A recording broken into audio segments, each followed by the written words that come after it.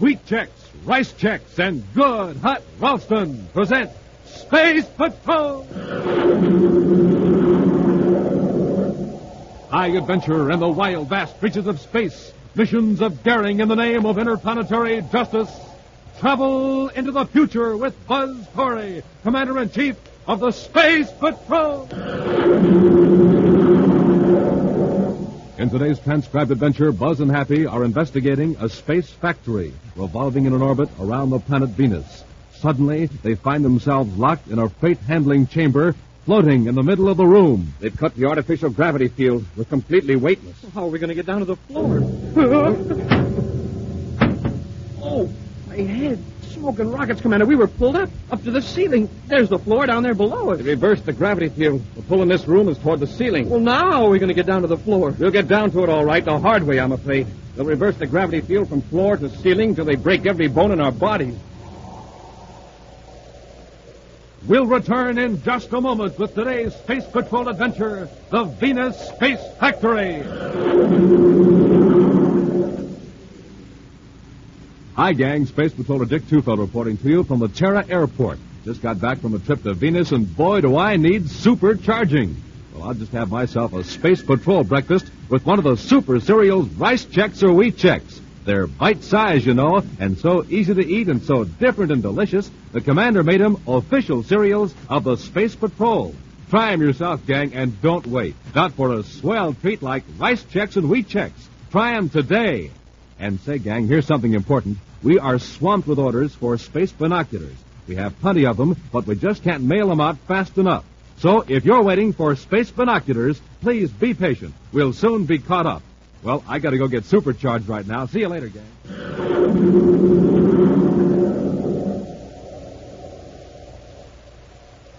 And now, today's Space Patrol adventure, the Venus Space Factory.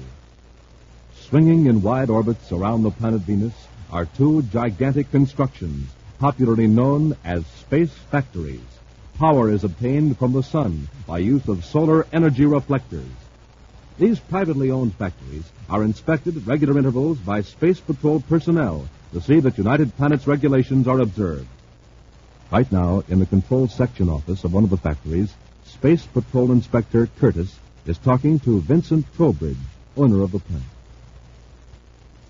I've completed the inspection, Mr. Trowbridge. Find anything wrong, Inspector Curtis? No, nothing serious. The heat insulation on the mercury vapor conduits needs replacing. You aren't going to enter that on a report, are you? No, I should. But I'll overlook it this time if you promise to have it repaired by the time of my next official visit here. Of course. You just play ball with me, Curtis, and I'll play ball with you. Fine. Oh, Mr. Trowbridge. Yes, Curtis. About the investment you're handling for me. Is everything all right? Well, it doesn't look good right now.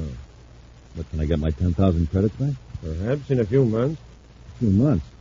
Well, Mr. Trowbridge, you said last month we could expect a quick profit. Yes, I also said there were certain risks involved. You remember that, don't you? But all our other investments, they turned out all right. They were for small amounts, 100 credits or so. I was counting on that money. You put me in a terrible spot. I didn't put you on the spot, Curtis. You insisted I take your money. It was your money, wasn't it? Yeah, of course it was, except a few hundred I borrowed. But it has to be paid back right away. Well, I'm afraid there's nothing I can do. Look, you've got to help me. If the Space Patrol finds out I've been having business dealings with one of the firms I inspect, I'll lose my job. Well, you didn't worry much about that when you were winning. It was foolish, I admit it. But I was relying on your business judgment. This gets out. I'm finished. Perhaps I should have realized you weren't in a position to risk so much money. Tell you what. Suppose I return those 10,000 credits to you. Will you, Mr. Trowbridge? Now, understand, Curtis, I only do this out of the goodness of my heart. This is just a loan, you understand. It's my money you're getting. Your 10,000 is still invested with another firm, and I can't touch it. I'll pay you back every credit when the other deal begins to pay off. Yeah. Oh, in the meantime, you're in a position to do me a favor. What do you have in mind? Well, you also inspect the other space factory, don't you? Dan Larkin's plant? Oh, yes, sir. What's his record? Excellent. Why? Perhaps you've been somewhat lax in your inspection. Somewhat indulgent, shall we say. Oh, no. I'm always very careful. Yes, but there is always room for improvement, Curtis. From now on, you can even be more careful when you check on Larkin. When are you due there again? 2 days from now. Well, just make sure you examine his entire factory thoroughly. I'm sure you'll be able to find that Larkin is guilty of several irregularities. You aren't asking me to turn in a false report. Would you rather a true one be turned in on you? All right, Mr. Corbett. Oh, this may ease your conscience a little. I have a couple of men working at Larkin's factory. You wouldn't have to use your imagination too much.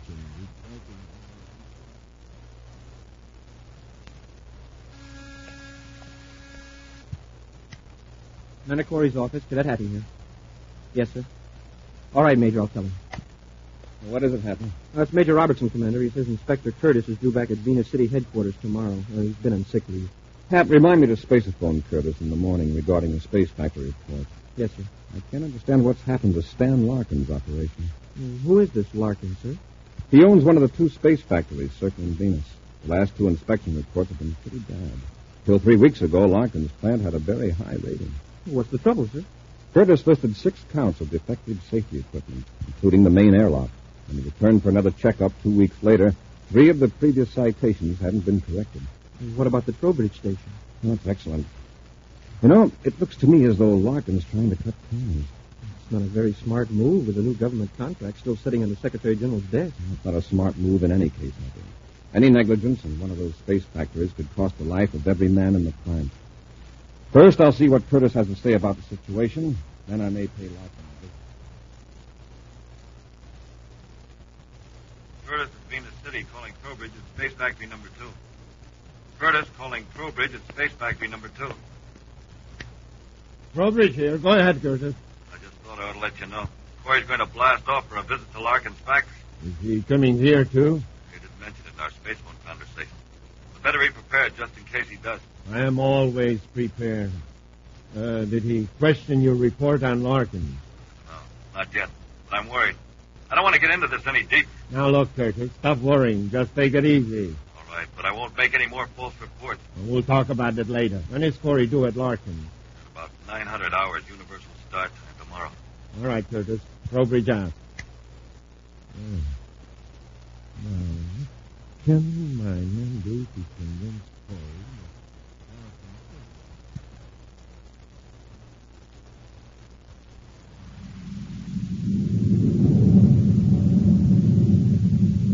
You could start decelerating now, Happy. We're nearly on the factory's orbit. It certainly doesn't look very solid, Commander. Like a bunch of wheels strung together with wires. Well, it would never do on a planet, of course, but out here in space with no gravity pull, it's strong enough.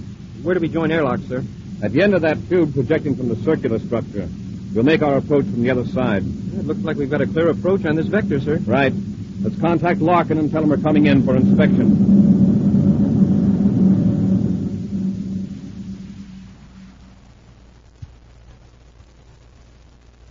Commander Corry, I've been in the manufacturing business for 20 years. This is the first time I've been accused of mismanagement. All you're being accused of right now, Mr. Larkin, is failure to correct certain faulty equipment after receiving a citation from our inspector. I tell you, I ordered it corrected. Did you check to see if the orders were carried out? Well, frankly, no, I didn't. In the past, I've never found it necessary to check up on my employees. Mr. Larkin, our inspectors have a regular procedure to follow. Did you say that in the past Curtis has ignored defective equipment? I don't know whether Curtis has ignored defective equipment or not, but I haven't. Then what about those last 2 reports? What about the complaints of impurities in your product? Commander, would you like to inspect this factory right now? I certainly would. But you haven't answered my question. Maybe we'll both know the answers after inspection. I manufacture plastics, not excuses. All right, Larkin. I'll call my cadet and we'll inspect.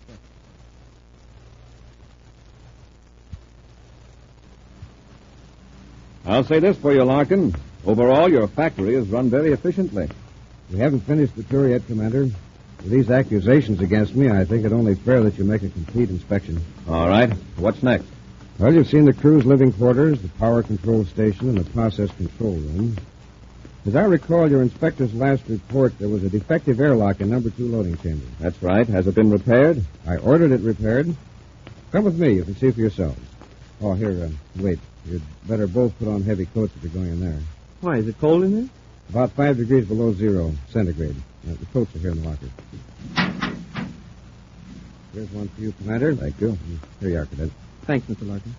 Oh, why is the loading chamber so cold? This chamber is where we keep the hexaplast sheets. They move directly into the hold of a cargo ship, which is also at 5 degrees below 0. Hexaplast? What's that? It's a light but very strong plastic, Happy. It's called the material with a memory. A memory? Mm-hmm. Oh, excuse me, Commander, the intercom.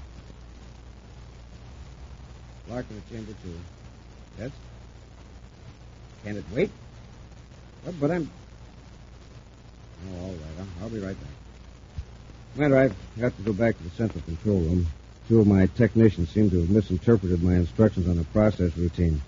Why don't you examine loading chamber 2, and I'll join you in a minute. Of course, go ahead. Thanks, Commander. Now, let's go in, Happy.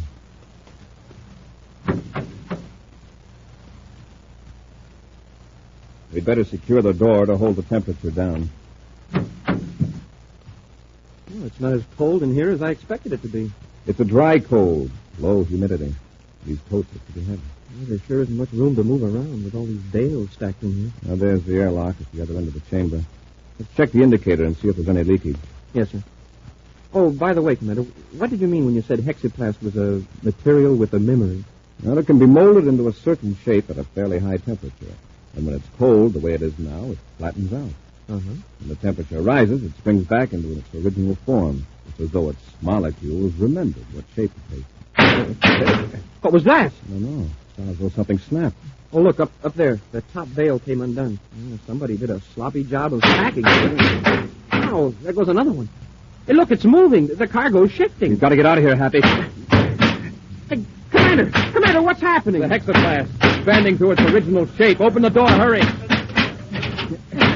It's locked, sir. You've got to get out of here in a hurry. If you don't, the hexaplast will crush us against the wall.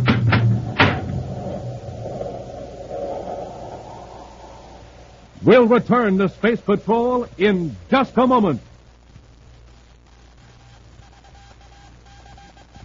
This is Captain Dick Tufeld reporting the morning news direct from Terra City. First, the headlines. Commander Corry offers projectoscope to boys and girls on Earth. Space Patrol mail bags jammed with orders. The commander interrupts all communication lanes to warn projectoscope is offered for limited time only. Those are the headlines, now the details. Today, Buzz Corry is again offering all boys and girls a chance to send for the new 6-inch pocket projectoscope. This streamlined blue and yellow plastic model in the shape of the commander's rocket ship has been designed to do 3 important things.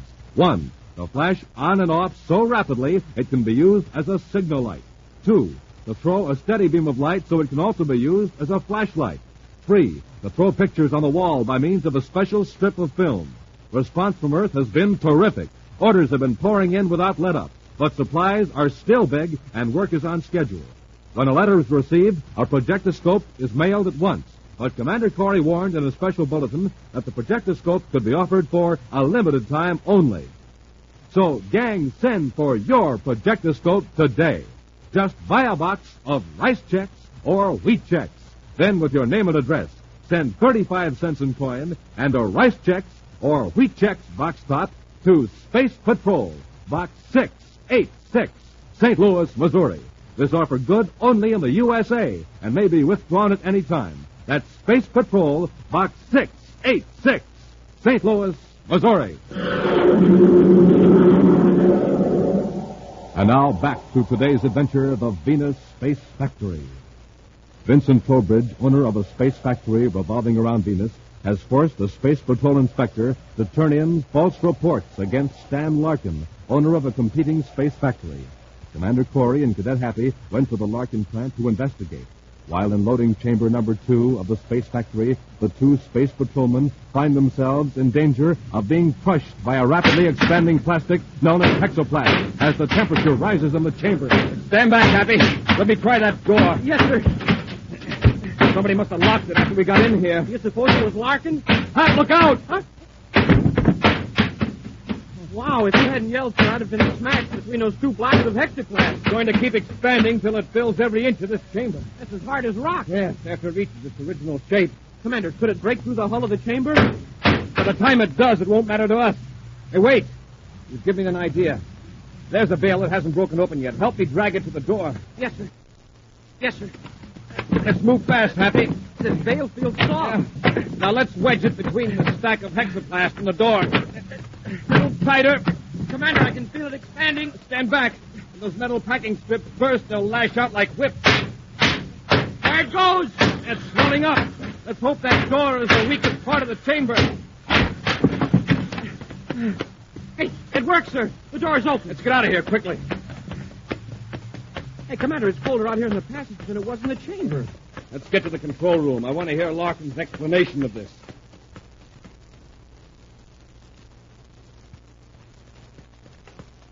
Here's the control room, huh? Larkin. Here's the control room, huh? Larkin. Here's the control room, huh? Commander, you're safe. You know what happened in the loading chamber? Yes. Did you secure the outer door of the passage? Yes, I did. Now, maybe you'll tell me who locked the refrigeration door. Locked it? It wasn't locked. Oh, no. We had to use expanding hexaplast to break it open. You were in there with that wild plastic? Where did you think we were, Larkin? I don't know. I settled the argument between the two technicians, then I came back here and checked the instruments. I could see the temperature was rising in the loading chamber. What made it rise? The thermostat must have been defective. It's all right now. Even if the hexaplast bursts the chamber hull, we won't lose any air in the other sections of the factory. But I'd still like to know what made the temperature rise and the door lock Closed? Why? Safety. One incompetent or vicious man in this space factory could destroy the lives of everyone aboard it. I'm going to order a ship to be sent here from Venus to remove every one of your staff to Venus City until we can have a complete investigation. I'll assign a space patrol ship to cruise alongside this factory in its orbit around Venus to protect your interests. Very well, Commander. I'll order a complete shutdown. All right, Larkin. Come on, Happy. We'll get to our ship and spaceophone Venus City. Then we'll head for Terra and organize.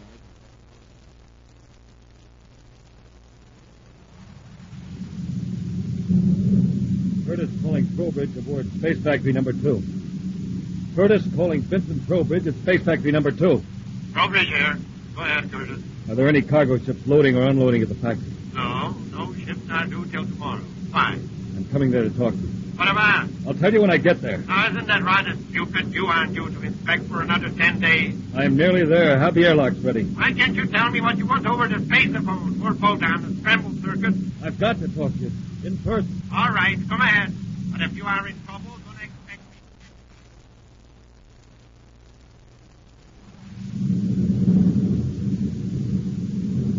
me. Commander, shouldn't we be on the Terra Vector? I've changed course, Happy. We're heading for the other space factory on the opposite side of Venus. Why? Is something wrong at the Trowbridge plant? Well, so far it's not as serious as what went on at Larkin. I've been getting some interesting information from Major Robertson, though.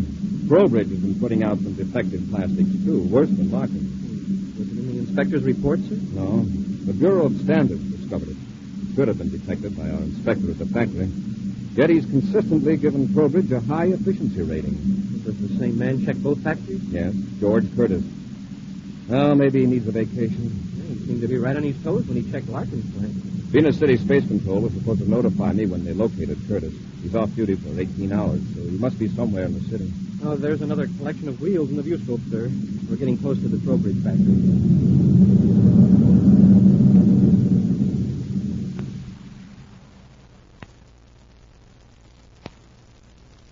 All right, Curtis. Tell me what was important enough to bring you here to the factory at this time.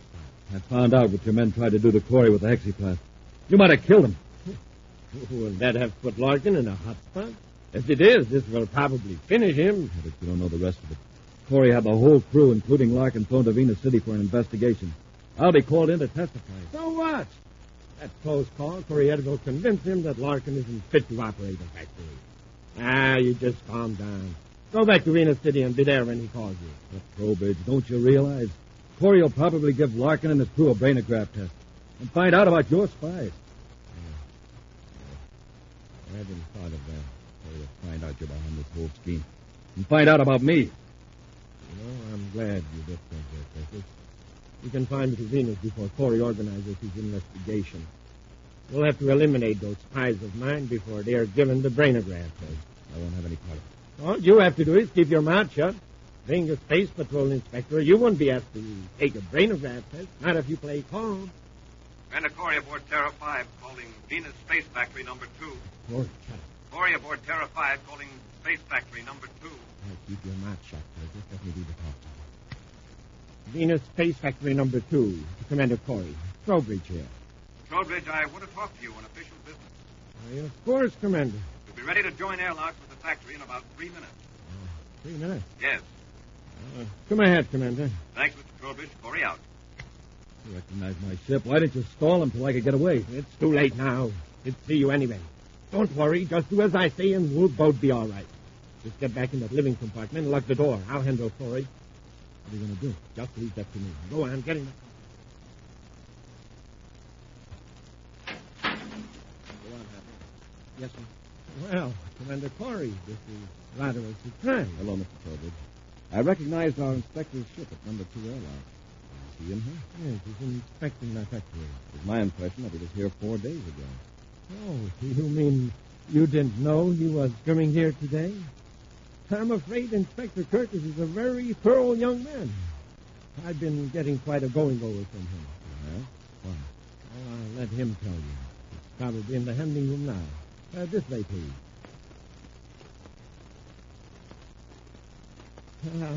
Second thought, maybe I'd better tell you myself. Frankly, I tried to deceive Curtis on his last trip here. And I thought I succeeded. Deceive him? How? Some defective insulation. What about it? Well, I could tell that Curtis wasn't feeling very well. I thought I'd put it over, but he wouldn't notice. Well, I found out differently. He's going over the entire plant with a vengeance. After I see Curtis, there are a couple of other matters I want to discuss with you, Mr. Trowbridge. Certainly. I'll find Curtis right in here, Commander. The handling room. Just go right in. Hey! On your feet, Happy. Get through that door after him. Oh. Commander, we can't touch the floor. What happened? We're floating. Trowbridge cut off the artificial gravity in here. You're going right toward the ceiling. Now, take it easy. When you reach the ceiling, push yourself gently toward the floor. Yes, sir. Gently now. You might bounce back up again. When your feet touch, make your way carefully toward the door. Remember, we're completely weightless. I can reach the ceiling now. Here it goes. That's it. We're going down. Just a couple of seconds. Oh, this is the strangest feeling. Easy now. Your feet are almost touching the floor. Oh, my head. Smoke and rockets, Commander. We were pulled up to the ceiling. There's the floor down there below us. Trowbridge reversed the gravity field.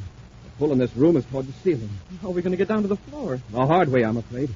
Trowbridge can keep reversing the gravity field from floor to ceiling till he batters us unconscious. Look, sir.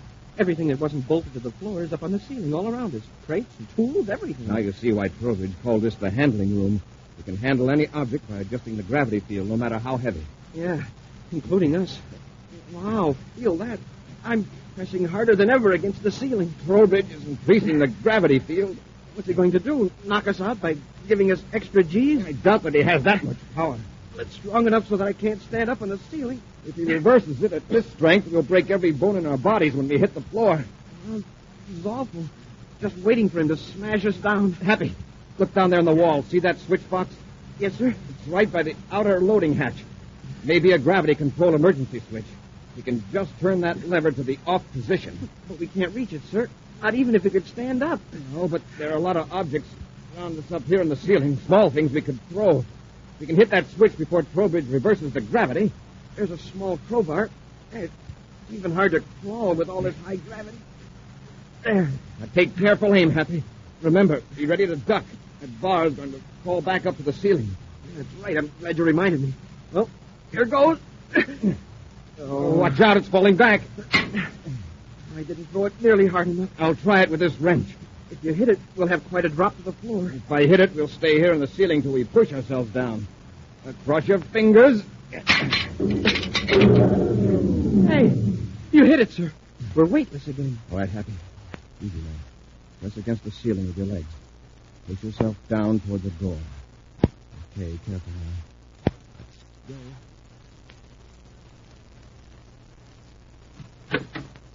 Come on, Curtis, quick. Get into your ship. What'd you do with Corry? He's floating around in the handling room, up near the ceiling. What? Well, just as I was about to reverse the gravity pole and smash him to the floor, the field cut out. I guess I overloaded the coils. Come on, we gotta get out of here. Hurry, get it to your ship. All right, Trowbridge, stay right where you are. Hurry! Commander, I didn't know you were here. Curtis, you had the right hunch in coming back here, but evidently you didn't know just how far Trowbridge really would go. No, Commander. Yeah, that's right, Curtis. I might even take a brainograph then. Happy, take Trowbridge into custody. No, you don't. Get your hands up, Cadet. Curtis. Go on, you too, Corry. Hey, what is this? Curtis, are you out of your mind? Good work, Curtis. Now, Corry, we'll... Get him, Happy!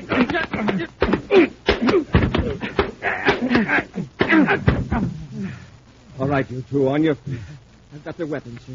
Commander, Trowbridge forced me to help him. He bribed 2 of Larkin's guards to heat up the hexaplasm chamber. I didn't have a thing to do with it. Curtis, keep your mouth shut. You might as well let him talk, Trowbridge. We've got enough on you right now. Commander, I'll tell you everything. Honestly, I will. I only did what I did so I wouldn't lose my inspector's job. Curtis, you have a peculiar idea of an inspector's duties. Yeah, don't worry, Curtis. You'll still be an inspector. You can inspect the inside of a criminal rehabilitation center.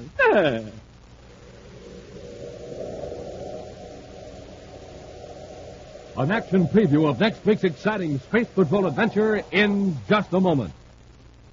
Gang, everybody's talking about the projectoscope, and no wonder. It's terrific. Now, here's a boy who's been talking about his projectoscope since the moment he got it. That was on Saturday morning. Junior, look. I got my projectoscope. Man, it's really neat. Look at that. It's shaped like a real outer space rocket ship with tail fins and a radar antenna. Sunday night, and he's still going strong. Hey, Dad, turn out the light. There now. I'm going to show you some pictures on the wall with my projectoscope. That's Buzz Corry and Cadet Happy, you see there. In a real Space Patrol adventure. It's called Mighty Meteor. And there's 3 other adventures on the same film. And so it went with his friends on Monday, Tuesday, and Wednesday. Hey, look at Joe. Look at this projectoscope. Flash signals in the dark. See how fast I can blink it on and off? Then Thursday, Friday, and Saturday again. And this boy is still talking about his projectoscope. Now, don't cry, sis. I'll find that nickel you dropped here in the dark. See, I got my projectoscope in my pocket. And it's a swell flashlight, too. See that beam of light? Hey, here's your nickel, sis. Good old projectoscope. Gang, get yourself one of these wonderful projectoscopes. We have enough for all of you, and we'll send you one the day we get your order. Just buy a box of rice checks or wheat checks. Then, with your name and address, send 35 cents in coin and a rice checks or wheat checks box top to Space Patrol, Box 686, St. Louis, Missouri. Write that down. Space Patrol, Box 686, St. Louis, Missouri. And now, a preview of next week's exciting Space Patrol adventure. Buzz and Happy have joined airlocks with a spaceship in which 2 criminals are holding Peril captive. Although the criminals have meekly surrendered over the spaceophone, Buzz is still wary. Happy, he's going to open the inner hatch. Have your rig gun ready. Yes, sir. You got us, Commander, with our hands up. Look, I'll turn on the light so you can see better. Happy, the lights. They're blinding, Commander. I can't see. Let them have it, Rambo. They can't see. They're helpless. Be sure to be with us next Saturday for the exciting story, The Cosmic Ray Detector, when wheat checks, rice checks, and good hot Ralston again bring you Space Patrol!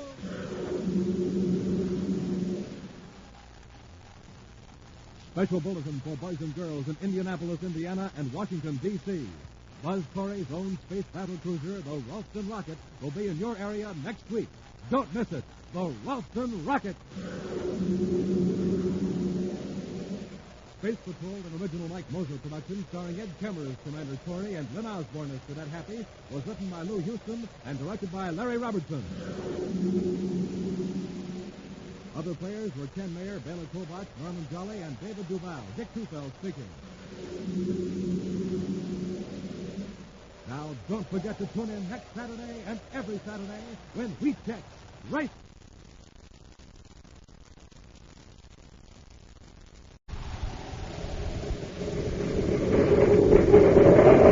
Wheat checks, rice checks, and good hot Ralston. present Space Patrol!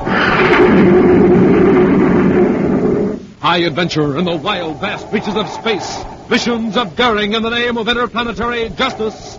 Travel into the future with Buzz Corry, Commander-in-Chief of the Space Patrol. In today's transcribed Space Patrol adventure, Buzz and Happy are in an underground passage deep beneath Saturn City, attempting to capture a plutonium thief, Victor Drumlin. Drumlin has reversed the atmosphere pumps and is drawing deadly methane gas from Saturn's atmosphere into the lower levels. Protected by a shielded hideout, Drumlin refuses to surrender. That methane gas isn't going to stop us, Drumlin. We can break that door down before it reaches this level. That door is built to shield against an explosion, Corry. The kind you're going to hear in a moment. What does he mean, Commander? He's bluffing, Happy. Methane isn't explosive. It is. When mixed with ordinary air and ignited. Listen. What's that, Commander? Let's turn on the generators, Happy. If he overloads them, he'll ignite the gas and blow up Saturn City. We'll return in just a moment with today's exciting Space Patrol adventure, The Secret of Sub-Level 7.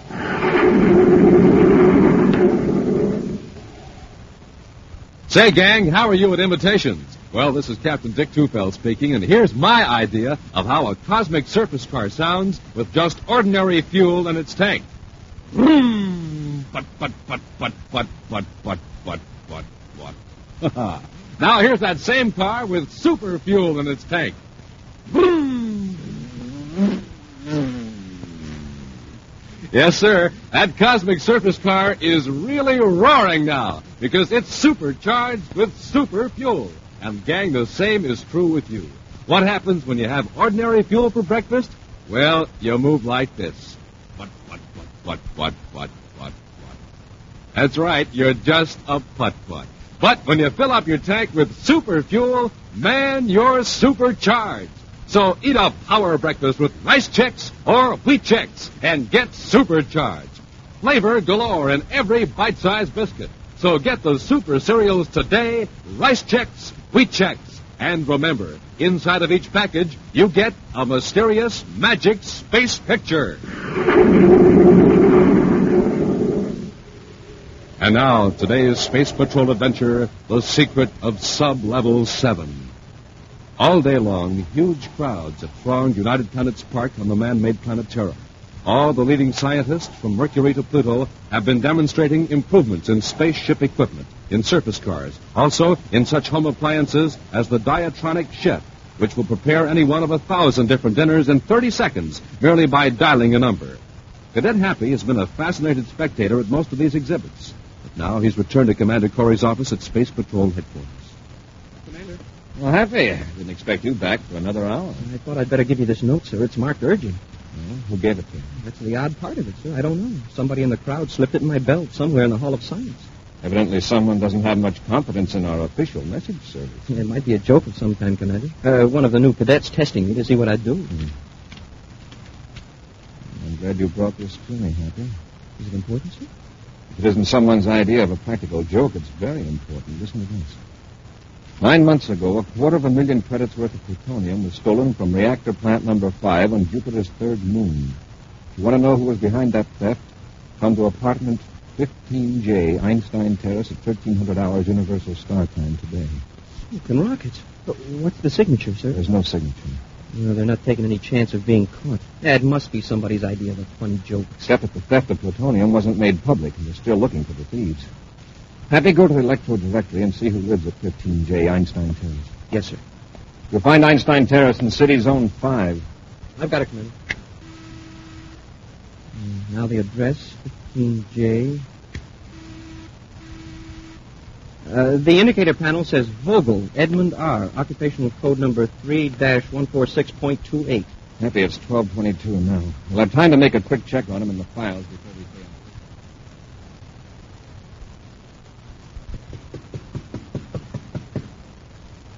This is a pretty fancy neighborhood for a production analyst. They must get pretty good pay. It depends on how good they are, Happy. Yes? I'm looking for Edmund Vogel. I am Edmund. What can I do for you? I'm Commander Corry of the Space Patrol. Cadet Happy here gave me a message. A message? Perhaps we'd better talk inside, Mr. Vogel. Why, yes, of course. Come in, gentlemen. What's this about a message, Commander?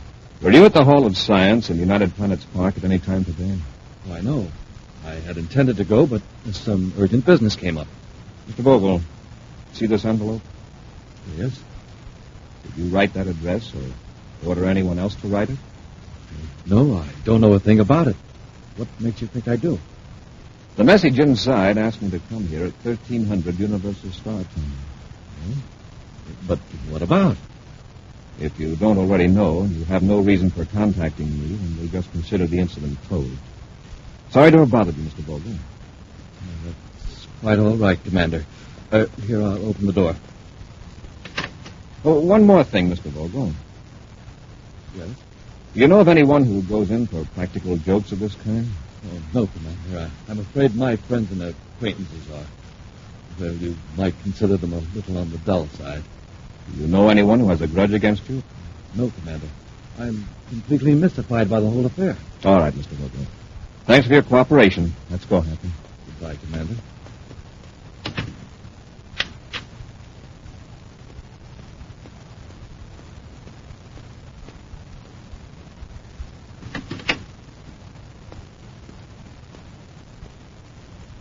They're gone, Mr. Brumlin. I know. I heard the whole thing. Did you think I handled it very well? Yes, but you could have handled it better, Vogel, if you hadn't written that note in the first place. But I explained it to you. I needed the reward money. You haven't given me what you promised. I couldn't even find you. I got your message all right, but I couldn't risk answering them. However, I had my men watching you just in case you tried informing the Space Patrol, which was a lucky hunch on my part. I've told you I was sorry. But now that you've promised me my money and I've denied writing that note, everything's all right again, isn't it, Mr. Drummond? Yes, as long as you watch your step. I promise. I'll give you the money right now. But remember this. I couldn't have taken the plutonium without the help of the information I got from you. But at the time, I didn't know why you wanted it. Yes, I'll try to make Corry believe that. Here's your money. Thank you. Thank you very much. And don't forget, this definitely makes you a party to the crime. Think that over the next time you feel like sneaking notes to one of Corry's men. It won't happen again. I'm sure it won't, Vogel. In fact, I'm...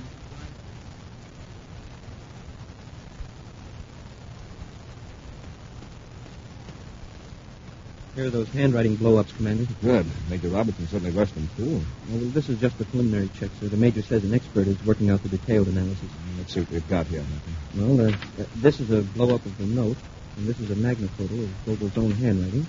And these are notations he made while working on charts and reports for his company. They seem to correspond pretty well with the letters and figures in the notes you found in your bag. Major Robertson says there are at least 6 similarity characteristics. That's pretty conclusive, Happy. I'd say that Vogel wrote the note all right. But why would he deny it? Perhaps something happened to change his mind. Well, how do we find out for sure, sir? We wait for the experts to finish the analysis? There's a quicker way.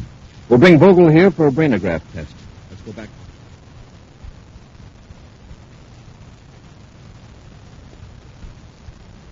He doesn't seem to be home, sir. I'll try the door. Locked. We'll use the magnet key and have a look around.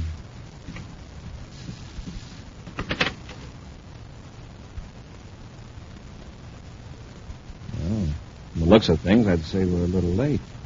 You mean someone else had the idea of searching Vogel's place for evidence? No, Happy. It looks like Vogel suddenly decided to leave and packed in a great hurry. These clothes lying around are freshly pressed and laundered.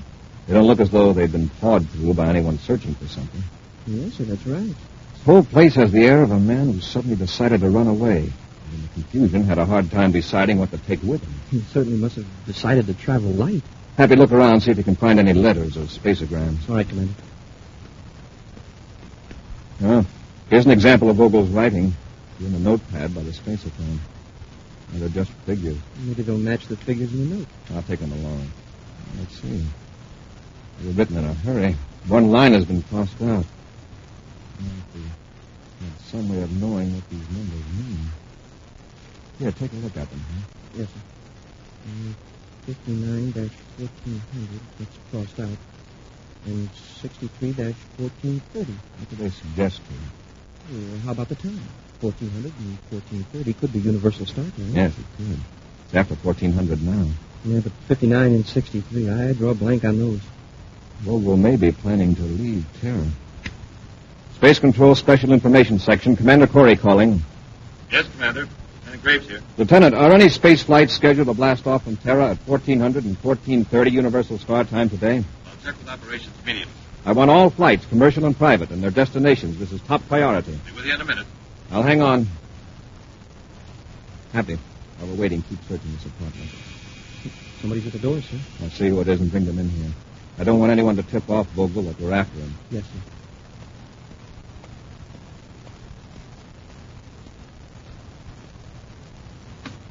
Vogel, Oh, sorry. I must be in the wrong apartment. Will you step in, please?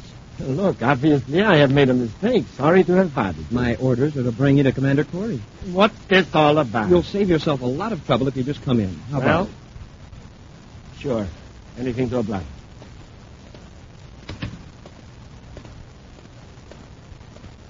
Commander's right in here.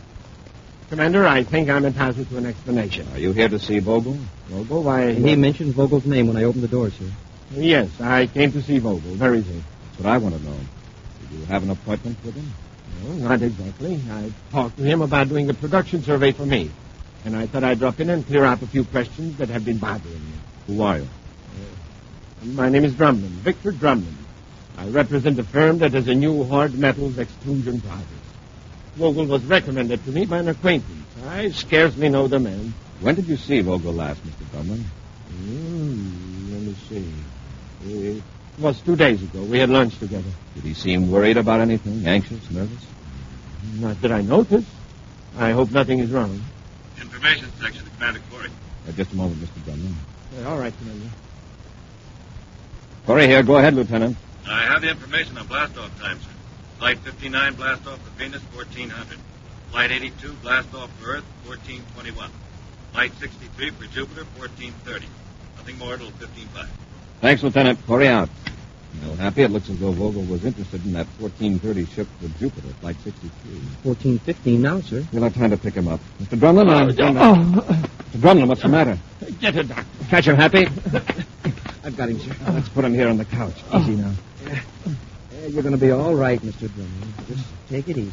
Here, I'll loosen your collar. I'm sorry to be such a nuisance. Oh, that's all right. Thanks, Cadet. Commander, he's got my ray gun. Drumlin, what's the idea? I'll show you, Corry. Turn around, both of you. Do what he says. Now. I just have time to get to the spaceport and stop Vogel.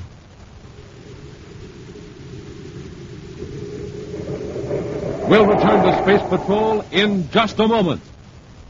Say, gang, ever hear the story of the boy who heard music every time he ate something that tasted real good?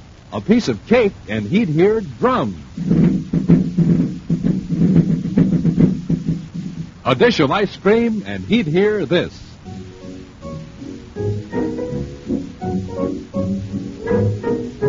And when he tried Rice Chex and Wheat Chex, the super cereals, he'd not only hear drums and the piano,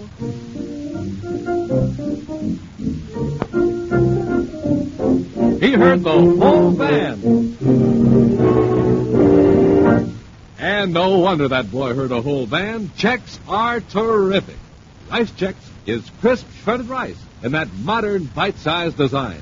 And Wheat Chex is golden shredded whole wheat in that same wonderful, easy-to-eat bite-sized design. And hey, each one of those bite-sized biscuits is loaded with zing and zip. A good breakfast with Chex and you're supercharged. So get the swell-tasting super cereals that help to supercharge you. Rice Chex, Wheat Chex. And remember, inside the package, there's a mysterious, magic space picture.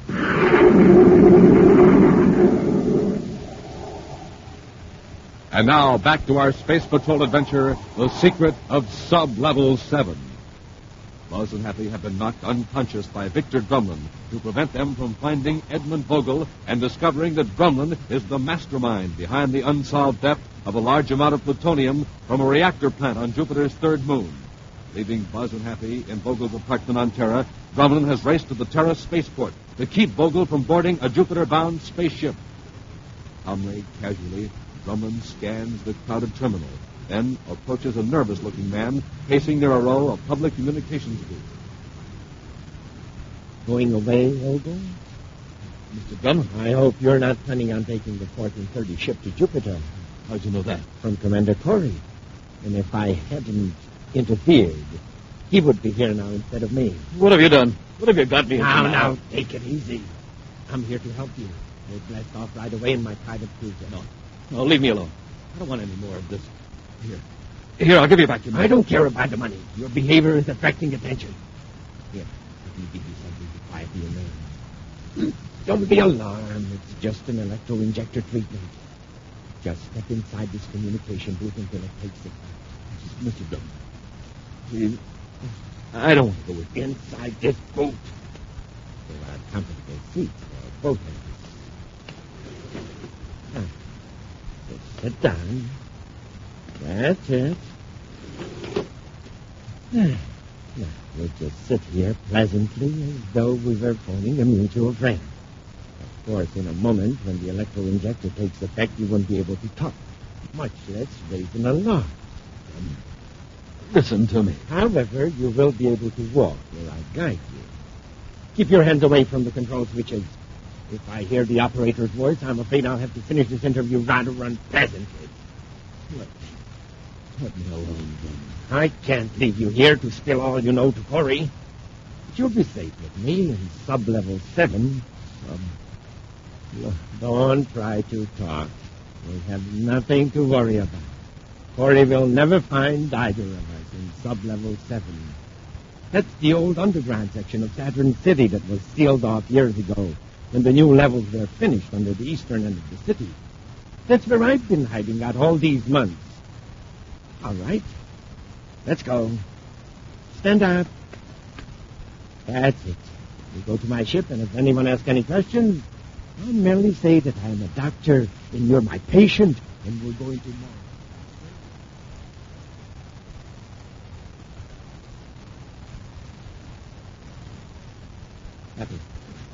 Happy.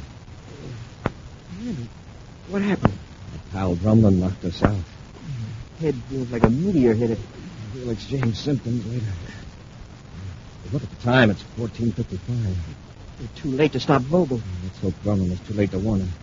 I'll call Space Control to hold Flight 63 when it lands at Jupiter City, and we'll get over to headquarters and see what we can find out about that.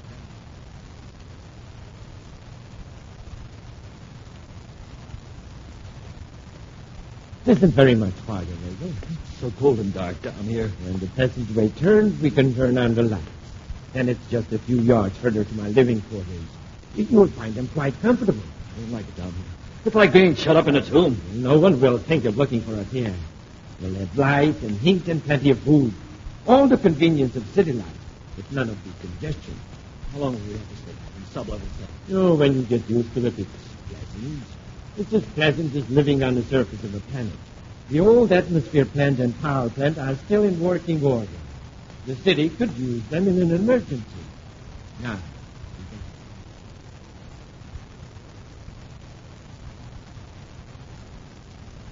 Happy, has anything come in about Vogel while I've been out? Not a thing, sir. Except that he definitely wasn't on the ship to Jupiter. And I haven't been able to locate much information about this Drumlin either, sir. Drumlin must have been in on this plutonium theft with Vogel. Well, maybe Drumlin's the brains behind all this. If he is, he won't hesitate to remove weaklings like Vogel if they threaten his safety. Here, Happy, put this on the microtape playback. Yes, sir. What is it, sir? It's a reel of tape from Spaceport Communications. Oh? Public booth number 23 from the delayed transmission circuit.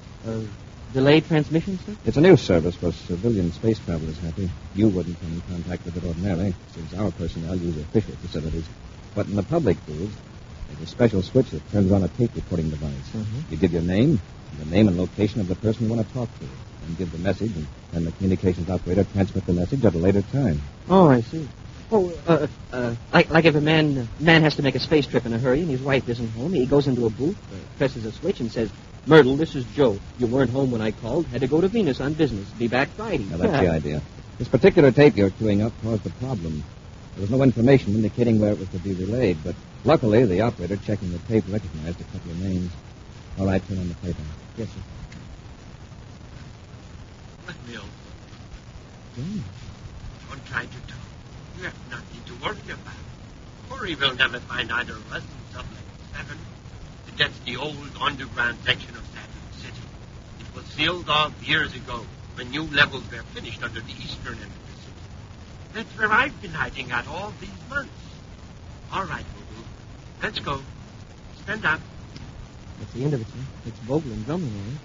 But how come their voices are on a delayed transmission tape? They must have gone into a booth for the sake of privacy. By the tone of Vogel's voice, he wasn't too happy about it. No. Either one of them accidentally kicked the switch that turned on the recorder, or Vogel managed to kick it on without attracting Drummond's attention. They're in Saturn City. Down in the 7th level. Well, we can space up on Saturn City and have them surrounded in no time. Yes, if we didn't care about what happens to Vogel. Huh? Drummond wouldn't hesitate to get rid of Vogel if he thought he could escape by himself. Drummond probably knows that ancient underground section of Saturn City better than anyone. Oh, you're right, sir. Well, what do we do? We'll blast off to Saturn City and contact the city engineer. We'll get maps of the old underground region. Then you and I will go down there and look. Mr. Drummond, Yes, Lord. how long are you going to stay in this awful place? I've asked you a few times. I know you have, and I'm getting sick of it. Shut up. Then tell me. All right. I will. If you had any sense of gratitude, or any sense for that matter, you know I brought you here to spare your life. Space Patrol wouldn't destroy me. No. But I knew the space patrol had a chance of capturing you. Mr. Drummond, why? You're a weakling, Vogel. You tell everything you know about me if Corry pointed a finger at you. But I didn't. How about yesterday in my apartment? Yes, we got rid of Corry for a while. Because we knew I was in the next room, ready to blast both Corry and you if you spilled a thing. But you didn't have the brains to deceive Corry completely. But I can't spend the rest of my life cooped up in this sub-level 7. I'm tired of listening to your whining, Vogel. I understand this. You live in sub-level 7 or not at all. On the surface of any planet, Corry could find you. And I'd be finished. So make up your mind to live here or not at all. There must be some other solution, Mr. Drummond. I'll go crazy down here. I'm used to using my mind, figuring, planning. Down here, there's nothing to think about. Shut up!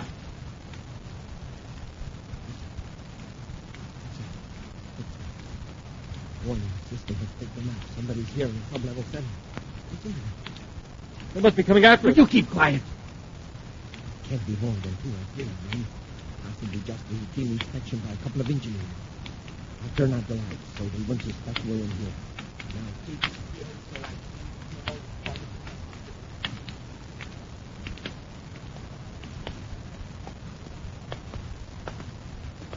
We must be getting close to me. Yes, according to the chief engineer, the most likely place for Vogel and Drummond to hide out. The old engineering living room. It's right around this next turn. What do we do? Rush them? Maybe our best bet. Draw your ray gun. Ready, sir. The door to the living quarters is just a few yards around the corner. Let's get him. All right, Corry. Hold it. Hold it right where you are. Better go back the way you came, Corry. You can't get us. Go on. Get going. Drummond, can you hear us? You bet we can hear you. Then listen. All the entrances to the upper levels are guarded. You're trapped. If you don't believe me, just try to escape. Listen, I know ways out of this sub-level region that the engineers don't know about. You're the one who's trapped. Listen. Do you hear that, Corry? Yes. Those are the old atmosphere pumps. Right now, they're pumping raw ammonia and methane into the lower levels and separating the methane. Cut them off, Drumlin. I'm coming through that door. I wouldn't try it. That door is built to shield against an explosion. The kind you're going to hear in a moment. What does he mean, Commander? He's bluffing, Happy. Methane isn't explosive. Neither is ammonia. Not by themselves. You couldn't explode raw Saturn atmosphere. But, Commander, I'm pouring pure methane into the lower levels. And I'm going to explode that methane. I'm going to ignite it. Even if you could, you wouldn't be such a fool. You'd blast all these lower levels apart. That's right. And I can do it. Listen. Hear that, Corry? Grumman, what are you doing? Those are the old generators. I can overload them. Somewhere in the lower levels, something will blow out. The spark will ignite the methane. Grumman, listen to me. You'll blow yourself No, up. I won't. You and the cadets will get it first. Then the explosion will spread through the lower levels. There'll be panic up above. On the surface, and I can escape. Who's going to worry about capturing me and Vogel when the whole city's exploding on the dock? Turn off those generators. Commander, it's blowing up. Unless we turn those generators off, you'll blow up the entire city. That was the 10th sub-level. It's only a matter of seconds. Come on, Happy. Let's charge that door. What's more, Happy? I'm increasing the power, Corry. With all your weight now, Happy? Yes, sir. They're broken in. Run for it, Vogel. I'll get Grumman, Happy. Turn off the generator. Yes, sir. You're too late, Corry. Nothing you can do that. Need some help, Happy? I found the switches, sir. There. Well, that does it, Happy.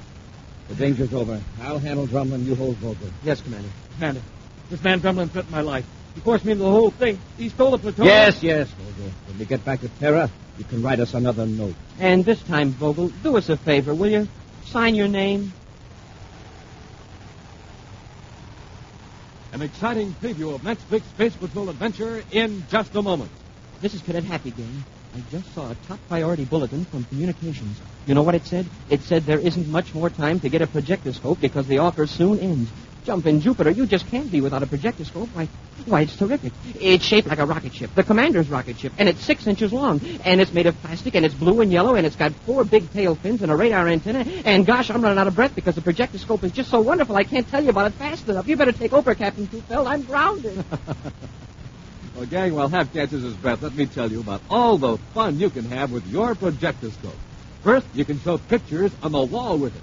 Comes with film containing 4 Space Patrol adventures, 24 pictures in all. Put this film in your projectoscope, blacken the room, push the radar antenna, and a picture flashes on the wall. To show a whole adventure, slide the film from picture to picture. It's a swell signal light, too. It flashes on and off, quick as a wink. Also, it throws a steady beam of light, so you can also use it like a regular flashlight. Now, remember that bulletin Hap mentioned? This offer will soon end. So, gang, send for your official Space Patrol projectoscope today. Buy a box of rice checks or wheat checks.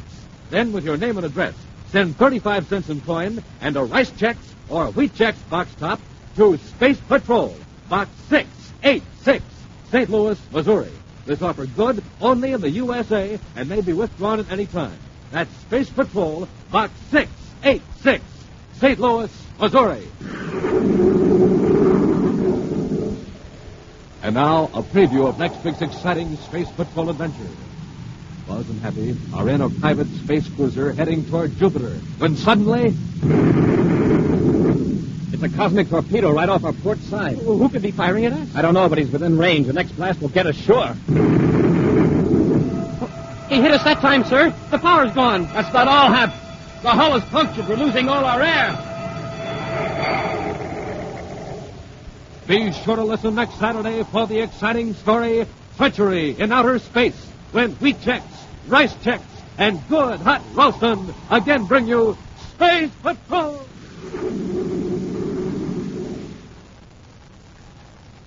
Special bulletin for boys and girls in Dayton and Columbus, Ohio, and Baltimore, Maryland. Buzz Corry's own space battle cruiser, the Ralston Rocket, will be in your area next week. Don't miss it. The Ralston Rocket. Space Patrol, an original Mike Moser production, starring Ed Kemmer as Commander Corry and Lyn Osborn as Cadet Happy, was written by Lou Houston and directed by Larry Robertson. Other players were Ken Mayer and Bella Kovach. Dick Tufeld speaking. Now, don't forget to tune in next Saturday and every Saturday when wheat checks, rice checks, and good hot Ralston again present the new exciting Space Patrol! And be sure to see another exciting Space Patrol program on your local ABC television station. Consult your local paper for time and channel.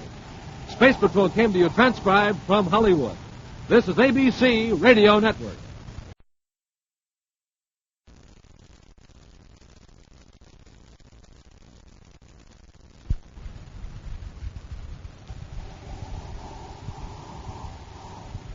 Wheat checks, Rice Checks, and Good Hot Ralston present Space Patrol! High adventure in the wild, vast reaches of space. Missions of daring in the name of interplanetary justice. Travel into the future with Buzz Corry, Commander-in-Chief of the Space Patrol. In today's transcribed Space Patrol adventure, Buzz and Happy are in a private space cruiser heading toward Jupiter when suddenly...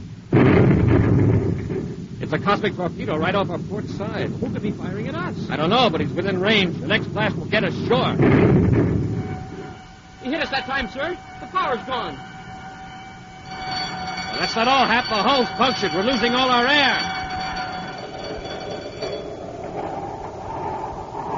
We'll return in just a moment with today's exciting Space Patrol adventure, Treachery in Outer Space. Say,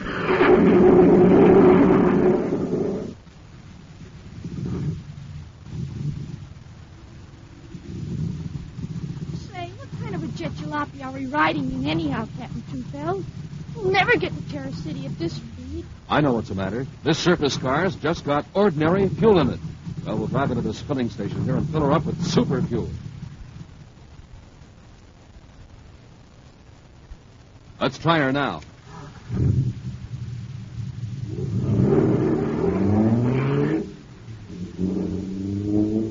Wow, this jet car is supercharged now. Sure thing. There's super fuel in it. And, gang, there's a little lesson in this for you. Ordinary fuel for breakfast, you're just a putt-putt. Super fuel for breakfast, you're supercharged. So, gang, my advice is eat the super fuel Buzz Corry has in the morning. I mean wheat checks and rice checks, the super cereals that help to supercharge you. Real swell tasting, and they both have that modern bite-sized design for easy eating. So don't be a putt-putt. Eat the delicious super cereals that help to supercharge you. Rice checks and wheat checks. And remember, inside the package, there's a mysterious magic space picture. And now, today's Space Patrol adventure, Treachery in Outer Space. Commander Corry and Cadet Happy and their space battle cruiser Terra 5 are headed toward Jupiter, where Buzz is to hold a conference with the governor of that giant planet. But they've just received a message concerning a wanted bandit ship reported in the area, and Buzz has changed vector to head toward Jupiter's third moon. There's no sign of another ship in the viewscope, Commander.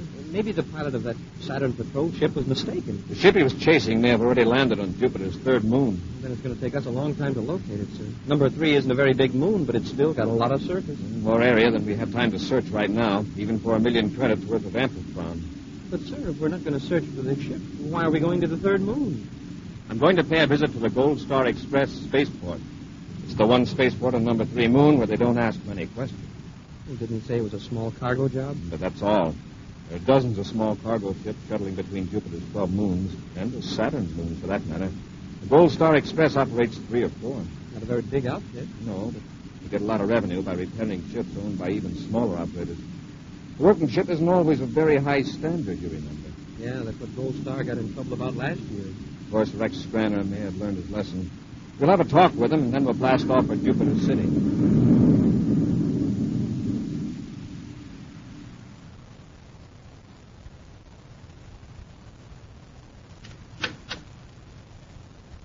Loring, the amplitron's all unloaded. Oh, Mr. Scranner, I've been crawling all over the spaceport trying to find you. Yeah, yard foreman told me. What's the trouble? Slate Rackman is out to get you. I'm not surprised after that neat double cross my boys just pulled on him. We're in the big time now, Loring. We're as big as Rackman himself. Well, we will be after we dispose of that amplitron. Yeah, but what about Rackman? I outsmarted him once, I can do it again. Another deal. Let him plan the whole robbery, how to get the crates of amplitron out of the Saturn warehouse, then we step in a day early and do it ourselves. So we don't have to split them. Now stop worrying and see that my ship's ready. I want to blast off at Venus in an hour. You can't blast off. What do you mean I can't blast off? Got to make arrangements to dispose of the amplitron. It's just what Rackman's waiting for. He's going to blow your ship to bits. You sure of this, Loring? Ask Broder. He overheard a couple of Rackman's men talking about it in that Saturn City hangout of theirs. Well, he's not going to bluff Rex Scranner. I'm blasting off of Venus on schedule. Yeah, but Mr. Scranner, you know that cruiser of his. He's got weapons on it that could fight off a Space Patrol squadron. You wouldn't stand a chance. Commander Corry aboard Terra 5 calling Gold Star Express, Jupiter Moon number 3. Commander Corry? Commander Corry calling Gold Star Express Spaceport. I'll talk to him. Gold Star Spaceport to Commander Corry. Rex Scranner here. Mr. Scranner, I'm 5 minutes out of Moon number 3. I want to land at your port and talk to you. Why, certainly, Commander. What about? I'll explain when I get there. I need your cooperation. Of course. I'll have the space lock cleared for you. Fine. Hurry out. Why do you suppose he's coming here? He must suspect something about the Amplitron. If it was a regular Saturn to Jupiter patrol ship, I'd say you were right. But Corry wouldn't be here so soon after the robbery. Suppose he starts looking around. You won't find anything. We'll hide the Amplitron cases underground. We'll spray the rocket exhaust of the ship that brought it in with liquid air. It'll be as cold as if the ship hadn't been spaceborne for 2 days. Get the crew on that right away. Yes, Mr. Scranner. Say, why can't we get Corry to go after Rackman? After all, Rackman threatened your life. Corry'd want to know why. Wouldn't be smart to tell him. Yeah, but maybe we could work it something like this. Tell Corry that you want to make up for that jam you were in last year and tip him off about some crime Rackman pulled. You'd get Rackman out of the way. But he might suspect who informed on him. I'd still have Rackman's gang to contend with. There must be somewhere you can use him. Wait a minute, I've got it. Instead of getting Corry to go after Rackman, we get Rackman to go after Corry. Now listen, when Corry lands, I'll bring him in here. You have one.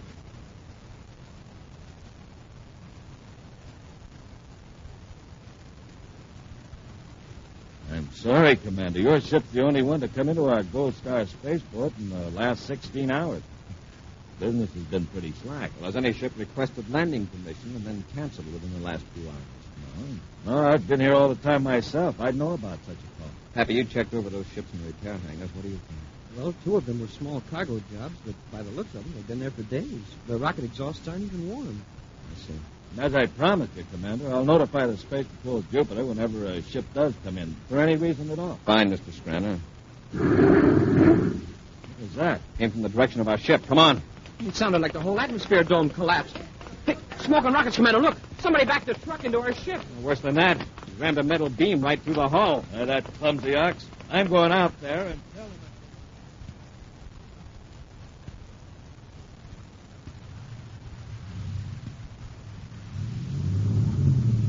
You tell your driver to pull the truck straight ahead now. I think the Endurium beam will pull out without causing any more damage. You heard the commander, Mr. Loring. Tell that driver to move that truck. Yes, Mr. Scranner. All right, Davis, move it. Forward this time.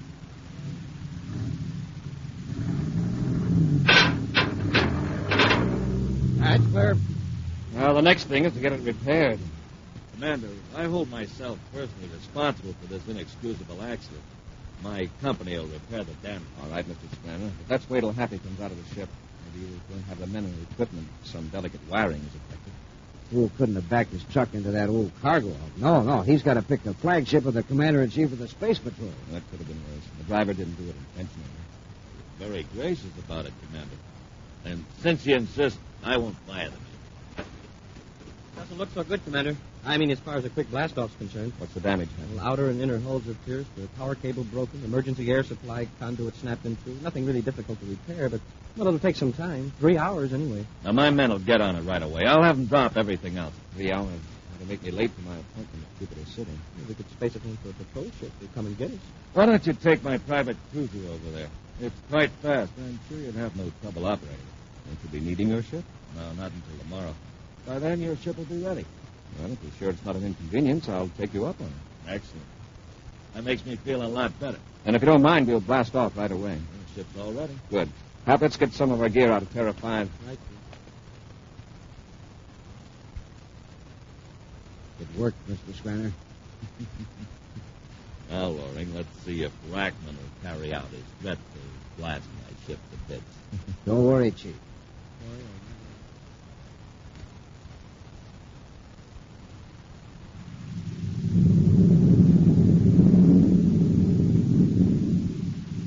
Hey, this isn't a bad little ship, Commander.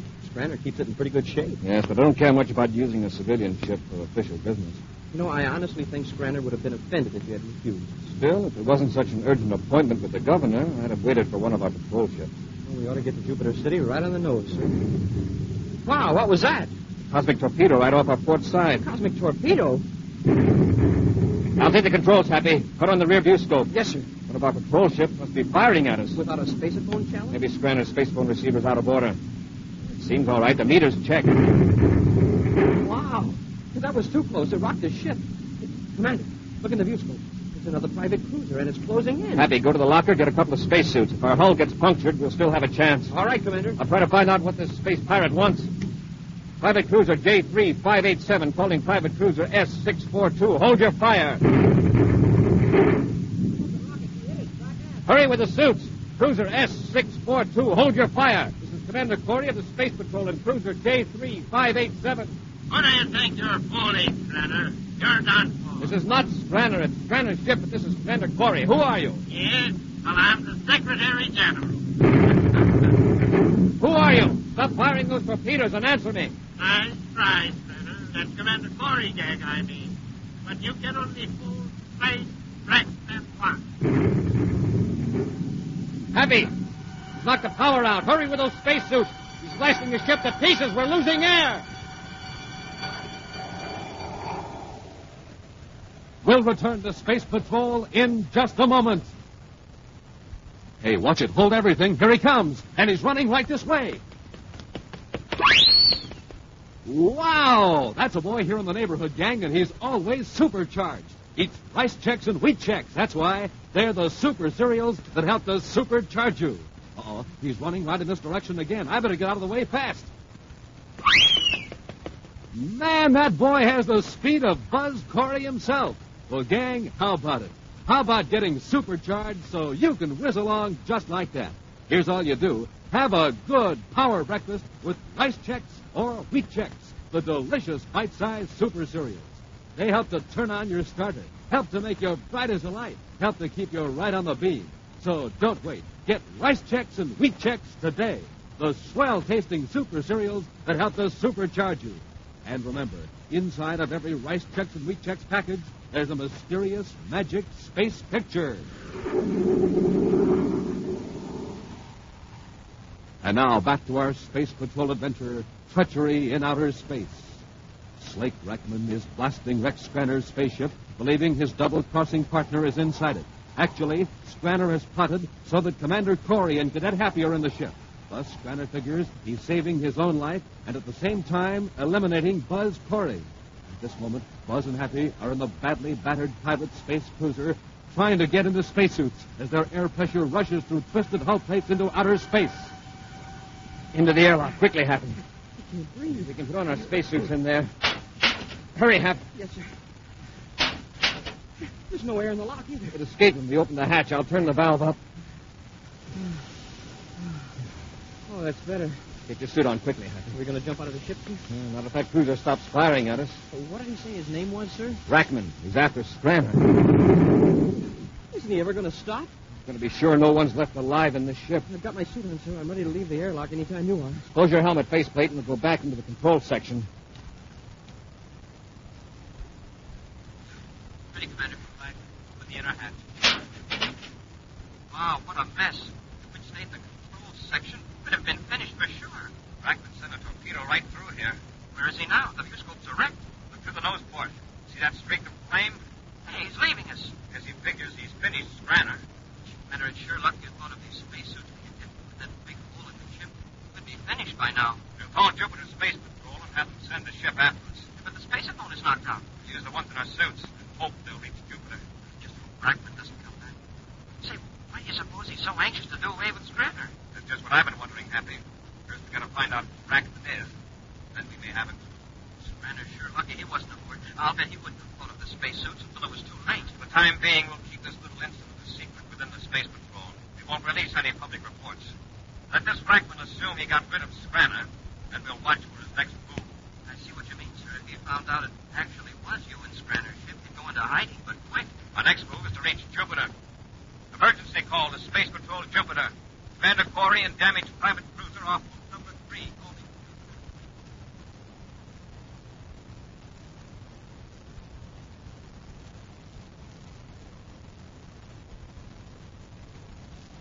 Well, Loring, I'd say Corry's had plenty of time to reach Jupiter City. Should we check to see if he's arrived yet? Just to be sure? Yeah. We'll notify Jupiter City Space Patrol that the commander's ship has been repaired, that it can be picked up any time it's convenient. That'll show the Space Patrol that we're very cooperative. Then maybe they'll let us know if something happened to Corry. What do you mean, if? What chance would Corry have in your ship against Rackman's armored job? Right. Now, while I call Jupiter Space Patrol, you give the boys orders to start loading those crates of Amplitron. I'll take them to Venus right away. But suppose the Space Patrol comes to pick up Corry's ship while we're loading. What if they do? Are they going to suspect us of loading stolen goods right in front of them? I guess you're right. We're sitting pretty, Loring. Rackman got rid of Corry for us. And when he finds out it was Corry and not me, he'll go into hiding. He won't dare show his face anywhere. Order the men to load the Amplitron. I'll call Jupiter Space.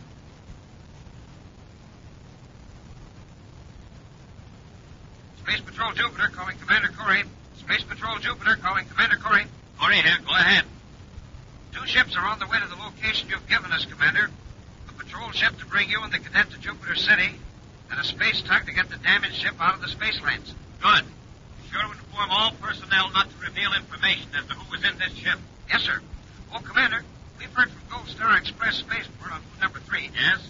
Mr. Scranner says the Terra 5 has been repaired and that they're waiting further instructions. Send Scranner this message. You will be informed when Space Patrol personnel will arrive to remove Terra 5. Your cooperation appreciated. I have it, sir. Do I put your signature on it, sir? No, keep my name out of it. Your commanding officer will sign it. I'll take it to Colonel Harris immediately, Commander. Thank you. Hurry out. Then you going to let somebody else bring our ship back to Jupiter City, Commander? No. You and I will go back to room number 3 when we finish our business on Jupiter. For the time being, I don't want anyone outside of the space.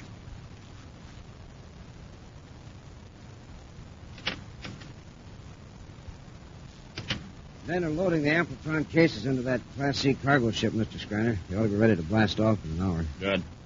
Heard anything about your ship, or Corry? I received a spaceogram saying that Space Patrol personnel would pick up the Terra 5. It was signed by Colonel Harris of Jupiter Space Patrol. If it's just a routine pickup of the ship, why would the Colonel be involved? Exactly. Well, why wouldn't Corry's name be on the message? Obviously, because there's no longer a Commander Corry. I've seen it happen before, Loring. This is the kind of official smokescreen that always goes up before some important announcement. Private cruiser S642 calling Gold Star Express Spaceport on Jupiter Moon number 3. That's Rackman. I know what he wants.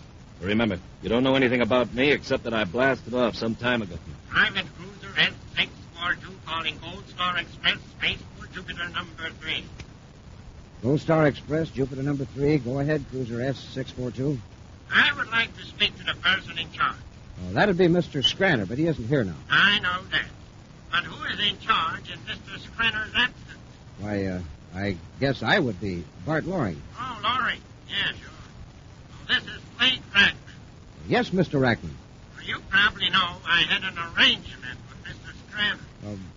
Yes, he mentioned it. I'm sure he did.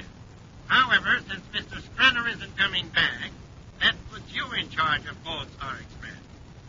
I don't understand.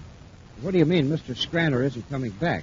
Well, he made the mistake of double-crossing me on that Saturn Amplitron deal.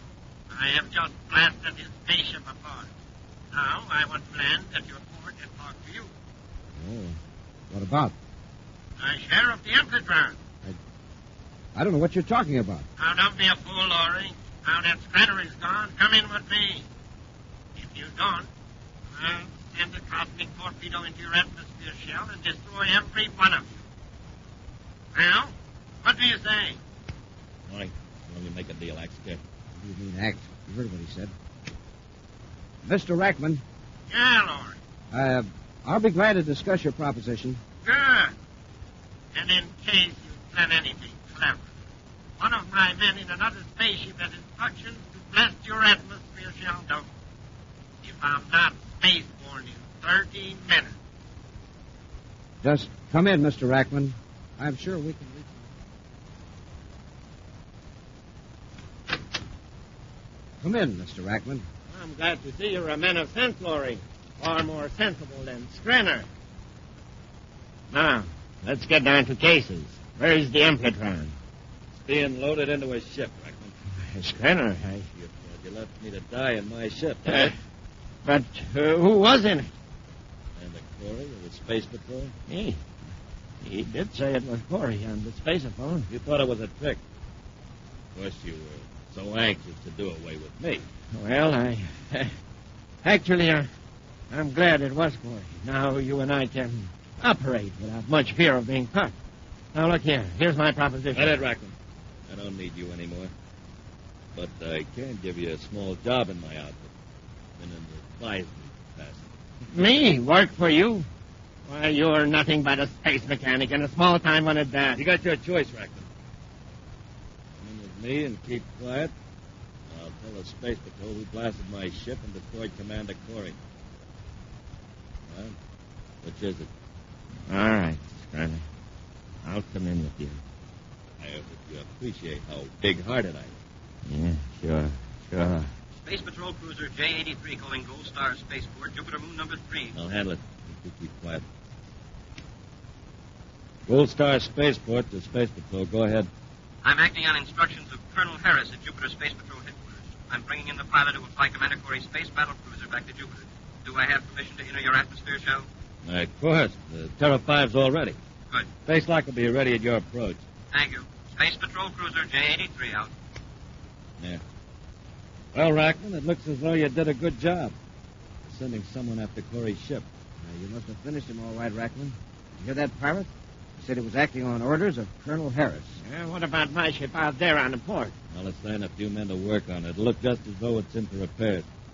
Until Corry's ship blasts off, Rackman, you keep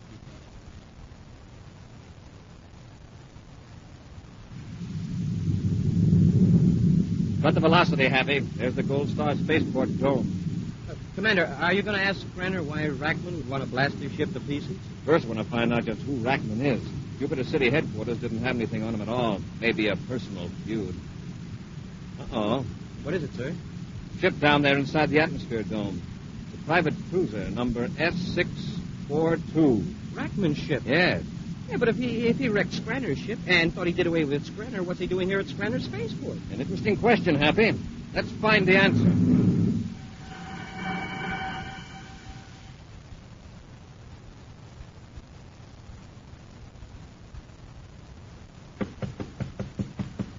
Come in. Well, gentlemen, there's a ship. And a Corry. Yes, Scranner. Why the surprise? Oh, hey. Didn't you expect me to come back to my ship? Yes. Except that you didn't identify yourself when you called in for landing procedures. Well, where's Rackman? Who's Rack? The man who brought in that private cruiser out there near the east hangar? That ship was merely brought in for repairs, Commander. It seemed to be in good condition when it was blasting cosmic torpedoes at your ship. Don't understand. Look, Scranner, somebody blew your ship to pieces thinking you were in it. Someone named Rackman. Now his ship is here in your spaceport. How do you explain it? What is there to explain? Quit stalling, Scranner. Cadet Happy and I saw some men loading a cargo ship, hauling crates out of an underground storage vault. The crates look very much like the type in which Amplitron was packed. How about it? I think it's about time someone took over who can handle things. Don't move, Corry. I suppose you're Rackman. That's right. Corry, move in and get the commander's weapon and the cadet. Go ahead. I got them covered. Sure, Mr. Rackman. I see I wasn't thorough enough when you were in Scranner's ship. But that's a mistake I can easily correct right now. Hurry up, Loring. Take the commander's ray gun. Hand me your ray gun, Commander. All right, Loring. Here it is. Get Scranner, Happy. Yes, sir. You're a fool, Corry. You're too against Ray. Not now. That evens it up, Commander. Now watch Loring. Hello, Loring. All right, Scranner. Want some more? Wait. Commander, please. Had enough? Yeah, you've got to revive Rackman. Hurry or we'll all be destroyed. Oh, fine. He told me if he wasn't out of this atmosphere shell in half an hour, his men would blast a cosmic torpedo in us. We've only got 5 minutes. Oh. Bring him, too. Let him tell his men he's all right. Come on, Scranner. Commander, I mean it. The torpedo through this shell would destroy us all. Forget it, Scranner. I don't think Rackman's men are worried about him right now. Look out there, above the dome. Spaceship. doesn't. I took the precaution of making a space phone call when I was inspecting Terra 5. You're safe, Scranner. Yeah, Scranner. Where you're going, you'll be safe for a long, long time. We'll return in just a moment with a preview of next week's exciting Space Patrol adventure. Gang, there's not much time. What do you mean, Captain Tufel? No, sirree, there's not much time. Hey, Captain, not much time for what? To get a projectoscope. This offer will soon end. You had me scared. I already got my projectoscope. Ah, lucky you, but say, gang, how about you? Have you sent for your projectoscope yet? You better send for it today. It's a signal light, flashlight, and film projector, all in one. And it's shaped like Buzz Corry's rocket ship. Bright blue and yellow plastic and a full 6 inches long. What a signal light. Wait till you see how fast it blinks on and off. Golly. What a flashlight. Wait till you see the swell beam of light it throws. And what a film projector. Wait till you see the wonderful pictures it shows on the wall. Gang, it comes with a strip of film containing Buzz Corry and Cadet Happy in 4 Space Patrol adventures. Mighty Meteor, Space Pirates, Men from Mars, and Robot Invasion. Slip the film in your projectoscope, darken the room, push the radar antenna, and a picture flashes on the wall. To show a whole adventure, you just slide the film from picture to picture. But remember, the projectoscope offer soon ends. So send in for your projectoscope today. Just buy a box of rice checks or wheat checks. Then with your name and address, send 35 cents in coin and a rice checks or wheat checks box top to Space Patrol, Box 686, St. Louis, Missouri. This offer good only in the USA and may be withdrawn at any time. That's Space Patrol, Box 686, St. Louis, Missouri. And now, a preview of next week's exciting Space Patrol adventure. Buzz and Happy are in a surface car driving through the Venus Mountains toward the Space Patrol testing grounds. As they speed over the dangerous road, they're unaware that a container of sleeping gas hidden in the car is expelling a dangerous vapor. Wow, I've seen these cliffs from the air, but I never realized how high they really are. Oh. From this road, it's a 1,000-foot drop to the bottom of the gorge. Hey, Commander, you sure you don't want me to drive it? If you get sleepy, it would take like the doors off. Hey, Commander. Hmm? Hey, Commander, look out. We're headed for the edge of the cliff. Hey, Commander, wake up. We're going over.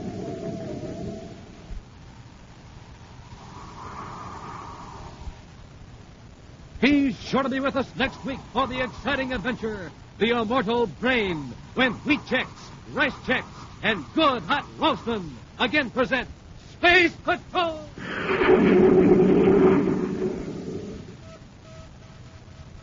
Special bulletin for boys and girls in Columbus, Ohio, Wilkes-Barre, and Scranton, Pennsylvania. Buzz Corry's own space battle cruiser, the Ralston Rocket, will be in your area next week. Don't miss it. The Ralston Rocket. Space Patrol, an original Mike Moser production starring Ed Kemmer as Commander Corry and Lyn Osborn as Cadet Happy, was written by Lou Houston and directed by Larry Robertson. Other players were Ken Mayer, Bela Kulbach, Norman Jolly, and David Duval. Dick Tufel speaking. Now, don't forget to tune in next Saturday and every Saturday when wheat checks, rice checks, and good hot roastin' again present Space Patrol! And be sure to see another exciting Space Patrol program on your local ABC television station. Consult your local paper for time and channel. Space Patrol comes to you transcribed from Hollywood. This is ABC Radio Network.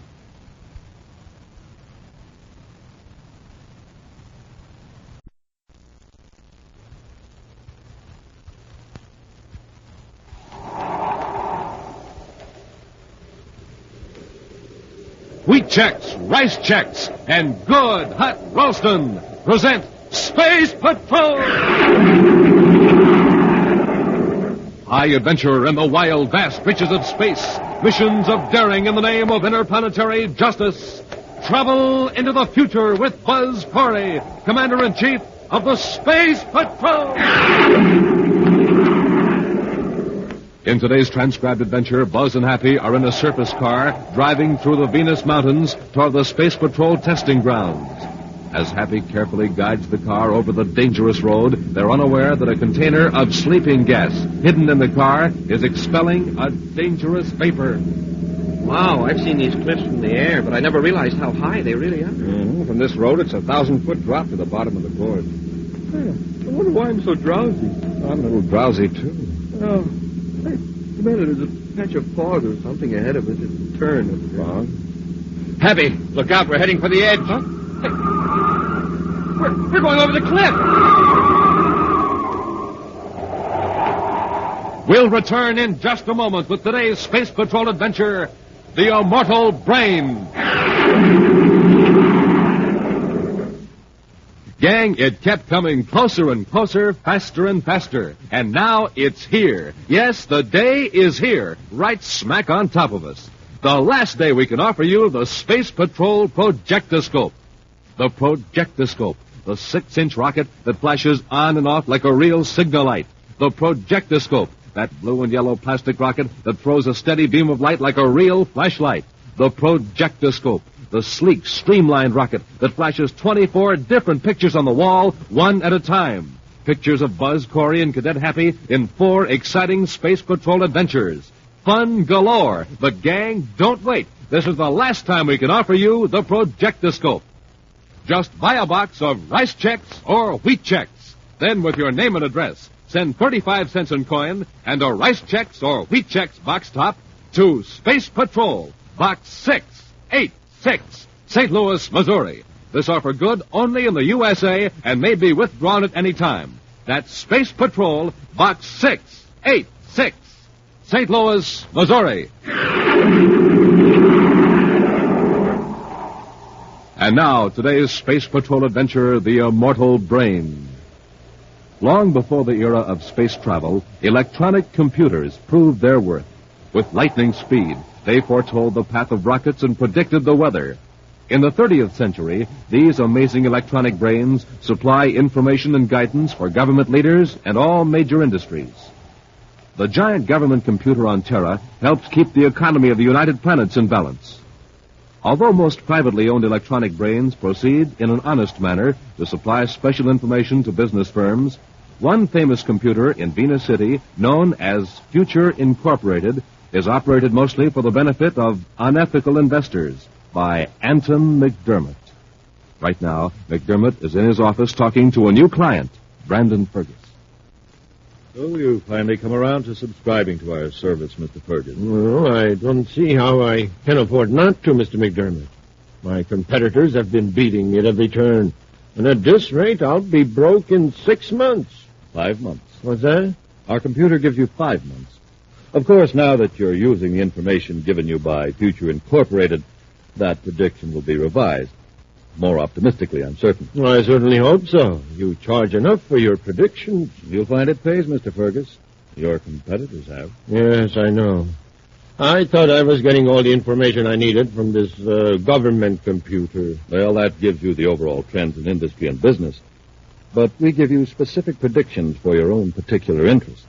However, the government computer is excellent for the overall operations of the Space Patrol, for example.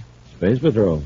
You've had an unpleasant experience with the Space Patrol, Mr. Fergus. Well, I had a nice, profitable arrangement on Jupiter last year. Commander Corry broke it up. He said it was illegal. Was it? Perhaps. But Corry just better not cross me again, that's all. You're not interested in my trouble. Well, let me give you a check for the first 3 months. Fine, Mr. Fergus. What's that you've got there? One of those new check projectors? Yes. It's shaped like a regular pen. See? You set the figures by turning those small rings on the shaft. I see. Then when you press the button on the end, the numbers and my signature are projected onto this specially sensitized check paper. Like this.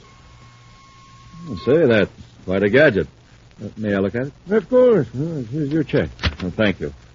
I'm sure this will be a profitable association for both of us. Well, I hope so. You must have inherited your father's brains. Mr. Fergus, I consider that a very high compliment. Well, I mean it. Well, I'll be running along now, Mr. McDermott. All right, Mr. Fergus. You'll be getting your first report on Future Incorporated in about 3 days. Mr. McDermott, you understand now that I don't want to get mixed up in anything illegal. Of course not, Mr. Fergus. Goodbye. Goodbye.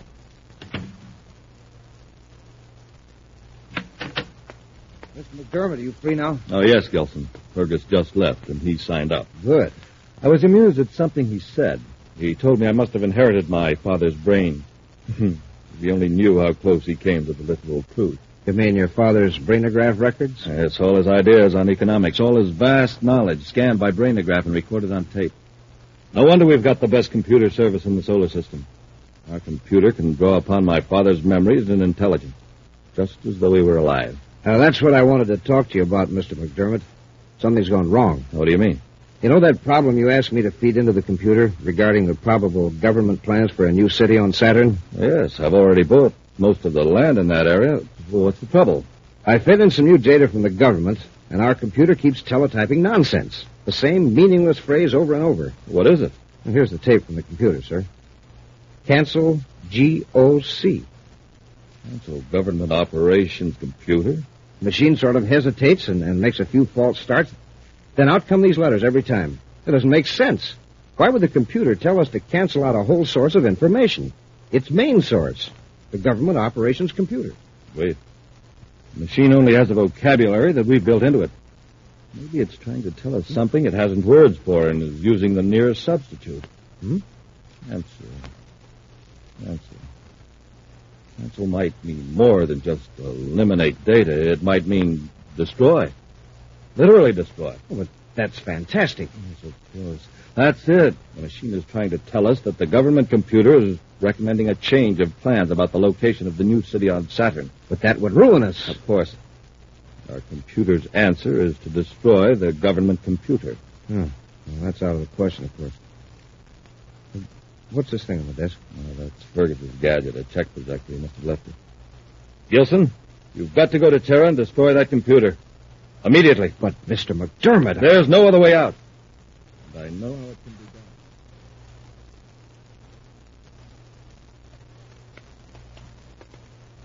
Straight down this aisle, Happy, behind relay panel number 68B. That's where the trouble started.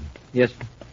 Gee, this computer's a complicated thing. It'll take weeks to repair the damage, even if we put every available technician on the job. Here. See that small black metal case? This one? What does it do? It's not a part of the computer, Happy. It was put here deep inside the control unit wiring to sabotage the computer. That little box blew out this whole big machine? Yes. Well, who would want to do a thing like that? What would they gain? It's hard to see how anyone could profit from it. This is the work of an extremely irrational and vicious mind. Oh, you mean somebody really blew his rockets? Mm-hmm. And paralyzed the largest, most important electronic brain in the solar system. Not only paralyzed it, but burned out memory banks, relays, and indicating instruments. Somebody must have a grudge against everybody. He succeeded in slowing down a lot of important projects.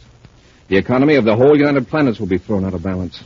We've got to find another computer. There's only one big enough to handle the job. Which one is that, sir? Future Incorporated in Venus City.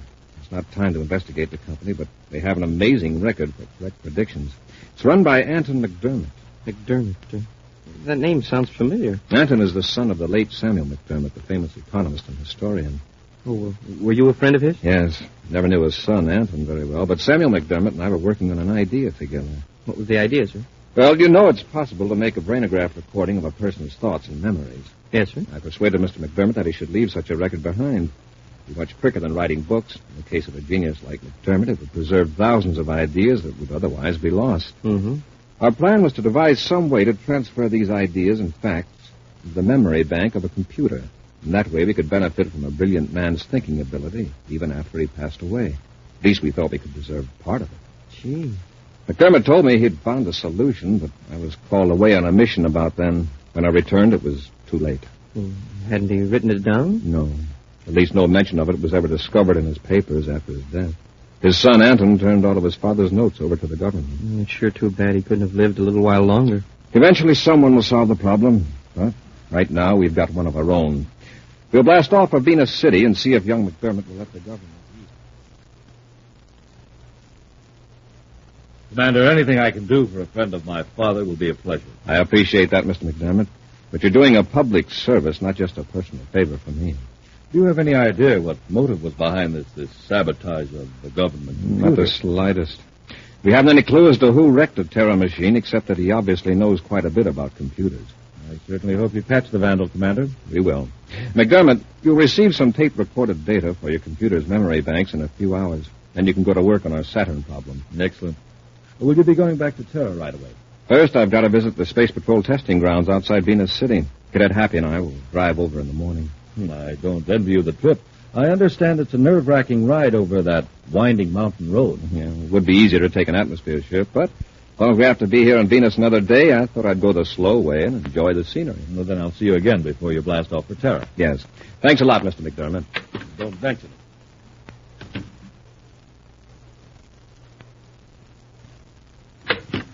Mr. McDermott. Yes, Gilson, what is it? Something really is wrong with the computer this time. I think we overloaded it. What?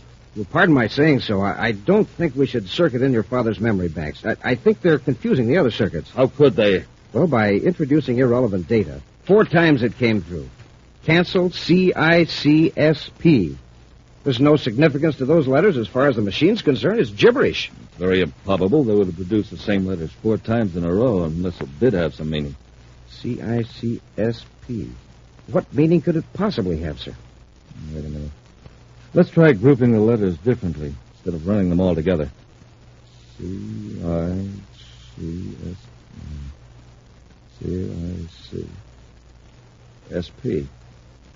SP. Space Patrol, perhaps. Oh, but what about the other letters? CIC. CIC. Commander-in-Chief. Cancel Commander-in-Chief Space Patrol? Remember? Cancel is also the computer's word for destroy. It means we're to destroy Commander Corry. It's uncanny. How does the machine know Corry? It doesn't. It deals with relationships of ideas. And remember, my father knew Corry. The idea of Corry is in my father's memory bank. But they were friends. Why would your father want Corry destroyed? Gilson, think a minute. That computer doesn't want anything. It's solving a problem. The problem's a cold, logical, mathematical problem. My father wouldn't have hesitated to wipe out Corry's chessmen in a friendly game of chess. Now the problem is how to preserve Future Incorporated. And the answer is destroy Corry. Right. But, Mr. McDermott, we can't get rid of Corry. Yes, we can. Tomorrow morning, Corry and that cadet are going to drive a surface car over the mountains to the Space Patrol testing grounds. Won't be hard to find out what car they're taking. We can conceal a cylinder of sleeping gas under the seat. Sleep gas? Yes. Imagine what will happen on that mountain road if they get drowsy at the wheel. But the Space Patrol's sure to find the wrecked car. And even if it's smashed to pieces, the sleep gas cylinder's likely to be found. Yes, you're right. And they'd know it wasn't an accident. Then we've got to make the Space Patrol suspect somebody else. Wait, I've got it. What? This gadget Fergus left here, his check projector. And Fergus has a grudge against Corry. That's our answer, Gilson. If they find Corry, they'll blame Fergus. Come on.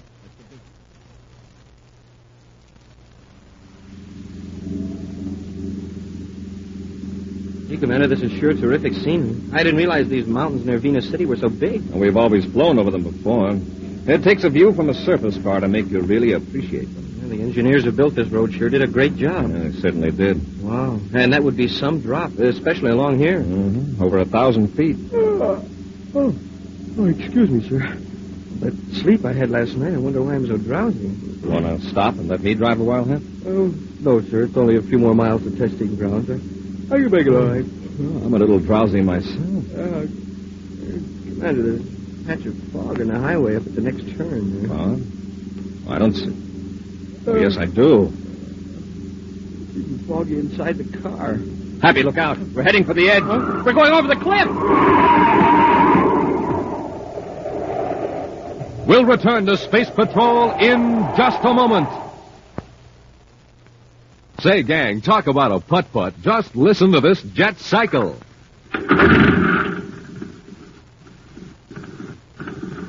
Yes, it's just a putt-putt, because all it has in it is ordinary fuel. But pour in some super fuel, and you get a super start, like this.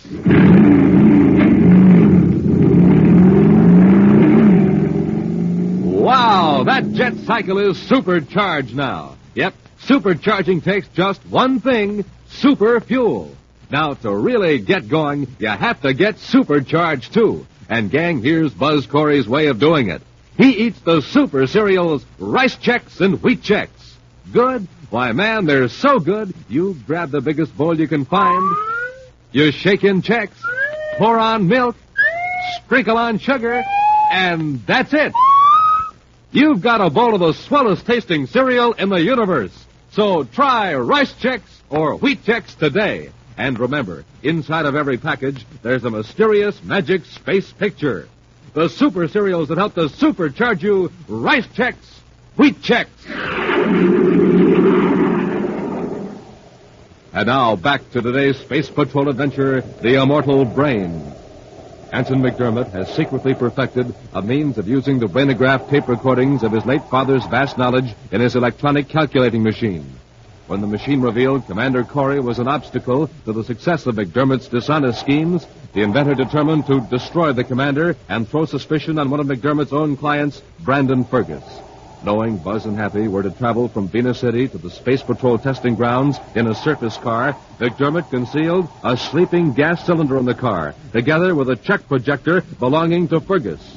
Now, on a dangerous curve in the Venus Mountains, Happy has drowsed at the wheel and is heading for a 1,000-foot drop into the gorge below. You can't stop, sir. We're going over. Let go of the wheel, Hap. I'll take it.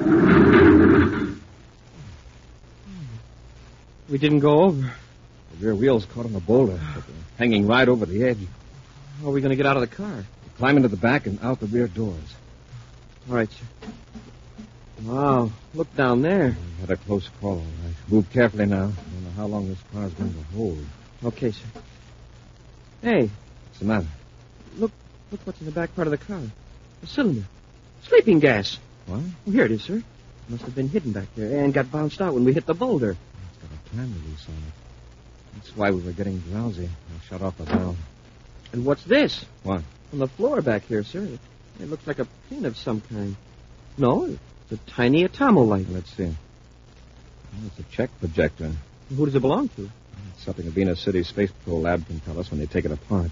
Then we'll know who put the sleep gas cylinder back here. Our trip to testing grounds is off, Happy. We're going back to Venus City. I'll space a phone for a car.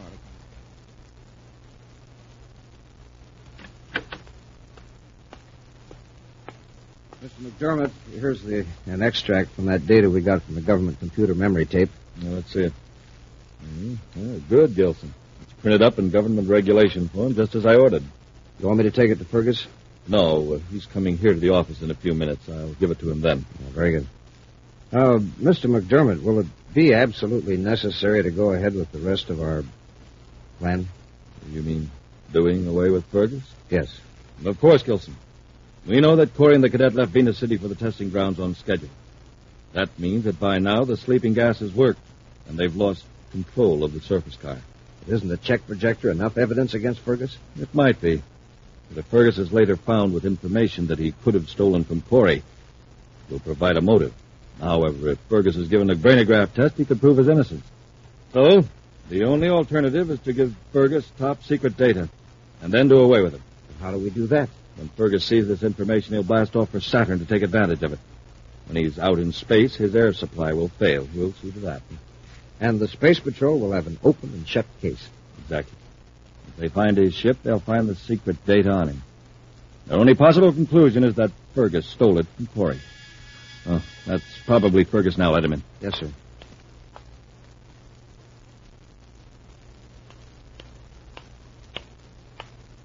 The Venus lab came up with something very interesting, Happy. On the check projector? Yes, they cut it apart and projected the signature cell under ultraviolet light.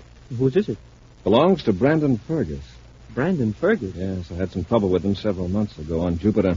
He was involved in an illegal transaction. I stepped in and broke it up. Well, then it must have been Fergus that planted the sleep gas cylinder in the surface car. It looks that way. I can't figure out a motive. As far as I know, Fergus has been sticking close to the law lately. Either he holds a grudge a long time, or he's planning something new and wanted me out of the way. Well, he sure came close to succeeding. We'll make sure he doesn't come any closer. I've assigned some men to trace Fergus. When they locate him, they'll let me know. Then you and I will find out. Are you sure about this, Gilson? Positive. Commander Corry was seen coming out of the Venus City Space Patrol headquarters. Could we have missed? We did take the surface car that you put the sleeping gas cylinder in. Yes, but the car didn't go over the cliff. It was brought back to Venus City. Damaged, but not badly smashed up. This puts us on the spot. Well, we've got to get rid of Fergus before Corry questions him. But what about Corry? We'll have to get rid of him later. The important thing now is to get rid of Fergus. Let's get to his spaceship.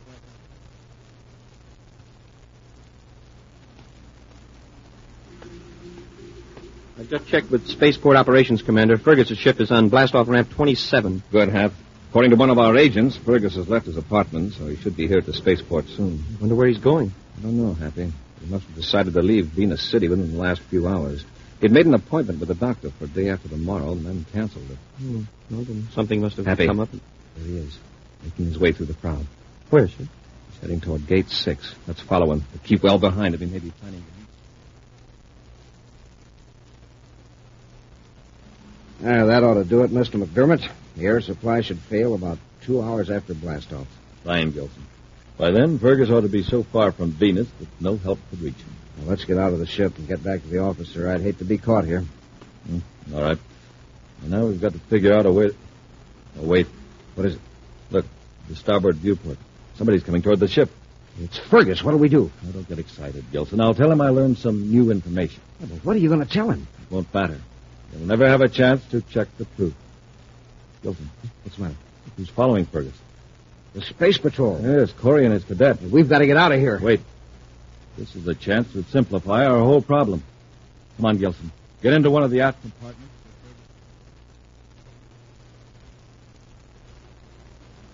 He's going up the ladder into his ship, sir. Hadn't we better hurry? All right, Ham, but he can't blast off until he checks with Venus Space Patrol. It doesn't look as though we were going to meet anybody here. No. Evidently, Fergus has been working alone. All right, Hap, up the ladder into the ship. Yes, sir. Just a minute, Fergus. Don't close that hatch. What's that? We're coming in. We want to talk to you. Why, Commander Corry, I haven't seen you for almost a year. Yes, but I've got something here that belongs to you. Oh, it's my check projector. I thought you might explain how it happened to be in a surface car. I was driving to the testing grounds outside of Venus City. Surface car? Why, really, Commander, I don't know what you're talking about. I lost a check gadget recently, but I haven't the slightest idea how it got into your surface car. Then I'll have to ask you to come along with me for a brainograph test. Now, see here, Commander, I've important business to attend to. Search him, Happy. Yes, sir. But this is outrageous. I assure you I've done nothing against the law since our last dispute. And you have no right to hold me here. He doesn't have any weapons, sir. Just this identification folder and some documents. I'll take them, Happy. Thanks. Now, see here, Commander. I resent it. And believe Hold me... it, Fergus. How did you get this? Why? This is government information, top secret, and it's an official document form. So you were going to Saturn, were you? Where did you get this information? I can explain, Commander. Get your hands up to that. You too, Commander. McDermott. I warn all of you. Any movement, I'll use this ray gun on you. Gilson, watch him closely, especially Corry. Yes, Mr. McDermott. I don't get this, McDermott. What's the idea? I'll tell you, Commander. This greedy fool Fergus had nothing to do with the attempt on your life in the Venus Mountains. I planned it. You did? Why? Because my electronic computer informed me that you were the most dangerous obstacle to my success.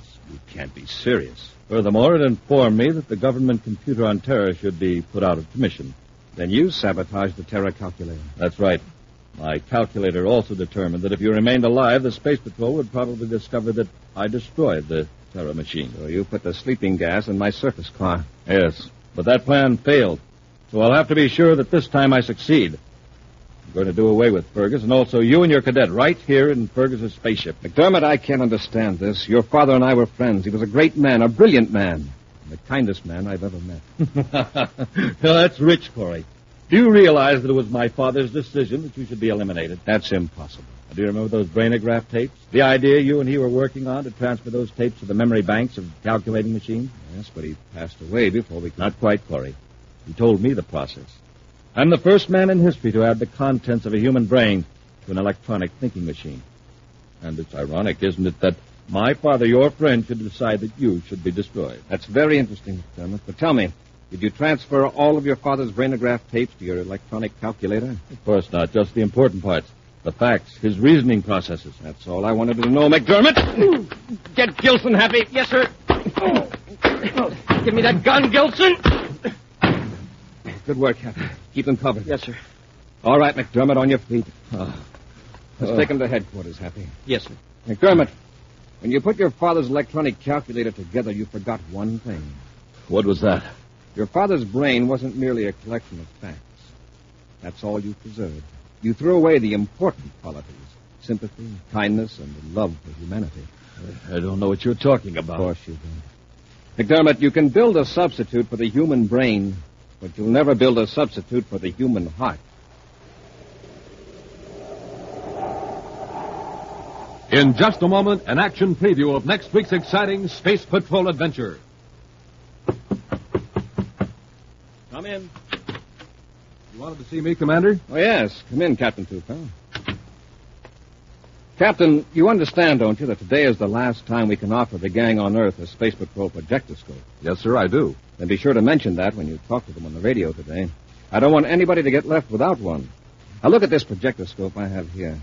You ever see a better model of my rocket? Never, sir. Take a look at how easy it flashes signals. Perfect. Look at the steady beam of light it throws. A real flashlight in the shape of a rocket. And, of course, it's also a film projector. It flashes pictures on the wall. Pictures of Hap and me and 4 of our greatest Space Patrol adventures. Say, what's that, Commander? Oh, my radio beam relayer is on. The boys and girls have been listening to us all the time. Hi, gang.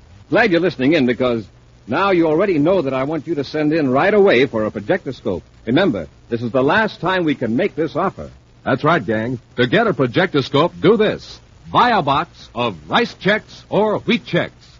Then, with your name and address, send 35 cents in coin and a rice checks or wheat checks box top to Space Patrol, Box 686, St. Louis, Missouri.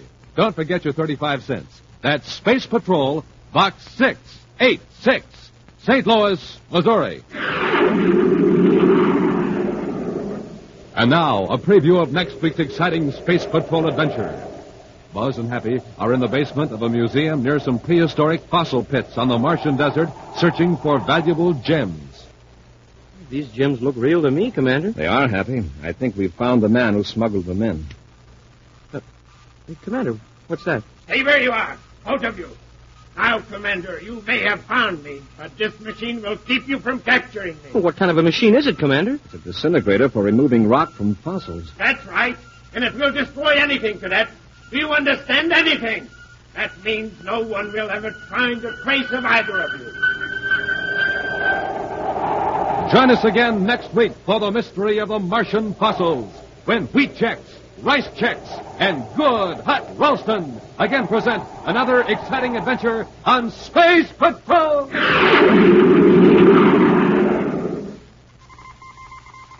Special bulletin for boys and girls in Cincinnati, Ohio, Bridgeport, New Haven, and Hartford, Connecticut, and Providence, Rhode Island. Buzz Corry's own space battle cruiser, the Ralston Rocket, will be in your area next week. Don't miss it. The Ralston Rocket. Space Patrol, created by Mike Moser, starring Ed Kemmer as Commander Corry and Lyn Osborn as Cadet Happy, was written by Lou Houston, produced and directed by Larry Robertson, executive producer Mike Debris. Other players were Bela Kovac, Ken Mayer, and Norman Jolly. Dick Tufeld speaking. Now, don't forget to tune in next Saturday and every Saturday when wheat checks, rice checks, and good hot Ralston again present the new exciting Space Patrol. And be sure to see another exciting Space Patrol program on your local ABC television station. Consult your local paper for time and channel. This program is broadcast to our armed forces overseas through the worldwide facilities of the Armed Forces Radio Service. Space Patrol has come to you transcribed from Hollywood. This is ABC Radio Network.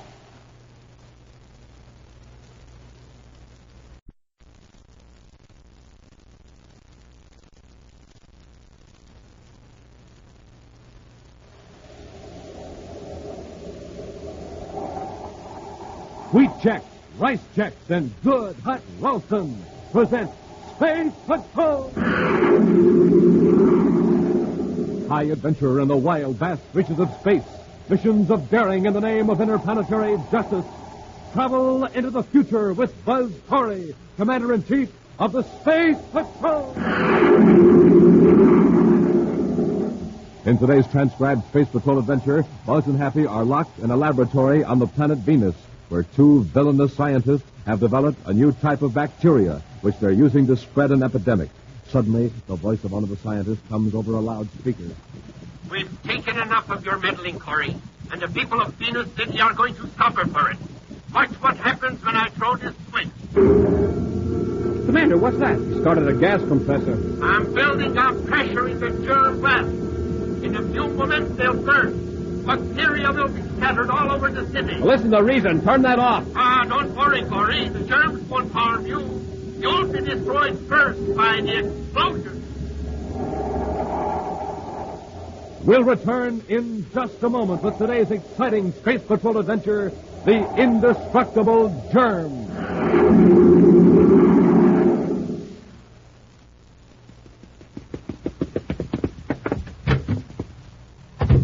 A cyclone? Just Danny Fields rushing out the door to the grocery. He's just heard there's a swell surprise inside of every new package of checks. Man, oh man, oh man. Danny's found the surprise. A magic space picture. Wowee. Wowee is right. With the Magic Space Picture Gang, you can have the time of your life. First, you stare at the mysterious picture. What is it? Who is it? It's hard to tell. But then you'll look up at the sky or at a wall and... Jumping Jupiter. I can see a flying saucer in the sky.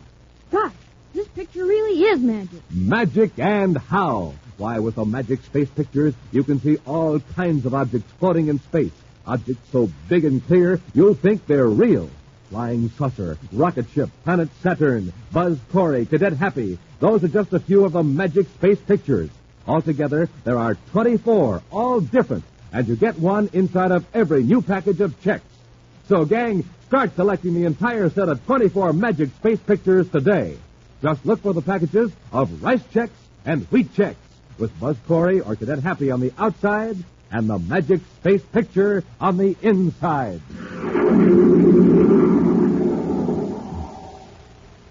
And now, today's Space Patrol adventure, The Indestructible Germ.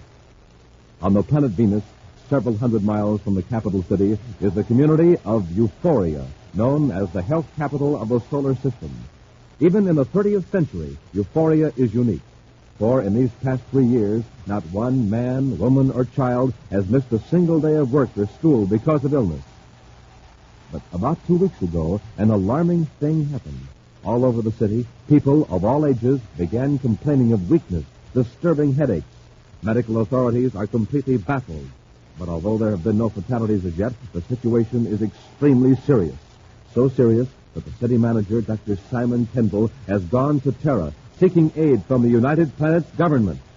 Now, at the request of the Secretary General, Commander Corry, Cadet Happy, and Dr. Kendall are flying to Euphoria to conduct an investigation. What's our estimated arrival time, Happy? Well, we should reach the Euphoria space locks at 1743 Universal Star Time, sir. Good. That'll bring us in about 2 hours ahead of the Emergency Medical Corps. I do hope these Terra experts will be able to find out more than my own staff has. The Emergency Medical Corps hasn't failed yet, Dr. Kendall. They've been up against some tough problems.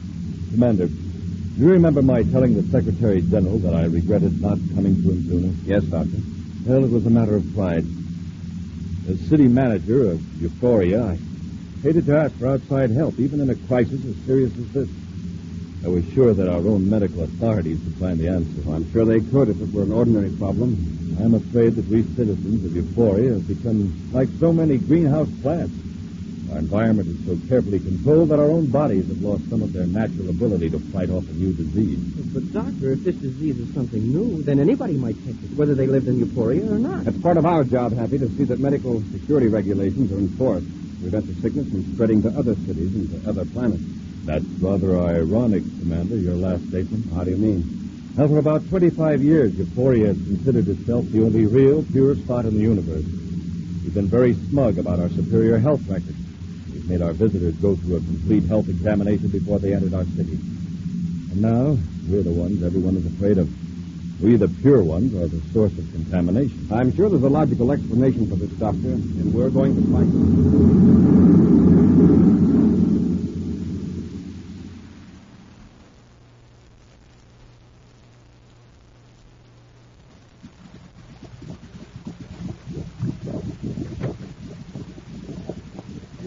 Braden. Oh, yes, Garn, what is it?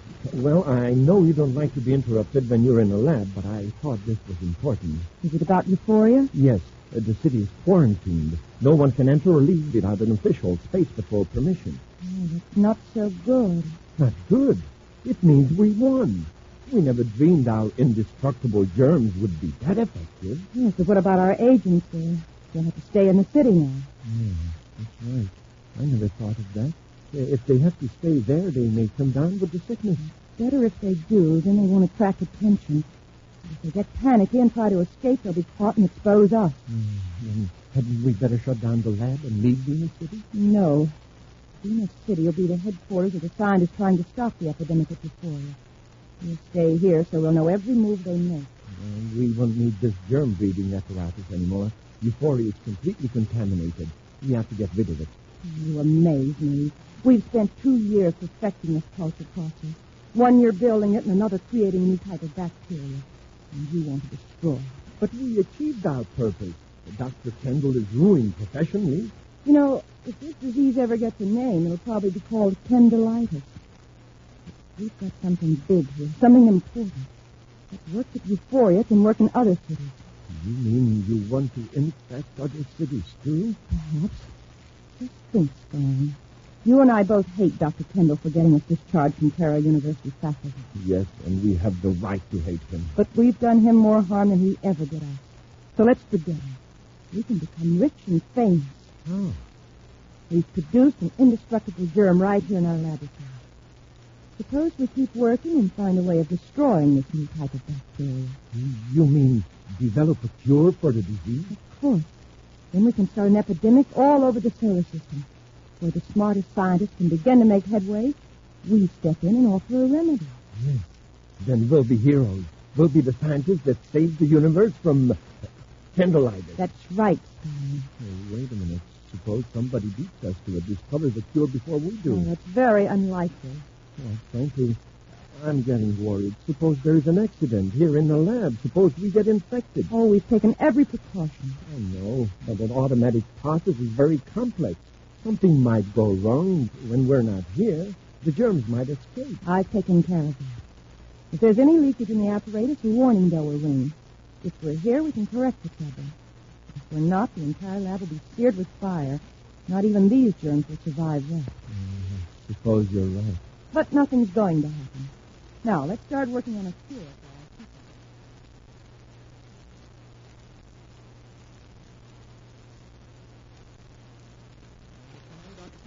Of course it is. Is the commander with you? No, sir. I thought he was here picking up some of those bacteria samples.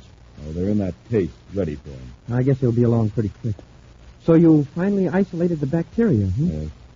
It seems to be a new variety. It has an amazing resistance to ordinary germ-killing chemicals. In fact, it almost seems to thrive on them. Wow. I've never seen a single type of bacteria that can endure such a wide range of adverse conditions. No wonder you can't stop the epidemic. And it's getting worse. Our industries are being forced to shut down for lack of workers. Well, what if it spreads to other cities, Doctor? I'm hoping that the scientists at Venus City will be able to find a way of destroying the bacteria without harming human beings. Well, they've done it with nearly all the other diseases. Yes, but over a period of centuries. We scientists have been boasting of the fact that we found permanent cures for all the serious diseases. Now we've got this new one. It's as though nature were telling us we're becoming a little too conceited, little men.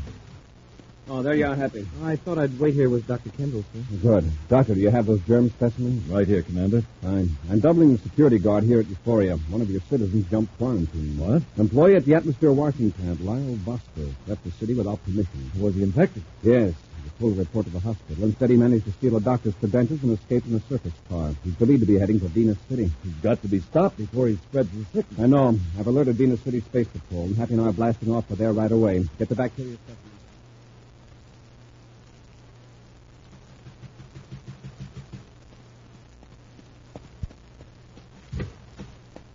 Wasper, what are you doing here? Where's Miss Baden? She's not here right now. How did you get out of Euphoria? I had to. I've got the sickness. And you came directly here to our lab. You fool. Come in so I can shut the door. Fine. You and Miss Baden have got to cure me. What makes you think we have a cure? We've got to have. You told me nothing would happen. He said all I had to do was put some of the bacteria in the final stage of the atmosphere purifying system, then come back here after the epidemic started. Yes, but we underestimated the strength of the bacteria. We didn't expect the quarantine to be slapped on the city so quickly. You've got to help me. I'm sick, Stein, sick! Go of me, control yourself. Help me, Stein, help me! I'll help you. That'll keep you quiet. What's going on in here, Stein? Oh, Miss Braden, it's Vosper. He jumped quarantine. I had to hit him to keep him quiet. Oh, did you have to hit him that hard? He's hurt. Oh, well, lock him up till he comes to. And we'll decide what to do.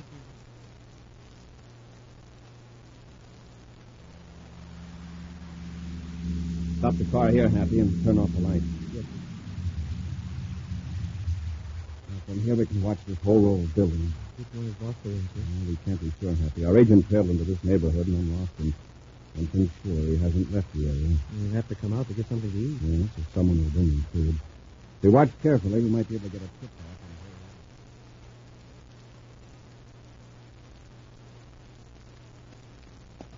You're right, Stein. We'll have to dispose of Vosper. He's alive. He can start an epidemic here before we're ready. The Space Patrol will find him. Come on, let's get him.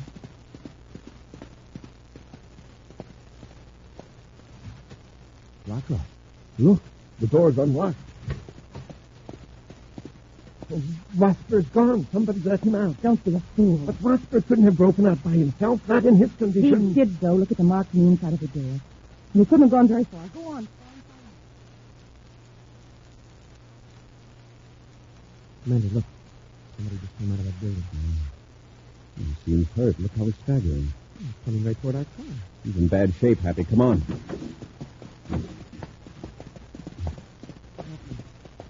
Help me.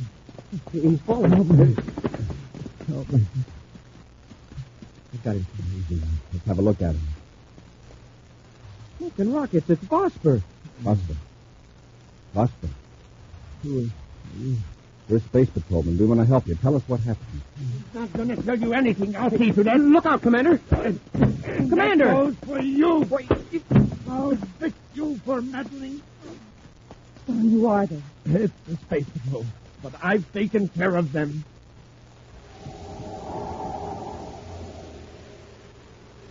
We'll return to Space Patrol in just a moment. How does he do it, Space Patrollers? He sees flying saucers in the sky. He sees a robot man on the wall. He sees the planet Saturn floating in the clouds. You bet I do. And sometimes, up there in space, I see a rocket ship and speeding jet cars. How does he do it, gang? What magic power does this boy possess? No magic power to it. Magic space pictures. That's my secret. Yes, sir, Space Patrollers. That's the secret. Magic space pictures.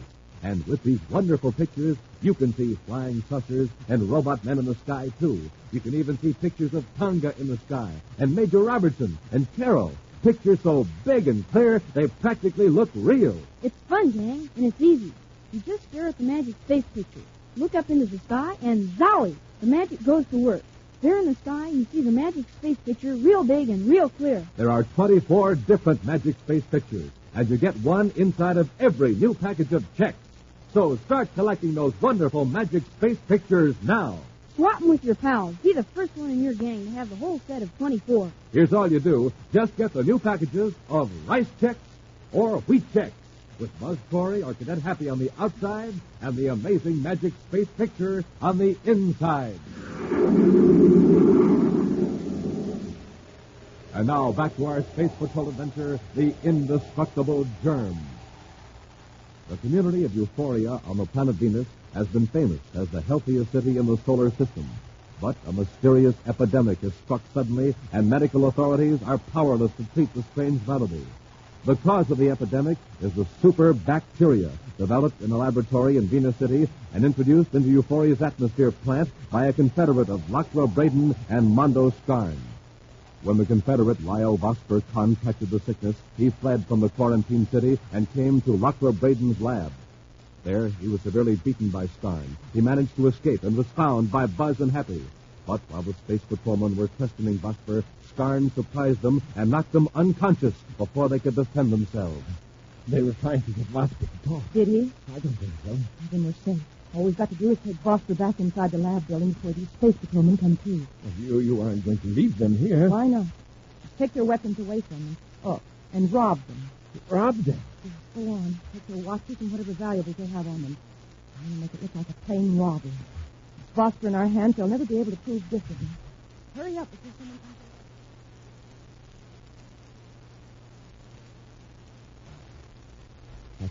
Happy, all right? Not too good, but I'll live. Did you see who hit us? Not very clearly, sir. Yeah, he was a big guy, though. There was a woman with him. I heard her voice just before I passed on. How's Vosper? Vosper? Come here. Vosper's gone. I saw all of our weapons. And my wallet. And watch. It's a cover-up, Happy. Whoever hit us wanted to make sure Vosper didn't identify him. That means Vosper was attacked by someone he knew. Uh-huh. Somebody in that building. We're in no condition to begin and investigate right now. By this time, they've probably taken Vosper to another part of the city. The space will phone a couple of agents to watch this neighborhood, then they'll go to headquarters for a little medical.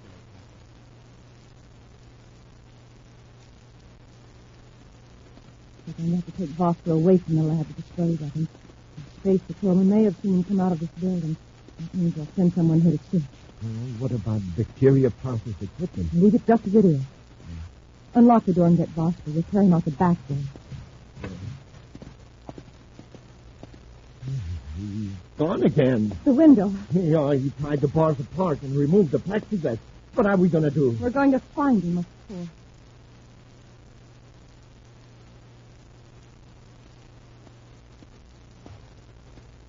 Good morning, Commander. Morning, Happy.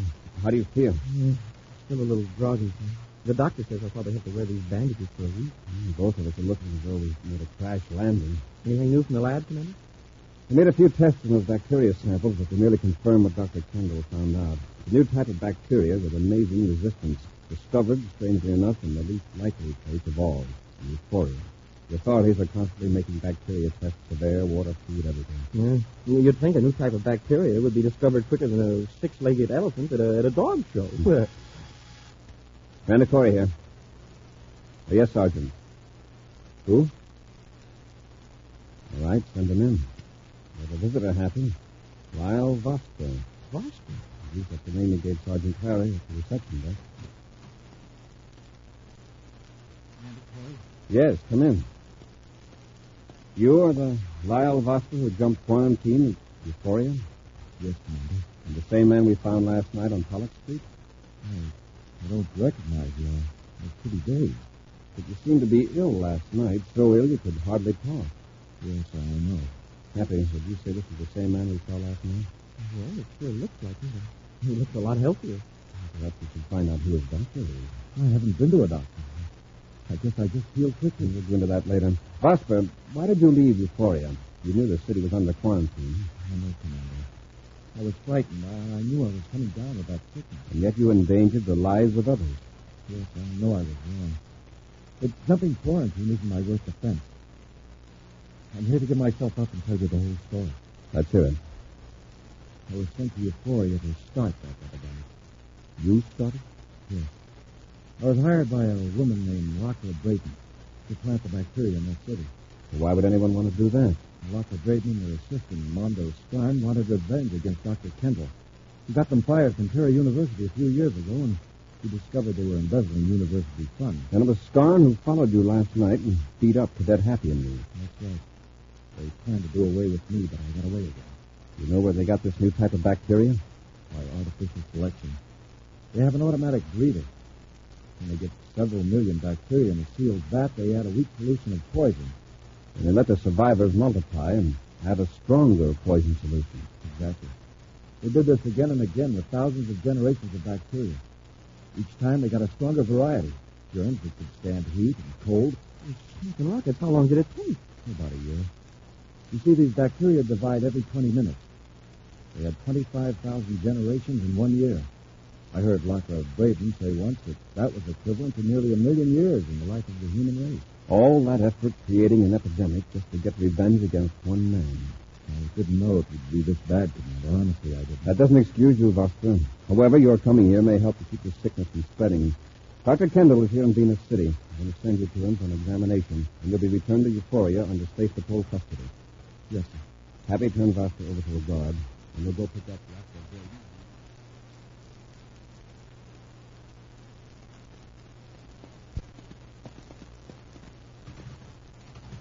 The door's locked, sir. Locker and Storm must have decided to get out of the city after Voster got away. Let's have a look. Use your electronic key, Happy. Yes, sir. Okay, let's go in. Well, here's the lab, sir. Take it easy, Happy. There may be someone in there. I'll go first.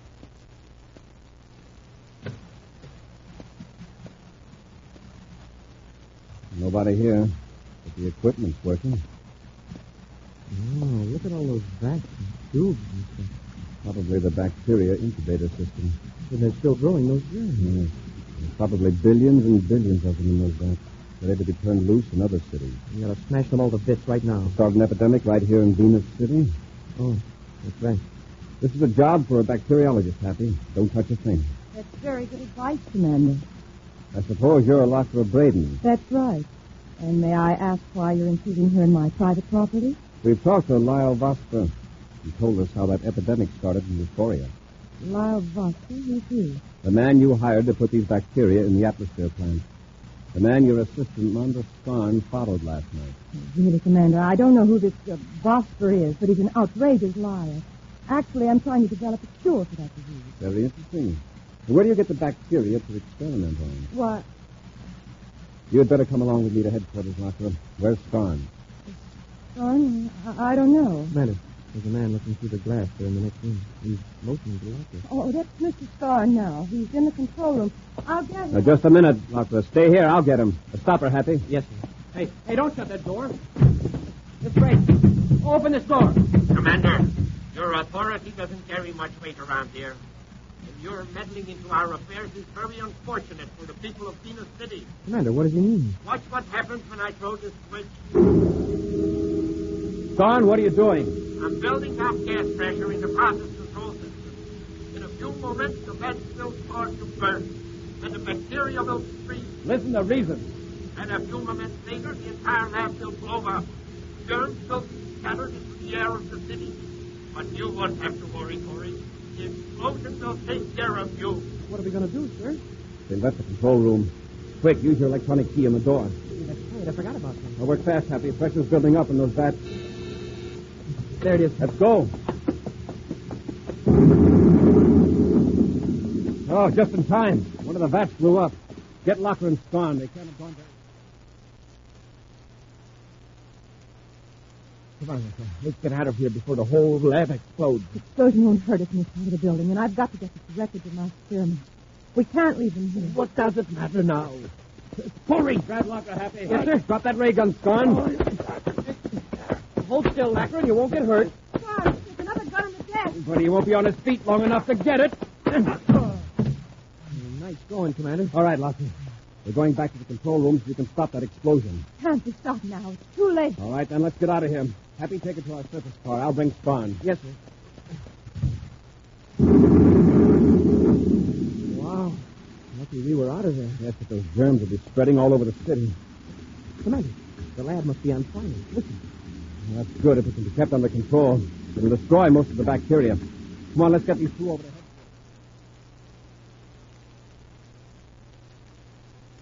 I just checked with the Atmosphere Control Center, Happy. They made careful sample checks all over Venus City. No harmful bacteria. Good. Then the explosion and fire killed them all. Apparently. We're going to continue to check. What about Lackler and Skarn? Well, first I intended to send them to Euphoria to help find a cure for the disease they spread there. Yeah, they know more about the bacteria than anybody else. But Dr. Kendall doesn't think that'll be necessary. So Lackler and Skarn will be sent directly to a criminal rehabilitation center. Commander, you mean Dr. Kendall has found a cure for the epidemic? Not exactly, but he's discovered the disease is its own cure. Well, that doesn't make sense to me. The epidemic is over in Euphoria. Those who were sick are in better health than ever.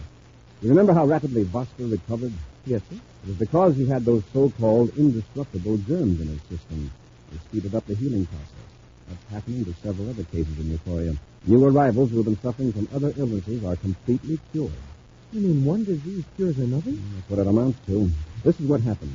Locker and Skarn developed a type of bacteria that has one outstanding quality. That's the ability to adapt to changing conditions and survive. When people in Euphoria got sick, The chemical change was sensed by the bacteria.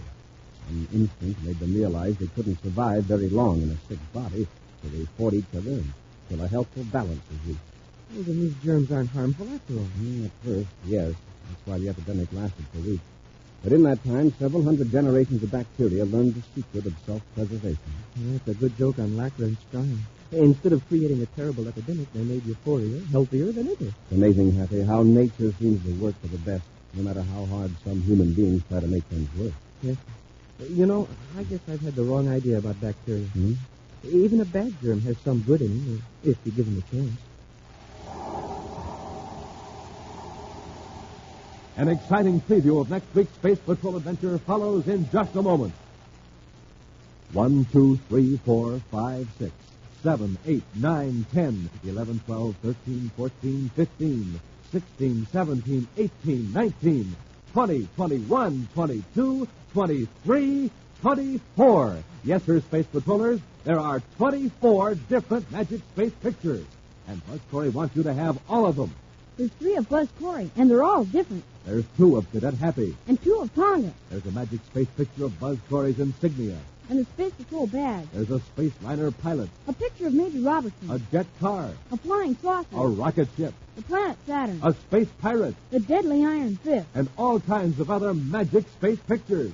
They work real easy, gang. First, you stare at the mysterious picture. What is it? Who is it? You can't tell. Then you look up at the sky or at a wall. And hocus pocus, the magic goes to work. You see a giant space picture floating in the sky. And it's so big and clear, it almost looks like the real object or person. Fun? Man, oh, man. Gang, start now. Select all 24 of the Magic Space pictures. There's only one place to get them, and that's inside of every new package of checks. So look for the new packages of rice checks and wheat checks, with Buzz Corry or Cadet Happy on the outside and the swell Magic Space picture on the inside. And now, a preview of next week's exciting Space Patrol adventure. Buzz and Happy are in their spacesuits examining the wreckage of a long-lost spaceship that crashed under strange circumstances. From the looks of the wreckage, that ship didn't hit head-on. It came in at an angle right over those low fittings of the rock. How old would you say it was, sir?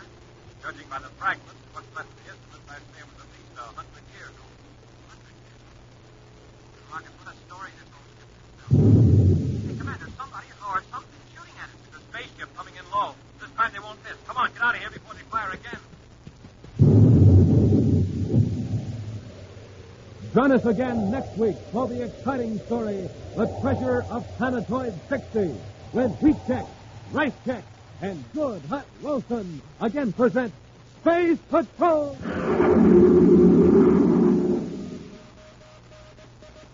Special bulletin for boys and girls in Louisville, Kentucky, and Boston, Massachusetts. Buzz Corry's own space battle cruiser, the Ralston Rocket, will be in your area next week. Don't miss it. The Ralston Rocket. Space Patrol, created by Mike Moser, starring Ed Kemmer as Commander Corry and Lyn Osborn as Cadet Happy, was written by Lou Houston, produced and directed by Larry Robertson, executive producer Mike Devery. Other players were Stephen Robertson, Bela Kovacs, Virginia Hewitt, and Ken Mayer. Dick Tufeld speaking.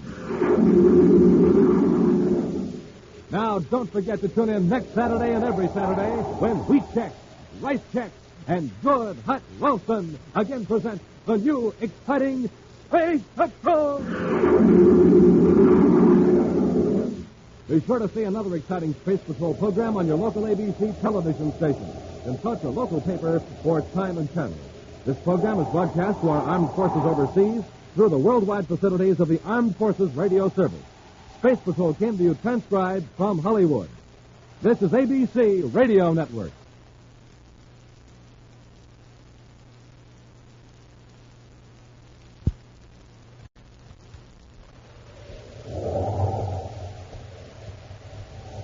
Wheat Checks, Rice Checks, and Good Hot Ralston present Space Patrol! High adventure in the wild, vast reaches of space. Missions of daring in the name of interplanetary justice. Travel into the future with Buzz Corry, Commander-in-Chief of the Space Patrol. In today's transcribed adventure, Buzz and Happy are in their spacesuits, examining the wreckage of a long-lost spaceship that crashed under strange circumstances. From the looks of the wreckage, the ship didn't hit head-on. Came in at an angle right over those pinnacles of rock. How old would you say the ship was, sir? Judging by the fragments and what's left of the instruments, I'd say it was at least 100 years old. 100 years. Smoking rockets, what a story this old ship could tell. Hey, Commander, somebody or something shooting at us. The spaceship coming in low. This time they won't miss. Come on, get out of here before they fire again. Hey, but Commander, why would they fire on us? If we don't get under that ledge of rock, we'll never find out. We'll return in just a moment with today's Space Patrol adventure, The Treasure of Planetoid 60. Say, gang, did you ever try a cereal that tasted so good you felt like bouncing right up to the ceiling like a spring? Well, if you haven't, try Rice Chex and Wheat Chex. So good you just can't seem to get them out of the package fast enough. Mmm. And when you see that bowl full of bite-sized biscuits looking up at you, why, man, oh, man, you can hardly wait until you pour on the milk and sprinkle on the sugar. And, wow, when you dive into Chex... Well, sir, that was you bouncing right up to the ceiling because you like your Chex so much. So try 'em, Space Patrollers. Rice Chex. Delicious, nutritious, bite-sized, shredded rice biscuits. Hollow inside so they can fill up with milk. And Wheat Chex.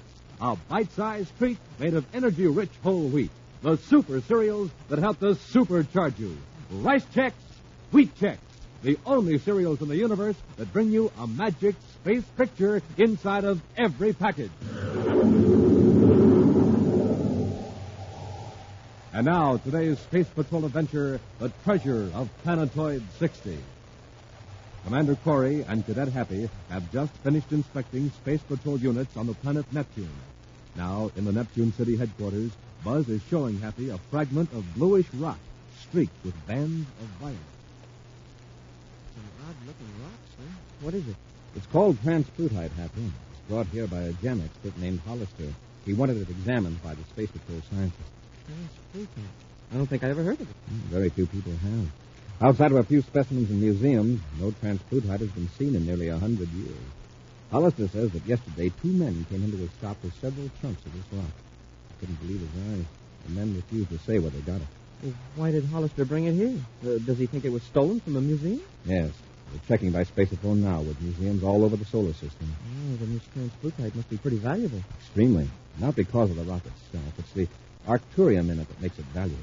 That's another new one, Commander. You've never heard of Captain Hartog? No, sir. Well, Captain Hartog was a scientist and space explorer who lived about a century ago. After a long space trip, he showed up on the planet Earth with samples of his blue rock. Some strange new gems that he'd ground into microscopic cutting tools. Uh-huh. The amazing thing about these gems was that they emitted radiation when a small current was sent through them. They provided their own light for the most delicate analysis under a microscope. Oh, I see. Instantly, there was a tremendous demand for the gems, and Captain Hartog was the only one who could supply them. When he was asked where he got them, he just laughed and said from Arcturus. Arcturus? Well, that's impossible. Of course. Arcturus is a star 32 light years away. But the gem was called Arcturium just the same. And the rock itself was named transplutite, indicating that it came from beyond Pluto. Well, didn't Captain Hartog ever tell where he got it? No. No, he blasted off on a space flight, and nothing was ever heard from him again. No trace of his ship was ever found. Naturally, that cut off the supply of arcturium. No substitute has ever been discovered. Well, is there arcturium in this piece of rock, Commander? Yes. Well, here's a chance to use your new Space Patrol microscope. You got it with you? Oh, yes, sir. Right here in my pocket. All right. Well, focus it on one of those violet streaks in the rock. Well, it sure is a terrific little microscope, sir. I've been making fingerprint tests with it just for fun. You'll find it comes in handy in hundreds of ways, Happy. For a long time, we've needed a small, compact, powerful microscope.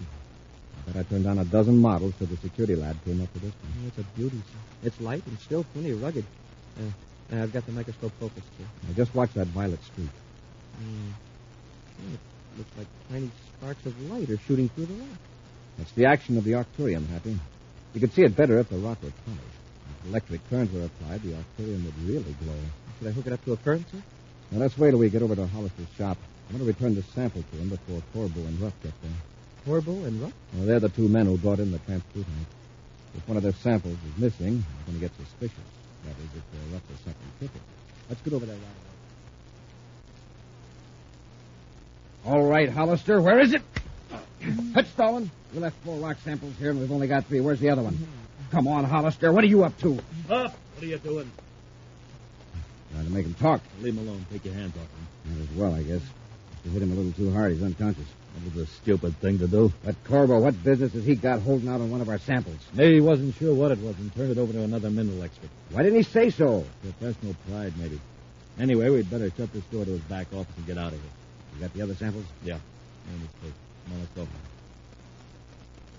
You, sure you searched every place here in the outer office? Yeah, even the safe. It was unlocked. We'll blast off for Saturn and have the samples tested there. And next time, Rupp, no strong arm stuff. All right, Corvo. Let up, will you? Good afternoon, gentlemen. Hi. Where's Mr. Hollister? Oh, he stepped out for a few minutes. Just wait, he'll be right back. Well, we're in sort of a hurry, if you'll excuse us. Now, just a minute. Are you Frank Rupp and Kent Corbo? What? Why, what if we are? You fit the description Mr. Hollister gave me. Then this must be one of your samples. Right. This, that's right. It's transfutite, all right, with arcturium in it. Oh, fine.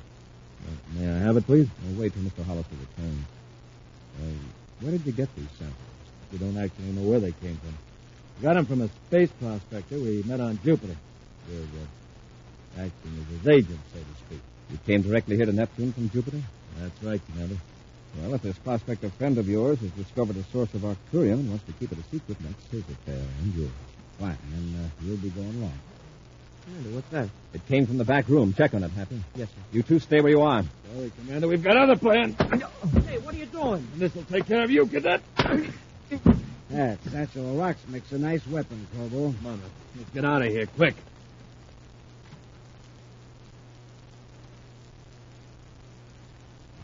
Happy.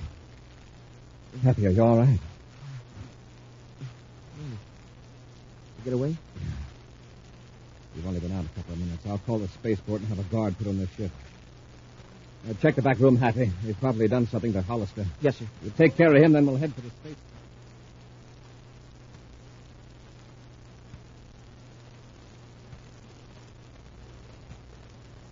Here's Corbo's ship, Happy. It looks like we got here ahead of him. They may have seen the guards and got scared off. We'll get them. First, we'll examine the ship. Up the ladder, Happy. Yes, sir.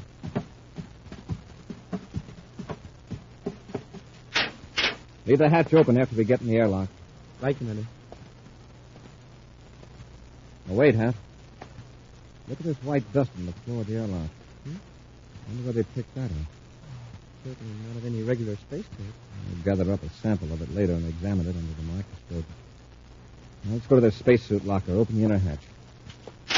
Oh, they sure tracked in a lot of this stuff. Mm-hmm.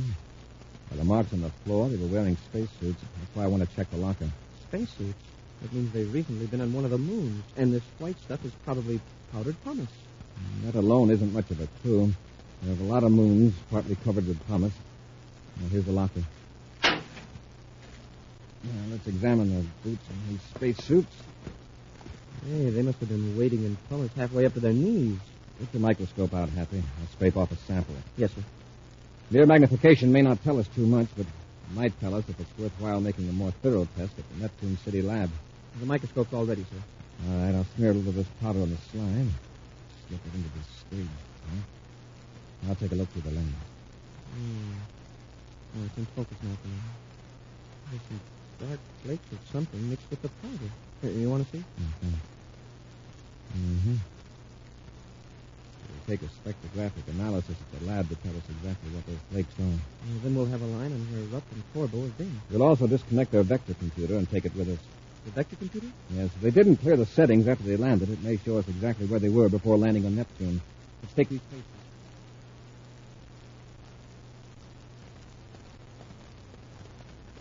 Corbo, look at our ship. They got guards around it. Oh, we must have come to and alerted the spaceport. We better get away from there quick. Yeah, get out of the city. How? On a surface car. We'll drive out through the surface locks at the north side of the atmosphere shaft. The space phone rapper to pick us up in a spaceship the other side of the hill. We'll have to have spacesuits to transfer to the ship. They're already in the surface car. Come on, Rick. We've got to get out of Neptune City before they put a guard at the surface locks.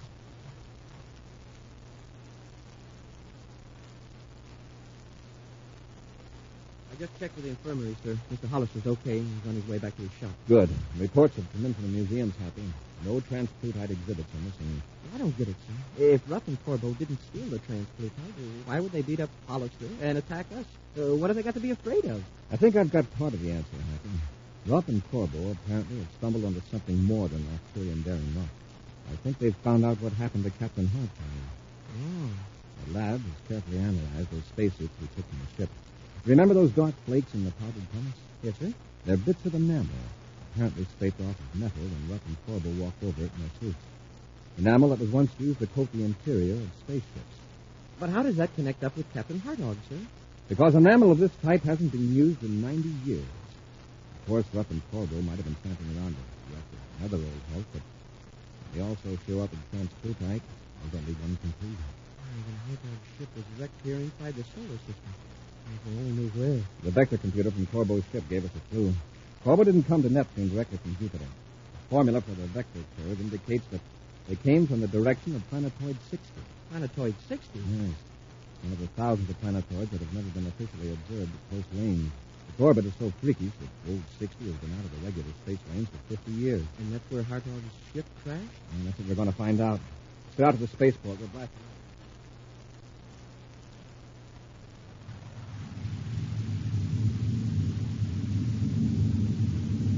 Set our velocity, Happy. Even at this distance, it won't take us long to completely circle the planetoid. Yes, sir. Sure is small. Not more than 10 miles in diameter.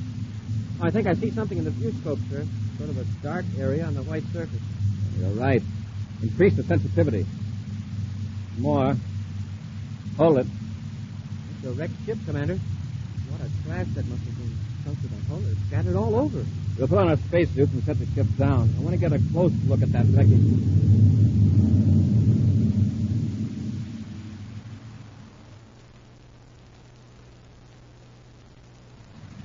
Give me the controls up. I'll take you into the landing. Over, look.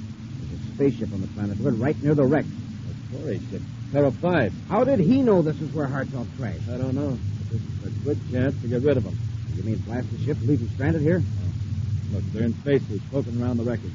We'll blast them with a space cannon and land. You blast off in Corry's ship. What for? You don't want anyone to find a trace of Corry's ship on that planetoid. You're out in space, I'll join airlocks with Peril 5, and you come aboard. Then we'll cut Corry's ship loose. I get it. They'll find Corry's ship, maybe, but they'll never know what happened to Corry. Right. We'll be able to keep searching Planetoid 60 for the rest of Hartog's treasure. All right. Bring your gun sights on. From the looks of the wreckage, Happy, the ship didn't hit it head on. It came in at an angle right over the pinnacle of the block. Is it Hartog's ship, sir? I don't know, but by the fragments and what's left of the instruments, I'd say it was at least 100 years old. Hey, look at this. Blue rock. A chunk of transplutite. There are more chunks scattered around. There must have been tons of it in the cargo hold. Ah, there's somebody shooting at us. It's a spaceship coming in low. Corvo, break it under that overhanging ledge. Yes, sir.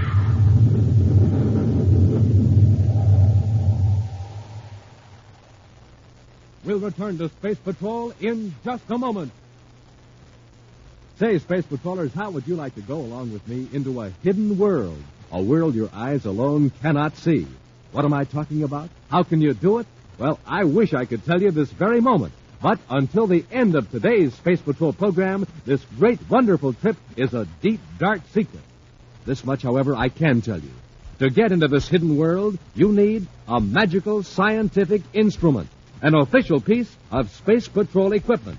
It's a surprise for you from Commander Corry, a new and different surprise you'll really go for. So stand by. Have pencil and paper ready, all set to hear this exciting, wonderful news at the end of today's Space Patrol adventure. And now, back to the treasure of Planetoid 60. Through some tiny fragments of enamel found clinging to the boots of a spacesuit, Commander Corry, with the help of the new Space Patrol microscope and other laboratory equipment, has partly solved the mystery.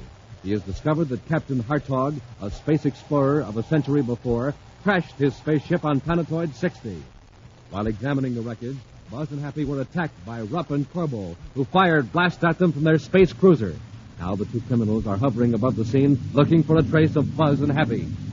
Looks like we got him, Rupp. Not a trace of him. Yeah, that last blast not only finished him, it buried him. The rock ledge slapped right on top of him. Nice, neat job. Nothing to tidy up. Except to get rid of Corry's ship. Get into a spacesuit, and I'll set our ship down. Okay. After I blast off from Terra 5, where do I head? Point it out toward the Pluto orbit. Then I'll join airlocks and bring you back aboard. Before you leave Corry's ship, cut on the automatic emergency signal on the space phone. That'll bring the Space Patrol after the ship, and no one will bother about Planetoid 60.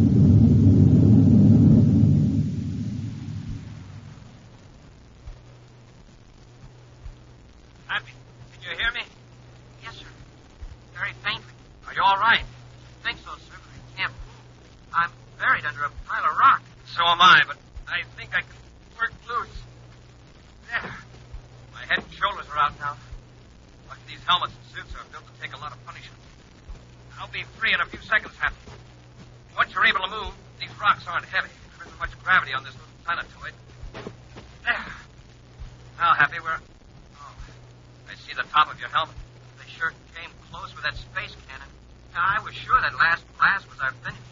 Evidently, Rupp and Corbel thought it was, too. Here, I'll roll these rocks away from around your helmet so I can grab you under the shoulders. There.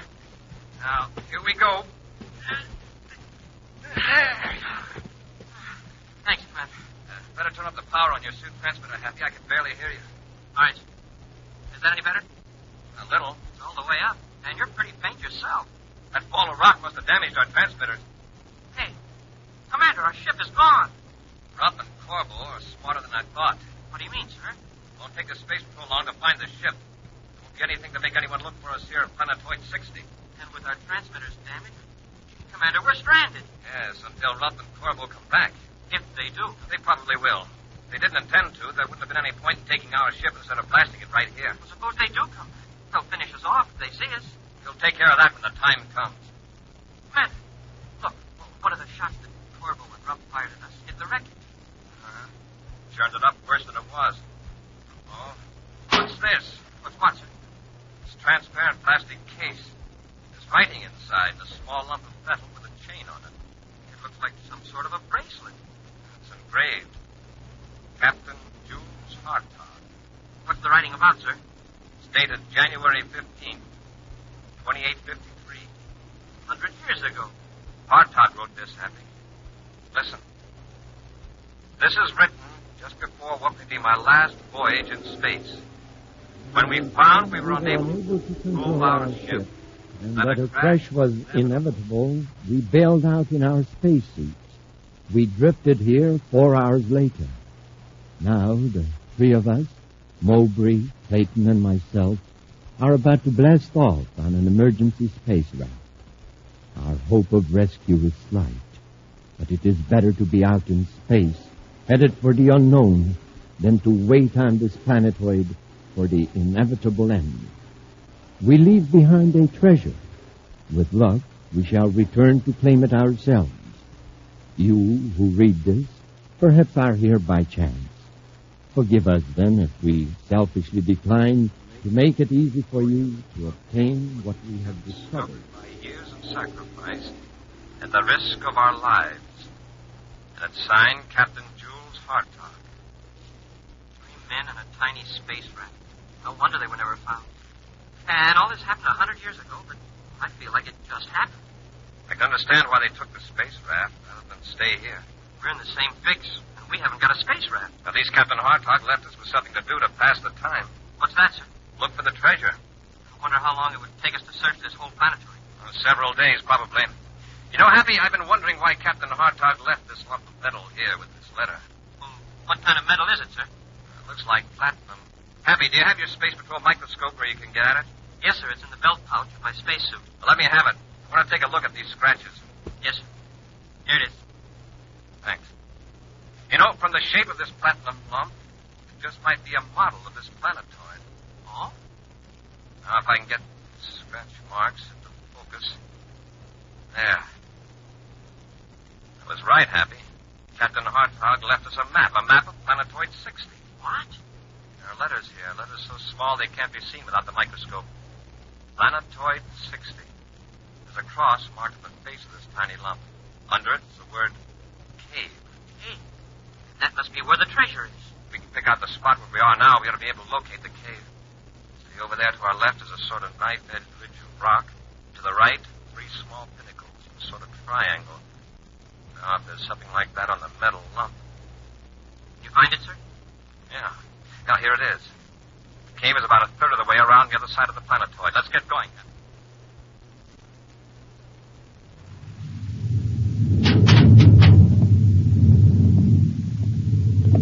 Okay, Corbo. Before I left Corry's ship, I turned on the automatic emergency signal on the spaceophone. You can cut the Terra 5 loose now. All right, Rupp. By the time the Space Patrol picks up the signal and comes to investigate, we'll be thousands of DUs away. You sure it's safe to go back to Planetoid 60 right away? Sure. With Corry's ship out near the Pluto orbit, Planetoid 60 would be the last place they'd look for Corry. Now let's go back and load up all the transplutite we can find.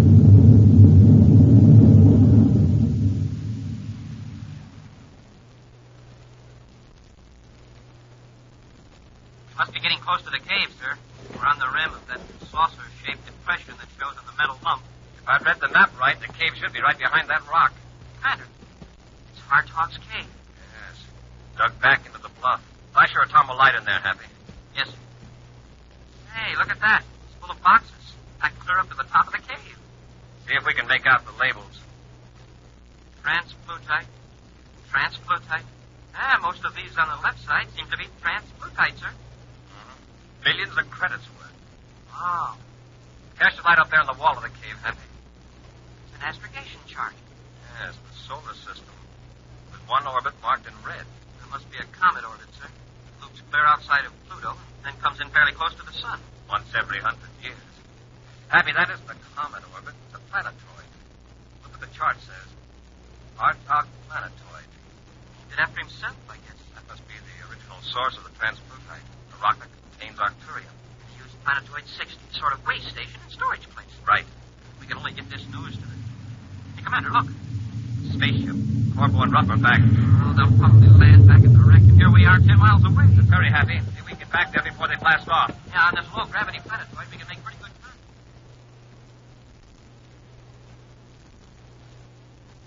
We got a pretty good pile of transplutite here, Corbo. Should we carry it into the ship now? There's a lot more scattered around. Might as well get all we can while we're here. Okay. There are a few chunks over there by the rock where we blasted Corry. Go get them. Corbo. Would those rocks be like that if Corry and the cadet were under them? They've been moved. Corry and the cadet got on. Where are they? They've been picked up. Maybe, but I doubt it. There hasn't been enough time. If they were, there'd probably be Space Patrol ships around waiting for us to come back. Let's get in the ship and blast off. Hey, don't get panicky. Let's see if we can locate Corry and the cadet. If they're still here, we'd better finish them off. Come on, let's try this. They're walking away from the ship now, sir. Keep down, Happy. Don't let them see him. Yes, sir. They're looking for us. When they go a few more yards, we'll run for their ship and keep low. All right, Commander. Better not talk anymore. I don't think their suit spacephones are on our frequency, but we don't want to take any chances.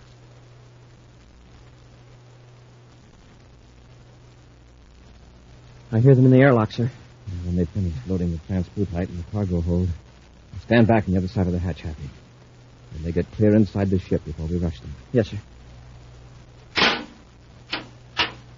We'll blast off and make a careful search of the planetoid at low altitude. Yeah, it won't take long to find them on this dinky hunk of rock. You're right, Rupp. It won't take long at all. Rupp, go for your ray gun. Oh, no, you don't.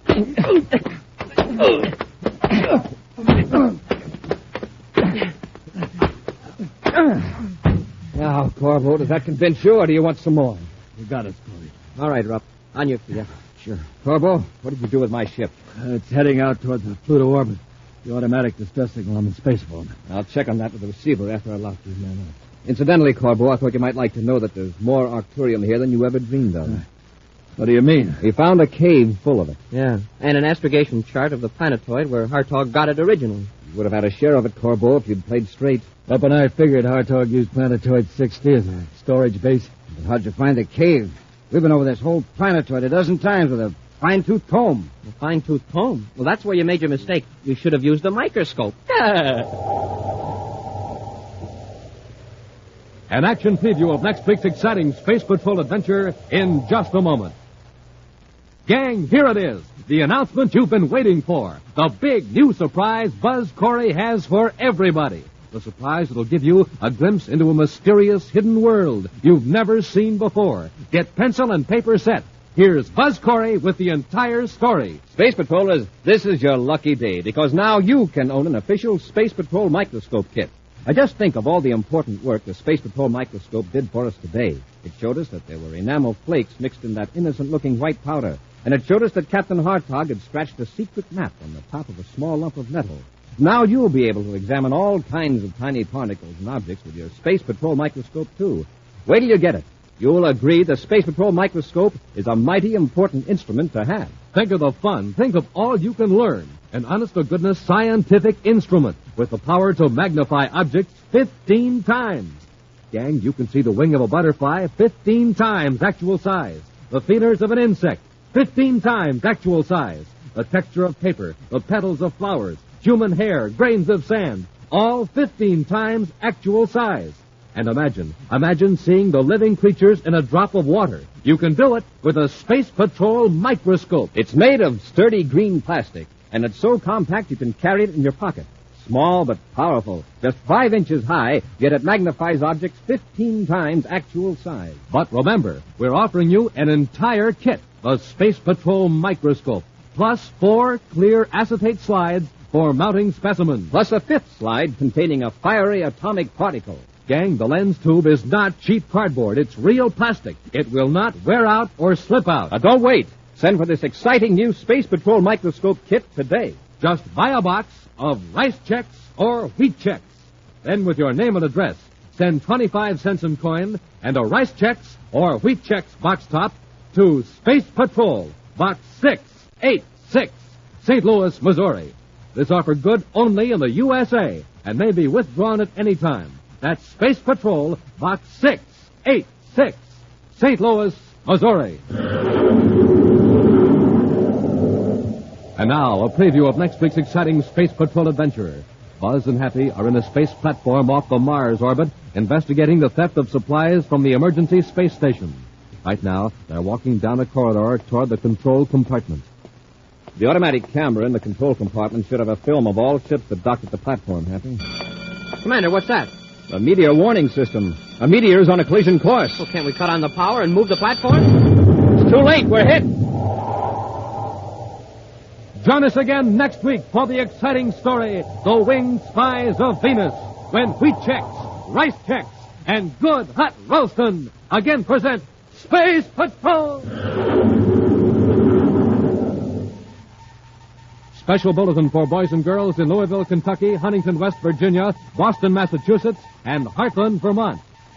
Buzz Corry's own space battle cruiser, the Ralston Rocket, will be in your area next week. Don't miss it. The Ralston Rocket. Space Patrol, created by Mike Moser, starring Ed Kemmer as Commander Corry and Lyn Osborn as Cadet Happy, was written by Lou Houston, produced and directed by Larry Robertson, executive producer Mike Devery. Other players were Ken Mayer, Norman Jolly, and Bela Kovach. Dick Tufeld speaking. Now, don't forget to tune in next Saturday and every Saturday when wheat checks, rice checks, and good hot roastin' again present Space Patrol! Be sure to see another exciting Space Patrol story on your local ABC television station. Consult your local paper for time and channel. This program is heard overseas through the worldwide facilities of the Armed Forces Radio Service. Space Patrol came to you transcribed from Hollywood. This is ABC Radio Network.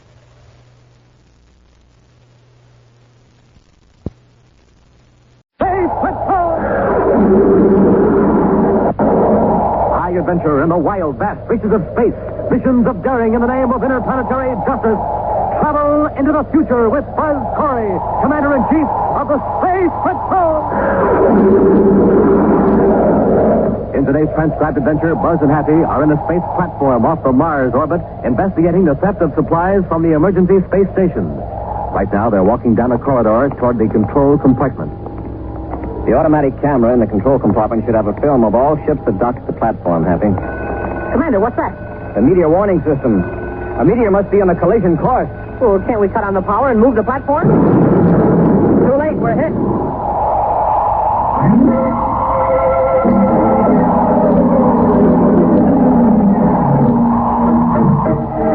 And now for the the complete story of today's thrilling adventure of Space Patrol. Space Patrol agents have been vainly trying to find out how members of a highly organized gang of space bandits communicate with each other without use of spacephones.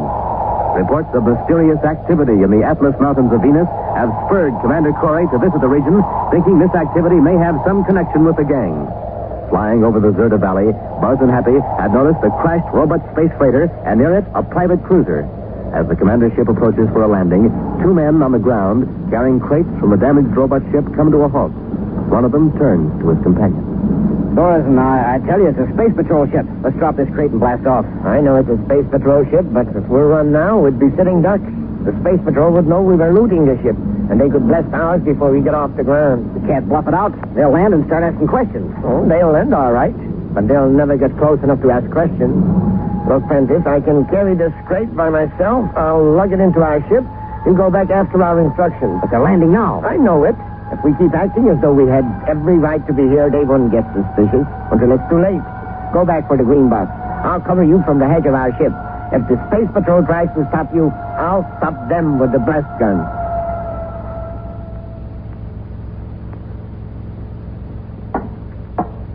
All right, Happy. Open the outer hatch. Yes, sir. Those fellows must be with the company that owns that robot, all right. They're still unloading it. Maybe, but that's not a commercial ship. Come on, we'll talk to the man carrying the crate. His partner must be in the ship. Down the ladder, Hap. Hey, he's running toward his ship, Commander. Hold it a minute. We want to talk to you. Hey, someone's firing at us from that cruiser. With a blast gun. Quick, rush the man with the crate. Stop him before he gets to the ship. Ow! Oh, Happy. my shoulder. Keep down. I'll get this fellow with the crate. All right. Stop right where you are. Might as well put up that ray gun, Commander. My partner will pick you off with a blast gun. He won't dare shoot now, or he might hit you. Now put down that crate and tell your partner to come out of his ship. Thorson, get away from me, Prentice. Give me room to shoot. No, you don't. Come back here. Let go of me. If it's a fight you want. Get away from him, Prentice, so I can blast him. So you want to get in on it too, huh? Prentice, grab him so I can slug him. I've got him. There, that takes care of him. How about the other one? I'll give him a blast. It's jammed. Get to our ship, quick. The cadet's got a ray gun. Stop, right where you are. Run for it, Prentice. He can't hit us when we're in the ship. We forgot the crate. Never mind the crate. Leave it there. Get to our ship. Oh, stop or I'll shoot. We're out of range. Into the ship and blast off as quick as you can. Commander. Happy. Did you get them? No, sir. They're in the ship. Well, there they go, sir. I fired at them with my ray gun, but I missed. I had to shoot left-handed on account of my shoulder. I should have got them, no? At least you drove them off before they finished me. Let's see your shoulder, Hap. I don't know what hit me, sir. It certainly wasn't the blast gun, or I'd have been knocked out. The blast probably chipped off a piece of rock. Lucky it wasn't worse. How do you feel, sir? Groggy, but I'm all right. That ship, it's unmarked, isn't it? Yes, sir. No identification on it anywhere. No use trying to blast off after it.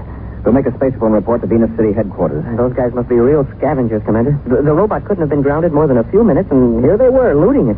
Here's the crate the man was carrying when I jumped in. Now, look at this, Happy. This box is addressed to the Atlas Mountains Experimental Farm. You mean Brother John's, where we were going? Yes, but evidently the thieves didn't read the information in the box very carefully. These are honeybees, Happy. Bees? Right, very angry ones from being dropped on the ground. Well, why would those two men want to steal bees? They probably didn't know they were bees. The box are going to the experimental farm. They figured it was probably valuable equipment of some kind. Wow. Would they have got a surprise when they opened the case? Happy, we might as well deliver this case of bees in person. Come on.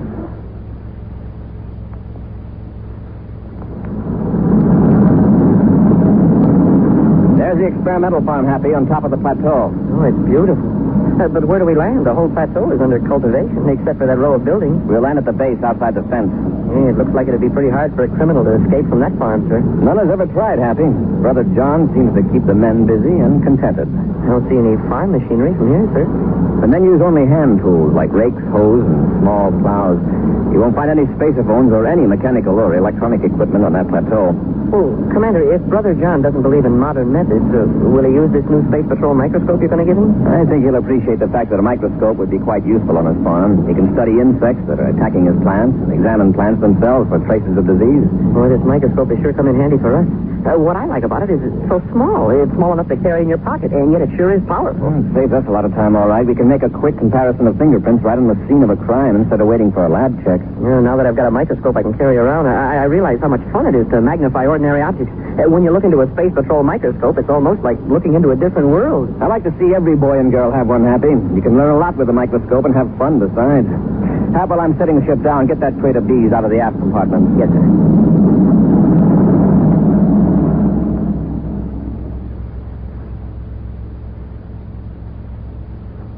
I want to thank you again, Commander, for delivering the crate of bees. I'll have Rexford transfer them to an empty hive. I hope they're all right. Well, they're probably angry right now. But Rexford has a way with bees. Rather a strange fellow. You know, he's technically not an inmate. He voluntarily came here 6 months ago. Now he has complete charge of our bee colony.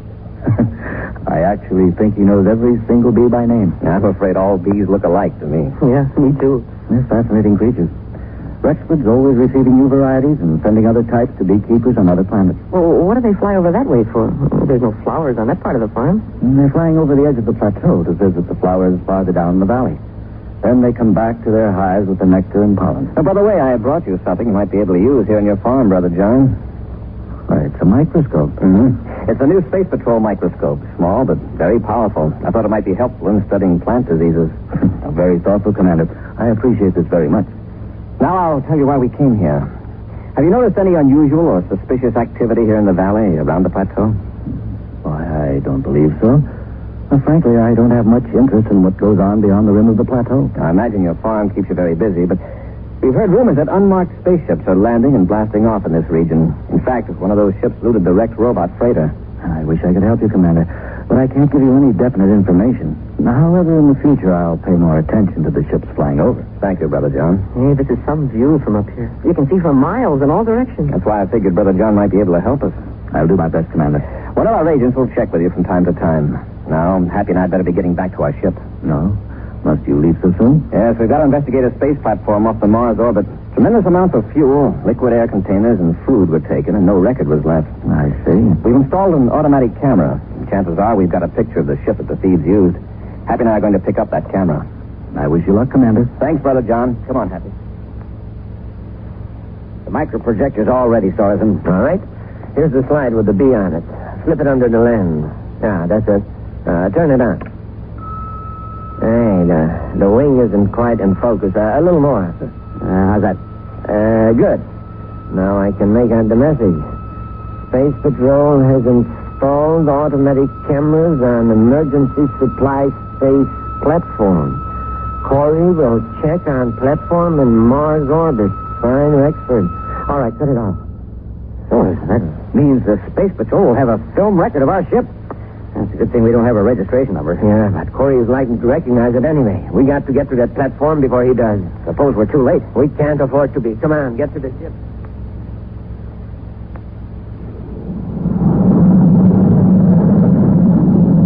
I've got the platform on the viewscope. And we are too late. Corry's ship is connected to the airlock. We're not too late. We're just in time. We can get rid of the evidence against us and Corry, too. You're going to fire on the space platform? That's right. And no one will ever suspect us. What do you mean?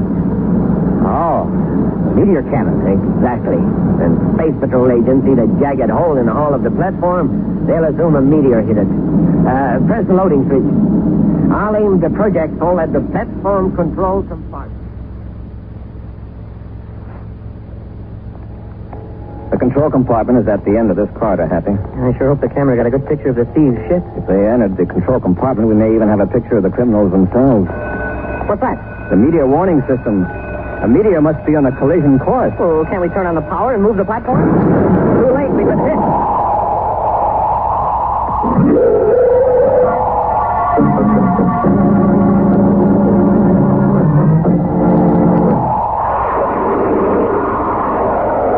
Buzz and Happy, in an emergency space platform in the orbit of Mars, are investigating the theft of supplies. They hope an automatic camera on the platform will reveal the identity of the thieves.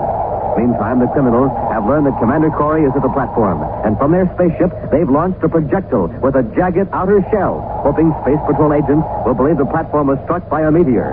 As Buzz and Happy stand in the corridor, the projectile crashes through the control compartment of the platform structure. Commander, I can't breathe. We're losing all our air. Close the compartment door, quickly. There. Hope this compartment is airtight. It should be. Stand still for a few seconds. Let's see if the air pressure builds up in here. I think it is, sir. Good. Then the meteor didn't tear through the air supply system for this part of the platform. Sure was lucky we weren't in the control compartment. I just hope that camera wasn't wrecked. Yeah, but how can we get it now, sir? We can't, not without spacesuits. Go back through the corridor into the airlock, Happy. We'll put on our spacesuits in the ship. Yes, sir. Smoking rockets, what was that? Sounded as though the platform got hit again. By another meteor? But why didn't the alarm ring? Probably the first meteor tore out the alarm system. We must be in the path of a swarm of meteors. Get to the ship quickly, and let's hope that the last one didn't tear through our ship, too. Before I open the compartment door, Happy, check your spacesuit air supply indicator again. It's all right, Commander. Okay. Wow, what a mess. The meteor sure ripped things apart in here. Look at that control board. Where's the camera, sir? Up above the console behind the secret panel. Let's get the camera out. Well, it doesn't look damaged. Can I help you, sir? I can manage it, Happy. It's not heavy. Okay, let's take it back to the ship and see what we've got on the film.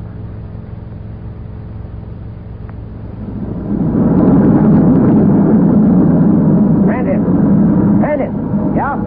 Come on forward. Well, what's up, Thorson? I just got a spaceable message from Orcott on Saturn. The job came off like clockwork. They got 250,000 credits worth of argonium. Great. When do we get our share? As soon as Orcott disposes of it. He let us know by shipping Rexford some bees at Brother John's farm. I wish it was a quicker way. No, there isn't any that's safer. I guess you're right. They'll never think of anyone using messages microfilmed on bees' wings. Yeah. Well, even if they do, how are they going to locate the right bees? You know, when Rexford first came to us with that idea of using bees for messages, I thought he was crazy. That's the beauty of it. It is crazy. So crazy that those logical Space Patrol master brains would never think of it. And speaking of the Space Patrol, have you heard anything on the emergency frequency? Nah, not a peep. Corey's finished. There's no doubt about that.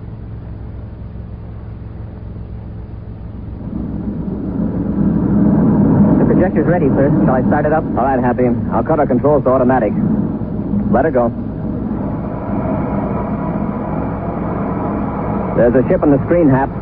Private cruiser, Class D. Oh, what are those numbers on the strip at the side of the screen, sir? That's the date and time the ship approached the space platform. The camera cuts on when the viewscope picks up an object. There, it's coming up to the airlock. Happy, that ship. It looks like the same one that was looting the robot. Yes, and it's unmarked. Hey, what's wrong? The screen went black. The automatic camera cuts out when the ship joins the airlock. It saves film. And now look, it's picking up inside the control room. Yeah, it's two men. Hey, the same ones that we had the fight with by the robot freighter. Yes, they're looking around. Yeah, looking for something to steal, probably. No, there they go. Back through the compartment door. Oh, there's the ship leaving the airlock. The time strip indicates it took them 1 hour and 15 minutes to load their ship with stolen supplies. Now here comes another ship.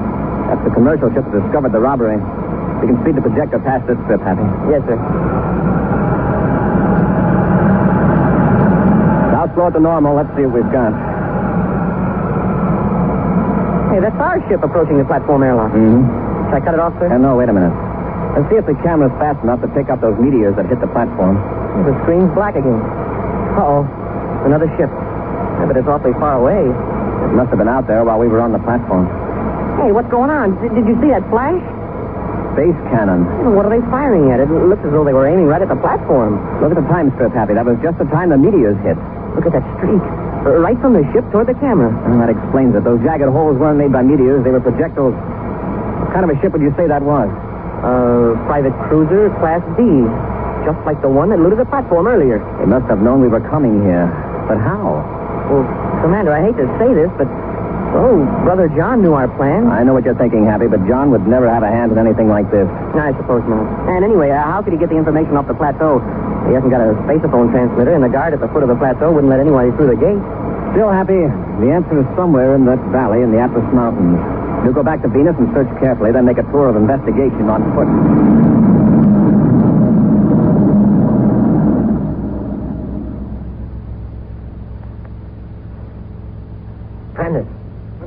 Get on, get drunk. We got work to do. Oh, what now? And we're blasting off of Venus City. We just got back from that platform job. It'll only take a couple of hours. I just picked up a spaceable message from Turner. is in Menace City with our cut on the lower city job.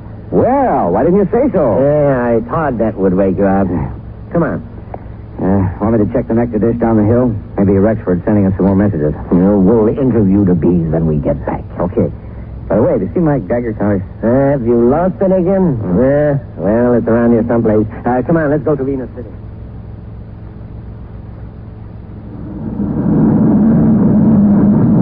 Head south of the plateau again, Happy, right down the valley. Yes, sir. And look down there at the foot of that low hill. Oh, you mean where there's a scarred place on the ground? Yes, it's all green except for that one spot. Looks to me as though a spaceship might have used that for a landing strip. It certainly does, Commander. Set our ship down the north side of that hill. We'll get out and do a little scouting around.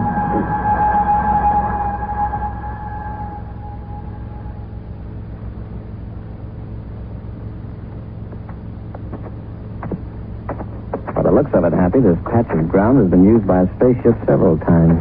Yes, sir, but why? There's nothing around here, no buildings or anything. Wait a minute. Look up the slope of the hill. What does that look like to you, just to the left of that big rock? Why, it's a building. And pretty well camouflaged, too. Let's go up and have a look.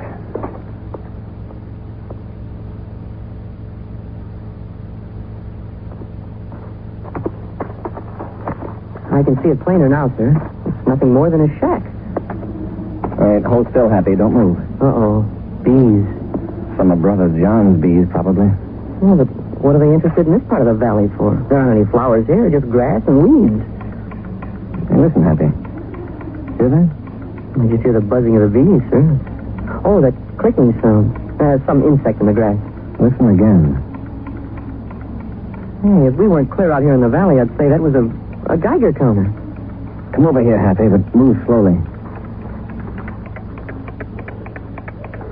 There's what's attracting the bees, Hap, that bowl of liquid. Yeah, and look what's lying beside it. A Geiger counter. And it's clicking like mad. Yeah, there must be uranium in the ground or some other radioactive mineral. That could explain why a certain spaceship was making visits here.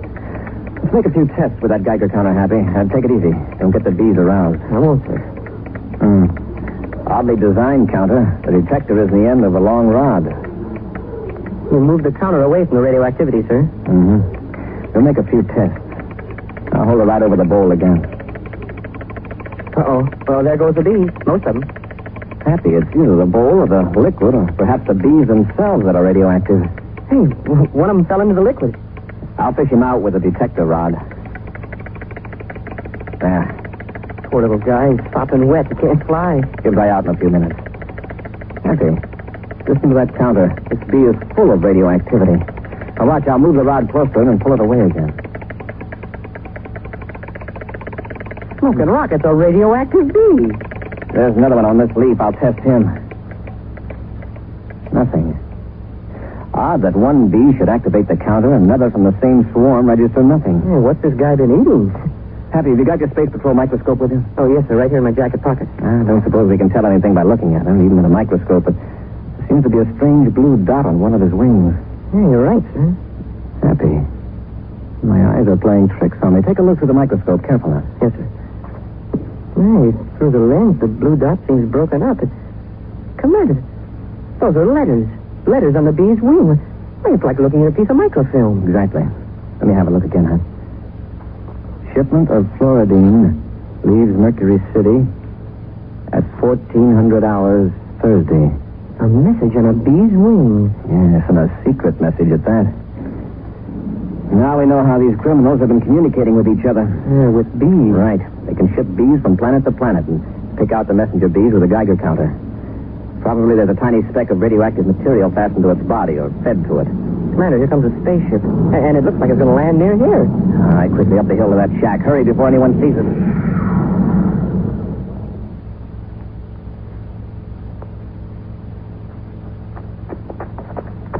Not bad for a 2-hour trip, is it, Prentice? 20,000 space credits apiece. No, Sorensen. Not bad at all. Open the door. Hey, you know, with all the money we're making, I'm getting kind of tired of living in this shack. Why can't we turn this end of the work over to somebody else? Can't trust anybody else, Prentice. No, not even a bee. Corey. Get your hands up, both of you. What's this all about? We haven't done anything. We've been checking your winged messengers and your microfilm projector, and we've got a line on most of your gang. Yeah, Rexford at Brother John's farm, Orcutt, Turner, the whole mob. Plus the film record from the space platform. Well, Corey, I guess you got the evidence, but you'll never use it.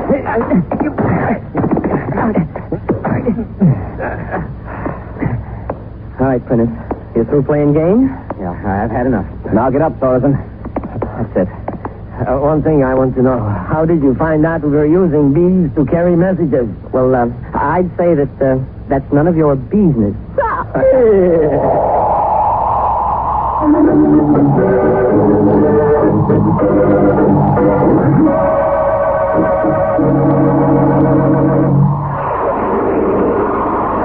Now, an action preview of next week's exciting Space Patrol story. Buzz and Happy are in their spacesuits investigating a suspicious-looking meteor that's recently landed on the 6th moon of Jupiter. It looks just like an ordinary meteor to me, sir. Now, look carefully. I'd say these marks were made by an atomo torch. Yeah, but who... Commander, there's a spaceship coming in for landing. You must be crazy. The landing strip is over there. He's coming right for us, with his forward rockets on. Can't help seeing it. He's trying to crush us.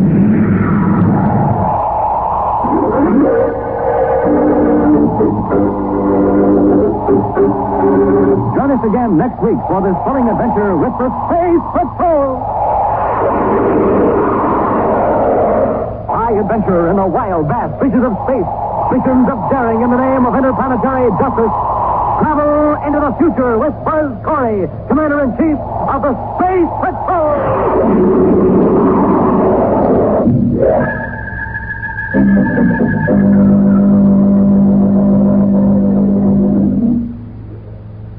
It's easy to say. Oh, I'll brush later. It's even easier to forget to brush at all.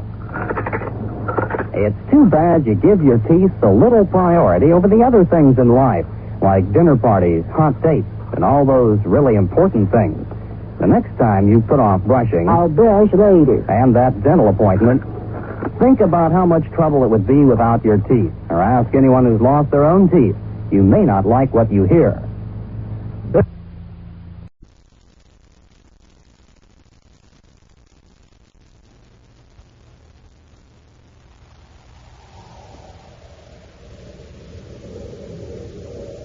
Wheat checks, rice checks, and good hot Ralston present Space Patrol!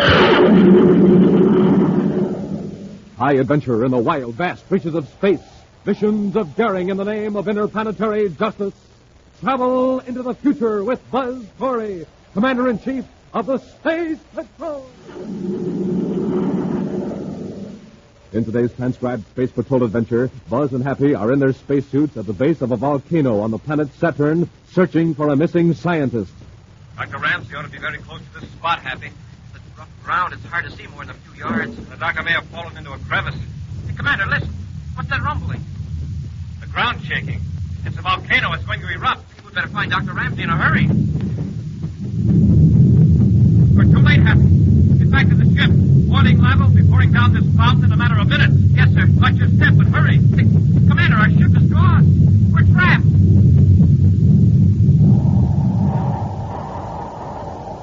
We'll return in just a moment with today's exciting Space Patrol adventure, The Sleeping Demon of Saturn.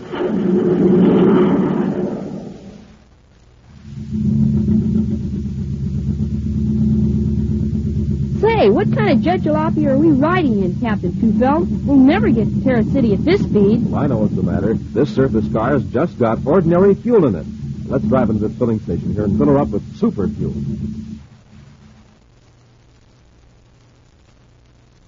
Let's try her now.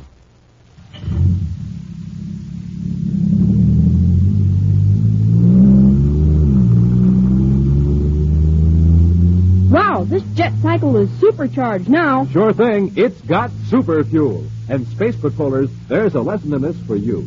Ordinary fuel for breakfast, you're just a putt-putt. Super fuel for breakfast, you're supercharged.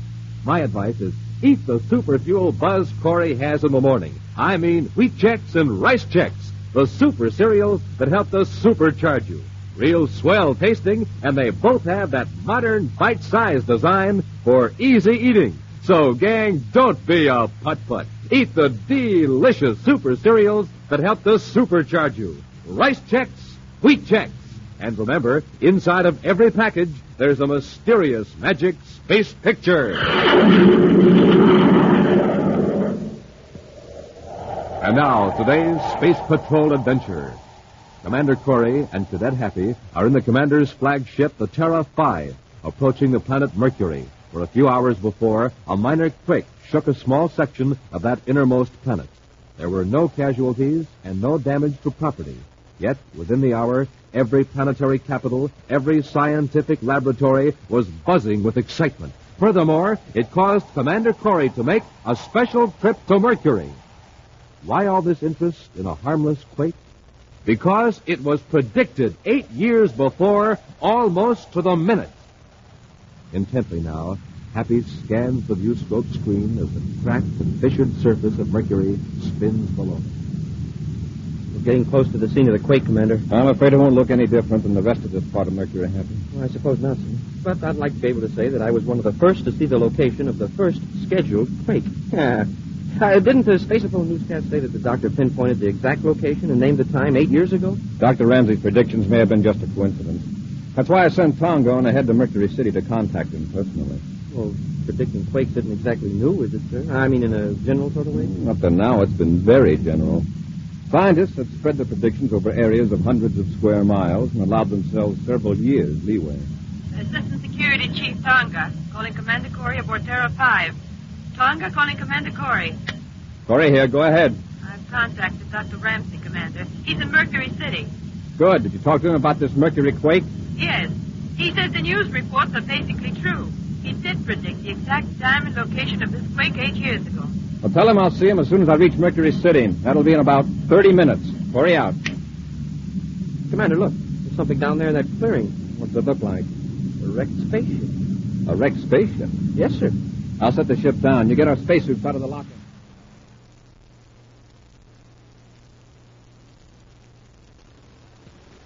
All right, Hap, into the ship. Yes, sir.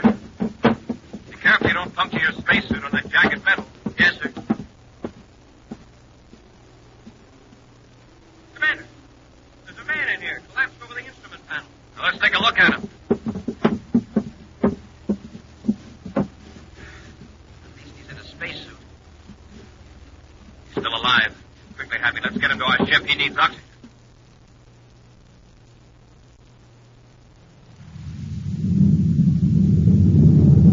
Just checked with Mercury City Space Control, sir. They're clearing Space Lock 3 for us. Good, Hap.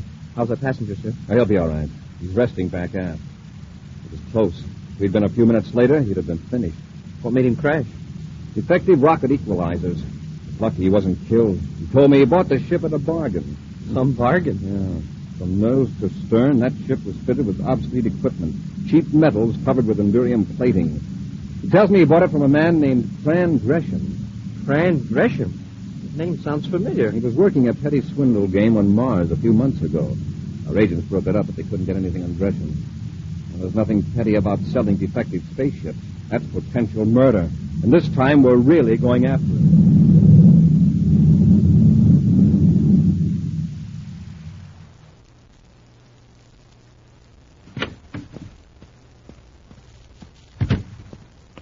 Well, Gresham, did you close the deal? Our client insisted on inspecting the ship. The only thing we found in working order was a danger sign in the atomic power compartment. That's the third sale you've muffed this last week, Gresham. It's costing me quite a bit of money to keep up a front here in Mercury City.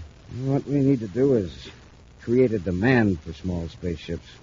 Something that'll make people want a ship and not be too particular about the condition it's in. Or the price. That's a large order, Shrike. I know. If we could start a fake uranium rush, say to one of the moons of Jupiter or Saturn, or some kind of panic. Panic. That's it. Get people frightened and then offer them a means of escape. How are we going to get them frightened? And of what? Did you hear about this scientist who predicted a quake here on Mercury? I heard something about it. I didn't pay much attention. His name is Ramsey. 8 years ago, he predicted a quake in a certain part of Mercury and called it almost to the minute. The quake hit yesterday. So what? Suppose we pay him some money and get him to predict what city is going to be hit with a quake within the next few weeks. We can sell those ships in a few hours. Suppose there isn't going to be a quake near a city. There won't have to be one. The very fact that this guy Ramsey is making a test near a city will make people worried. Then we'll start a few rumors. Mike, I think you've got something. I'll call on this Doc Ramsey. And I think I know just the city that's ideal.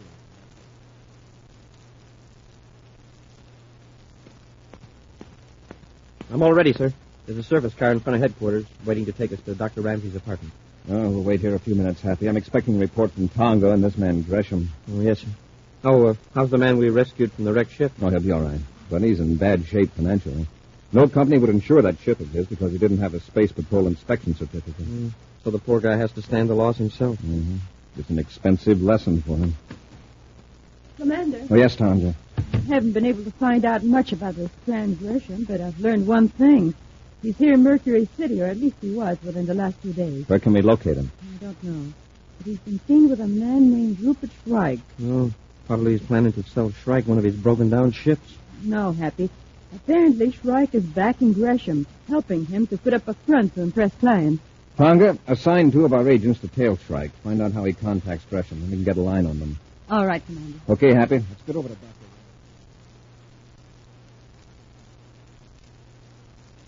Mr. Stark, I find your offer very attractive. Well, then you'll accept, Doctor? Well, I'd like a little time to think it over. You see, I hardly expected to be called on to predict quakes for a private person. Tell me, Mr. Shrike, what region are you interested in? Kepler City on Saturn. I have some property there. You don't need to worry, Mr. Shrike. Kepler City is safe probably for centuries to come. Well, then you've already tested it? Yes, years ago. But you can rely on the assurances of other quake experts. But Kepler City is fairly near a volcano, Doctor. I know. The sleeping demon. That volcano is all but inactive. Sends up a little smoke occasionally. Even if it did erupt, which is unlikely, the city is in no danger. But suppose a quake shifted the strata under the cone. Wouldn't that cause a violent eruption? It would take a fairly violent quake to do that. And that's most improbable. Make a test anyway. I'll raise my offer to 2,000 credits. No, Mr. Shrike, thank you. Any further test would be a waste of time. Look here, Ramsey. I came here with a legitimate offer. Don't pull this high-toned devotion to science business on me. I'm not interested, Mr. Shrike. Now, will you excuse me? You listen to me, Ramsey. I can make you mighty anxious to make that test if you don't listen to reason. Is that a threat? Take it as a threat if you want to. I've made up my mind. You're going to make that test. If I have to use force. Get rid of him. I'm not leaving here till I get what I want. Very well.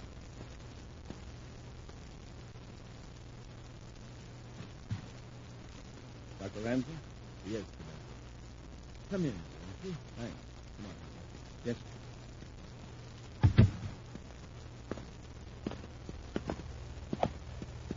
Commander, this gentleman is Mr. Shrike.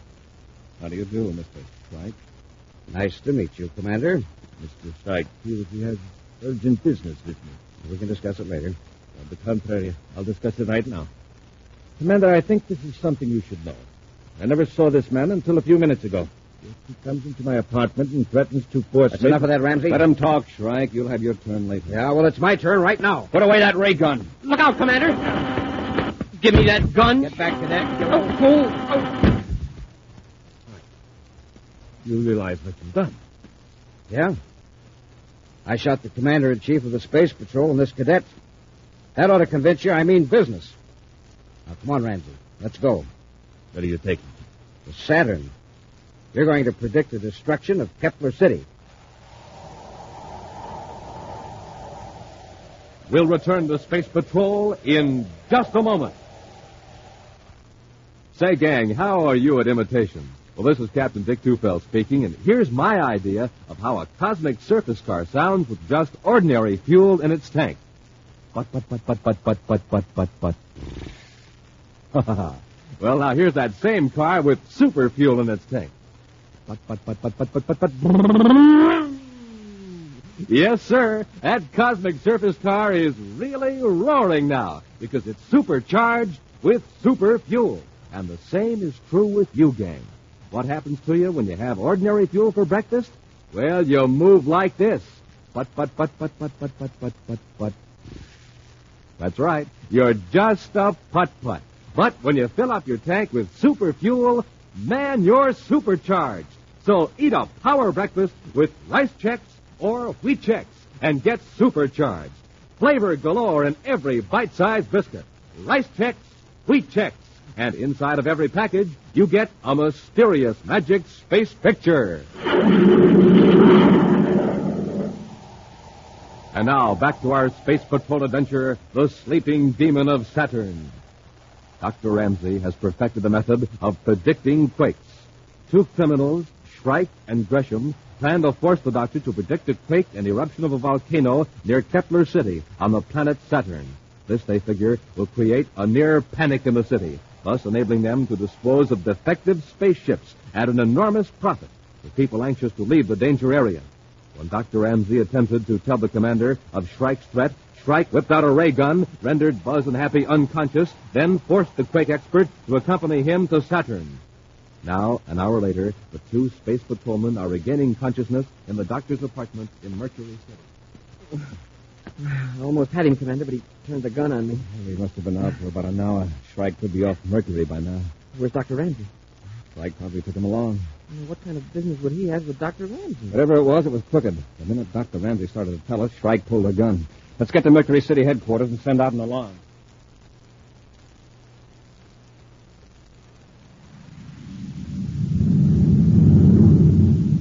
Where are we now, Shrike? We just crossed the Mars orbit. How's the doc? I slipped something in his coffee to put him to sleep. That'll hold him till we reach Saturn. Good. We'll keep Ramsey pretty well under cover. But we'll be around with our quake detecting equipment, setting it up in the region of the volcano. We'll be seen by spaceships and atmosphere cruisers, lugging heavy equipment up and down the slope of the sleeping demon. Every 3 or 4 days, we'll come back to Kepler City looking very grim and worried. Well, like we found out bad news, huh? Exactly. And we'll drop a few hints, just enough to get people worried. Like the volcano is going to erupt? Yes. The wise boys will figure the authorities aren't letting the people know what's going on. So everybody will try to outwit everybody else to save his own skin. How long is it going to take? It'll have to work in about 3 days. So we can have our men sell the ships and then clear out.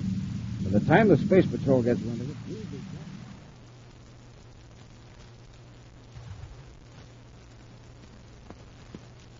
Happy, are all those agents' reports in? All except Jupiter and Neptune, sir. All negative. No word on Shrike, Gresham, or Dr. Ramsey. It's been 3 days now.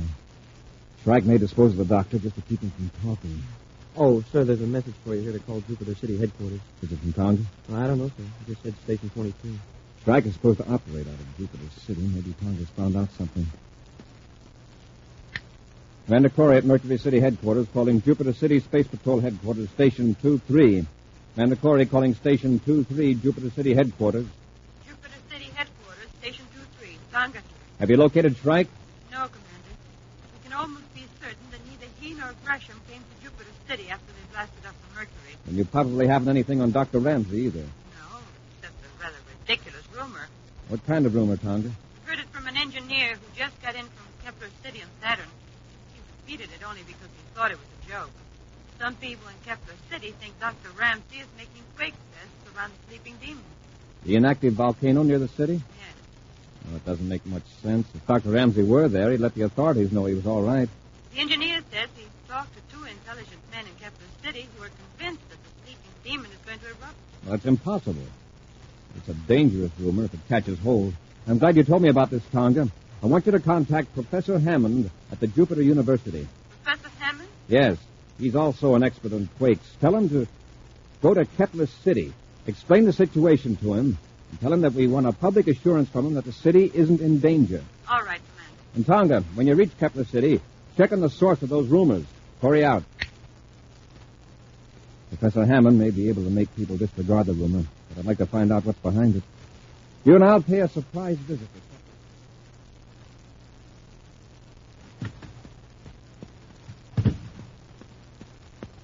Shrike, we better get out of here quick. What's the matter, Gresham? Just found out that Corey's assistant security chief is here in Kepler City. What about it? That doesn't mean she's looking for us. No, but she showed up with another expert on quakes, Professor Hammond from Jupiter University.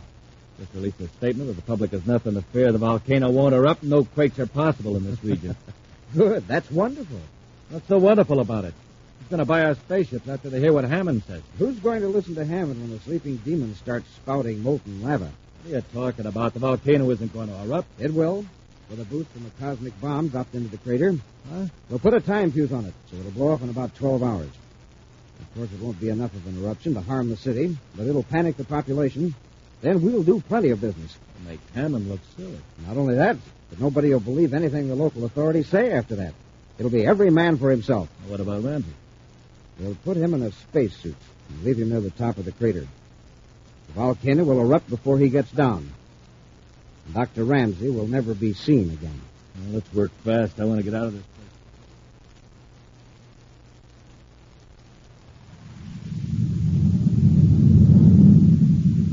There's a sleeping demon in the viewscope, Happy.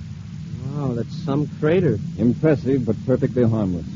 Kepler City is 10 miles east of the volcanic peak, just from the outer side. And that's the Dardana River that flows past the base of the peak. Right. When we get closer, you can see how the water has worn away the lava on the edge of the riverbank. That shows the last eruption of the sleeping demon was thousands and thousands of years ago. Assistant Security Chief Tonga calling Commander Corry aboard Terra 5. Tonga calling Commander Corry. Corry here, go ahead. Commander, you were right about those rumors.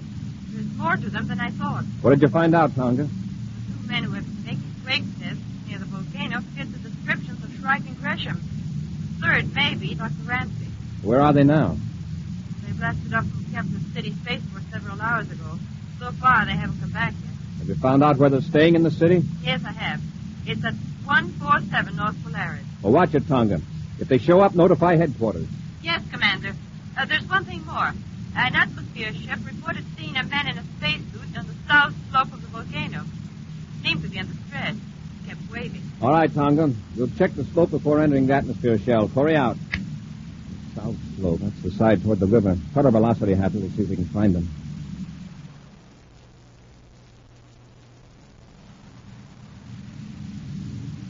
I don't see anyone, sir. The lava's so jagged and covered with mounds and gullies.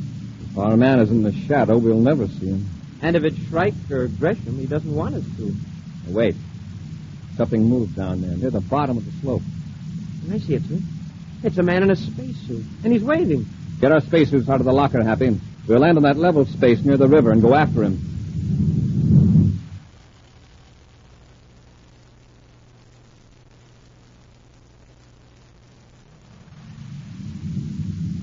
Look, Shrike, we've dropped the bomb in the crater and left Ramsey down on the slope. Now let's get back to the city. Don't be stupid, Gresham. We'll show up an hour after the volcano erupts with a story of how we tried to rescue our companion. The lava got to him before we did. Who's going to bother listening to us then? We'll all be running around trying to leave the city. Sure, but at least we'll have an alibi in case we need it.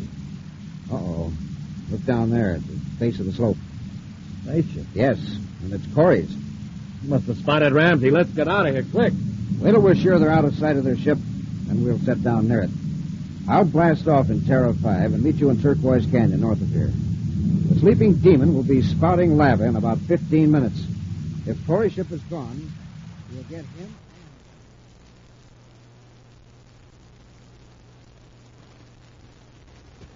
I've lost sight of him, sir. Head as straight up the slope as you can, Happy. For a minute, I got a good look at him. His white spacesuit really stood out against that black lava. It's Dr. Ramsey, all right. Oh. Hey, the gray rock, it slid right out from under me. Better stay clear of them, Hap. They're extremely light. If you just touch them, they're likely to roll. And it looked like it weighed a half a ton. That slab you stepped on is clear down the slope by the river now. It's likely to happen to us if we don't watch our step. Yeah, I wonder what became of Dr. Ramsey. He may have fallen into a crevice. Commander, listen. What's that rumble? The ground's shaking. It's the volcano. It's going to erupt. We better find Dr. Ramsey in a hurry. We're too late. Get back to the ship. Boiling lava will be pouring down this mountain in a matter of minutes. I'll go up a few yards farther. You head for the ship. Hurry. Well, yes, sir, but can't I go... Go on and watch your step. Commander, our ship's gone. There's our ship, circling toward the north. We're trapped. Happy, look. There's Dr. Ramsey. Come on, let's get him. With a little luck, we might be able to keep out of the way of the lava. Dr. Ramsey. Come on.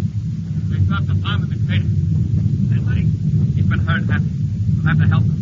Commander, the lava's pouring down the side. Watch out for those rocks. Come on, get to the bottom quickly. Commander, what are we going to do? The lava's almost on top of us. The river. We're into the river. That wouldn't do us much good. The lava would just come in after us. Right. Look, on each side of us there's a stream of lava pouring into the river. Yeah, and in a few minutes we'll be buried. But wait a minute. Look out there in the river. See those gray rocks? The rockets are floating. Rocks floating on water. There's some big flat ones near the edge. Each one of you get to one. We'll use them as rafts. Float down the river to Kemmer City.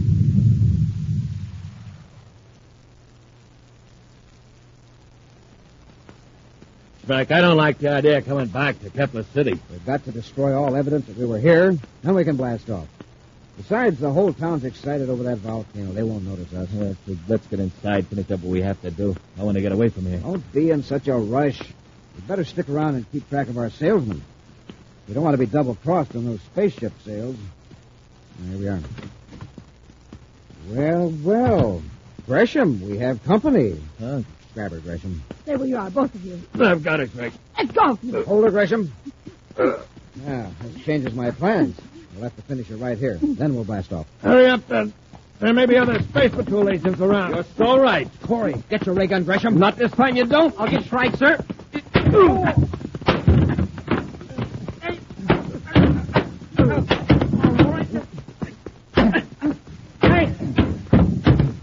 All right, Happy. Pick up their weapons. Yes, sir. Are you all right, Tonga? Yes, Commander. And I've got the names of the rest of the gang. On your feet, Strike. How'd you get away from that volcano? It was simple. We just floated down the river on a rock. Let's go. You floated down... You don't expect me to believe that? This Saturn is a very strange planet, Strike. If it's got an extinct volcano that erupts, well, it surely can have rocks that float. You heard the commander. Come on, let's go. An exciting preview of next week's adventure in just a moment. It's a dark night, pitch black.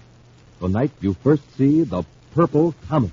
At first, it's just a blur. Then you see it clearly. A fiery comet flying through the dark. It's hard to believe, and yet you can see it. A huge ball of purple fire. You know what you've been looking at? An atomic particle on a 2-inch slide, and you've been seeing it through a microscope. The Space Patrol microscope. Buzz Corry sent it to you, and boy, are you glad. This amazing microscope magnifies objects 15 times their natural size. And with it, you also got that terrific slide containing the atomic particle. Yes, sir, Space Patrollers, that's the kind of fun you'll have when you send for your official Space Patrol microscope. And you not only get the mystery slide with the atomic particle on it, you get more slides, 4 more, all crystal clear. Slides you place tiny objects on. And when you do that and place them under your microscope, wow, you see objects 15 times their natural size. You see details that leave you blinking in surprise. Insects look like men from Mars. A human hair reminds you of a giant python snake. Why, you actually see the living creatures in a drop of water. What a microscope! What power! What magic! And just think, it's pocket size.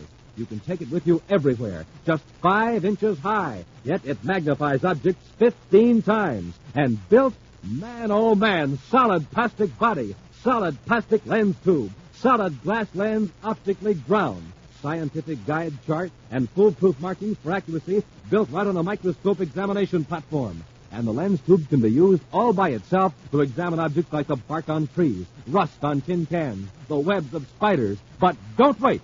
Send for this thrilling Space Patrol microscope kit today. Just buy a box of rice checks or wheat checks. Then with your name and address, send 25 cents in coin and a rice checks or wheat checks box top to Space Patrol, Box 686, St. Louis, Missouri. This offer good only in the USA and may be withdrawn at any time. That's Space Patrol, Box 686, St. Louis, Missouri. And now, a preview of next week's exciting Space Patrol adventure. Buzz and Happy are aboard the deluxe passenger spaceship, the Supernova, headed for the planet Saturn. As they enter a private compartment in search of a criminal, the occupant of the compartment pulls a ray gun on them. Just keep moving down the corridor, Commander. You too, Cadet. Going to a lot of trouble. You must be counting on taking quite a lot of money from Grayson. Think what you like. All right, hold it. This is where we part company. Just open this little metal door. Now, crawl in there, both of you. You can't put us in there. It's the ship's rubbish disposal chute. I know what it is. Get in. But before we reach Saturn, that chute will be emptied into space. Yes, Commander. A blast of compressed air will sweep you out of the ship. And no one will know where you've gone. Be sure to join us next week for the thrilling story, Trouble Aboard the Supernova, when Wheat Chex, Rice Chex, and Good Hot Ralston again present Space Patrol! Special bulletin for boys and girls in Altoona and Johnstown, Pennsylvania, and Albany, New York. Buzz Corry's own space battle cruiser, the Ralston Rocket, will be in your area next week. Don't miss it. The Ralston Rocket. Gang, here's how you can make your own Space Patrol helmet. All you need are things like cardboard and paper clips. Read all about it in the August issue of Woman's Day magazine. Tells you how to make an official Space Patrol guard helmet and desert crash helmet. Space Patrol, created by Mike Moser, starring Ed Kemmer as Commander Corry and Lyn Osborn as Cadet Happy, was written by Lou Houston, produced and directed by Larry Robertson, executive producer Mike Devery. Other players were Nina Berra, Norman Jolly, Ken Mayer, and Stephen Robertson. Dick Tufeld speaking. Now, don't forget to tune in next Saturday and every Saturday when Wheat Chex, Rice Chex, and Good Hot Ralston again present Space Patrol! Be sure to see another exciting Space Patrol program on your local ABC television station. Consult your local paper for time and channel. This program is broadcast to our armed forces overseas through the worldwide facilities of the Armed Forces Radio Service. Space Patrol came to you transcribed from Hollywood. This is ABC Radio Network.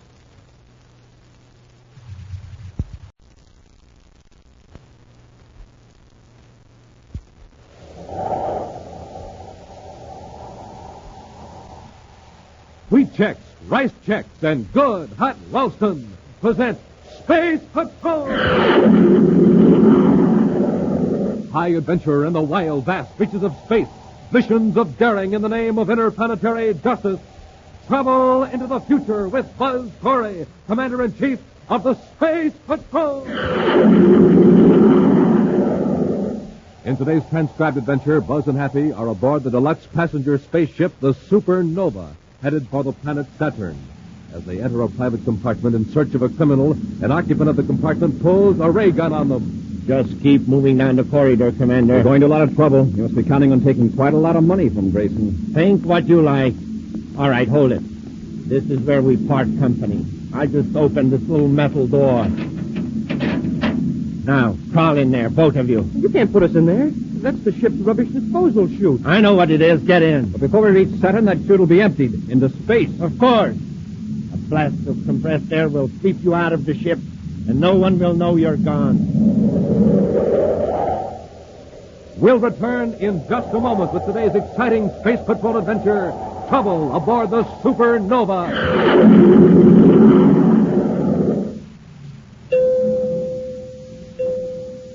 Say, do you hear that, Space Patrollers? That's a flavor tester, an instrument for finding out how good breakfast cereals are. I'm standing in a grocery store right now, so let's run the flavor tester along this cereal shelf. Well, there's no flavor in these cereals. I'm not getting a peek from our flavor tester. Uh-oh, it's starting now. Hey, the flavor tester's going wild, and here's the cereal that's doing it. Rice Chex, the super cereal that helps to supercharge you. Yeah, I better turn this flavor tester off before it jumps out of my hand. Yes, sir, gang, for wonderful flavor, wonderful Rice Chex. Crisp, golden, bite-sized biscuits you'll love. Try some today. Delicious Rice Chex. And remember, inside the package, there's a magic space picture. And now, today's Space Patrol adventure, Trouble Aboard the Supernova. One of the most important industrial concerns in the United Planets is Solar Technic. Its research staff has been responsible for hundreds of discoveries in many fields of industry, and their achievements have increased the comfort and security of people on all the planets. Solar Technic is noted for its generosity in making its processes available not only to the government, but to other companies as well. Our story opens in the office of Clark Ruckler, the assistant coordinator of Solar Technic on the man-made planet Terra. Ruckler is talking to one of his young field men, Mark Grayson. I can't impress this on you too strongly, Grayson. These documents are to be delivered to the supervisor of our Saturn plant and to no one else. Is that clear? Yes, Mr. Ruckler. Actually, my chief wanted me to deliver this microfilm strip myself, but for the time being, I can't leave Terra, so I'm turning the assignment over to you. Well, I'm very grateful for the opportunity, Mr. Ruckler. Frankly, I had to do a lot of talking to convince the chief that you could be trusted. I appreciate that very much. I know my record wasn't too good before coming here to Solar Technic, but in the past 3 I know years... your record here, and keep it clean. Now, here's the procedure. We'll blast off for Saturn tomorrow evening in 1800 hours aboard the Supernova. The strip of microfilm will be concealed in a special ring which the chief will give you tomorrow. That ring can be removed from your finger only by turning the setting in a certain way. Like a combination lock. Yes, but don't fool with it. The Saturn supervisor will remove it when you report to him. The information's extremely vital to Solar Technic, so don't tell anyone. Okay. Thank you, Mr. Ruckler.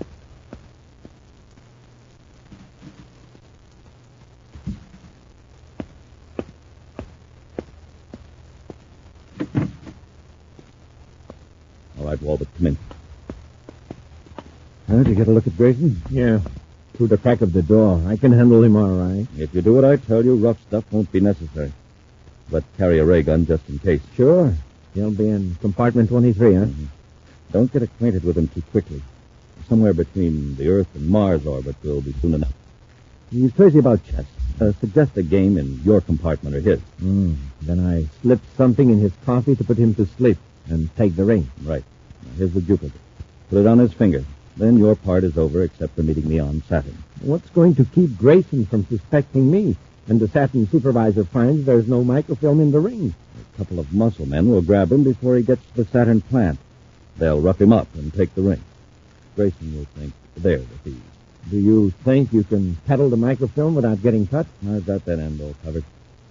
Grayson will have to take the rap. With that past record of his, the chief will figure he faked the robbery. But you recommended Grayson to carry the microfilm. Yes. So I'll regretfully submit my resignation for having made such a costly mistake to the company. I'll resign from Solar Technic. Yeah, and live like a king on what we get for the microfilm. I've waited years for a chance like this. And with your help, Walbert, it'll pay off without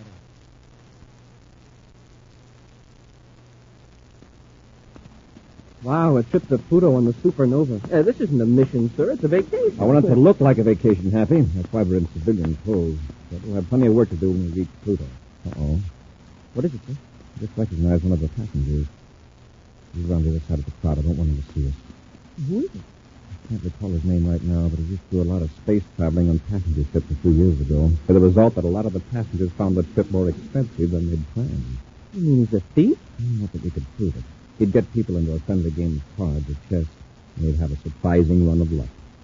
Grayson. That's it, Mark Grayson.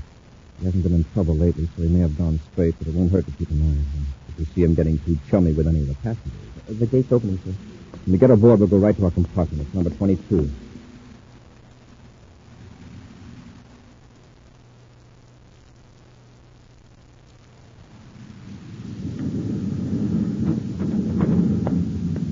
I didn't mean to be gone so long, Commander. I lost track of the time. That's all right, Happy. I won't need you for a few minutes, then. I'm just finishing a check of the Pluto Base Command report. Know where we are now? I'd say we're about 50,000 DUs outside the Earth's orbit. Good guess, sir. 45,000. I've been watching the big chart in the Astro Lounge. It shows the progress of the ship. Is our friend Grayson in there? Well, he came in just as I was leaving. Want me to check on him, Commander? Wait a while, Happy. In half an hour or so, you might go into the lounge. It'd be rather embarrassing if someone was swindled with a Space Patrol Commander-in-Chief aboard. I see what you mean.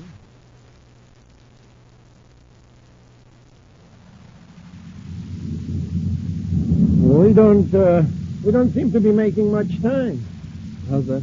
Well, I was just noticing the Astro chart. The ship doesn't seem to be moving. Oh. Well, there's a lot of space out here. Yes, yes, indeed. A great deal of space, I'd say. Your first trip on the Supernova? Well, my first in a long time. Oh, we seem to be the only passengers up. I hadn't noticed. Well, for some reason, I can never sleep when I'm traveling. It's strange when you consider I do a lot of it. I average about 2 trips a week. Woolbot's the name. Clarence Woolbot. I'm with the Transograph people. Transograph? Yeah, you probably never heard of it. We make special code machines for firms conducting interplanetary business. Must be very interesting work. It is. By the way, I didn't catch the name. Oh, Grayson. Mark Grayson. Oh, glad to know you, Grayson.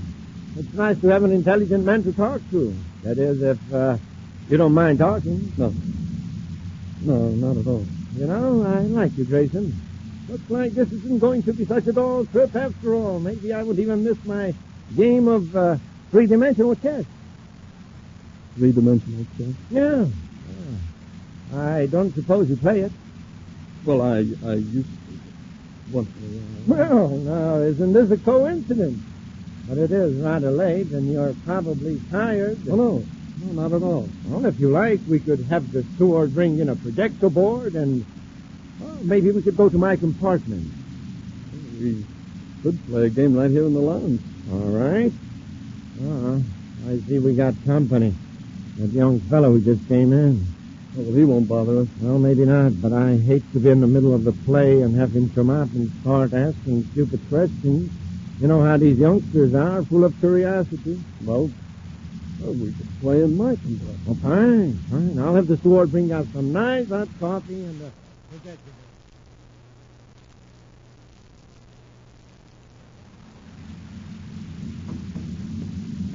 Commander, it looks like Grayson is up to his old tricks. That's so? Yes, sir. He and this older man are in Grayson's compartment across the corridor, and the steward brought in a three-dimensional chess set. 3D chess isn't such a popular game. It's rather odd that Grayson should just happen to find such a congenial partner right off the bat. Well, he may have had his man marked for some time. Still, we haven't any grounds to interfere. Well, maybe we could just happen in by mistake. You know, the wrong compartment. I'll keep that idea in mind.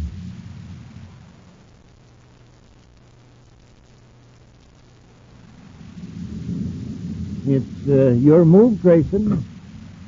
Grayson, I played. Grayson? Oh, good. He's asleep now. Trying to get the ring off of his finger because...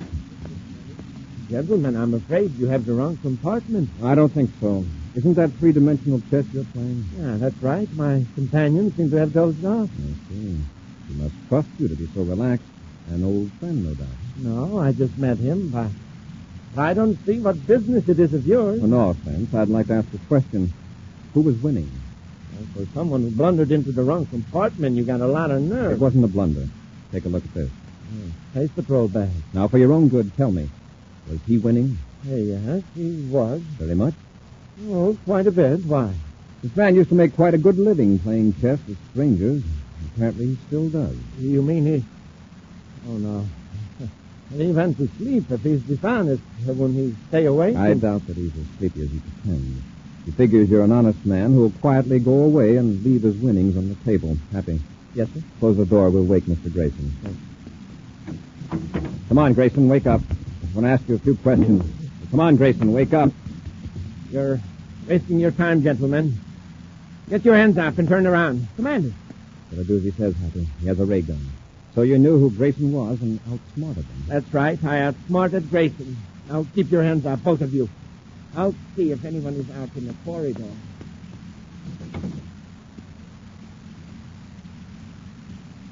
All right. It's all clear. Come on.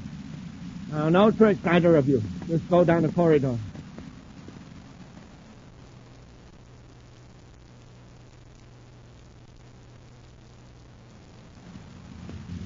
All right. Hold it. This is where we part company, gentlemen. I'll just open this little metal door. Now, crawl in there. You can't put us in there. It's a refuse disposal chute. I know what it is. Climb in. Before we reach Saturn, that chute will be emptied into space. Of course. A blast of compressed air will sweep you out of the ship, and no one will know you're gone. And just to make sure... Commander! You too, Cadet. Wait. And now I have to lift you into the chute. There, Commander. Now the Cadet. There. There, Space Patrolman. You'll be the first passengers to leave the Supernova by way of the rubbish chute. We'll return to Space Patrol in just a moment.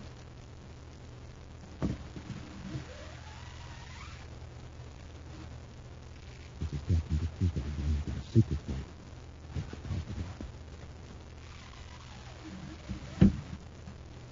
Okay? Now, here's the secret Buzz Corry wants you to know about. The secret of how space patrollers get a rip-roaring start in the morning. Here's what they do. They eat a breakfast that supercharges them. A power breakfast with rice Chex or wheat Chex. Chex, the super cereal with that modern bite-sized design. The cereals with a swell new taste that you'll like right off the reel.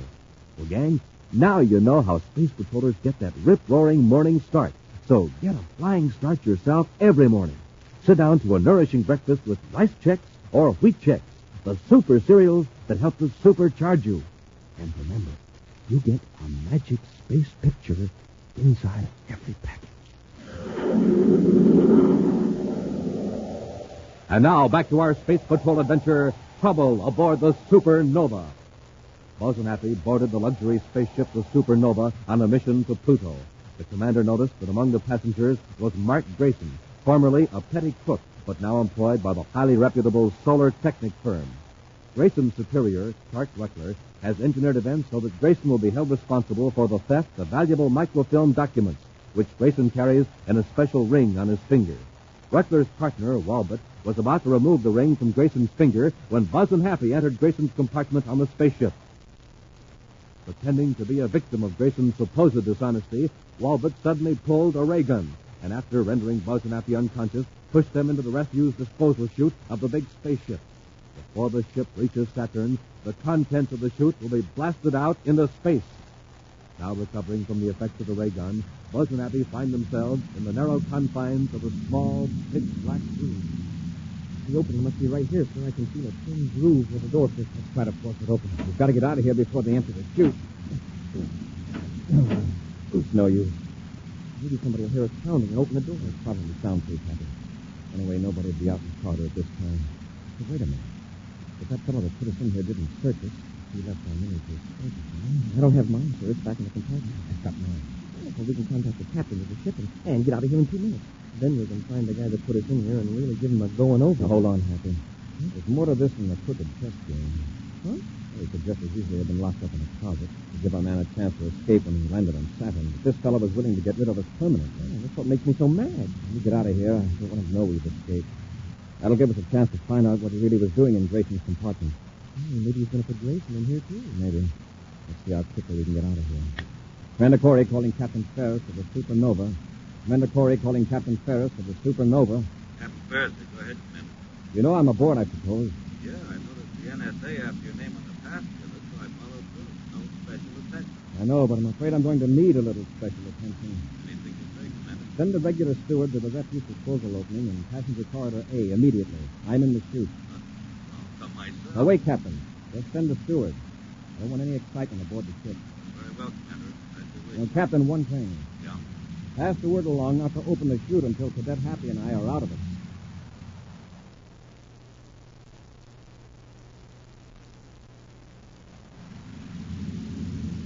Your move, Grayson. Huh? What did you say? I said it's your move. Oh, course. Excuse me, Walbot. Did I doze off? Oh, you hardly had time, I assure you. And if you had been asleep, I'd have taken the opportunity to take advantage of you. What? Oh, okay now. Oh. Here. How do you like that? Check and mate. Ah, you won again. And I thought I had you. You're a wizard at 3D chess racing. I've never seen anything like it. Just luck, I guess. I wish I had that kind of luck. Well, we're both getting sleepy. You better turn in. We'll be on Saturn in about 3 hours. And thanks for the game. Honestly, I enjoyed losing. Well, the game did me a lot of good. Believe me, with a lot of tension. There's nothing like a nice, quiet game.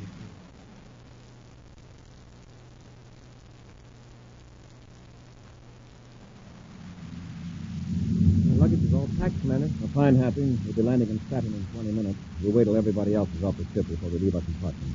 What about Grayson? I checked on him to the captain. He's working for Solar Technic. One of the special guards is meeting him when the ship lands. The captain showed me the spaceogram. Well, 15 minutes till we land. If we get to Saturn headquarters, we'll space it from Pluto Base Command. That will be a few hours late.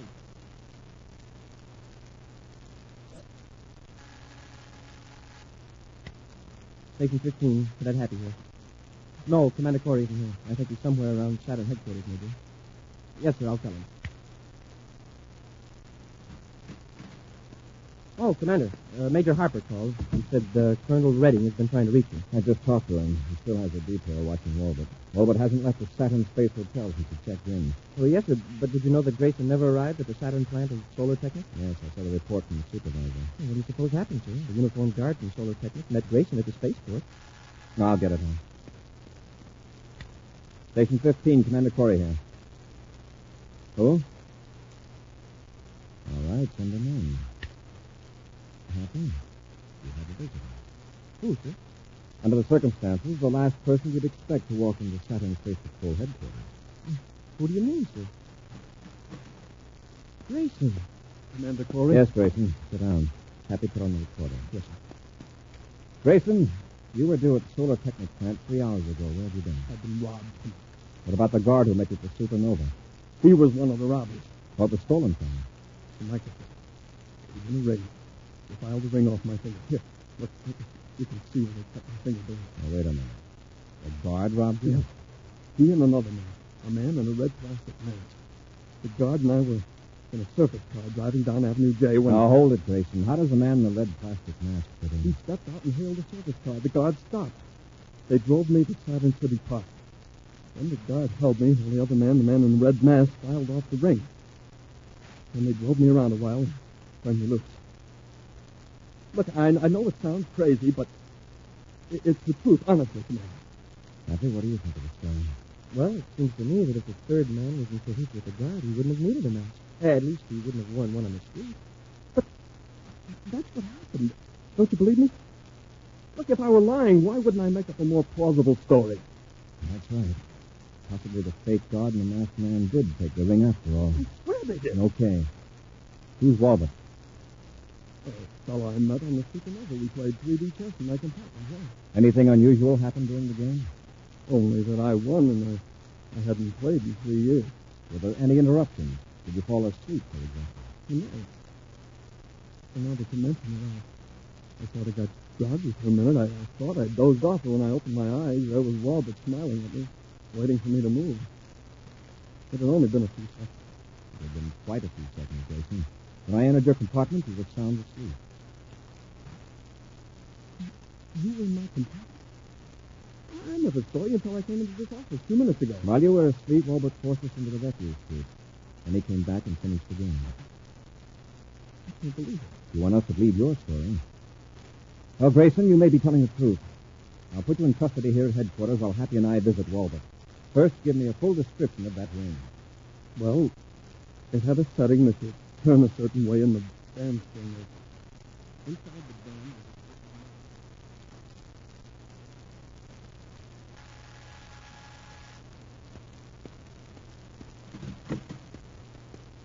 Lochner, what are you doing here so soon? As soon as I heard that Grayson didn't show up to the Saturn plant, I persuaded the chief I should come here to investigate. After all, I recommended Grayson. But I thought you were going to wait till I contacted you. Why waste the time? The Pony Guard and our masked man took care of Grayson. But how do we know what Grayson will do? If he has any sense, he'll get as far away from Saturn as he can. With his record, he'll believe he didn't arrange the robbery himself. Suppose he's caught. If they give him a brainograph test, the Space Patrol will know he's telling the truth. Yes, but he doesn't know all the truth.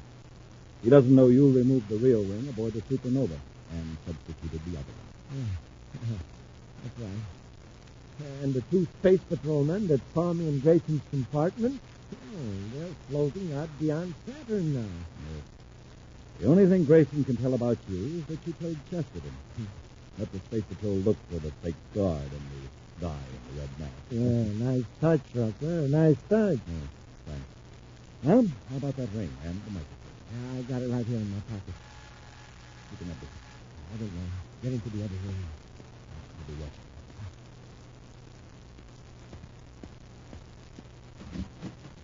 Yeah? Remember us, Mr. Walbert? I don't believe so. You put us in the rescue suite of the Supernova. Fortunately, we were able to get more roomy accommodation. You got out of the shoes. Shut the door, Happy. And search our chest there for weapons. Yes. Oh, a ray gun. Looks familiar, too. Uh-huh. Find anything else of interest? Not yet, sir. Walbert, did you take a ring from Grayson? A ring? I don't know what you're talking about. You took some drastic measures to keep us from finding out what was going on in Grayson's compartment. Let's have the truth. Oh, Commander, Now, quit stalling. Where's the ring? All right. My jacket pocket, the right one. It's in there. Take a look at it. It's the ring, all right. And it looks like the one Grayson described. Watch him, Happy. I'll see if I can open it. Yes, sir. He turns to the right. Three to the left. Push down in the center. Open. Here's the microphone. Oh, even Grayson wasn't lying. Good work, Commander. You saved me a nasty job. Who are you? I'm Clark Russell, assistant coordinator of Solar Technics, Peril. Just how did you happen to be here? I've had reason to suspect this man Walbert. I came here because, frankly, I'm on the spot. I recommended Grayson. And I'm happy to know he's innocent. Now, if you'll just give me the microfilm, I'll see that it's delivered to our staff and representative. Oh, just a minute. We'll all go down to headquarters. Well, if that's the way you want it. Get them, Walbert. Get the cadet. I wouldn't try that, Walbert. Let go of that gun, Russell.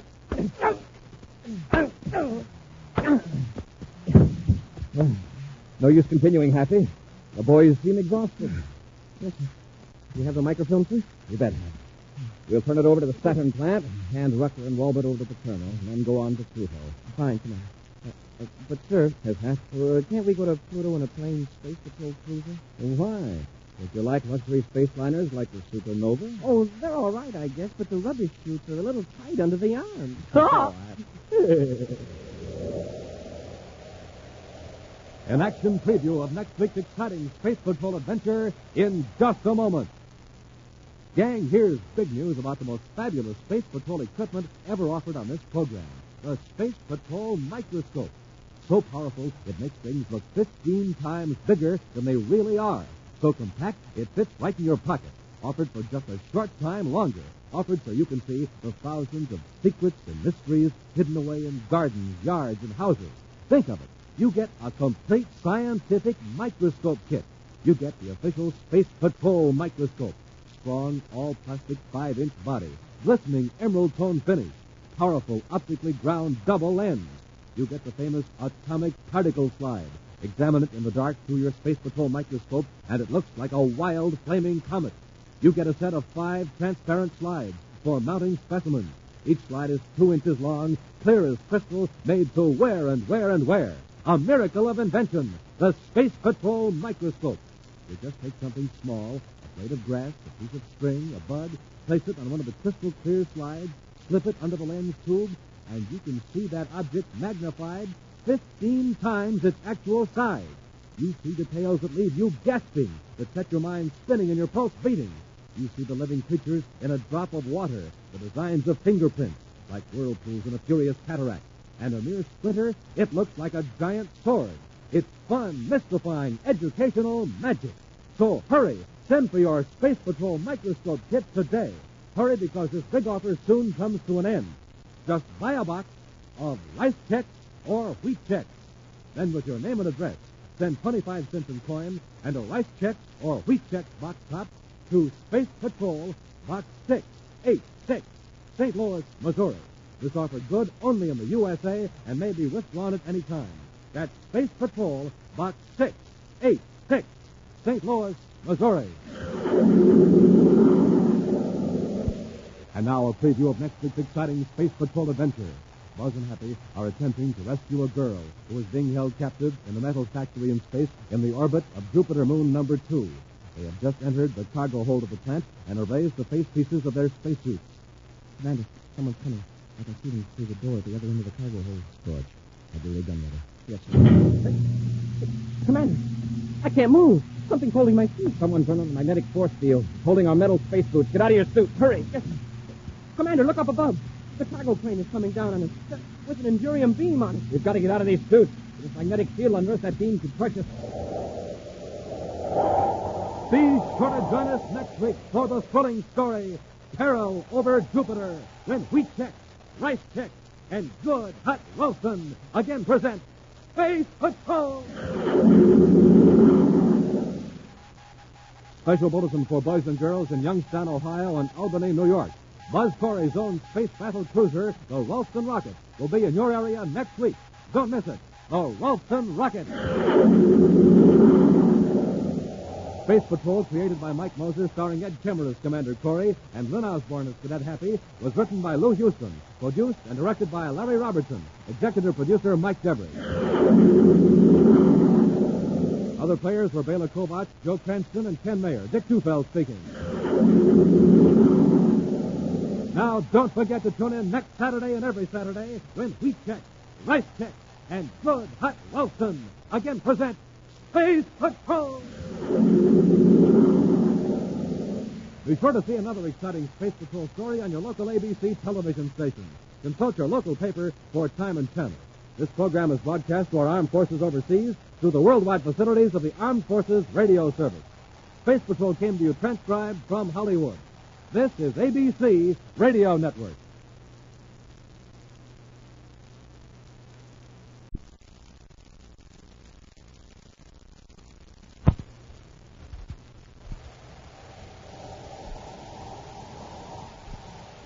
Wheat Chex, Rice Chex, and Good Hot Wilson present Space Patrol! High adventure in the wild, vast reaches of space. Missions of daring in the name of interplanetary justice. Travel into the future with Buzz Corry, Commander-in-Chief of the Space Patrol. In today's transcribed adventure, Buzz and Happy are attempting to rescue a girl being held captive in a metals factory in the orbit of Jupiter moon number 2. They have just entered the cargo hold of the plant and have raised the faceplates of their spacesuits. Commander, someone's coming. I can see them through the door at the other end of the cargo hold. That's Storch. Have your ray gun ready. Yes, sir. Hey, Commander, I can't move. Something's holding my feet. Someone turned on a magnetic force field, holding our metal space boots. Get out of your suit. Hurry. Commander, look up above. The cargo plane is coming down on us with an Endurium beam on it. We've got to get out of these suits. This magnetic field under us, that beam can crush us. We'll return in just a moment with today's exciting Space Patrol adventure, Peril over Jupiter. Gang, if ever there was a time to act, this is it. Yes, this is the day to send for that wonderful new Space Patrol microscope kit Buzz Corry's offering. This is the day because today is the last time we can make this offer. Now, just think. You get the official microscope of the Space Patrol. A microscope that magnifies objects 15 times natural size. A microscope small enough to put in your pocket, yet so powerful it shows you the living creatures in a drop of water. Strong, all-plastic body, 2 glass lenses, has removable lens tube. You can take it right from the microscope and use it alone to examine things like the bark on trees or the fungus on damp walls. And with this super microscope, you get 4 slides. Say you want to look at a blade of grass. Put it between 2 of the slides, slip them under the microscope, look at the lens tube, and there it is, a blade of grass 15 times actual size.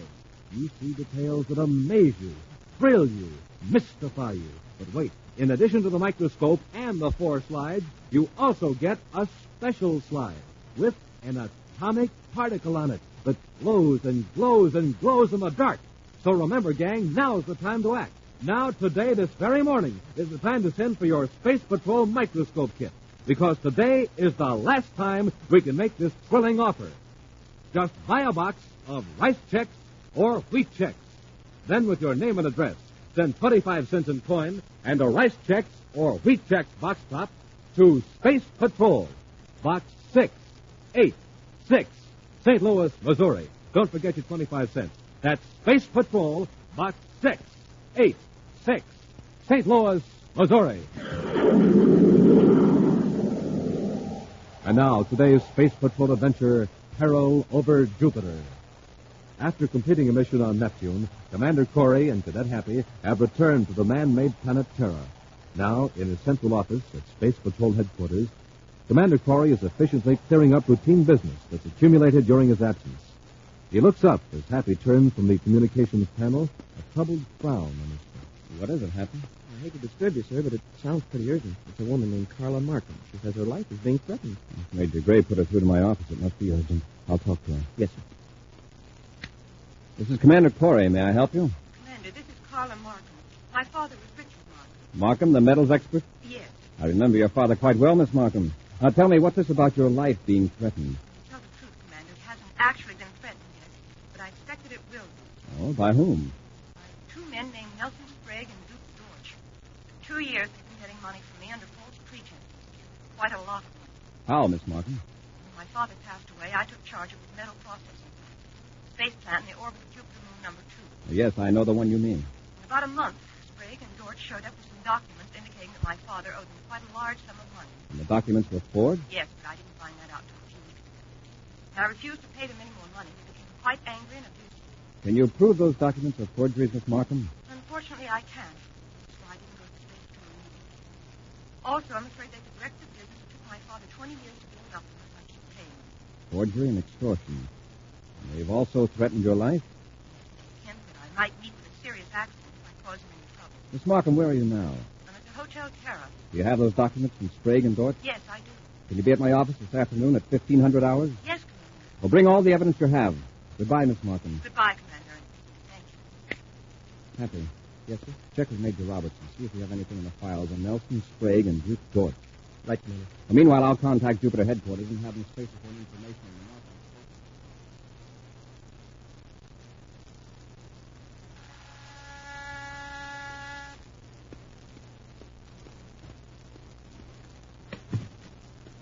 Sprague.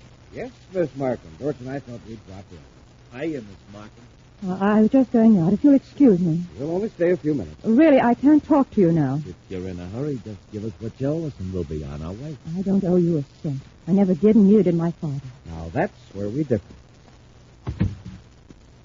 Now, we can talk privately, Miss Markham. You have no right to force your way into this room. And a nice room it is, too. I'll look around if you don't mind. You know, Miss Markham, we were almost ready to blast off to your Jupiter plant, thinking you were there. Then I space-phoned your chief engineer, and he told me you were here on Terra. Here on business? No concern of yours. I'm afraid it is. You might have caused us to make a long space flight for nothing. Hey, what's this? Does it go with the room? Mr. George, put that down. It's a Venus ceramic, and I don't want it broken. More than a ceramic will be broken if we don't get that money, Miss Markham. You've got all you're going to get. I know now that my father never owed you a single credit. All those contracts were forged. You'll have a hard time proving it. Besides, for your own protection, it would be wise to pay us off completely now. That sounds like a threat, Mr. Sprague. It wouldn't take much of an accident to put that metals plant of yours out of commission. You don't frighten me. Hey, Clay, look at this. Get away from that desk. Look what I found beside the spacer-phone. A memo in Carla's handwriting. Give me that. Now, Miss Markham, don't you know it's rude to drag? Commander Corry, Space Patrol Headquarters, 1500 hours. Oh, an appointment with the Commander-in-Chief. What's this about? It's none of your business. She's got all our contacts lying there, Sprague. Lucky we dropped in. You're not going to keep that appointment, Miss Markham. Oh, yes, I You're going to call it off. We'll call Corry right in front of us and tell him you jumped at wrong conclusions. Then you're going to give us the money in cash. The whole 50,000 credit. I don't have that much money. Not here on Terra. You've got it in your Jupiter bank. We'll blast off for Jupiter right after you talk to Corry. Now get on that phone.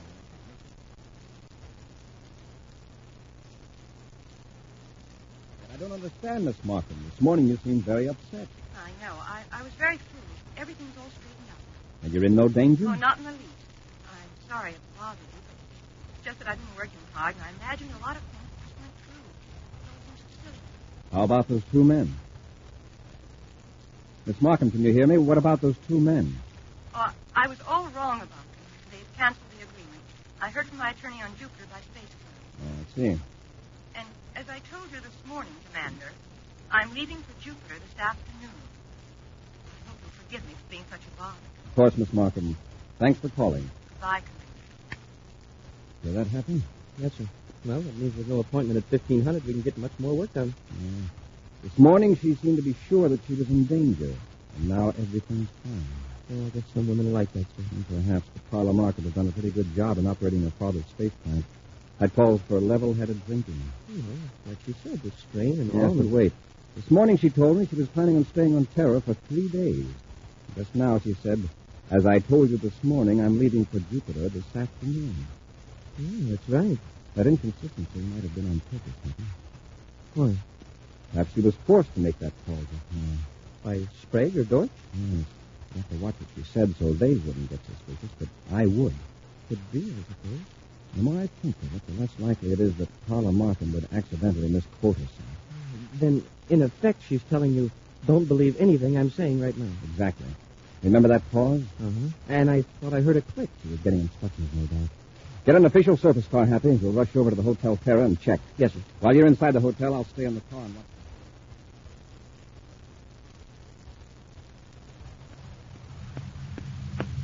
Looks like you were right, Commander. What did you find out, Hap? Miss Markham is checked out. The clerk said there were 2 men with her, and they left 10 minutes ago. Did you know where they were going? No, sir, but I talked to the doorman. He heard one of the men tell the driver of the surface cab to take him to the spaceport. And that's where we're going. We could spaceophone the spaceport and have the guard stop them. There's no telling what Sprague and Dortch might do to Miss Markham if they see they're in a trap. The most we can risk right now is to try to delay a blast-off.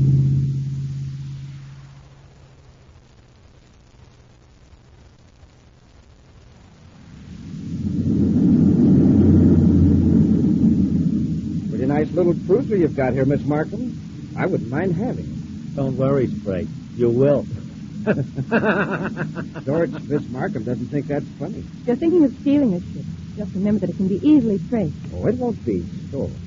I'll rig up a nice legal-looking transfer of ownership. George, check the rear view scope, see if we're being followed. I've been watching it. We're clear. Good. We'll go to her space plant and have her write us a check. We'll take care of the 2 engineers and fix all your communications equipment so you can't call for help while we're in Jupiter City. If we get the money, we'll see that you're rescued. If we don't, well, we'll find a way to wreck your plant.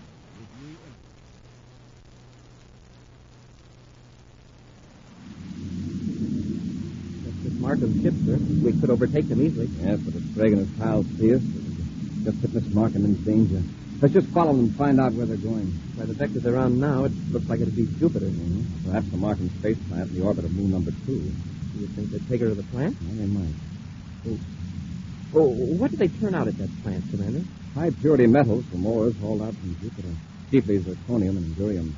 The advantage of the space plant is the low gravity and the ease of maintaining a perfect vacuum. The metals can be controlled perfectly by electronic heat fields and magnetic force. For example, a huge ball of molten indurium can be suspended inside a purification chamber without touching the sides.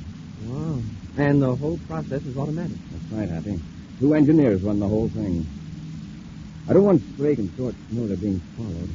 Can't let them get a glimpse of the space patrol ship in their rear view scope. Then we'll have to keep this much distance between us until they land. Unless we have another ship. I'm going to spaceophone Lowell City, Mars, and have headquarters send a small cargo ship out to meet us in space. We'll transfer to the cargo ship, and we can get closer to Sprague and Dortch without endangering Miss Markham. You might as well sit down and relax, Miss Markham. You'll wait here in the plant control room till Dortch gets back. What's he going to do to my crew? Well, it depends. If they behave themselves, they won't get hurt. Oh, here he is now. I got them both, Sprague. What did you do to them? Just take it easy, miss. I merely put him to sleep with the ray gun. Did he give you any trouble? Nah. I got one of them while he was checking some instruments. The other was asleep in his bunk. They'll be out cold for 24 hours. Nice work. Now, while Miss Markham is writing out a check, we can put all the spaceophone equipment out of commission. Start with Cargo ship JC-302 calling Markham Space Plant, Jupiter 2 orbit. Cargo ship JC-302 calling Markham Space Plant. Are you expecting a cargo ship? The supply ship bringing food for the crew. I thought you said it wasn't due for 2 days. Well, sometimes it comes early. Cargo ship JC-302 calling Markham Space Plant. You better do something, Sprague. Carla, what's your chief engineer's name? Quickly. Jensen, William Jensen. Okay, keep her quiet, Dortch. I'll handle this. Markham Space Plant. Chief Engineer Jensen here. Go ahead, cargo ship. We've got something for you. Is the cargo airlock clear? It will be. Just unload the stuff. We'll take care of it later. We've got our hands full right now. All right, Jensen, we can handle it. Cargo ship out. Dortch, you go into the cargo hold and keep an eye on them. If they act sociable, impress them that we're very busy. Suppose they say I'm not one of the regular crew. Tell them you're filling in for a week. See that they get away in a hurry. Then you and I will blast off for Jupiter. cargo hatch, Happy. Yes, sir. Suppose that was really the chief engineer on the space phone, sir? Was. Sprague and Dorch were probably holding a gun on him. All right, close the hatch. Open your faceplate, Hap. Now we'll plan our attack. Yes, sir. We'll move fast and take them by surprise. Probably in the main control room waiting for us to unload the cargo and leave. Somebody's come. I can see him through the door at the other end of the cargo hold. It's there. Andrew is still kicking us out. Mustache. Heavy set. Hi. Thought I'd give you fellas a hand. Thanks. There you can start bringing the stuff in. We're Space Patrolmen, Dorch. Space Patrol. Right. You can take us to your partner, Sprague, and Miss Markham. Hey, what is this? Go on, get moving. Hold your ray gun on him, Hopper. Yes, sir. Hey, Commander, I can't move. Something's holding my feet to the deck. Someone turned on the magnetic force field. Holding our space boots. Get out of your spacesuit. Hurry. Commander, look up above. The cargo crane is coming down on us with an Endurium beam on it. We've got to get out of these suits. This magnetic field under us, that beam can crush us. We'll return to Space Patrol in just a moment. Say, gang, how's your morning takeoff? Are you blasting off with your jets really roaring? Are you riding your bike like Buzz Corry rides his rocket? I mean with your speedometer smoking like a volcano on Venus. In other words, Space Patrollers, are you supercharged in the morning? Well, here's the way Commander Corry gets supercharged. He tucks away a power breakfast with Rice Chex or Wheat Chex, the super cereals. Try Rice Chex today. What'll you say? Delicious. Try Wheat Chex today. So swell tasting, you'll eat more and more and more and more. Rice Chex, Wheat Chex, the only cereals in the universe with that modern, bite-sized design for easy eating. The only cereals in the universe with a picture of Commander Corry or Cadet Happy on the outside of the package. The only cereals in the universe with that mysterious magic space picture on the inside of the package. The super cereals that help us supercharge you. Rice Chex, Wheat Chex. And now, back to our Space Patrol adventure, Peril over Jupiter. Nelson Sprague and Duke Dorch are extorting money from Carla Markham, who operate the robot-controlled metals plant in the orbit of Jupiter's number 2 moon.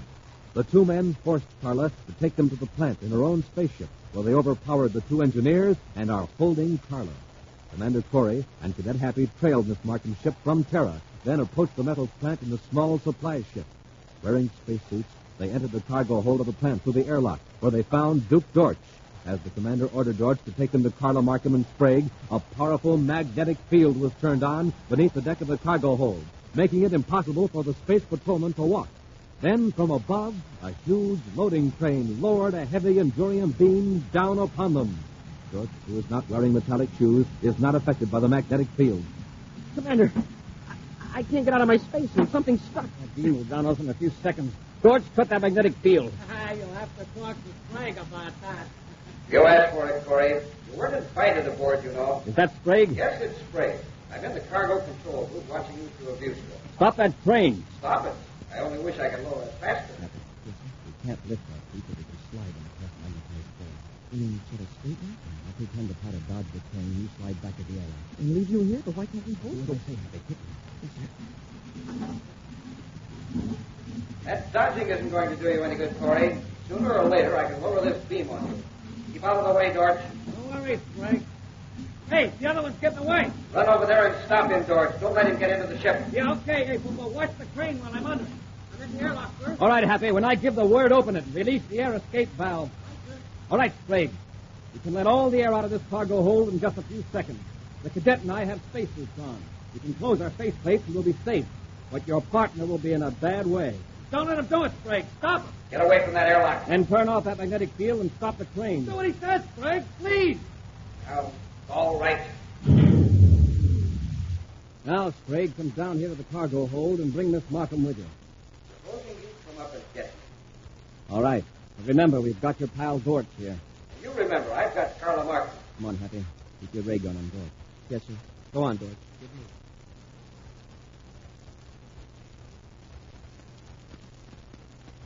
This is the control room. Go on in and don't try anything. Welcome aboard, Commander. Commander, I tried to make him stop the train. Yes, I was forced to tie her up. Untie her. Are you hurt, Miss Markham? No, I'm all right, but my 2 engineers. What have you done to them, Sprague? I was just about to tell you, You put them in the electronic furnace. What? Now, Commander, there's no need to be alarmed. The temperature isn't very high in there yet. But if I were to turn this dial, it'd be hot enough in that furnace to melt Endurium in just a few seconds. Sprague, get away from that instrument. Well, come a step nearer, Commander. And even if you shoot me with that ray gun, I still have time to spin this dial. And he'd do it, Commander. He really would. I don't doubt it. So that puts me in quite a strategic position, Commander. Unless, of course, you want to sacrifice those 2 engineers. I suppose you want a chance to get away, is that it? A little more than that. Miss Markham has some money in the Jupiter City Bank that I could use quite nicely. Torch and I are going after it. After Miss Markham writes a check. All right. Just don't hurt those men. Torch, collect their weapons. Give me a gun, Happy. There's nothing we can do now. No, there's nothing you will be able to do. Dorch and I are going to smash up all the spaceophone equipment in this plant, including those in your spacesuits. Then we'll take your cargo ship and cut it loose in space. Here, Dorch, you guard them while I smash up the spaceophones. The sooner we blast off the people... We certainly did a thorough job of wrecking the communications equipment. Well, sir, nothing but junk. But maybe there's a small transmitter somewhere that they overlooked. Now, let's check with Miss Markham. Where'd you go? She's trying to revive those 2 engineers. We sure had a close call. One twist of Sprague's wrist, and they'd have been part of a batch of molten Endurium. Here's Carla now. You not, Commander? No, we really smashed the equipment. How are the engineers? I'm afraid we just have to wait till the ray gun effect wears off. If we could revive them, we might be able to assemble a makeshift transmitter out of some of this junk. Well, maybe there's a small set we've overlooked. I'm afraid they got every one, Commander. We'll have to see what we can do about rebuilding one ourselves. Where are the spaceophone parts, Miss Markham? There might be some in that cabinet. All right, Happy, let's get busy.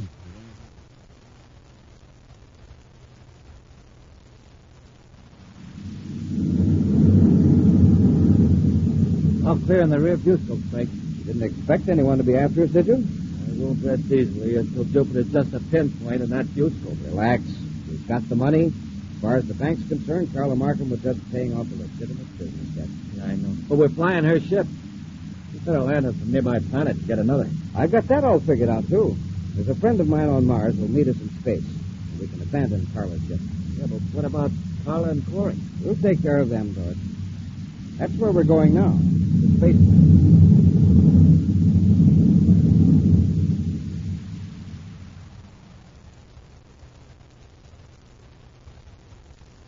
How are you coming, Commander? We're about ready to make a test, Carla.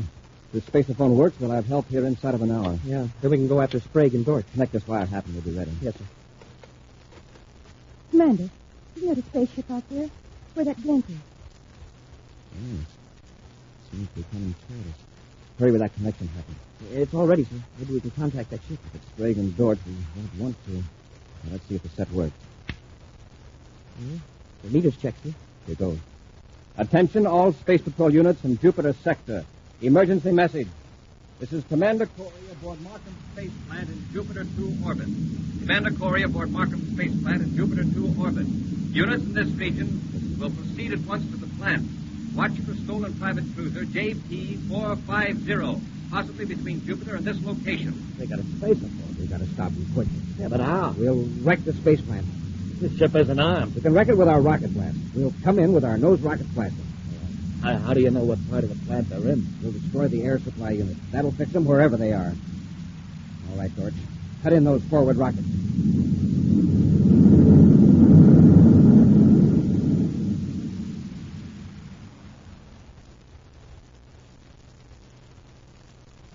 It's Sprague and Dorch, all right. It's my ship.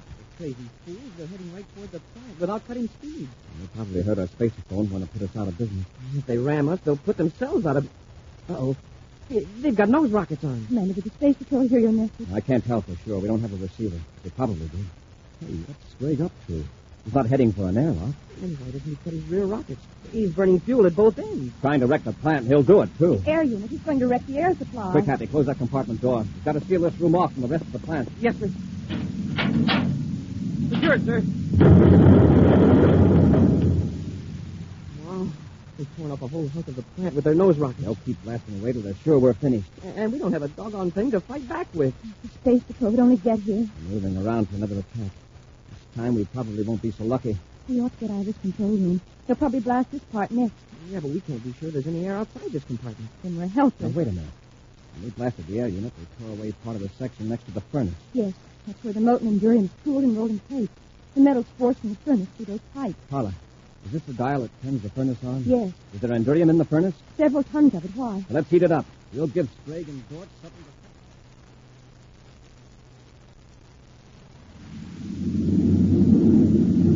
to... All right, Dort, let's make another pass. This time we'll hit the control section. Look, well, let's not get too close this time. Suppose something explodes. Craig, this is Corry.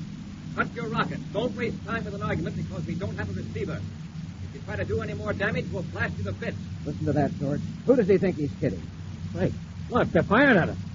Hey, what are they using? I missed you on purpose that time, Craig. We've got tons of molten endurium in the furnace. We can keep pouring it at you. Dort, cut in the forward rockets. We'll get him quick. Craig, listen, that molten endurium can tear right through our ship. Do what I tell you. But they've hit us. They're tearing us apart. Cut rockets. Dort, you hear me? Cut rockets. It was close, Craig. Oh, look at the instruments. Our power's gone. They've knocked out our power. Craig, this is Corry. Your ship looks pretty badly damaged. Get yourself in the control cabin to prevent loss of air. Right. We are losing air. Seal that compartment door quick. Just keep calm, Craig. I've got good news for you and Dort. We've just sighted a Space Patrol squadron headed this way. Corry out. Dort, did you seal that door? I sealed it, Craig. And before the Space Patrol gets here, there's just one thing I want to get off my chest. Yes, what is it? Just this. Oh. You and your big ideas.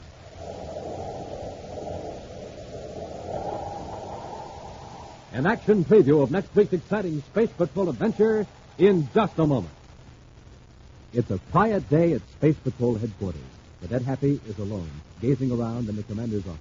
Suddenly, he sees a piece of paper on the desk that makes his head whirl. For there, in big black letters, Hap reads, "The Space Patrol microscope kit offer ends today." Jumping Jupiter, I wonder if the commander has seen this bulletin. Gosh, every boy and girl has to have one of these kits. Why, it's a real Space Patrol microscope, and it magnifies objects 15 times, and it's pocket size and all plastic, and you get 4 transparent slides with it, plus the mystery slide. Gosh, I got to tell the commander about this offer, so he'll be sure to tell the gang about it. And so Hap hurries across the office, swings open the door, and whambo, crashes right into the commander. Oh, right on my foot. Oh, I'm sorry, sir, but did you know that today's the last day for the microscope offer? Yes, I had Captain Tufeld announce it at the beginning of today's Space Patrol program. Huh? That's all. Out like a light. My cadet. Well, Hap had the right idea. It's very important to know that today is the last time we can offer the Space Patrol microscope kit. So hurry and send for it now. Just buy a box of rice checks or wheat checks.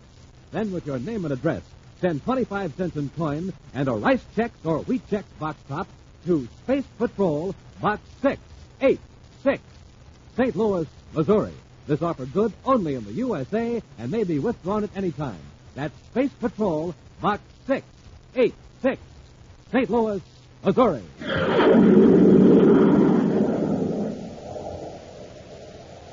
And now, a preview of next week's exciting Space Patrol adventure. Commander Corry's ship has been forced to land on Planet X in the outermost regions of the solar system. Realizing that Prince Bacarratti's powerful magnetic beam makes it impossible for them to control their spaceship, Buzz and Happy have stepped out into a mist-covered valley. Well, the question now is, where do we go from here? Head north, Happy, toward Bacarratti's castle. What's that? I don't know. Whatever it is, I don't like the sound. Commander, look! It's a gigantic lizard. It's a dinosaur, Happy, and it's coming toward us. Get back to the ship. Hurry, Happy. It's gaining on us. What a monster. Quick, into the ship and secure the airlock. Hey, he's trying to get in. He's flying at the ship's hull. You've got to do something, Happy. He's big enough to crush this ship like an eggshell. Be sure to join us next week for the Menace of Planet X, when wheat checks, rice checks, and good hot roastin' again present Space Patrol.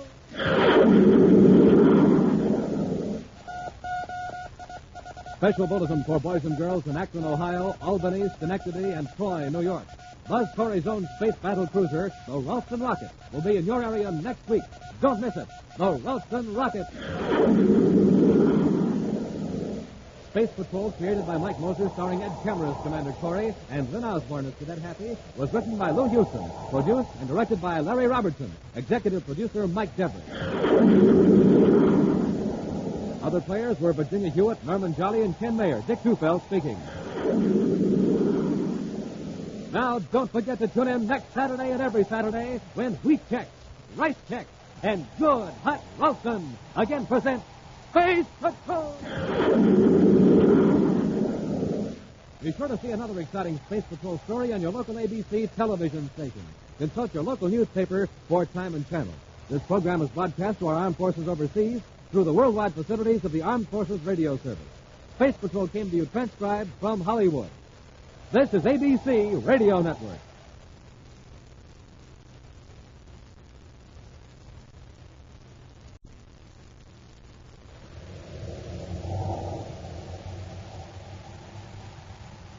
Wheat Checks, Rice Checks, and Good Hot Ralston present Space Patrol!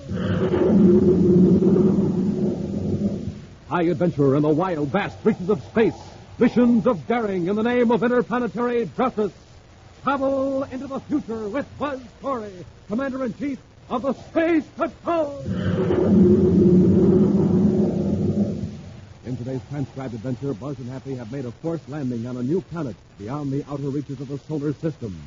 As they cautiously explore the jungle region, they hear the thud of huge feet and a terrifying bellow. Commander, look, what is it? A dinosaur, a prehistoric monster. It's coming this way. Get back to the ship, quickly. It's Jesus. It's after us. We've got to get to the ship before it tramples us. Oh, would our ray gun stop it? There's no time to experiment. Into the ship. It's almost on top of us. Close the hatch.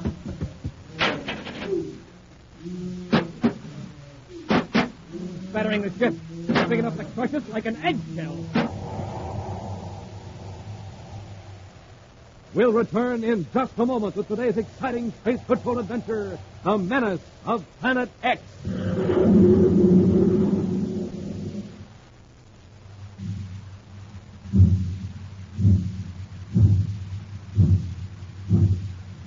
Hey, do you hear that, Space Patrollers? That's the Terra City Express train. It's trying to get up speed on ordinary fuel. Not very speedy, was it? But now listen to that same train with super fuel in its tank.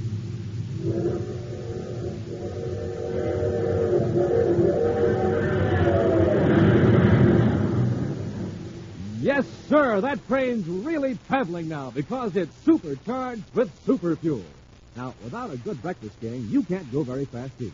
But with super fuel in your tank, why, you're supercharged. Here's how Buzz Corry gets up ahead of steam in the morning. He has a good breakfast with Rice Checks or Wheat Checks, the super cereals that help to supercharge you. For taste, they're terrific. For size, perfect, because they both have that modern bite-sized design. So, gang, get off to a quick start in the morning the way Buzz Corry does. Eat a good power breakfast with Rice Checks and Wheat Checks and get supercharged. In the red and white checkerboard packages with the mysterious magic space picture on the inside. Rice Checks, Wheat Checks.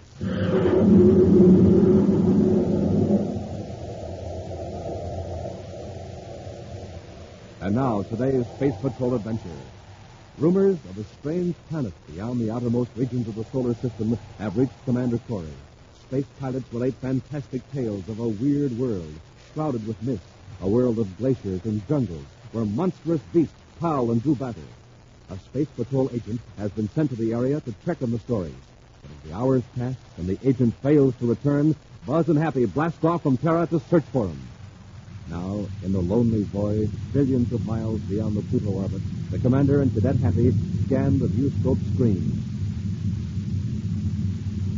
According to the astrogation chart, Commander, we're 12 million GUs beyond the point where Simmons was last heard from. You mean his last intelligible message, Happy? Or was that garbled signal 3 hours later? Yeah, but Major Robertson wasn't sure it came from Simmons. Only about 3 words came through clearly. Whether it was from Simmons or not, it's worth investigating if it came from this far beyond the solar system. Yeah, whoever sent it must have been having hallucinations if they thought they saw a new planet. If there was one out there, we'd have sighted in the viewscope by now. Well, we can't be sure the message said a new planet had been sighted, Happy. All we know is the planet was mentioned. Well, do you think there could be one way out beyond Pluto? Well, the Space Patrol has more urgent problems than proving or disproving the existence of a new planet. The last 4 months, More than 200 people have died, chiefly from the outer planet, Pluto, Neptune, and Uranus. And so many spaceships have disappeared that people are afraid to make trips out beyond Saturn anymore. There might be meteors big enough to blast a ship to pieces without leaving a trace. That's one thing we don't have to worry about, Happy. This improved repeller ray can deflect most of the meteors we'll ever encounter. Happy, there's something in the viewscope. Simmons ship. No, it's too big. Put on the electronic mass computer. Yep. Now focus on that tiny dot at the edge of the screen. That's it. It's too big for a meteor, Happy. It's a planet. A planet nearly the size of Earth. And those rumors were true. Yes. If Simmons came out here, he must have seen it. Happy, we're heading our ship for that unknown planet. Planet X. Planet X. A world so remote from the solar system it has escaped detection by the most powerful space telescopes. A world at this instant emerging from myth and legend into reality. But there is one man who has known of its existence for some time and has kept it a secret. Over the years, he has built an empire on the strange planet, enslaving the subhuman natives and surrounding himself with criminals and scum of all the planets. He is Commander Corry's arch-enemy, Prince Bacarratti. The towers of his huge, gaudy castle rise into the mists.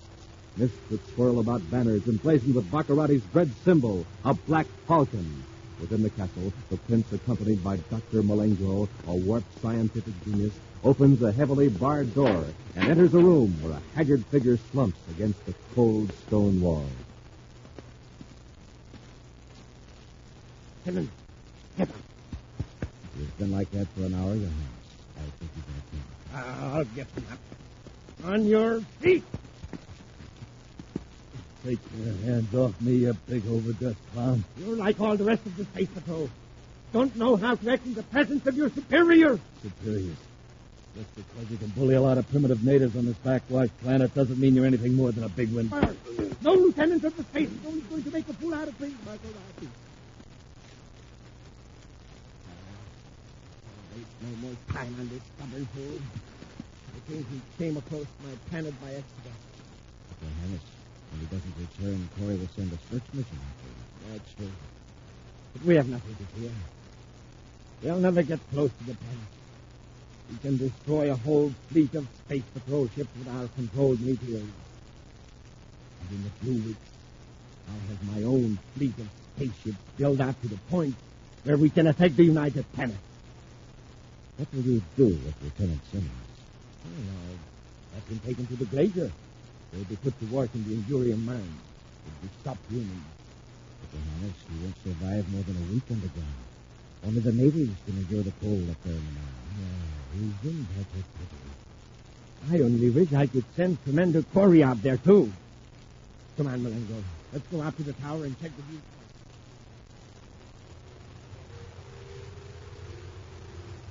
Returning to the tower of his castle, Prince Bacarratti sits before the control panel, watching an enormous viewscope screen that covers an entire wall. Sector by sector, a sensitive instrument scans the black void between Planet X and the solar system. Beside the prince stands Dr. Malengro, smiling proudly at the instrument that he's created. Your hour of triumph is close at hand. Millions will tremble at your name. And Mercury, Venus, Terra, Mars, the Earth. Stop your planetary roll call. Look at the screen. Isn't that a spaceship? It is. It's a Space Patrol ship. But only one. It's Commander Corry's ship. See the insignia? Terra Pi. I suppose he's sighted the planet. Of course he has. He's coming right toward it. This is the 10th I can make his head. We found a meteor control. Ready, Your Highness. Focus the beam up toward the meteor belt. Now, you'll see how Prince Bacarratti welcomes visitors.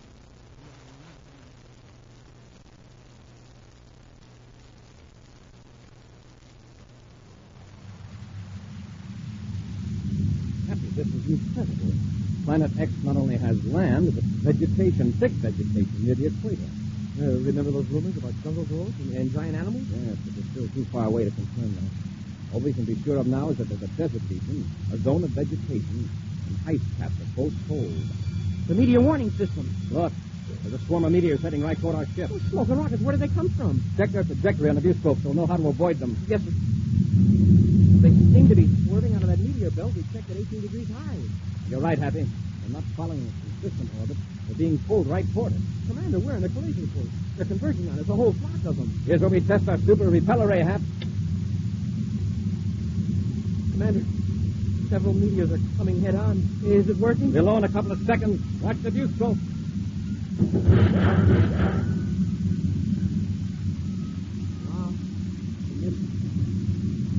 at their trajectories now. Super repeller rays scattering in all directions. So what made them come right toward us in the first place? We weren't anywhere near their regular orbit. I don't know, Happy. But this might explain why we haven't had a reply from Lieutenant Simmons.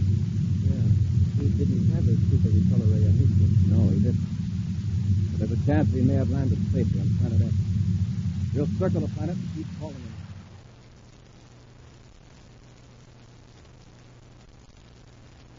Well, what's happening? None of those meteors is taking effect. I understand it. It's always worked before. Yes, on our dummy test ship, but this is Commander Corry. If he sends out a report on this planet...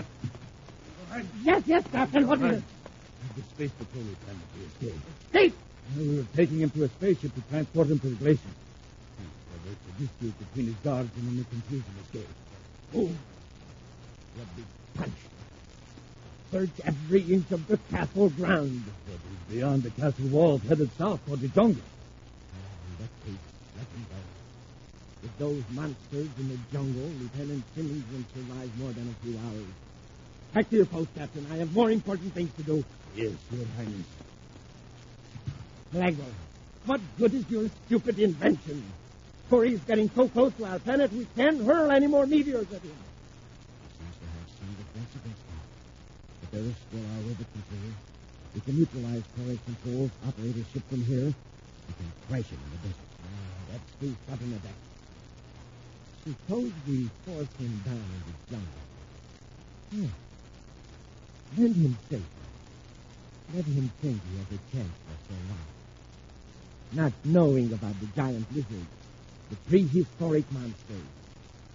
We'll see how effective Corey's superior brain is against 100 tons of brute force. Switch on the robot control.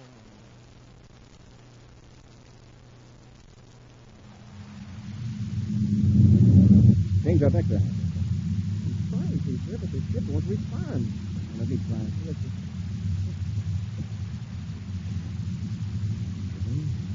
Feels like the controls are frozen. Commander, we're losing altitude. Adjust your seatbelt, Happy. We're going to crash. Yes.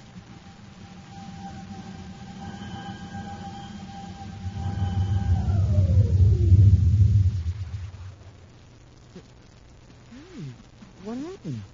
We just had the luckiest crash landing on record. You mean the ship landed itself? Yes. Right in the middle of the jungle. I'm sure lucky the rockets cut out when they did, or it would have been smeared all over Planet X. Hap, look out the nose course. Those are birds. Tropical birds. Just like on Earth. There must be a beautiful atmosphere on Planet X. Now, that's a break. We won't be here for some time. Let's get out of the ship.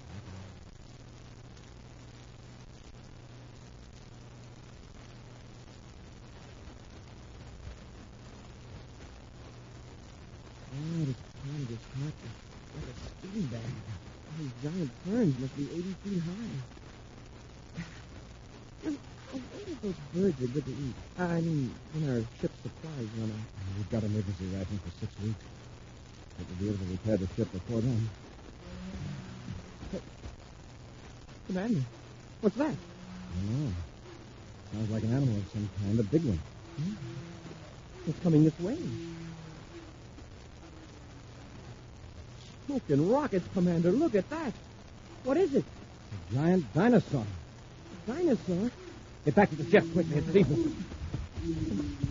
Commander, it's after us. We've got to get into the ship before it tramples us to death. Would our ray gun stop it? No time to experiment. Into the ship quickly. It's almost on top of us. Close the hatch. Commander, right outside the door. It's pulling at the ship. Keep your fingers crossed, Happy. That beak is big enough to crush this ship like an eggshell.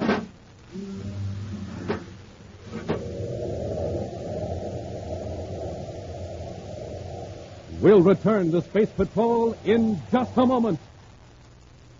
Hi, gang. This is Captain Dick Tufeld reporting. Say, how about a briefing on space talk? So you can talk like a regular space patroller, okay? Here we go. Hot rockets. Use it instead of oh boy like that. Hot rockets. Look at that boy pedal that bike. Here's some more space talk, gang. Supercharged.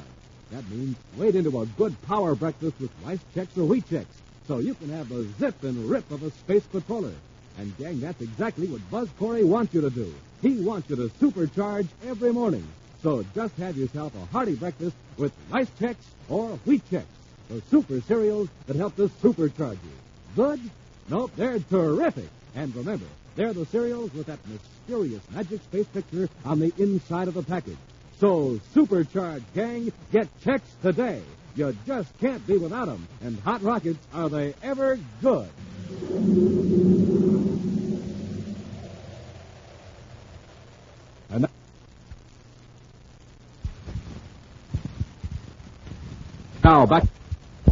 And now back to our Space Patrol adventure, the Menace of Planet X. With the aid of Dr. Malengro, Bacarratti sighted Corry's ship through a mammoth viewscope in the tower room of the Prince's Castle on Planet X. Using a robot-controlled beam, Bacarratti forced the commander's ship down in the jungle, where Buzz and Happy were attacked by a giant dinosaur, one of the monsters that inhabit the steaming jungle region. Now the enormous creature rips at the hull of the ship with all the force of its 100-ton bulk. Commander, it's going to tip the ship over. It's only a matter of time till it batters in the hull. Oh, if we could only blast off. Maybe if we open the hatch and fired at the dinosaur with our ray gun. It'd be like hitting an elephant with a fly swatter. If he'd ran that armored head of his inside the hatch, and we'd be finished. Well, what are we going to do? If the rockets won't work, we're stuck. Hey, wait. Our lighting system still operates. Maybe the super repeller ray will work, too. Brace yourself, Happy. The ship may lunge around a bit. Yes, sir.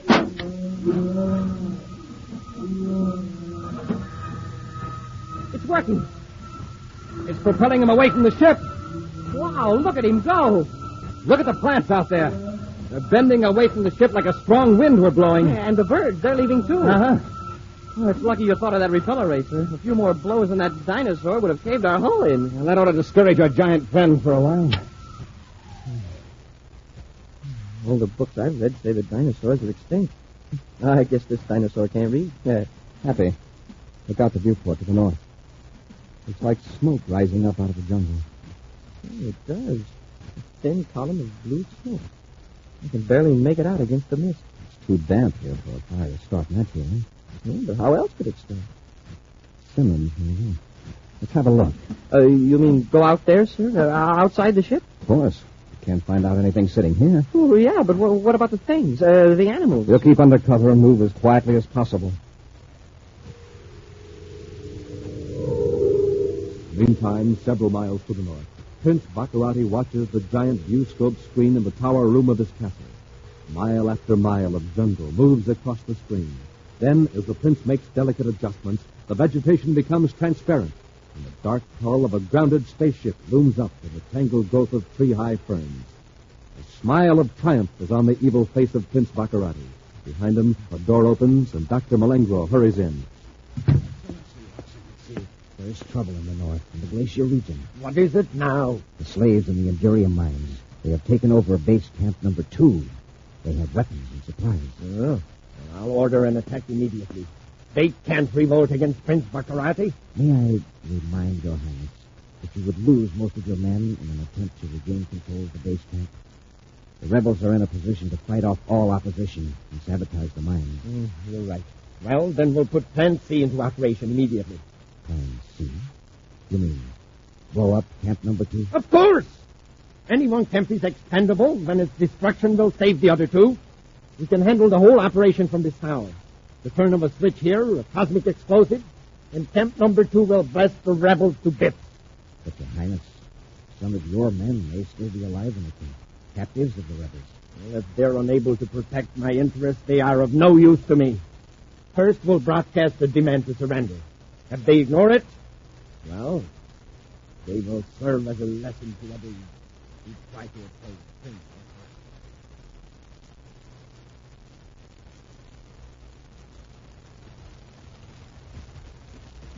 I think I see flames through the undergrowth, sir. Right up ahead. Oh. Happy, hear that? Yes, sir. Come on. There's a man coming toward us. It's a space patrol uniform, Hap. Come on. Commander Corry. Yes, Lieutenant Simmons. Hold him, Happy. He's about to collapse. Take it easy, Lieutenant. Here, lean against me. He's hurt. We'll carry him to the ship. I'll be all right, Commander. I heard your ship land. I managed to get a fire going. We saw it. Did you land in the jungle, too? No, sir. At a castle a few miles to the north. Castle? It sounds like I'm out of my head, but I'm not. Commander, Prince Bacarratti is here on this planet. Bacarratti? He's built up an empire here. Rounded up some of his old gang and made the natives work for him. Natives? On this planet? Yes. They're very primitive. Never advanced beyond Stone Age culture. Bacarratti's forcing them into slave labor. Up north in the glacier region, he's got thousands working in the Endurium mines. That's where he was going to send me when I escaped. We'll take you to the ship, Lieutenant. When you rest up, you can help us fix the controls and we'll blast off. Yeah. Something went wrong. Lucky we landed easy. That wasn't luck. Bacarratti forced you to land, like he did me. He'll never get that ship off the ground. Unless we get to Bacarratti. How far is this castle from here? It took me 6 hours to get here. Commander, don't go near that castle. Bacarratti hates you like poison. You'll end up in the glacier or worse. If you get out, Lieutenant, we can get in. And we can't stay in the jungle. How'd you escape? Through a tunnel in the wall, sir. It was used to haul materials from the quarry when the castle was being built. It's obvious you're too weak to go back with us. We'll leave you in the ship. And Happy and I'll go on to Bacarratti's castle. Wait till I rest up, Commander. It'll be a day or two before you're fit to travel. You'll be safe in the ship. Just tell us how to find the tunnel.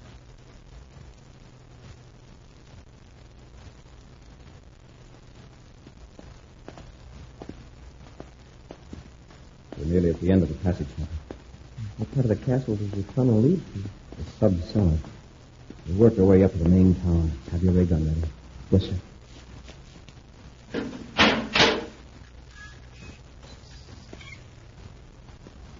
right, come on.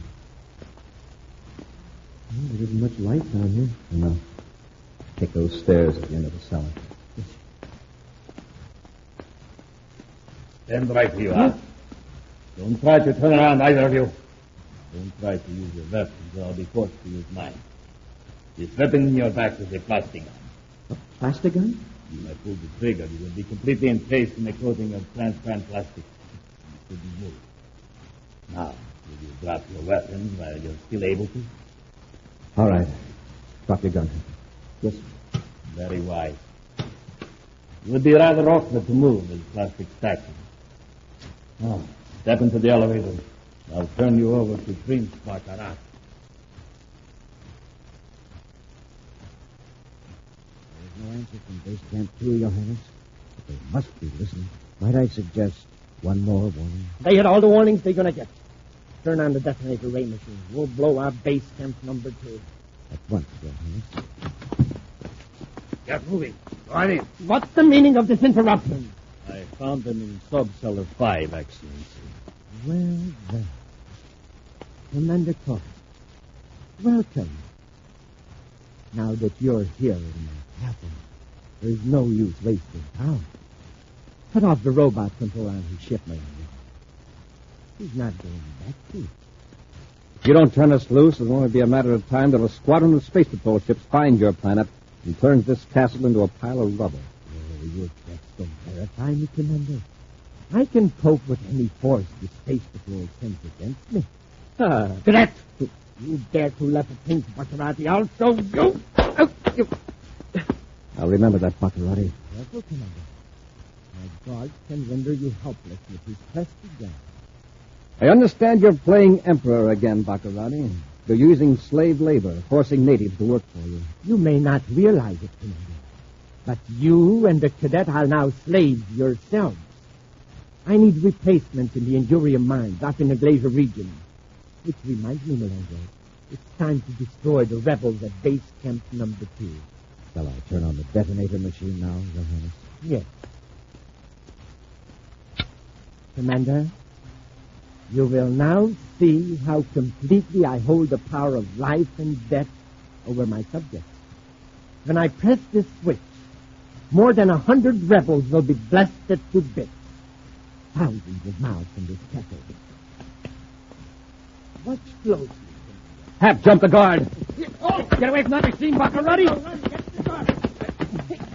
Commander, they're getting away. Let them go. Right now, we've got to smash this machine.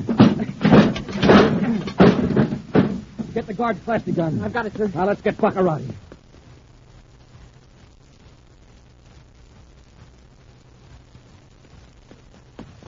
There they are, sir. They just turned a corner. Down the corner, quick. Bacarratti, stop!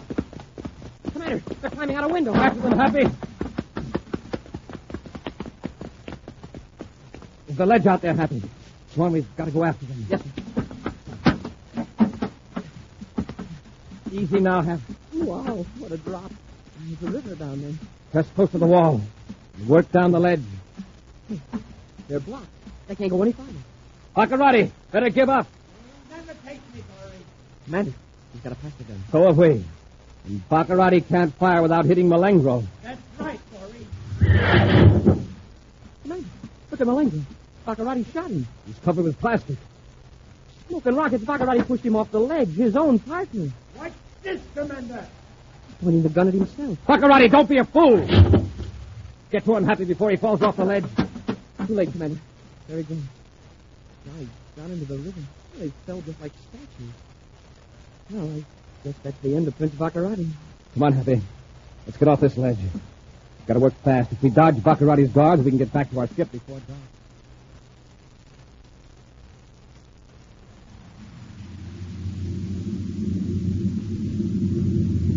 Lieutenant Simmons is asleep in the aft compartment, sir. Good. You could do with a little rest yourself, Happy. Oh, I'm not tired, sir.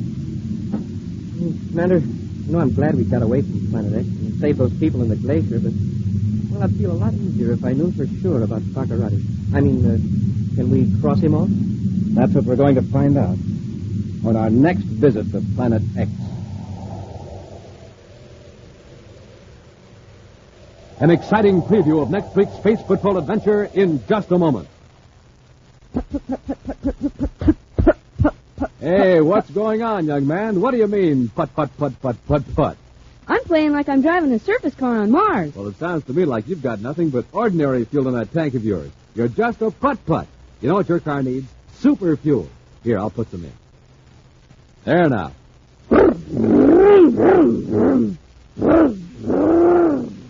Gosh, my surface car is supercharged now. See you later. Yes, sir, Space Patrollers. For supercharging, it takes super fuel. And that holds true for you, too. Ordinary fuel for breakfast, you're just a putt-putt. Super fuel for breakfast, you're supercharged. That's why Buzz Corry has Rice Chex, the super cereal for breakfast. Rice Chex, crisp, golden shredded rice biscuits in that modern, bite-sized design. The cereal that brings you a mysterious magic space picture inside of every package. Try it today. Delicious, bite-sized Rice Chex, the super cereal that helps to supercharge you. And now, a preview of next week's exciting Space Patrol adventure. Buzz and Happy have made another visit to the mysterious Planet X. They have just landed in a robot ship, hoping to thwart an attempt to obtain Space Patrol secrets. As two men in work clothes approach the ship, Buzz and Happy wait with ray guns drawn. Keep behind the bulkhead until we find out whether they're friendly or not. Yes, sir. Quiet now. I'll be out ahead.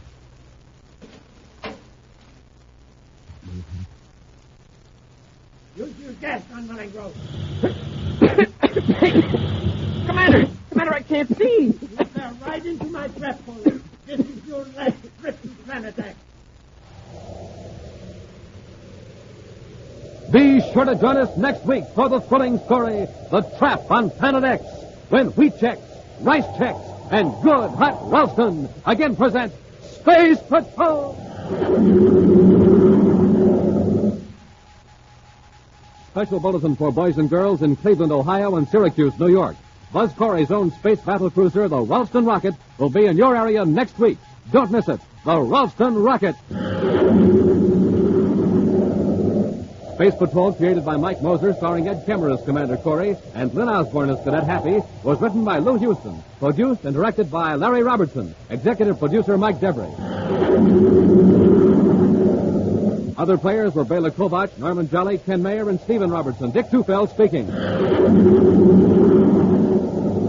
Now, don't forget to tune in next Saturday and every Saturday when Wheat Chex, Rice Chex, and Good Hot Ralston again present Space Patrol!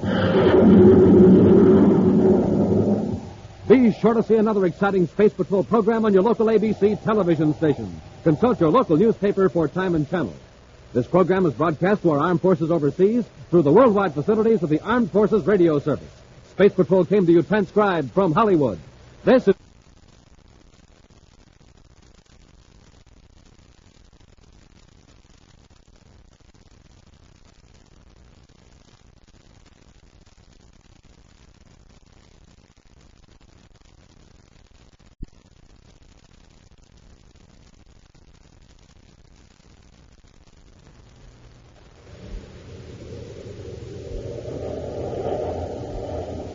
Wheat checks, rice checks, and good hot Ralston present Space Patrol!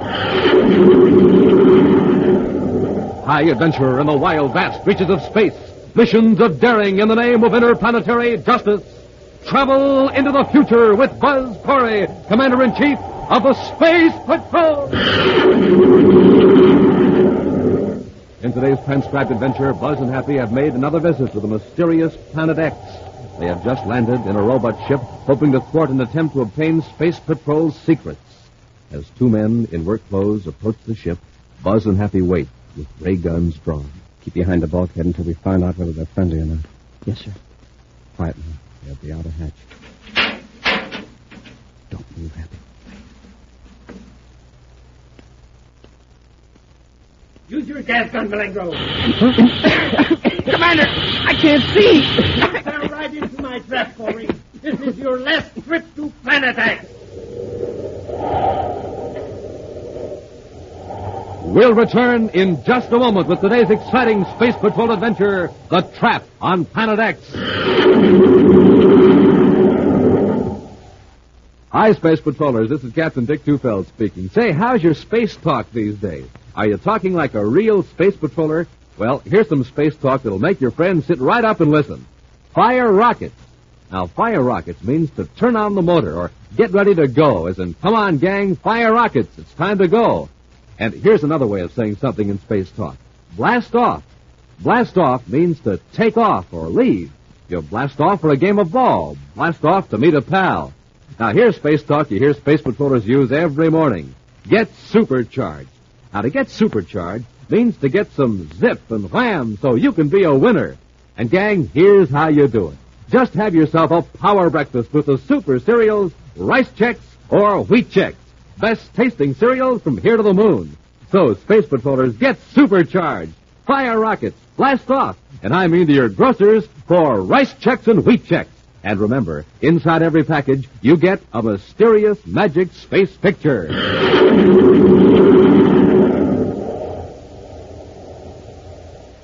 And now, today's Space Patrol adventure, The Trap on Planet X.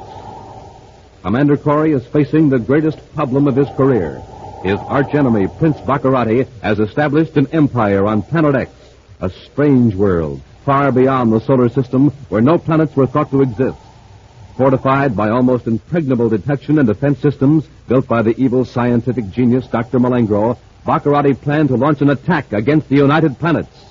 Buzz and Happy dealt the prince a temporary setback, but the actual fate of Bacarratti and Malengro still is in doubt. Buzz realizes the criminal leaders from the self-styled prince assembled on Planet X may continue Bacarratti's plans for enslavement and conquest. Now, in his central office on Terra, Buzz reviews his strategy with Cadet Happy. At this stage of the game, Happy, Bacarratti's forces hold the trump cards. The Space Patrol couldn't get within 1 million DUs of Planet X without being discovered. Well, with Bacarratti himself out of the way, sir, maybe his men will give up this idea of conquering the United Planets. Trouble is, we don't know for certain whether Bacarratti is out of the way. All we know is that he turned his plaster gun on Malengro and himself and plunged down into the river at the base of his castle. I don't see how they could help being drowned, even if the fall didn't hurt them. We don't know what effect that plaster gun has. It coats its victim with a shell of plastic. We saw that. But it makes the victim temporarily helpless. At the same time, it might protect him. Yeah, that's right. Well, still, I'd hate to be in that fix. Floating down a river on Planet X, unable to swim. And remember those monsters we saw in the jungle. Well, there's no telling what's in that river. Even leaving Bacarratti out of it, a full-scale attack on Planet X wouldn't be a wise solution. Bacarratti has abducted hundreds of innocent people from the United Planets. He's forcing them to work for him. That's the chief reason we can't risk an all-out attack. How are we going to save them? That's problem number one. It's not a job for a space fleet. A few men infiltrating into Bacarratti's stronghold is the only answer. Into the slave camps in the north, into the castle, into his plants. That isn't going to be easy. No. And once they're in, they'll be useless unless we can communicate with our forces on the outside. Well, I'd like to take another crack at it, sir. So would I. But it's something we can't rush into, Happy. One wrong move could cost the lives of innocent people. I want to have a talk with Lieutenant Simmons and then outline a plan of action. Meanwhile, billions of miles away on Planet X, a strange creature stands on the bank of a river and peers intently at two figures stiffly floating downstream. The man on the riverbank is huge, nearly 7 feet tall, and his rugged frame is loosely draped with the skin of an animal. To this primitive native of Planet X, the figures in the water are objects of wonder. Slowly, his lips move in response to the thought that forms in his not-too-active brain. Sky men. Sky men. The next instant, the native plunges into the water. Skymen, the men who arrived many seasons ago in great monsters, men with powerful weapons, men who built huts of stone that towered into the mists. But why were these two skymen floating down the river, so strangely stiff and still? The native swims toward them, then, one at a time, tows them to shallow water, and one under each powerful arm, he carries them up on the bank. The men seem coated with something shiny and hard and transparent. But as the native watches in surprise, the shiny covering cracks and falls away. The men move. The native steps back, half frightened, half curious. And one of the skymen speaks. Well, are you all right? Yes, Your Highness. But I don't like the looks of that native. Don't worry. I got my plastic gun ready. I can turn him into a 7-foot statue if he starts anything. But don't show any fear. Remember, we are superior beings. Are you sure there's enough plastic left in the gun to cover a man of that size? Keep quiet. Let me do the talking. You there. What's your name? I, Goro. We're in luck, Melango. For a minute I was afraid he was one of those wild ones that our men hadn't taught to speak English. Goro, I'm the chief of the Skymen, Prince Bacarratti. Goro, kneel before your prince. He is your chief. Chief. All right, Goro. You may rise. Skymen live in air and in water? We are all powerful, Goro. The Skymen can do anything. Skymen all powerful. Send him away, Your Highness. Let's get back up the river to the castle. We may need him. We may run into some unfriendly natives, and Goro will contend him. Yes, you are right, Your Highness. Goro, you come with me. Your chief will give you fine clothes like these. You will eat the food of the Skymen. And Goro will become all-powerful like the Skymen. Goro eat food of Skymen? Of course. And everyone will say, there is Goro, honor guard of Prince Bacarratti. Come, Goro. Lead the way to my castle. I obey, Chief. Come on, Melango. Your Highness, do you think Corry could get away from the castle? I doubt it. When we get back, we'll put some pressure on the commander. He can tell us many things that will help further my plans for conquering the universe.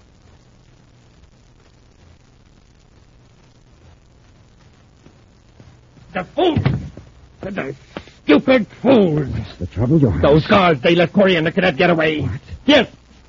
They got back through the jungle to their ship and blasted off. That means he'll be back with a fleet of ships. Corry's too smart to try that. He knows we could destroy every ship he sends against us. But if he thinks we were drowned when we jumped into the river, won't he assume your empire will fall apart? Now, Corry doesn't jump to conclusions. He'll try something, that's certain. Now, if we could only force his hand. Get him back here. Alone.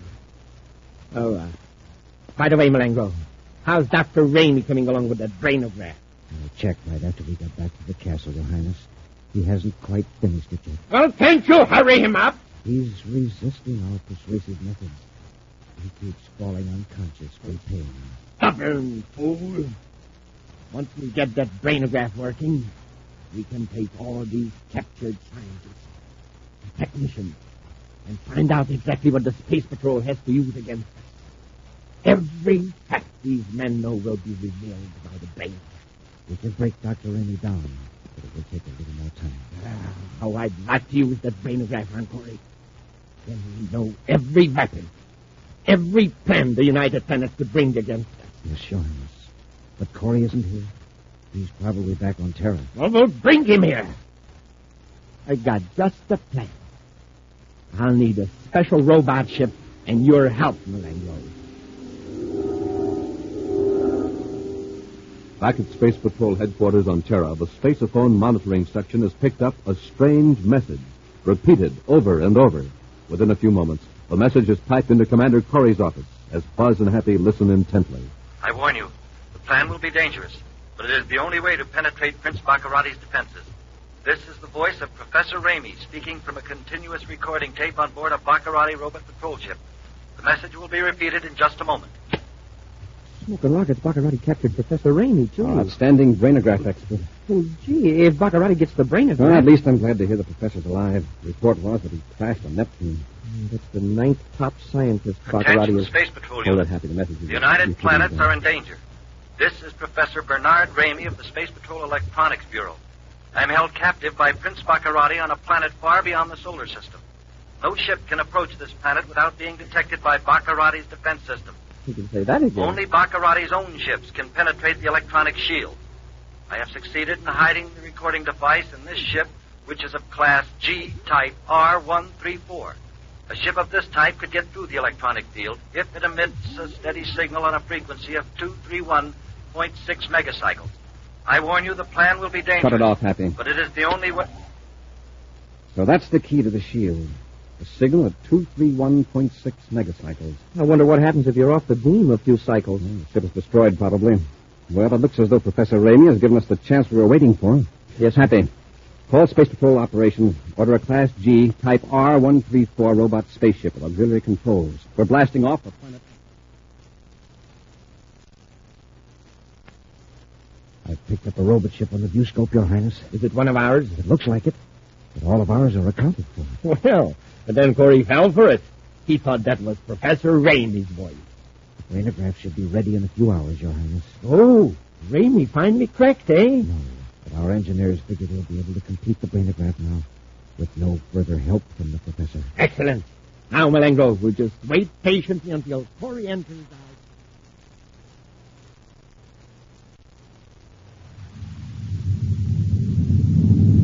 Well, I guess we've fooled Bacarratti so far, Commander. At least he hasn't hurled any meteors at our robot. Well, we're safe from meteors now, Happy. We're too close to the planet. There's Bacarratti's castle in the viewscope, Commander. All right, Happy. Cut on the special frequency. Yes, sir. Make sure it's exactly 231.6 megacycles. Oh, I have it tuned in exactly, sir. That's it, sir. In a few seconds, we'll know whether it gets us through the electronic shield.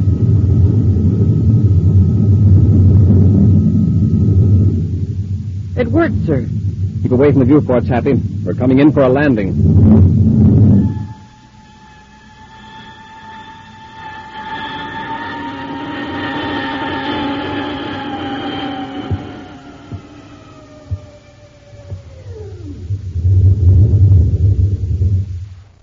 Now we'll wait here in the ship till it gets dark.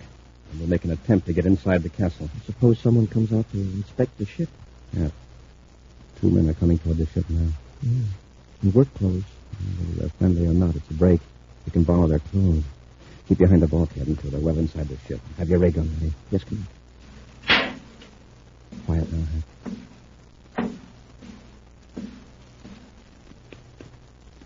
Use your gas gun, Malengo, quickly. It's Bacarratti. Let him have it, Hap. I can't see. Can't either. Grab the cadet, Malengo. That's not him, Your Highness. I'll take that ray gun, Corry. You might as well stop struggling, Corry. That toxic gas made you as weak as a kitten. Where is Professor Ramey? Oh, don't try to talk, Commander. Unless you're wearing gas masks. Like Dr. Malengo and myself, you'll only suffer all the more from the toxic gas. For your information, Commander, that wasn't Professor Ramey's voice you heard. It was mine. A good impersonation, don't you think? That's right, Corry. The professor was busy completing a brainogram. And we are going to use it on you to find out all the Space Patrol secrets. After you recover from the toxic gas, of course. Yes, you can recuperate in the dungeon, Corry. And just wait till you see your guard. He's a nice little fellow named Goro. You'll be safe with Goro. Very safe. We'll return to Space Patrol in just a moment. Say, gang, what kind of fuel are you filling up with at breakfast? Ordinary fuel? Well, I hope not. Because remember, in the morning, you haven't had anything to eat for hours. That means your fuel tank needs super fuel, like Rice Chex and Wheat Chex, those super cereals. A good Chex breakfast, and boy, you're supercharged. You feel like a million, rugged as Buzz Corry himself. Your motor kicks over, your rockets start roaring, your atomolites start blinking, and man, that's it. You take off, and I mean you take off like nobody's business. And say, gang, with Chex, you've got a couple of cereals that taste terrific, and both have that modern bite-sized design for eating that's easy and fun. That's Chex for you. Easy eating, good eating.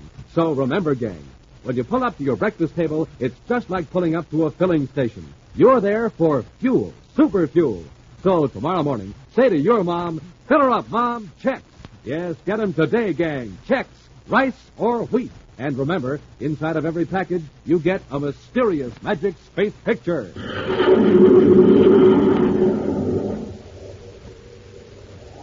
And now, back to our Space Patrol adventure, The Trap on Planet X. Simulating the voice of the captured scientist, Prince Bacarratti's henchman, Dr. Malengro, has tricked Commander Corry and Cadet Happy into returning to Planet X. The space patrolmen passed safely through the deadly electronic shield over the castle by means of a secret frequency on their robot spaceship transmitter. But after landing, Buzz and Happy were captured by Bacarratti and Malengro. Right now, they're locked in a cell in the castle dungeon with a huge native Goro standing guard outside. Doesn't look very bright. I can't always tell by appearance. I wonder if he realizes that Bacarratti is making slaves out of some of the other natives, his own people. Good point. Let's see, what's his name? Goro, isn't it? Yes, sir. Goro. Goro, I'd like to talk to you a minute. What you want? I'm your friend. I want to help you, Goro. Skyman Chief, friend. You not friend. Skyman Chief? Bacarratti. Goro, listen. This fellow you call Skyman Chief is Prince Bacarratti. He's making slaves of your people. He makes them work underground in the mines. You understand? Skyman Chief give Goro food. He friend, you bad. Goro no. Goro, if you'll help us out of here, we'll see that you get better food than Bacarratti ever gave you. Skyman Chief, all powerful. You not powerful. How can you give food? I've got a point. There's no fool, Happy. You just can't think any farther ahead than the next meal. Speaking of food, I wish Bacarratti would show up with some chow. Hey, I just remembered. Yeah, I think it's here in my jacket pocket. What? Some space rations. Yeah, I've got a bar of Ration G here. Bacarratti missed it when he frisked me. Take off a small piece of it, Happy. Yes, sir. Here. Here you are, Goro. Taste it. That's not food. Goro man, not small bird. Go on, reach your hand to the bar. Just try it. Goro, try. Oh, look at the size of that hand. It'll barely go through the bars. Good. Good. Like it, Goro? Goro want more. Commander, look out. He's trying to grab you. More food. More food. Hold on, Goro. Take it easy. Open the door and let us out, and you can have the whole bar. More food. You understand? Open the door. More. More. Goro, wait a minute. Be quiet. He really goes for it, but he's so excited he's nearly out of his mind. Doesn't know how to open the door, Happy. Not with the regular controls, anyway. Put the ration bar on the floor near the back of the cell, but where Goro can see it. Now come over here by the door. More. More. Goro, hold it. Listen to me. More food. Now, there's your food back there. We want you to have it. Just open the door. Pull on the bars. Bend the bars. Put your hands on them and pull. More. Harder, Goro. That's it. Oh, he's bending them. You're getting it, Goro. There goes the door. And here comes Goro. Come on, Hap, let's go. Goro like. He's better than Skyman Chief. Oh, Skyman Goro.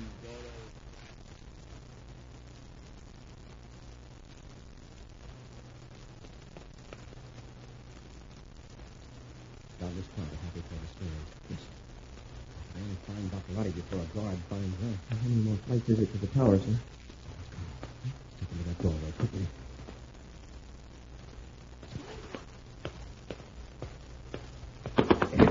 Put your hand over his mouth, Happy. Yep. Now let's get him in here. got his gun, Happy. The next over him. Yes, sir. Corry, how did you get out of that cell? Never mind the language. Where's Bacarratti? Come on, where is he? He's up in the tower. Alone? Tell me the truth, Malengo. He's with some engineers. How about Professor Raymond? Where have you got him? Down at the end of the hall, locked in another room. All right, get going. Lead the way and don't try anything.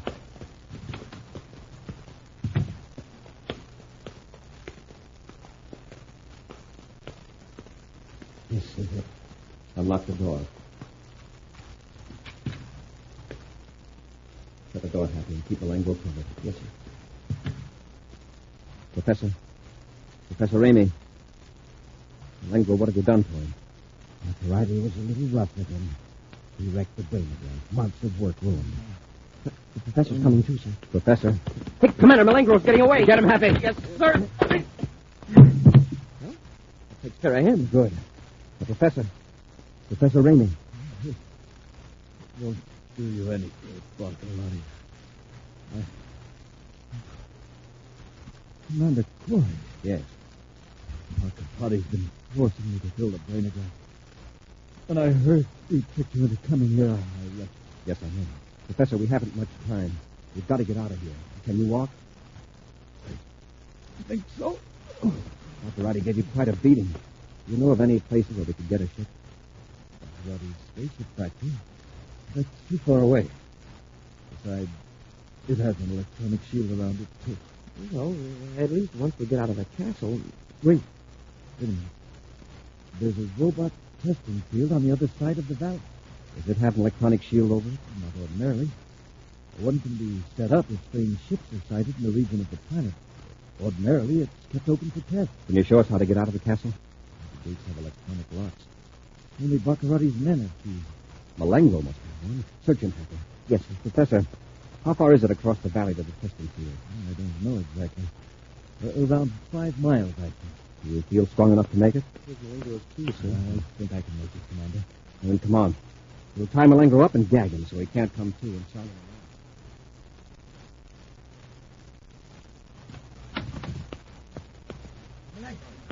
What happened to you? Where's the professor? Oh, some minute. Hold still till I get the gag out of your mouth and untie you. Corry did it. He caught me in the hall. Corry! How did he get out of the dungeon? Never mind. Where's Professor Raymond? I don't know. The cadet knocked me out. When I came to, I was tied up. He'd escaped, John. I can see that. We'll have the castle searched from tower to the dungeon. We'll send guards outside the castle. You and I will lead the search from the air. Come on, Malengo.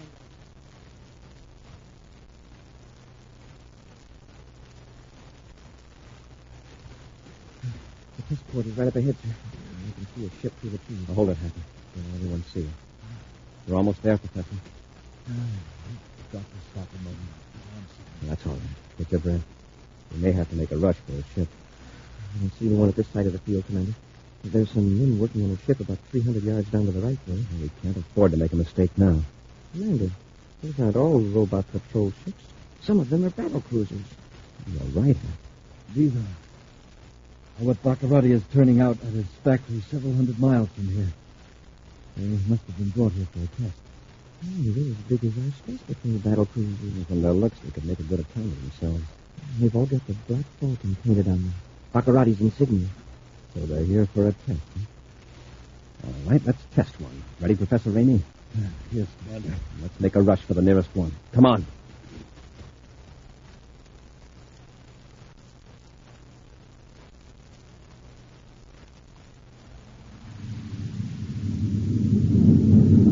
The velocity down, Malengo. Remember, this is a spaceship, and Corry is on foot. I'm trying to cover as much ground as possible, Your Highness. If we circle the castle several times, we can pick them up in the ground scanner. Well, where could they have gone? They're not in the castle. No one saw them go through the gate. Look, over there at the test. I see it. It's one of my new battle cruisers taking off. Why, Your Highness? They just arrived today from your plant to the north. Weren't your orders to the effect that they were to be grounded until you inspect them tomorrow? Huh? Yeah, that's right. Well, wait till we locate Corry. Then I'll find out where that upstart pilot is. Ah, look at my ship, Malengo. 2 complete squadrons lined up. They are quite beautiful, Your Highness. Yes. After months of planning, they're almost ready. Ready to make a surprise attack on the Space Patrol. When the test is successful tomorrow, I'll give the command to wipe out Jupiter. Look at that ship circling back over the field. With the big Jupiter base out of the pathway, I can conquer the outer planets. What's happening over there? Explosion at the test port. One of your ships blew up on the ground. My ship! Malengo, what's happening? That pilot, that crazy pilot, he's strafing my ship for the space getters. Corry! Malengo, it's Corry in that ship. Get him! After him! Got the command! Your Highness, this is the scout. He's unarmed. My fleet! Look at my fleet destroyed! Guard the tower! Freeze the electronic shield! Guard the tower! And the necklace! Freeze for the gas!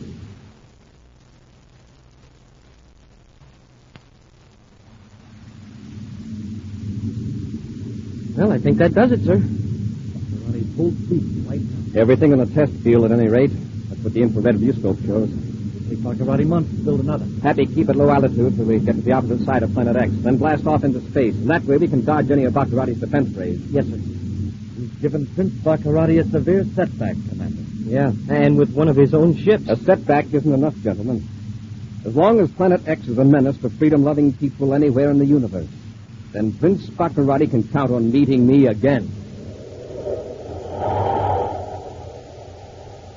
A preview of next week's exciting Space Patrol adventure follows in just a moment. Gang, this is Captain Dick Tufeld at an aqua jet boat race on Mars. My favorite's the Shooting Star. But hey, it doesn't have a chance. The driver's filling up the tank with ordinary fuel.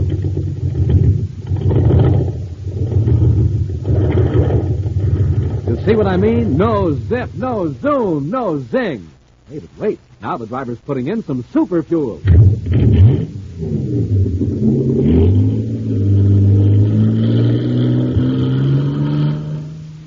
Wow, look at the Shooting Star go. It's bound to be a winner now because she's supercharged.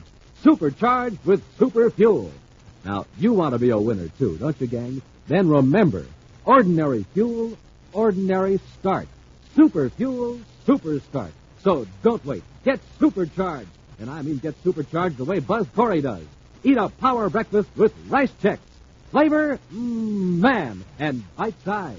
Crisp, triple toasted shredded rice biscuits. That's Rice Chex. And inside every package, you get a mysterious magic space picture.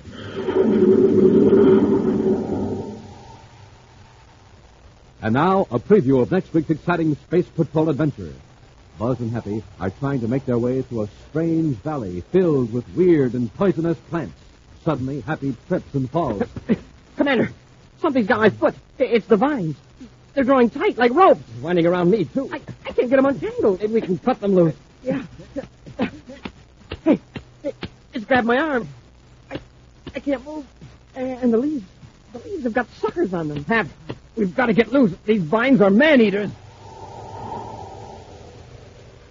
Be sure to join us again next week for the thrilling story, The Valley of Dread, when Wheat Chex, Rice Chex, and Good Hot Ralston again present Space Patrol!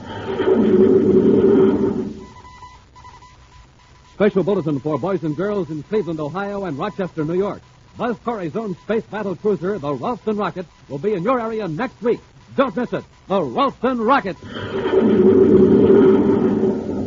Space Patrol, created by Mike Moser, starring Ed Kemmer as Commander Corry and Lyn Osborn as Cadet Happy, was written by Lou Houston, produced and directed by Larry Robertson, executive producer Mike Devery.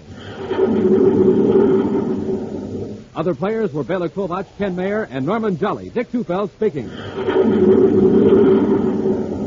Now, don't forget to tune in next Saturday and every Saturday when Wheat Chex, Rice Chex, and Good Hot Ralston again present Space Patrol! Be sure to see another exciting Space Patrol story on your local ABC television station. Consult your local paper for time and channel.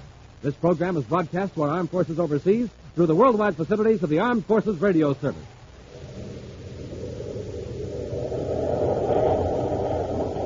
Space Patrol came to you transcribed from Hollywood. This is ABC Radio Network.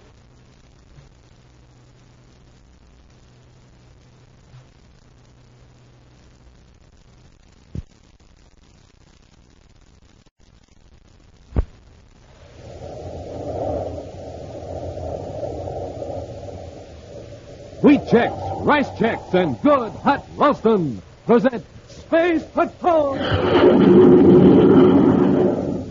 High adventure in the wild, vast reaches of space. Missions of daring in the name of interplanetary justice. Travel into the future with Buzz Corry, Commander-in-Chief of the Space Patrol! In today's transcribed Space Patrol adventure, Buzz and Happy are trying to make their way through a strange valley filled with weird, poisonous plants. Suddenly, Happy trips and falls. Commander, something's got my foot. It's the vines. They're drawing tight like rope. They're winding around me, too.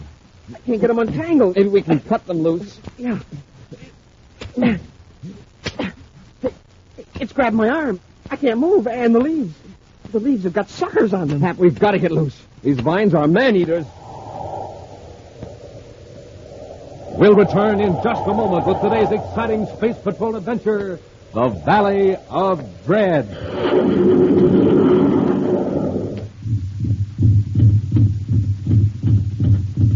Hi, Space Patrollers, you hear that? That's the Martian Mauler, the inter-universal boxing champ from Mars. He's practicing his Sunday punch. Superpower? Man, he's got it.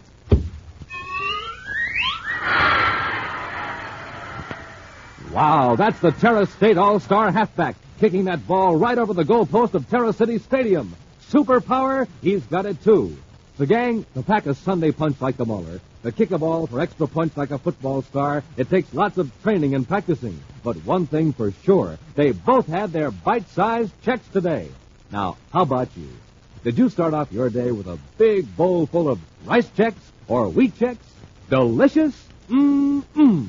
Terrific tasting? You bet. Right down to the very last crisp bite. And no other cereal, flaked or puffed, gives you so much nourishment in such concentrated bite-sized form. Yes, sir, gang. You're right up there on the ball, ready for anything when you start off your day with rice checks or wheat checks. So for a superpowered punch like this, and a superpowered kick like this, start your day the bite-sized checks way. Rice checks, wheat checks.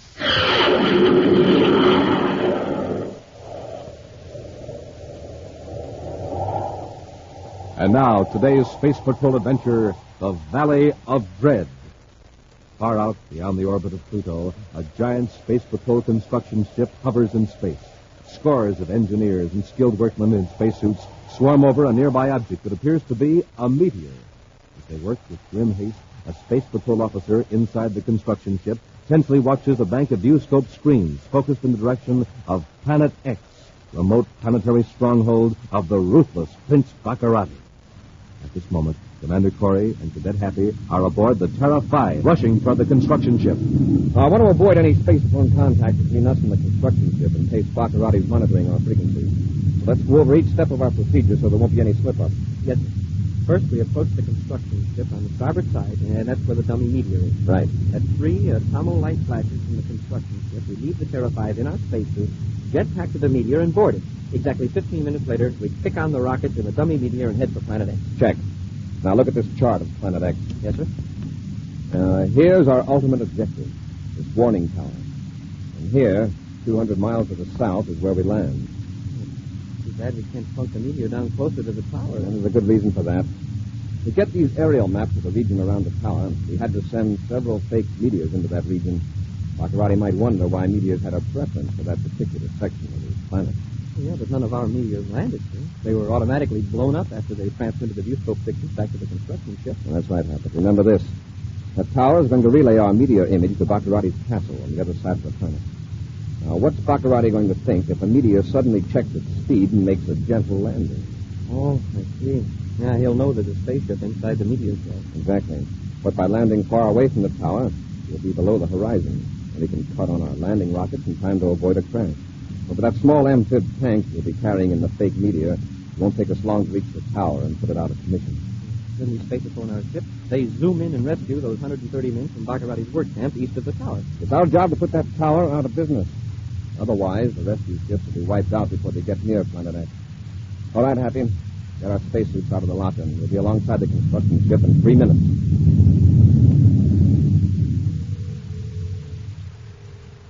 Meantime, in his huge, gaudy castle on Planet X, Prince Bacarratti paces the floor and berates his chief advisor, Dr. Malengro, whose scientific knowledge is being used by the Prince in his attempts to conquer the United Planets. Just look at these production figures, Malengro. We're 8 spaceships behind schedule.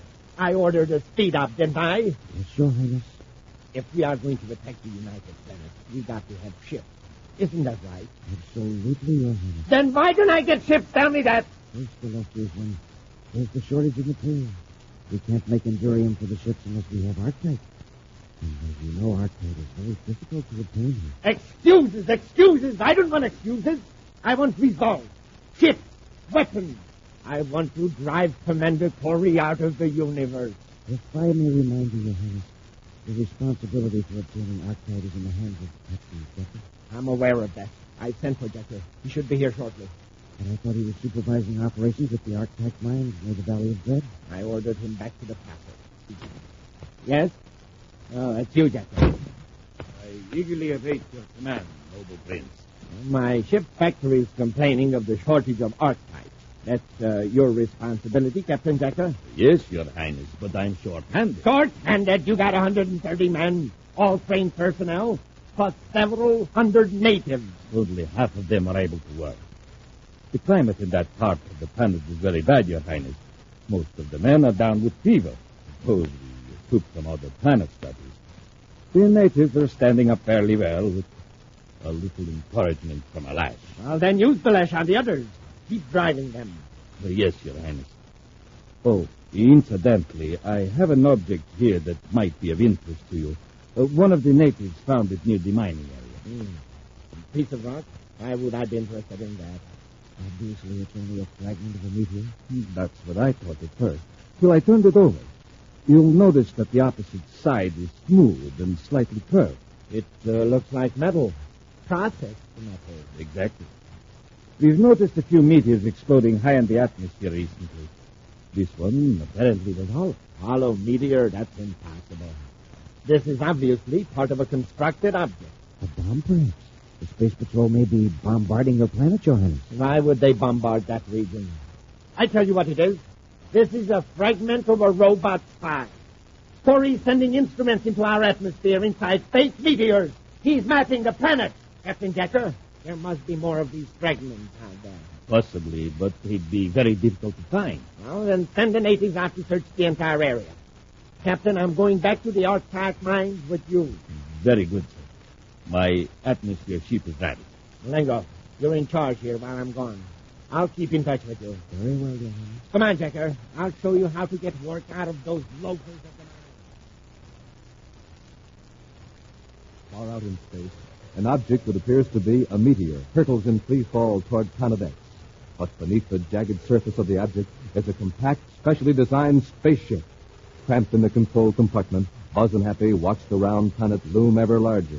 It seems to rush toward them at constantly increasing speed.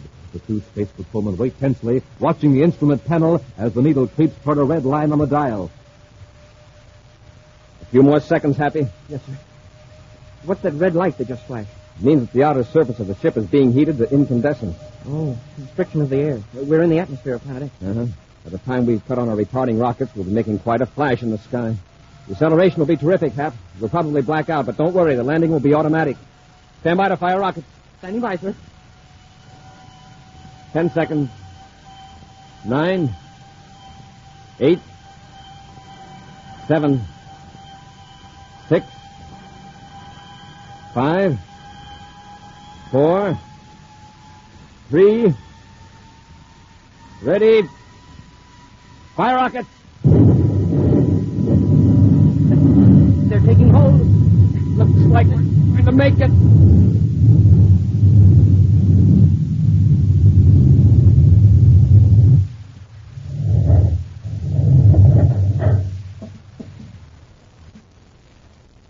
You okay, Happy? Or I will be when my stomach settles back down where it belongs. Rough. Well, I'd say it was a gentle landing for a meteor, but a rugged one for a spaceship. I'll release the aft hatch so we can get the amphib tanking.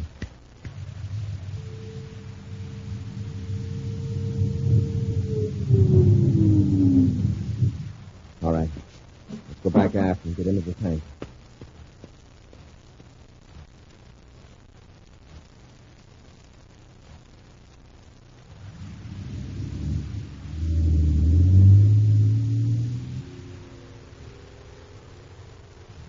On through the dark night of Planet X, Commander Corry and Cadet Happy take turns at the controls of the amphib tank, crossing the treacherous terrain of the unknown planet. The aerial maps, pieced together from viewscope pictures flashed by the pseudo-meteor robot Spies, are of little help to the ground-crawling tank. Still, mile by mile, Buzz and Happy approach their objective, the tall warning tower that automatically relays viewscope images of trespassers in the sky over this part of Planet X. As the gray dawn grows over the Valley of Dread, an atmosphere ship flies low in ever-widening circles around the Arctic mines, where men abducted from the United Planets are forced to toil. In the ship are Prince Bacarratti and his prison camp commandant, Captain Jecker.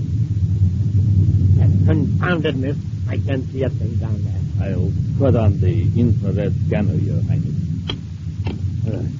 That better? Yes, but I still can see through that vegetation. Can't you fly lower? Scan more territory from this height. But actually, I doubt that we can see those men who escaped. I want them found and brought back.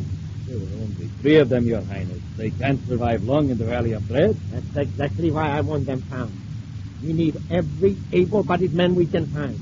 And if they are clever and strong enough to escape, they're strong enough to work in the mine. Yes, Your Highness. I'm holding you personally responsible for their escape. If another such incident occurs... Excuse me, sir. But I saw something move over there on the ridge. On the ridge?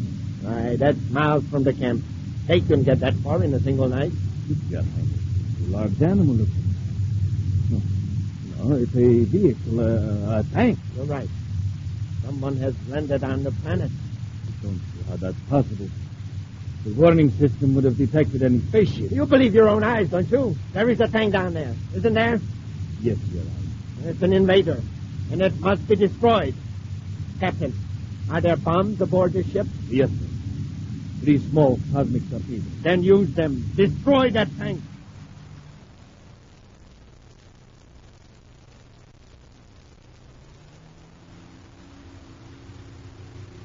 It isn't much farther, Commander. I can see the warning tower from here. The first chance we get, work down into the valley. One of the low probe beams from that tower might pick up a moving object as large as this tank. Yes, sir. We'll have to keep on the ridge for another quarter of a mile, Commander. We'll drop 2 people along here for a safe descent. That's right, Hap. Hey, the ridge blew up right in front of us. Keep going, but dodge that crater. Yes, sir. There's an atmosphere ship right over us. One of Bacarratti, of all the rotten luck. Wow, that was close. Hold it, Hap. Hold it on the ridge. You're slipping over the edge. The dirt's giving way from under us, Commander. I can't control it. We're going over.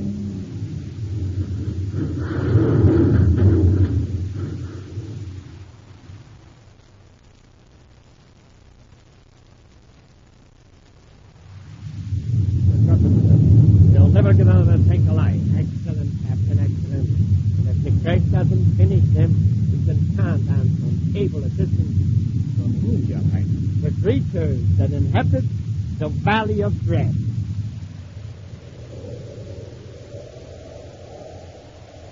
We'll return to Space Patrol in just a moment.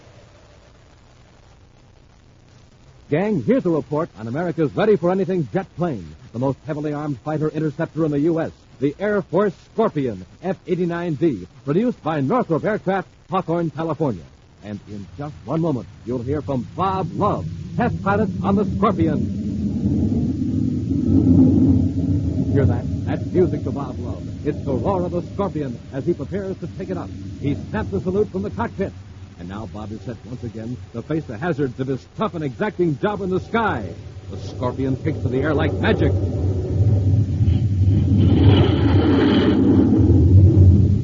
It's a giant ship, a monster bird of the sky, weighing 20 tons, with a length of 53 feet, a wingspan of 56, and what a fighter!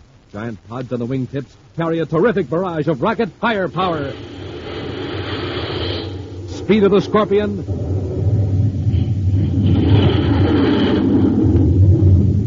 over 600 miles per hour. Gang, I wish you were here to see how Bob Love strides across the airfield after a grueling test flight. And just a short rest in the ready room, and he's all set to go up again. Now, for someone who depends on so much energy, it's no surprise to find that Bob Love is a rice checks and wheat checks man. Here's what he has to say about it. You know, a fella has to be in top condition to test fly a fast aircraft such as the Scorpion. And that's why I always make it a rule sleep well, and eat well. So, for breakfast, I pick a cereal like Rice Chex or Wheat Chex. They're chock full of energy and really taste good. You'll like them. Gang, pick your cereals the way Bob Love and countless other rugged test pilots do. Pick a cereal loaded with energy, loaded with flavor. Rice Chex, Wheat Chex. No other cereal, puffed or flaked, contains so much nourishment in such concentrated bite-sized form.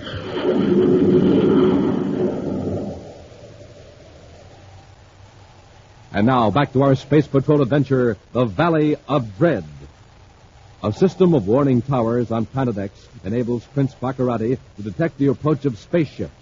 However, Commander Corry and Cadet Happy succeeded in landing on the planet without detection through a dangerous space flight in a ship designed to simulate a meteor.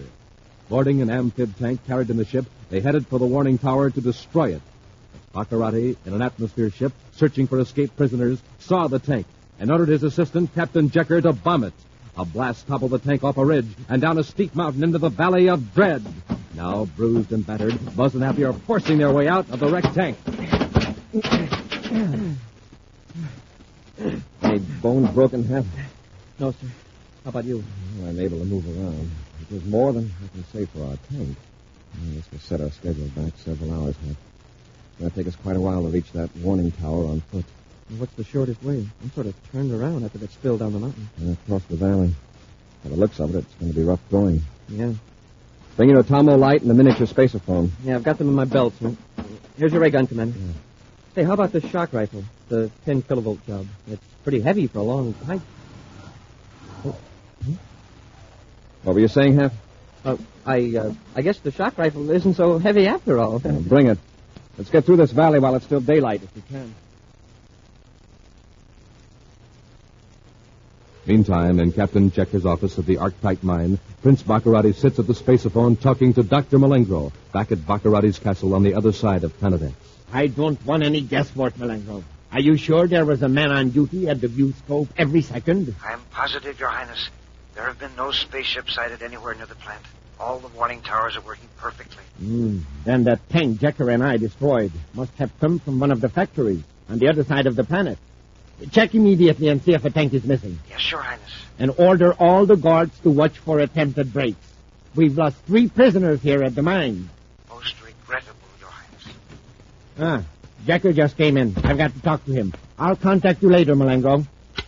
Now, Captain, what is it? Your Highness, my men have captured one of the prisoners. One of the prisoners? There were 3. The other 2 are still missing. But we'll get them, sir. Yeah. And the man who was captured, is he back on the job? He's unable to work. He's very sick. He's paying you for fools. Take me to this man. I'll make him glad to go back to work.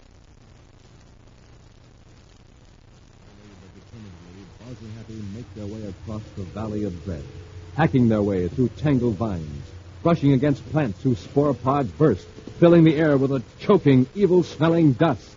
But still they press on toward the tower that must be destroyed if Space Patrol ships are to land on Planet X. I don't want to spend the night in this valley, so I'll have to put on some extra effort. Suits me. Uh-oh. Is that a hallucination? Or is it an animal? If we both see it, it's no hallucination. Stand perfectly still. Where did it come from? What is it? Whatever it is, it could swallow both of us in one mouthful. Jaws like an alligator and a body like a tiger. Get a shock rifle, Hap. I think it's going to charge. Here, sir. Here he comes. You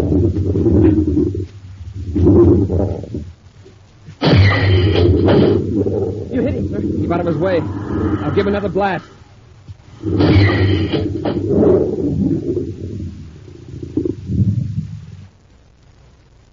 Wow. What a monster. And am I glad we brought that shock rifle? Let's hope he doesn't have any relatives in the neighborhood. Let's get going, Happy.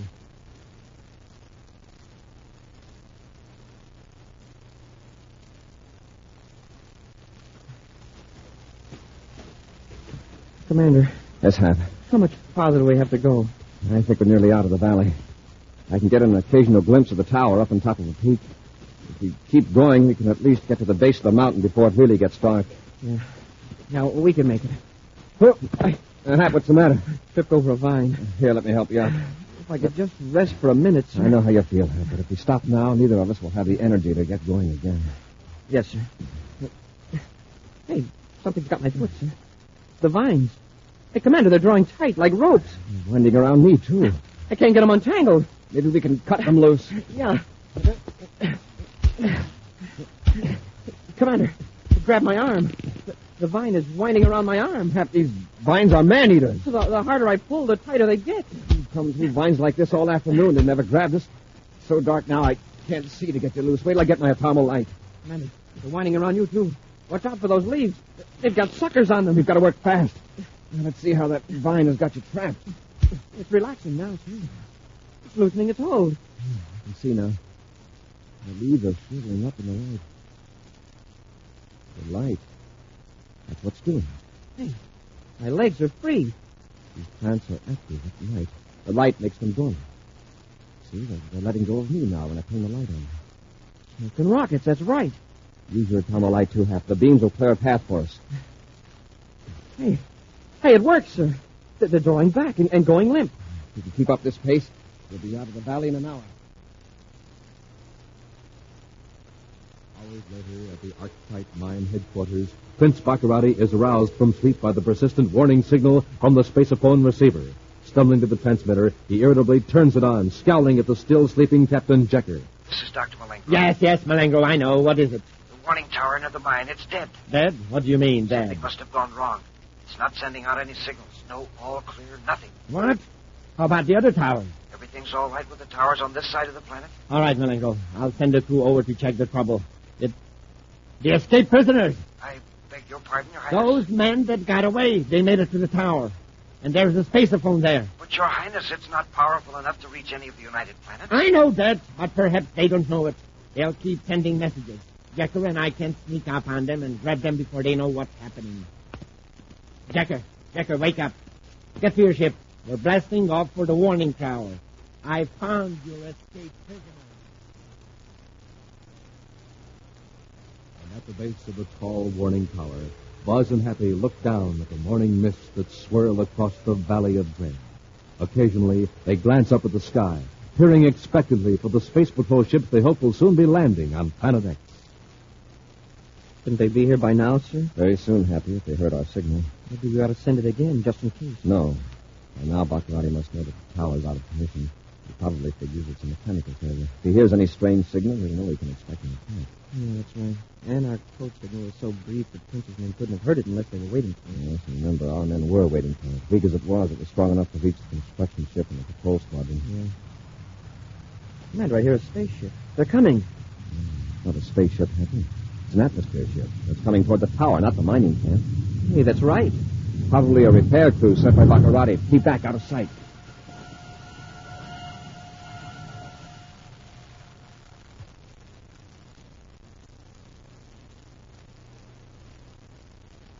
I just can't figure it out, Captain. Those prisoners made no attempt to contact the Space Patrol. Well, maybe it was just a mechanical failure after all. Perhaps. We'll be careful. The entrance to the tower is right around the corner. All right, Happy. Your Highness, watch out. Hold it, Bacarratti. Get the other one, Hap. All right, stop struggling, Bacarratti, or you'll have a mighty sore arm. Stop it, Corry. I've got the other one, Commander. This isn't going to do you any good, Corry. You can't get off this planet without one of my ships, and my men can keep yours from landing. Then they'd better get busy. Hear that, Bacarratti? Spaceship. Right. The Space Patrol Squadron. We're going to pick up those 130 men you've been holding prisoner out here. My gourds will never let you take them. Your Space Patrol men can't attack without endangering the prisoners. He's right, sir. It's a risk we had to take, Happy. We counted on the suddenness of the attack to overcome resistance. I got 6 men guarding that camp. Your attack isn't going to accomplish a thing, Corry. Just to make sure, Bacarratti, call the camp and order your men to surrender. Use this miniature spaceophone. Tell them you're captured. All right, Commander. Go ahead, Bacarratti. It's on. Prince Bacarratti calling Archetype Mine Headquarters. Prince Bacarratti to Archetype Mine Headquarters. Come in quickly. Mine headquarters. Go ahead, Your Highness. Listen carefully. This is important. I have been captured by Commander Corry. Tell the rest of the guards to destroy all the prisoners immediately. Give me that spaceophone. Those are my terms, Corry. My freedom or those captives will be destroyed. Guard, do you hear that? Yeah, I hear it, but I'm not a guard. Then who are you? Answer me. Who are you? Ed Benton, one of your ex-prisoners. You overpowered all your guards when we heard the Space Patrol ships. Benton, this is Commander Corry. Nice work. Thanks, Commander. Same to you. You'll have all you men on the way home in a few minutes. Corry out. All right, Bacarratti, let's go. Take charge of his pal. Yes, sir. Oh, Bacarratti, since you won't be needing your castle anymore, I've got an idea. Why don't you donate it as a home for wayward bats? A preview of next week's exciting Space Patrol adventure in just a moment. Say, Space Patrollers, listen to what happened the day Jimmy Brown skipped his power breakfast. Right away, things started looking mighty black. Everything in the universe went wrong. At school, at home, at play. And because Jimmy was so gloomy, Jimmy's dog felt gloomy, too. Yes, but listen now to what happened when Jimmy started his day with a big, bite-sized Chex breakfast. A bowl full of rice Chex. And to make up for the other day, a bowl of wheat Chex, too. Right away, things started looking bright. Yes, sir, Jimmy had a swell day at home, at school, at play. And listen to Jimmy's dog. He's no gloom dog now. So, you see, Space Patrollers, the way you start off in the morning can set the pace for the rest of your day. That's why it's so important to get a good power breakfast. That means a bowl full of those checkerboard super cereals, rice Chex, or wheat Chex. Delicious? You bet. Crisp down to the very last bite. And no other cereal, flaked or puffed, gives you so much nourishment in such concentrated bite-sized form. So, tomorrow and every morning, start off chock full of energy and ready for anything. Power up with the Space Patrol cereals, rice Chex, or wheat Chex.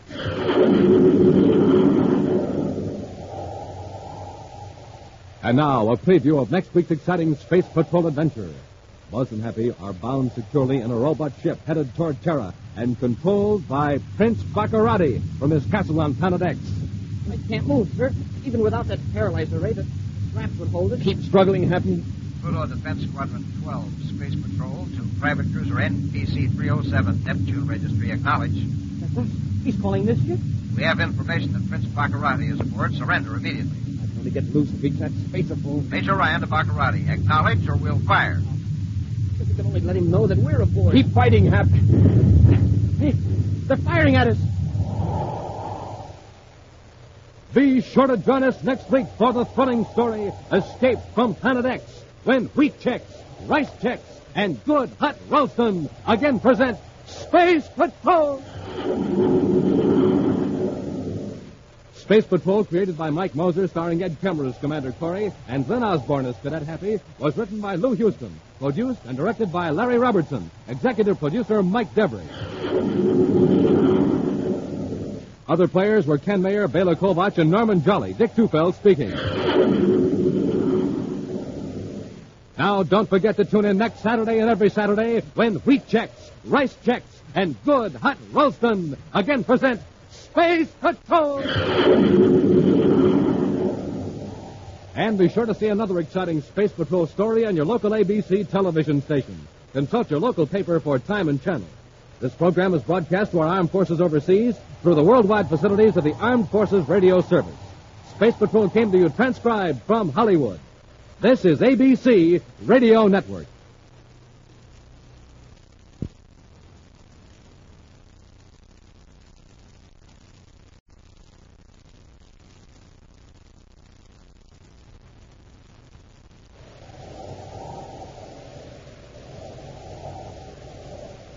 Wheat Chex, rice Chex, and good hot Ralston present Space Patrol! High adventure in the wild, vast reaches of space. Missions of daring in the name of interplanetary justice. Travel into the future with Buzz Corry, Commander-in-Chief of the Space Patrol! In today's transcribed Space Patrol adventure, Buzz and Happy are bound securely in a robot ship headed toward Terra and controlled by Prince Bacarratti from his castle on Planet X. We can't move, sir. Even without that paralyzer ray, the straps would hold us. Keep struggling, Happy. Pluto Defense Squadron 12, Space Patrol to Private Cruiser NPC 307, Neptune Registry. Acknowledge. He's calling this ship. We have information that Prince Bacarratti is aboard. Surrender immediately. If I can only get loose and reach that spacer phone. Major Robertson to Bacarratti. Acknowledge or we'll fire. If we could only let him know that we're aboard. He's fighting half. Hey, they're firing at us.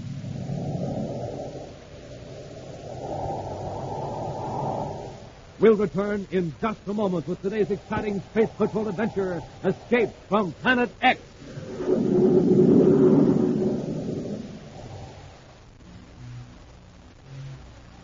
All right, step right up, test your strength, test your swing, ring the bell, and win a prize. Hi, gang, this is Captain Dick Tufeld. And Space Patroller Bill O'Connell. We're having a whale of a time today at the Terra State Fair. My pal here says he's going to ring that bell and win the prize. You bet I am, Captain Tufeld. All right, there he goes. He's raising the mallet over his head. Up it goes. Down it comes. Man, oh man, oh man. Just listen to that bell ring. What power and strength. Hey, Space Patroller, how'd you get all that get up and go? Supercharged, that's me. I had my bite-sized checks today. Now, Space Patrollers, how about you? Did you start off this morning with a big bowl full of rice checks or wheat checks? Those super cereals that help to supercharge you? Bite-sized wheat checks. Rich, hearty, shredded wheat. Chock full of flavor, minerals, and energy vitamins. Yes, and no other cereal, flaked or puffed, contains so much nourishment in such concentrated bite-sized form. That's why Commander Corry made rice checks and wheat checks official cereals of the Space Patrol. So, gang, tomorrow morning and every morning, be a real Space Patroller. Power up with an energy-packed bowl full of rice checks and wheat checks.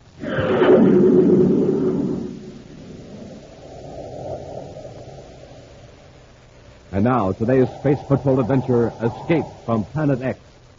The power-mad Prince Bacarratti is now in the hands of Commander Corry. The man who sought to overthrow the United Planet is a captive on the remote Planet X, in the very prison camp where he had forced 130 abducted men into slave labor in the Arctite mines. As Cadet Happy assists Space Patrol officers preparing to evacuate Bacarratti's former captives to their home planet, Commander Corry questions the self-styled prince in the labor camp office shack. You might as well tell the truth, Bacarratti. How many United Planet citizens are you holding in other parts of Planet X? Surely, Commander.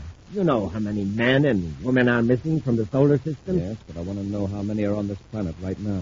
I want them all released. Look, Corry, you have only 2 spaceships here. In less than an hour, Malengo will have alerted a squadron of my ships at the castle. They can easily prevent you from blasting off. Your men aren't going to risk destroying you. And Malengo knows that you're in custody. Remember, my forces are still in control at Planet X. You and your men will never leave here unless you release me. The only thing delaying our blast off is the last-minute search for those 2 men who escaped from your prison camp just before our ships arrived. The minute they're rescued, I'm giving the order to blast off, and you're coming with us. And they won't be found so easily. A lot could happen to them in the Valley of Dread. Whether we find them dead or alive, they'll still be witnesses against you. Excuse me, Commander. Yes, Hap, what is it? Those 2 men who escaped have been found, sir. Are they all right? It's pretty fair, sir. They recognized our space patrol ships and came back to camp under their own power. Good. And that accounts for all of Bacarratti's captives, all 130 of them. Yes, sir, except that the last tally shows 131. Well, that's one more than we're supposed to have. Space Sergeant Deckins is sure the count is correct, sir. Well, I'll check on it later. How's the evacuation proceeding? Well, very good, sir. Most of the sick men are aboard ship number 1, and Bacarratti's guards are locked up in number 2. I'll order a complete search of the camp to see that none of Bacarratti's men are hiding. And we'll put Bacarratti aboard and blast off with Terra. Meanwhile, we'll just lock his highness in this room so he won't be disturbed.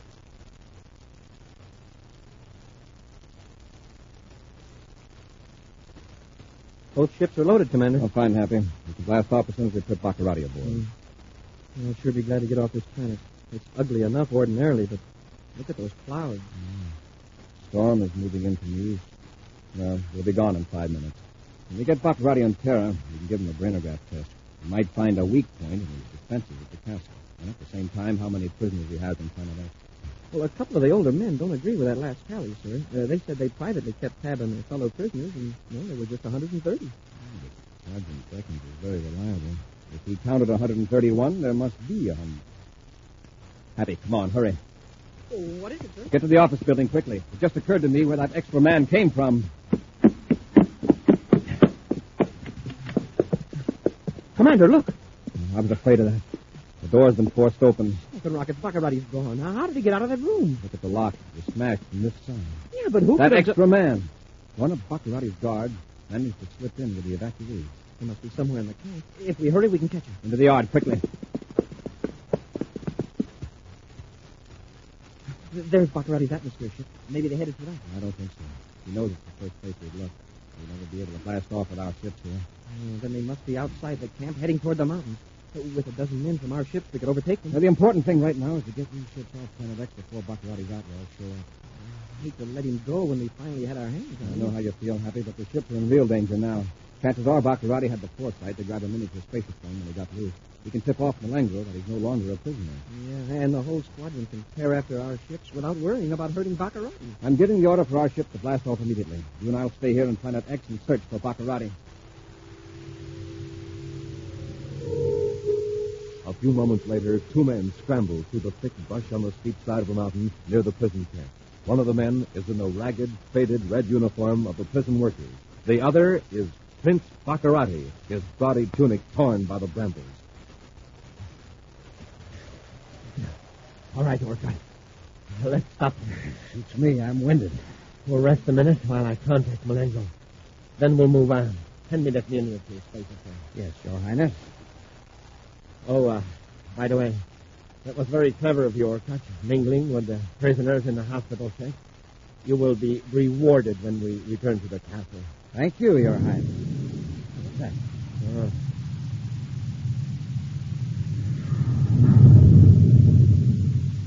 That was one of Corey's ship blasting off. I suppose he decided not to risk losing both ships by keeping them here while he looked for me. Yeah. There goes another one. I might have known it. No, what? That Corey would think of the safety of his men. Yes, and perhaps of his own safety, too. He knows he couldn't fight off my ship, so he blasted off. Yes, but he'll be back. We'll be ready for him when he returns. We'll have that warning tower back in operation, and if a space patrol ship comes within 1,000,000 deals of this planet, we'll blast it to atoms. Your Highness, how are your men going to find us in this storm? Before we run, we can go back to the prison camp. My atmosphere ship is there. Yes, but Corey probably put it out of commission before he blasted off. Probably. But at least we'll be out of this storm. Come on, old chap. Let's head down the mountain. As the storm builds in violence, Buzz and Happy stand in the darkened office shaft, looking out the window towards Bacarratti's small, sleek atmosphere ship. An occasional flash of lightning brings every inch of the prison yard into full brilliance. The ship's got away all right. Well, they must have, Happy. There's no way Malengro could have detected them on this side of the planet. All right, let's go. Run for the ship. Yes, sir. Wow, what a blast. It's a regular hurricane. Keep your head down. Buck the wind. Up the ladder into the ship. Close it, Happy.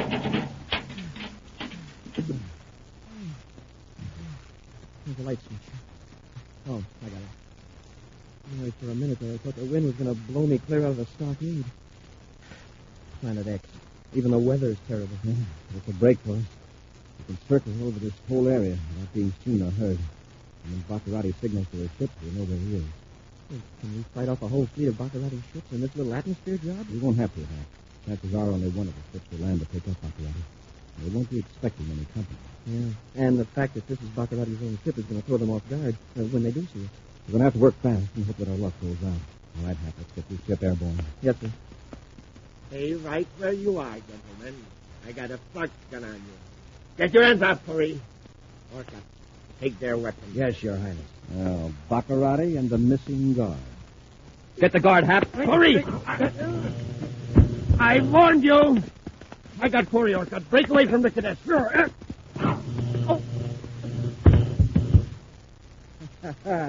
That sure sent him spinning, Your Highness. Drag them back aft and lug them out. I'll notify Malengro to prepare a cell for them in the dungeon of my castle. We'll return to Space Patrol in just a moment. This is Dick Shufeld speaking from Edwards Air Force Base, Muroc, California. I've got an interesting story for you this morning about one of the most unusual-looking planes in the sky today, the XF-92A, designed by Convair Aircraft, San Diego. Now, in just a second, I'm going to introduce you to the Air Force test pilot on that plane, Major Chuck Yeager, the first man to fly faster than the speed of sound. He's standing beside me right now. But first, I'd like to tell you a few things about the XF-92A. It looks exactly like a triangle. It's often called the flying triangle. Wings are swept back at a severe angle, 60 degrees. Now, top speed of this Air Force interceptor is about 700 miles an hour. Service ceiling is over 45,000 feet. You know, it takes some doing to test fly a ship like that. You need energy and plenty of it. And to face the risk involved, you need steady nerves. Now let's hear what a real test pilot has to say about it. Meet Chuck Yeager. Let me tell you what it takes to be a test pilot. To start with, I have to be in good condition. That means get plenty of rest, plenty of exercise, good food at every meal. For breakfast, I like a cereal that really tastes good and has plenty of energy. You like Rice Chex and Wheat Chex, eh, Chuck? Well, no other cereal, puffed or flaked, contains so much nourishment in such concentrated bite-sized form. So, gang, do as famous test pilots do. Pick your cereal for flavor and energy. Today, get Rice Chex and Wheat Chex.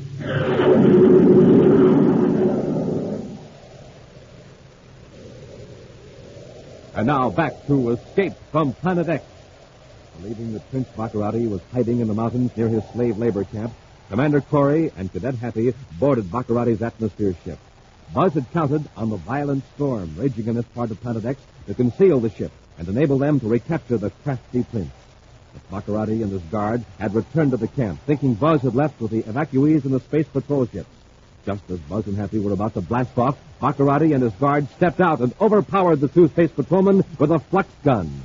Right now, Buzz and Happy are in a cell in the dungeon of Bacarratti's castle on the opposite side of Planet X.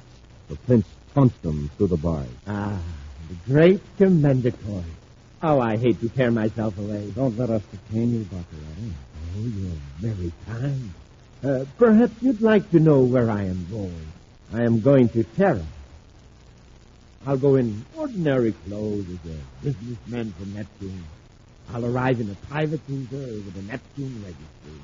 Aren't you afraid your noble bearing will give you away? Not at all, Commander. The Space Patrol is certain that I'm here on Planet X, trying to avoid being captured by you. They will be making plans to sneak back here and to get you off the planet. The last thing they would suspect is that Prince Bacarratti would dare to show up in the capital of the United Planets. Well, you may have a point.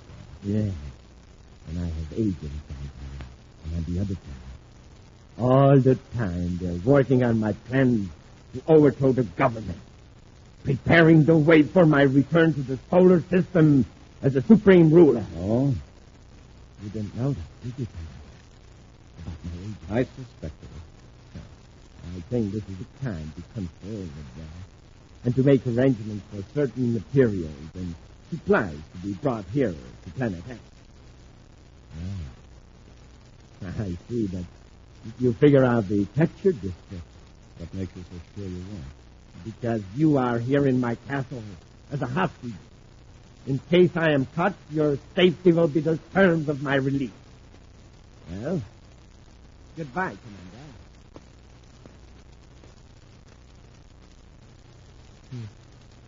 Imagine that. Agents, I tell you. The Space Patrol hasn't the faintest idea who they are. Oh, can Bacarratti get away with it? Go to Terra? He's bold enough. I didn't expect it. And here we are, locked up in this dungeon. What? Anything? Something shiny out there on the corridor. See it through the bar? Hmm? Oh, yes, man. It looks like a key. Thought I heard him try to punch us and Bacarratti walked around. But if we could reach that key. Then no one's watching him. Just gotta reach. God, it might as well be back on Bacarratti's belt. Wait a minute. Take off your belt, quickly. Yes, sir. Put the buckle out there to the key. Maybe you can hook it and drag it over to the door. All right, sir. Here it goes. Be careful. Don't knock it farther away. Over the key, sir. Pull it slow. It's coming. There. Now I can get it with my hand. Here you are, sir. Let's hope it's the right key. Maybe reach around to the lock. Hard to turn. You can't get any leverage. Yeah, that did it. We're free. We're still in the castle. Our best bet is to try to locate a space patrol and tip off the space patrol that Bacarratti's on his way. Come on. Cautiously, Buzz and Happy make their way down the dungeon corridor. Two guards, joking together at a turn in the passage, fail to notice the two space patrolmen as they creep up the stairs to the next level.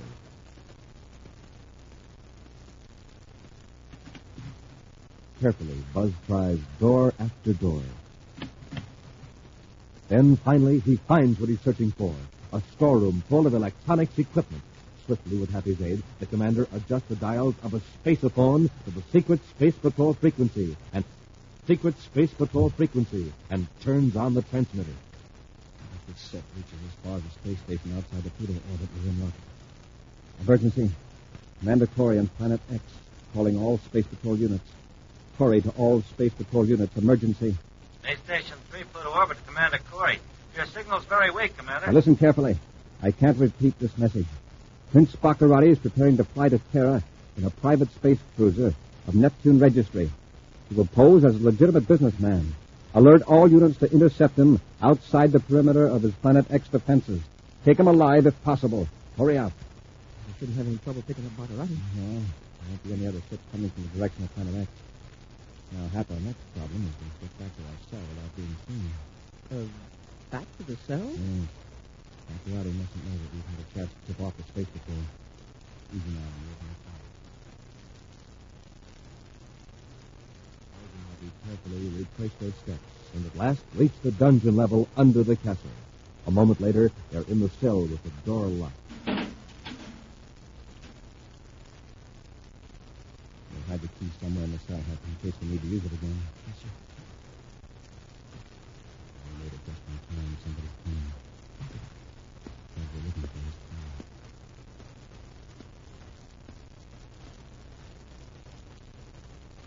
I got good news for you, gentlemen. I know. You got a toothache. That was unkind, Cadet. You should be grateful to me. Come on, you're leaving Planet X. We are? Where are you taking us? I am putting you in a robot ship and sending you toward Terra. Well, at last you're showing some sense, Bacarratti. Yes, I know. Oh, incidentally, you can keep that key you found on the floor. As you see, I have a duplicate. Key? Yeah. The key with which you unlocked your cell. By the way, I overheard your conversation on the space Space Patrol. You found the equipment sooner than I expected. So you planted the key there, dropped it on purpose. That's right. Just far enough out of reach to look accidental, but near enough so that you would use your famous ingenuity and recover it. I don't get it. So why would you want us to pick off the Space Patrol about your trip to Terra? Because Bacarratti had no intention of going to Terra. That's right, Commander. It's too bad you didn't figure that out sooner.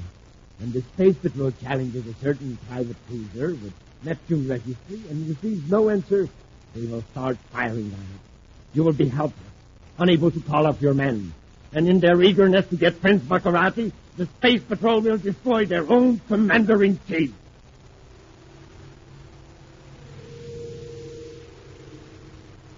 A few moments later, Buzz and Happy are strapped securely in the control cabin of the robot space cruiser. As an added precaution, Prince Bacarratti gives them each a blast with a paralyzer ray, then returns to the tower of his castle to regulate the remote control equipment of the robot ship.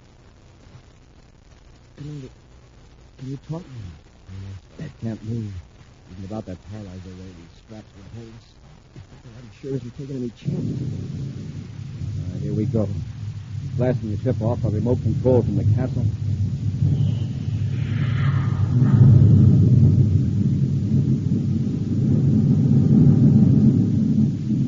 Are you comfortable, gentlemen? Oh, don't bother to answer because I can't hear you. It's fortunate. I don't think your remarks would be complimentary. He's right, Mr. Murat. I'll give you something to think about, Commander, on your final journey. Shortly after your space patrol men blast to the pit, there will be another tragedy in another part of space. What are you talking about, Bob? The space patrol base on planet Neptune will be destroyed by another robot ship, loaded with high explosives. He wouldn't do that. The robot will appear to be an innocent supply ship. But you are afraid, Commander. And the Neptune base destroyed.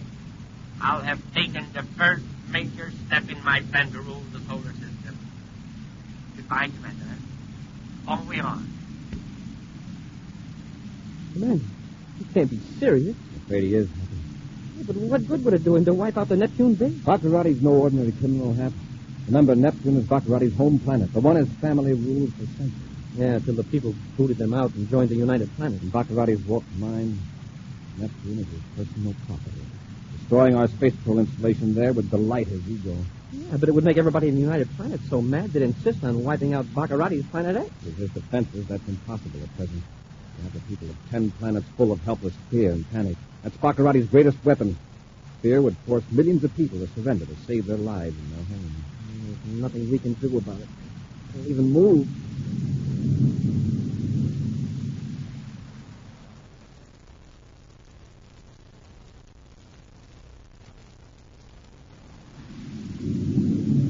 Where are we now, Commander? I can't tell from here, but we should be well outside the Planet X defense warning system. I think the paralyzer rays are beginning to wear off. I can move my fingers a little. We'll have to do better than that, Hap. Lunar Defense Squadron, 12 Space Patrol to Private Cruiser NPC 307, Neptune Registry, acknowledged. He's calling this ship? Major Robertson, commanding Squadron 12. We have information that Prince Bacarratti is aboard Private Cruiser NPC 307, now on Paravector from Planet X. Oh, if I could only get to that space-a-phone. Keep working, Hap. Major Robertson to Bacarratti. Acknowledge or we'll fire. Any luck, Hap? Oh, no. We've got to get loose. Hey, he's firing at us. You place that missile across your nose to show we mean business, Bacarratti. We know you're aboard because Commander Corry told us. You have 10 seconds to surrender or the next missile will hit your midship. I wish Major Robertson wouldn't be so conscientious. Just this once. If he hits us, we may never know he got us instead of Bacarratti. Keep straining on those straps, Happy. Yes, sir. 5 seconds, Bacarratti. 5 seconds. Commander, you did it. No, Bacarratti didn't set off his transmitter. Major Robertson, hold your fire. You surrendering, Bacarratti? Robbie, this is Commander Corry. Bacarratti's not aboard. He's on Planet X. Man? Big fools of Mercurium. I was about... Attention, all units. Stand by for further orders. Robbie, we've got to work fast. Order one of your ships to join airlocks with this robot. Yes, sir. After Happy and I are clear of this ship, destroy it. I want Bacarratti to think his plan succeeded. Right, sir. When this ship is destroyed, return to your base. I'll take over the rest of your ship and proceed to the Neptune orbit. Hurry out.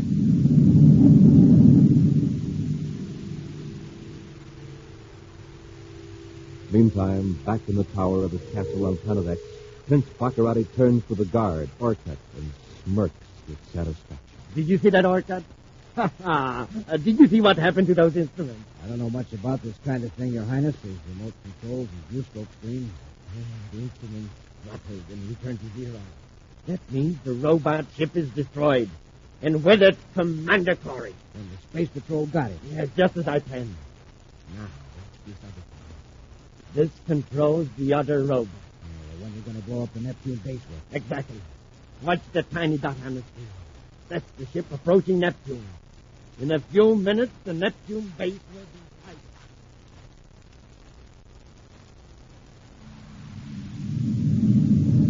I picked up something in the viewscope screen, sir. Supply ship? I think so, sir. Yeah, that's what it is, all right. Check its course. Yes, sir. Got to be sure it's the right one. It's heading straight to the Neptune base, sir. From what direction? He's tracing it back. It came from 34 degrees off Pluto, which would indicate it came from Planet X. And all regular ships is in order to avoid this sector. So that's the one we're after. It's on a collision course, sir, and increasing acceleration. Stand by to fire cosmic missiles. Standing by, sir. Put on automatic target selector. It's closing in on zero, sir. Number 1 missile fired, sir. Now, if Bacarratti doesn't have any trick device to throw off our guided missile... We'll know in a couple of seconds. Wow, we've got it. Think what would have happened if that robot had hit Neptune. The base would have been wiped clear off the planet. As it is, I'll bet it'll rain fragments for a week. Fortunately, none of them will be big enough to do any damage. Boy, this is going to be a big disappointment to Prince Bacarratti. Yes. Just the way to get his mind off this setback. How, sir? We'll give him something new to worry about. Right away. A preview of next week's exciting Space Patrol adventure in just a moment.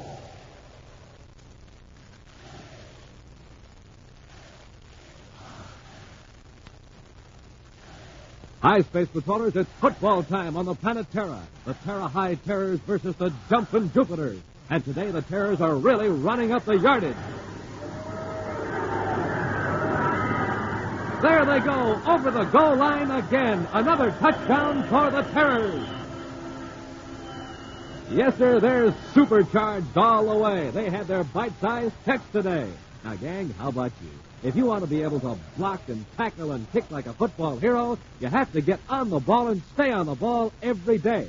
That means you need a power-packed, bite-sized Chex breakfast every morning. A big bowl full of rich, crisp, terrific-tasting rice Chex or wheat Chex.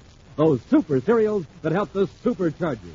Both have that modern bite-sized design for super easy eating, and both make swell between meal snacks because both taste just as good right out of the box. So, Space Patrollers, to run up lots of yardage on the gridiron, to be the big star of your team, start right in tomorrow. Just have yourself a power breakfast with rice Chex or wheat Chex. No other cereal, flaked or puffed, gives you so much nourishment in such concentrated bite-sized form. So, power up with those Space Patrol cereals, rice Chex, wheat Chex.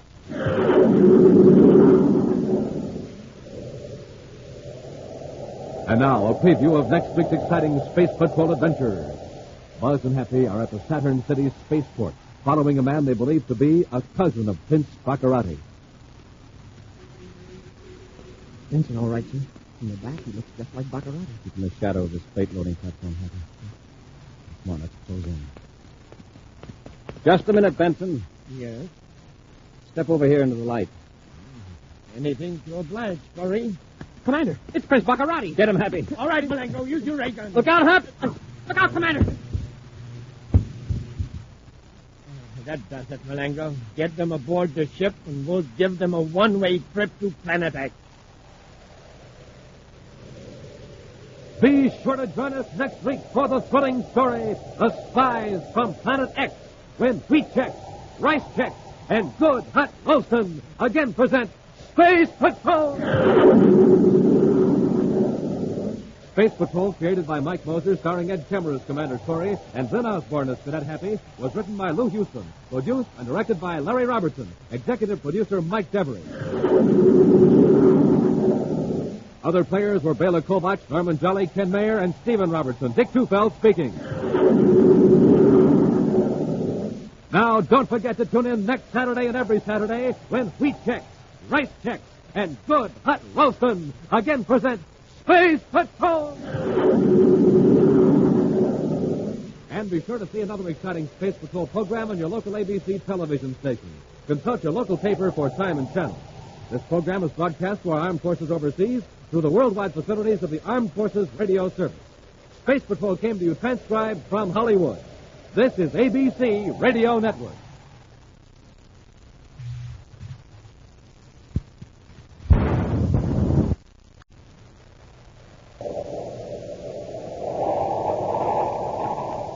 Wheat Chex, Rice Chex, and Good Hot Roastin' present Space Patrol! High adventure in the wild, vast reaches of space. Missions of daring in the name of interplanetary justice. Travel into the future with Buzz Corry, Commander-in-Chief of the Space Patrol. In today's transcribed adventure, Buzz and Happy are at the Saturn City spaceport, following a man they believe to be a cousin of Prince Bacarratti. It's Vincent, all right, sir. From the back, he looks just like Bacarratti. All right, Hap. Let's close in. Just a minute, Benson. Yes? I thought you promised to stay on Saturn. Oh, did I, Corry? Commander, it's Prince Bacarratti. Get him, Hap. All right, Malengo, use your ray gun. That does it, Malengo. Get them aboard the ship. We'll give them a one-way trip to Planet X. We'll return in just a moment with today's exciting Space Patrol adventure, The Spies from Planet X. Say, gang, have you met the twin Space Patrollers who've just moved in down the block a ways? A couple of real swell fellas and supercharged all the way. Well, now's your chance to meet them. Here they are.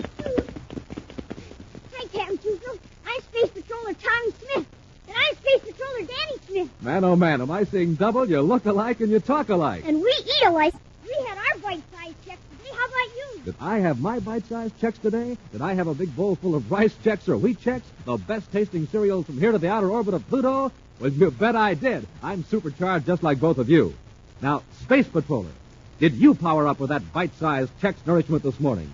You know, no other cereal, flaked or puffed, contains so much nourishment in such concentrated bite-sized form. That's why Rice Chex and Wheat Chex are official cereals of every Space Patroller in the universe. So, gang, take a tip from these supercharged twins, and every day before you blast off for school or play, have yourself a power breakfast with Bite-sized rice checks. Bite-sized wheat checks.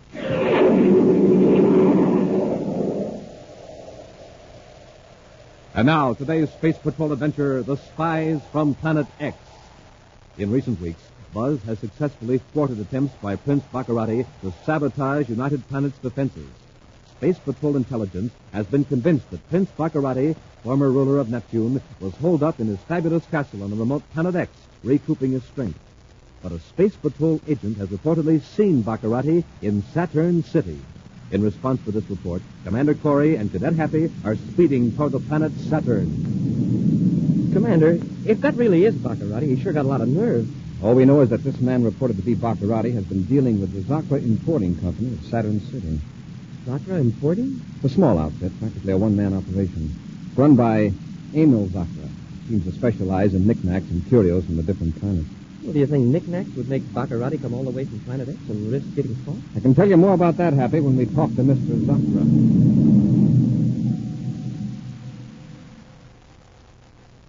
A few hours later, Buzz and Happy walked down a small side street in Saturn City. Most of the shops are closed for the day, except one shabby little store in which a dim green light casts a weird glow over shelves of dusty vases, statues, and carvings. A replica of an outmoded spaceship hangs above the door.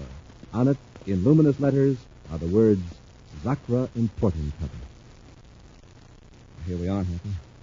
I don't see anyone inside. Maybe they're closed. Try the door. It's open.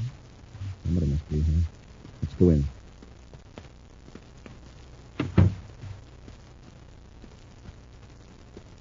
Oh, look at the dust. I wouldn't say business was exactly booming. Anybody here? Let's try the back room. Uh-oh. Commander, look. The man on the floor behind the counter. I'm still breathing. He'll be all right. Somebody struck him with a blunt knife. Is it Zakra? I don't know. Somebody's coming. Look behind this curtain, It's Bacarratti. Hold it, Bacarratti. Huh? You came back to finish the job, I suppose. Job? I don't know what you're talking about. His voice, sir. His voice is different. But he looks like Bacarratti. What's your name? Why, Bacarratti. Huh? I'm surprised to hear that name after all these years. Most people know me as Benz and Thomas Benz. Are you related to Prince Bacarratti? My cousin. An unfortunate family resemblance. I see. Well, take a look behind that counter and see if that man resembles anyone you know. Hey, Doctor, what happened? You thought perhaps you could tell us. Why would I? What are you doing here, Mr. Benson? I was to see Doctor on business. Were you expecting your cousin? No, I should say not. All right, Benson. We're going to get Mr. Zakra to a doctor, and we'll have a little talk at Space Patrol headquarters. While Cadet Happy scans the files for information on Thomas Benson, Commander Corry at Saturn City headquarters questions the man who bears such a striking physical resemblance to the evil Prince Bacarratti. And you know absolutely nothing of your cousin's whereabouts. Nothing, Commander. We haven't had any contact since he was forced to leave Neptune. We were never very friendly, even with boys. And your home is on Neptune. You're just visiting Saturn. Yes, a business trip. He's been here about a week. I've completed the check, Commander. Thanks, Happy. Well, that'll be all, Mr. Benson, for the time being. Oh, you plan to be in Saturn City for a while? Why, yes. Yes, I do, Commander. I'm at the Alcor Hotel. Good. I may want to talk to you some more. Call me any time. Good night, Commander. Good night. No. That isn't the craziest thing. That guy's a dead ringer from Bacarratti, but he sounds different and acts different. What did you find out, Happy? He's Thomas Benson, engaged in the manufacturing business on Neptune. First cousin of Prince Bacarratti. Go on. Changed his name from Bacarratti to Benson, and this will kill you, sir. At Prince Bacarratti's request to save the family from embarrassment. Oh? Yeah, the prince didn't want to be disgraced by a cousin who worked. Does Benson have any criminal record? No, sir. Spends his spare time collecting little statuettes, Mercury jade mostly. Well, what about Zakra? Well, he'll pull through all right, sir, but he's still in a coma. He hasn't got a record either. I was hoping this cousin might be an important link in Prince Bacarratti's spy ring. Somehow, Bacarratti manages to get information to and from the United Planets and Planet X. Yeah, and with the spacephone channels being monitored the way they are, and Planet X almost blocked. There's a leak somewhere, Happy. Well, it sure isn't Benson. Why, in a whole week, Benson's Space Patrol guard didn't see anyone get through to Benson that didn't have proper identification. Space Patrol guard? Yes, sir. Benson asked for special protection around his home in Neptune City a couple of weeks ago. Why did they want special protection? Well, he told the Neptune City chief he'd received an anonymous threat. Well, after a week, the chief figured it was just a crank and called the patrol off. Why didn't you mention that before, Happy? Well, chief, sir, I guess I figured it wasn't important. If Bacarratti's cousin was spying for the prince, he wouldn't ask for Space Patrol protection, would he? Or would he? Well, we're in Saturn City, Hap. I think we'll keep an eye on Thomas Benson. Meanwhile, far out in space, avoiding the regular space lanes, a space cruiser races toward Saturn. In it are Prince Bacarratti and his scientific aide, Dr. Malengro. Your disguise is excellent, Your Highness. If I hadn't helped you make up, I swear I'd never recognize you. We'll pass a casual inspection. And since the Space Patrol has no reason to suspect that I'll be on Saturn, we'll have no trouble. Suppose your cousin Thomas doesn't have the jewels with him on Saturn. Of course he's got them. That's why he left Neptune and came to Saturn to hide the jewels. I know those threats would worry him, and when a man like my cousin is frightened, he doesn't trust his own judgment from one minute to the next. In trying to find a safer place for the jewels, he practically brings them out into the open. That's right. He thought it would be clever to conceal millions worth of jewels with a dealer in worthless junk like Zakra. But evidently, Zakra knew nothing of the gems. I'm sure your agent could have made him talk. My men bungled there. You should have known my cousin wouldn't trust a small shopkeeper with that much treasure. What Thomas had in mind probably was to conceal the gems in various bric-a-brac without Zakra's knowledge. My agent should never have struck Zakra. At least not until he was sure Thomas has completed his arrangements. Yes, Excellency. Now your cousin will be frightened away. But we'll get the jewels all right, Malenga. I've got to. I need them to pay off my agent. And to buy information, I need to keep ahead of Commander Corry. Of course, Your Highness. 5 minutes out of Saturn today. You've made excellent time from Planet X, Your Highness. You don't have much to spare. Knowing Thomas the way I do, he's probably getting ready to leave Saturn to look for another place to hide his jewels.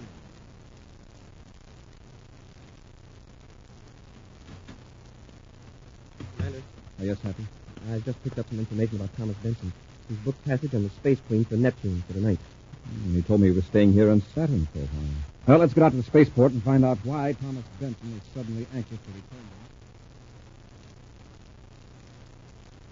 At the Saturn City spaceport, Thomas Benson nervously paces back and forth in an almost deserted wing of the big terminal building, unaware that 2 men are watching his every move.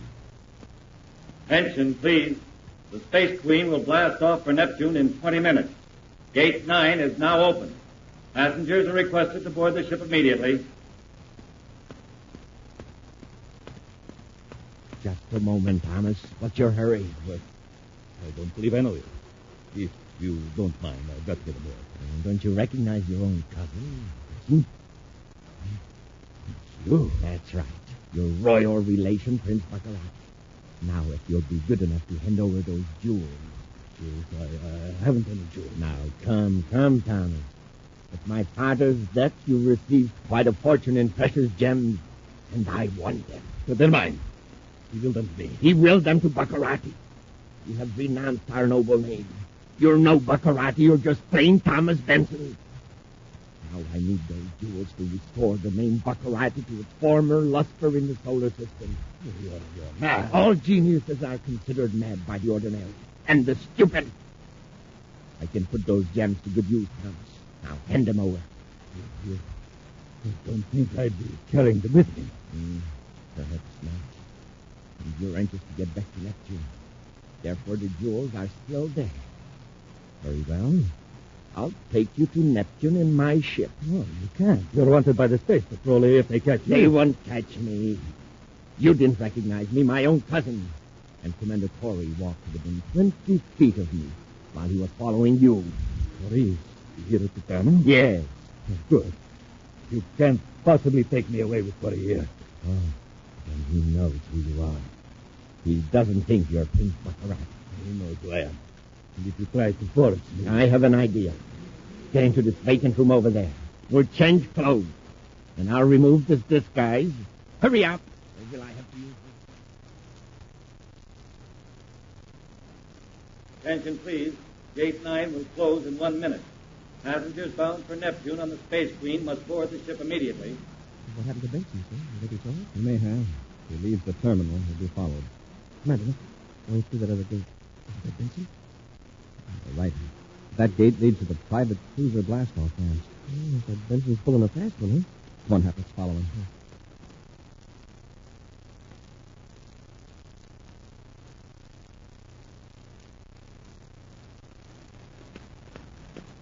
He's heading to the big private cruiser. Keep in the shadow of this freight loading platform, Hap. All right, come on, let's close in. Just a minute, Benson. Yes? I thought you promised to stay on Saturn. Step over here into the light. Anything to oblige, Corry? Commander, it's Prince Bacarratti. Get him, Hap. All right, Malenko, use your ray gun. Need to be done, Malenko. Now, help me get Corry and the cadet aboard my ship.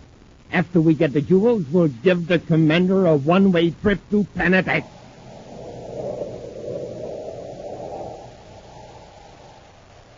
We'll return to Space Patrol in just a moment.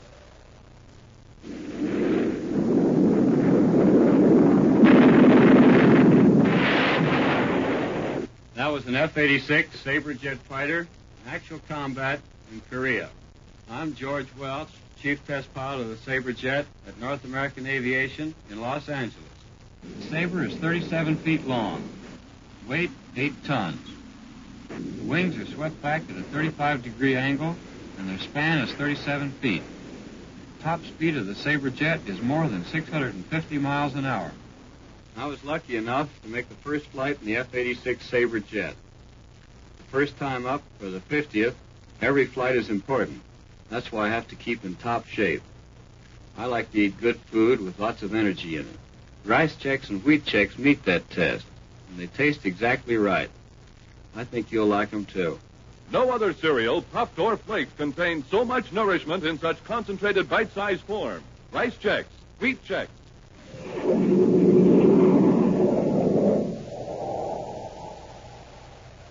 And now back to the Spies from Planet X. Prince Bacarratti donned a disguise and came to Saturn to steal a fortune in precious gems from his cousin Thomas Benson, who closely resembles the evil prince. Thinking they were following Benson, Buzz and Happy were overpowered by Bacarratti and Dr. Malengro, and now are captives in the prince's private cruiser heading toward Neptune. In the compartment with them is their fellow prisoner, Thomas Benson. I'm telling you the truth, Commander. I was only going back to Neptune to protect my troops. Why didn't you tell me that before? I realized I should have told you everything, but I didn't want to bring my cousin's name into it. You see, I managed to live down the fact that I'm a Bacarratti. I wanted to avoid unpleasant publicity. Someone's outside the door. I could only work my hands free. Take it easy, Hap. Gentlemen, are you enjoying the trip? Well, Bacarratti, going to a masquerade? I've resumed my disguise. You see, we'll be landing on Neptune in a few minutes. And after my cousin gives me the jewels from his vault, I shall remove my disguise and return to my ship as Cousin Tom. You're going to leave me in Neptune City, then? Yes. When I have the jewels, you'll be of no further use to me, cousin. Why do you need the jewels, Bacarratti? I understood you were rich. Yes, but it costs quite a bit to maintain my spy system on the United Planets, Commander. And you must admit, it's quite effective. It has been so far, Bacarratti. Frankly, I don't see how you do it. I mean, maintain contact between Planet X and your agent. I might as well tell you, Corry, since there is nothing you can do about it. I have a robot receiving station on Saturn's 8th moon. Funny we haven't picked up any messages from it. Not at all. You see, there are no transmitters at the station, merely receivers. Yeah, but what good does it do for a robot just to receive messages? They're recorded on tape and automatically indexed electronically for the agent they're intended for. And your spies visit moon number 8 in spaceships, get their information and instructions, and go back to work. Exactly. An occasional innocent-looking prospecting ship visiting the deserted moon never arouses suspicion. Very clever, Bacarratti. Thank you, Commander. Now, Cousin Thomas, I'll release you. We're about to land, Corry. You and the cadet will remain in the ship till I return. Dr. Malengro will see that you're come.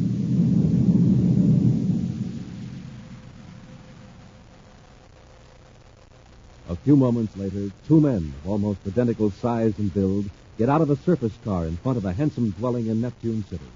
They enter the building and proceed to a large room. Nervously, one of the men presses a button in the wall, and the panel slides silently. You can float, Thomas. Now open the safe. I can't remember the combination. I have a few tricks that will jog your memory.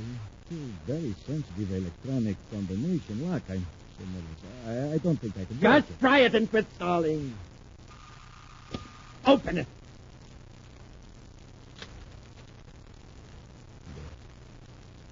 The jewel frame, that enduring box. Open it up. Not that I doubt your honesty, of course.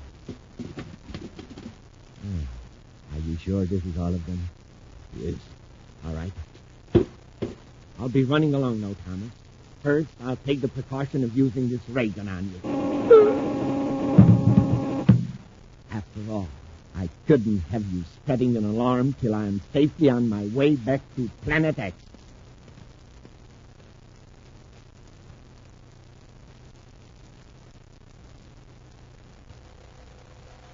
Removing his disguise, Prince Bacarratti boldly returns to the Neptune City spaceport, boards his ship, and blasts off.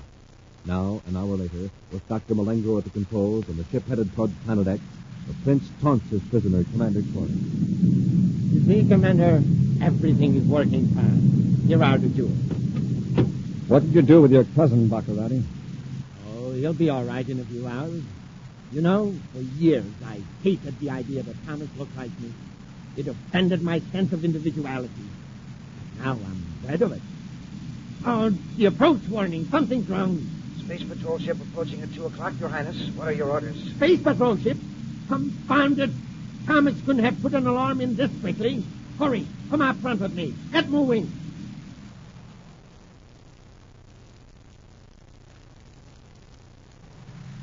See it, Your Highness? Of course I see it. That's why I brought Corry out here. We can use him to persuade the ship not to fire on us. Excellent idea, Your Highness. Wait.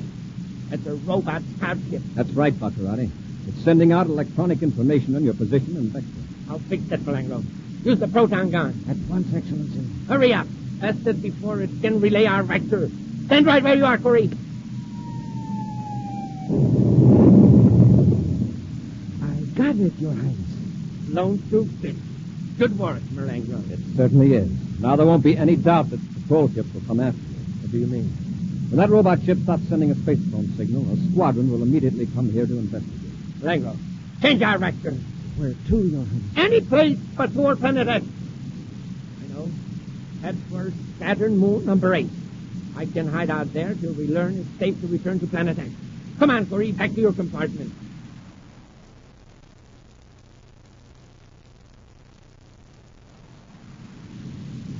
Changed vectors, sir. Where's he taking He me? wants to hide out on moon number 8. A smart move, huh?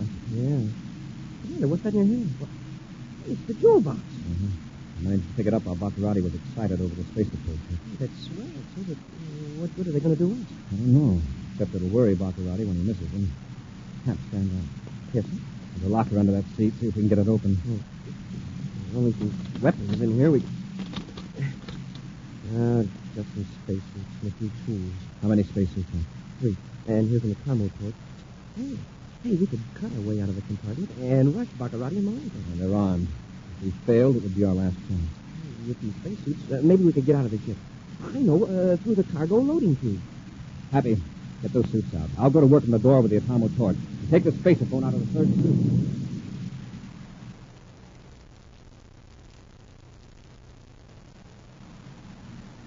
There's no sign of a ship in the viewscope, Your Highness. Good. And we've thrown them out. If we can reach moon number 8, we'll be in the clear. Commander Corry calling all space patrol units in the Neptune, Jupiter, Saturn sectors. Listen, it's Corry. How did he get his space? I don't know. The locker. He got into the locker. Those extra spaces. Come on, we got to stop him. Commander Corry to all space patrol units. Prince Bacarratti is heading towards Saturn moon number 8 in a private cruiser. Be careful. The ship is armed with a proton gun. They're gone. They're out of the compartment. Your Highness, they must have left the ship, the cargo chute. They've escaped. Wait. Back to the control compartment. Hurry. I'm unable to give the registry number of Bacarratti's ship, but it's a Class B cruiser. This vector is approximately 40 degrees sun-regulus orientation. Confound it, Malengro. He'll have every ship in the universe after us. Your Highness, look out the starboard viewport. There they are. I knew it. They're floating along with the ship. No one has answered Corey's call. Perhaps they haven't heard him yet. But they will, soon enough. The proton gun. That will fix him. But, Your Highness... Get out of my way. We got to stop Corey. And that proton gun will do the trick. Your Highness will only... Attention all space patrol units. This is an emergency. But this will silence him. Commander Corry calling all units. This is an emergency. Without a trace. Both of them. That will take care of Corey from here. If we can't continue to moon number 8, someone may have heard his space again. We'll change vector again. Perhaps we can proceed directly to Planet X. The space patrol will be... Oh, no. What's the matter, Your Highness? The jewel. Where is the jewel box? I had it in my hand a while ago. That's what I was trying to tell you, Your Highness. You put them there on the edge of the control panel when that robot ship appeared. Corey must have taken them when you weren't looking. My treasure. Corey had it when the proton gun blew him up. My jewels disintegrated. Why didn't you warn me? I tried to, Your Highness. You idiot! I have to think of everything around here. Now what are we going to do? You won't need those jewels now, Bacarratti. Corey! Take care of Malengro, Happy. Yes, sir.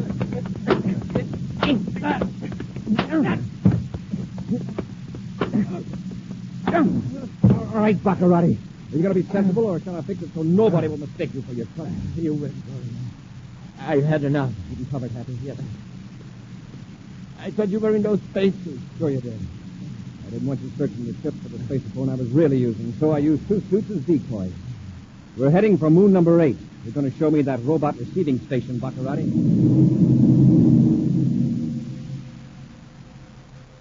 A few hours later, Buzz sets Bacarratti's cruiser down on the rocky surface of Saturn's moon number 8. Then he and Happy hold ray guns on Malengro and Bacarratti as the 4 men, clad in spacesuits, step out on the airless Saturn. Keep moving, Bacarratti. Stand at the foot of this big cliff, Corry. You and Malengro go first. Watch your step, Happy. That's quite a drop. Move along, Malengro. You're in my way. You're right there. Bacarratti, grab Malengro. He's falling. Oh! Grab that ledge. He's got it hurt. All right. Steady now, Malengro. I've got hold of your arm. Hang on to me. Yes, sir. All right, now. Pull. I've got you, sir. Now, just relax, Malengro. You're all right. There. That was close. Been a sorry mess, Malengro. So watch it next time. You know, it looked to me as though Bacarratti pushed Malengro instead of trying to help him. Where is Bacarratti? Smoking rockets, he's gone. I forgot all about him, trying to save Malengro. Happy, he's timed up and headed for the ship. You watch Malengro. I'll go up after him. Yes, sir. Oh, we're too late. There he goes. Your Highness. Hey, get that. Bacarratti's willing to kill this guy to make a getaway, and Malengro says, good luck. I have an idea Bacarratti won't get very far. Space patrol ships will be showing up pretty quick. Commander, the proton gun. Bacarratti can blast us to bits. Not without the proton firing cell. Huh?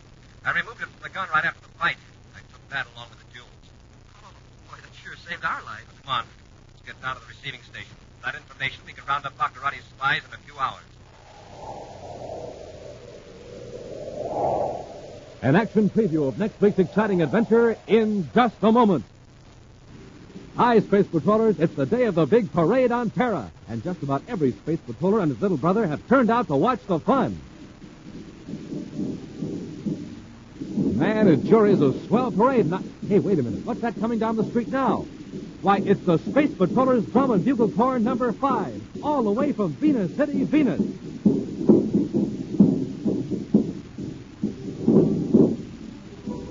Wow, just listen to those supercharged bugles and hear those supercharged drums. One thing for sure, these Space Patrollers had their bite-sized checks today. And how about you, gang? You know, the best way in the universe to start off the day is with a big bowl full of bite-sized rice checks or wheat checks. Because no other cereal, flake, or puff contains so much energy in such concentrated bite-sized form. Yes, sir, you're packing in plenty of vitamins and minerals with every delicious bite you take. And that means energy plus for you. And remember, Space Patrollers, September is Better Breakfast Month. Getting a good, big breakfast every morning is important because you haven't had anything to eat for hours and hours. So before you march off for the day, have yourself a better breakfast, a real Space Patrol breakfast with rice checks or wheat checks. And now, a preview of next week's exciting Space Patrol adventure. Buzz and Happy have trapped one of Prince Bacarratti's spies in a sub-basement in Jupiter City. It's no use, Happy. We could never break it down. That's right, Corry. You can't escape. Coming from that speaker up there. Cirkin, listen to me. You listen to me. I'm getting off this planet, Corry. Prince Bacarratti tipped me off that a guided missile has been launched toward Jupiter City. There's nothing you can do to stop it. Be sure to join us again next week for the thrilling story, Target Jupiter, when wheat checks, rice checks, and good hot Ralston again present Space Patrol! Space Patrol, created by Mike Moser, starring Ed Kemmer as Commander Corry and Lyn Osborn as Cadet Happy, was written by Lou Houston, produced and directed by Larry Robertson, executive producer Mike Devery. Other players were Bela Kovacs, Norman Jolly, Ken Mayer, and Dick Beals. Dick Tufeld speaking. Now, don't forget to tune in next Saturday and every Saturday when wheat checks, rice checks, and good hot Ralston again present Space Patrol! And be sure to see another exciting Space Patrol program on your local ABC television station. Consult your local paper for time and channel. This program is broadcast to our armed forces overseas through the worldwide facilities of the Armed Forces Radio Service. Space Patrol came to you transcribed from Hollywood. This is ABC Radio Network.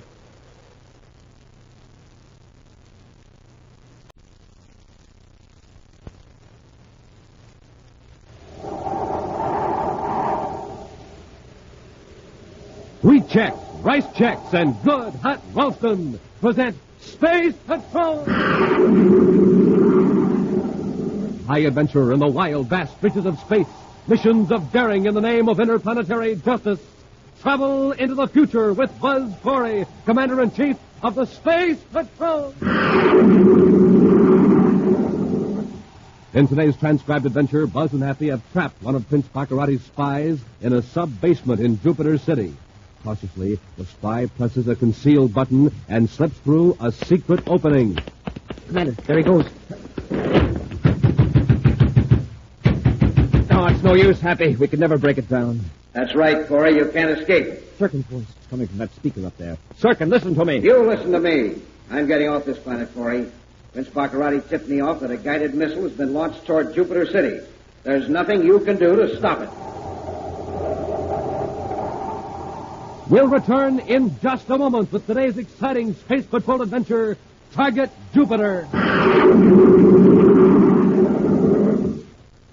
It's Saturday, gang, no school, and here's a bunch of Space Patrollers who have real big plans for this weekend. They're packing up for a camping trip out on the mountains. In go the tents. In goes the hiking equipment. Yes, sir, they're packing power and energy now with a big case of bite-sized rice checks and bite-sized wheat checks, those super cereals that help us supercharge you.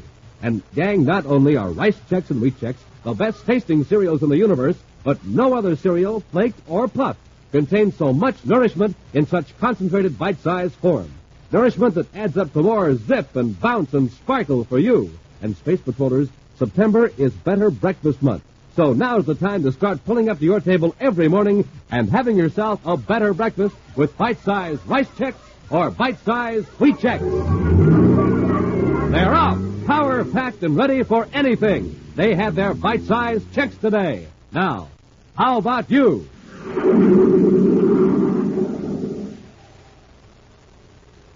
And now, today's Space Patrol adventure, Target Jupiter. Commander Corry has Prince Bacarratti's chief henchman, Dr. Malengro, in custody on the planet Terra, following his capture on one of Saturn's moons. Bacarratti managed to escape while Buzz and Happy were rescuing Malengro from a perilous situation into which Bacarratti thrust the brilliant but corrupt Malengro. Following Commander Corry's instructions, Major Robertson is preparing to give Dr. Malengro a brainograph test to learn details of Bacarratti's defenses on Planet X.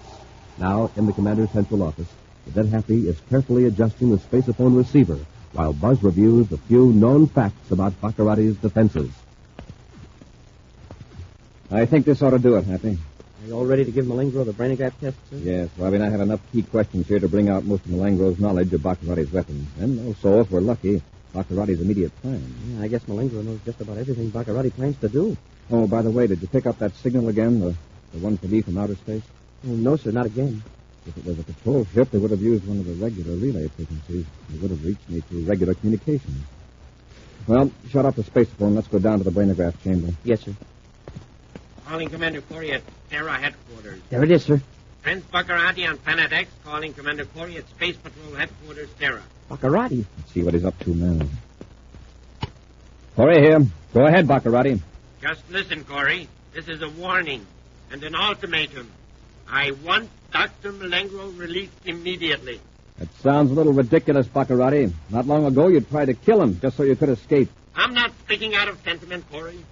Malengro has information about Planet X that would be inconvenient for you to know. I'm warning you, unless you put Dr. Malengro on the spaceophone and assure me that he will be returned to Planet X, I'll destroy Terra. Yes? How? This is no bluff, Commander. I can blast the guided missile into Terra and wipe out the capital of the United Planets. And I'll do it. You do that just to get Malengro back? Whether he comes back or not is up to you. If he goes under the brainograph, I'll blast Terra apart before you can use that information against me. What are you going to do, sir? There's no use appealing to his reason or decency. Bacarratti, do you take my word that Malengro has not been given a brainograph test? You might lie to me to save Terra. Bring Malengro to the spaceophone. I want to hear it from him. All right, Bacarratti, I'll get him.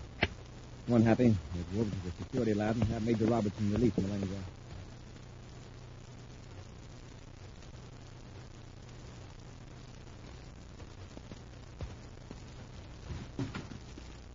Robbie. Oh, Commander, I'm glad you're here. Robbie, I just heard from Bacarratti. We're going to blast Terra with a guided missile unless we return Malengro to Planet X immediately. I'm not sure that's possible. Have you started the treatments already? Well, no, sir. We didn't have a chance to start. So why? What's wrong? Malengro's in a deep coma, Commander. He evidently had some chemicals concealed on him. Dr. Stevens and I have been working on him, trying to bring him to. Nothing we've tried has had any effect. He's practically in suspended animation, sir. Oh, how's he going to talk to Bacarratti? He can't. Now, come on. Let's go back and give the news. It's a trick, Corry. You're lying to me. I'm not lying, Bacarratti. Dr. Malengro has put himself into a state of suspended animation. Ah, then he outwitted you, Corry. You might as well turn him over to me. Suppose I refuse. I'll carry out my threat to destroy Terra. If I send out a ship with Malengro on it, will you guarantee its safe return? You mean you'll accept my word? I'll have to under the circumstances. I can't afford that luxury myself, Commander. How do I know you won't try to trick me? If you don't trust me, how are you going to get Malengro back? Put Dr. Malengro in a spacesuit and drop him out in space. I'll give you precise instructions. My men will pick out Malengro when we are certain those space patrol ships are around. All right, Bacarratti. Let's have the space coordinates. I'll return Malengro myself.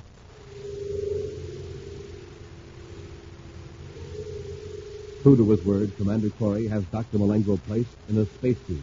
And then he and Happy drop the unconscious man off in space as directed by Bacarratti and head back towards Terra. I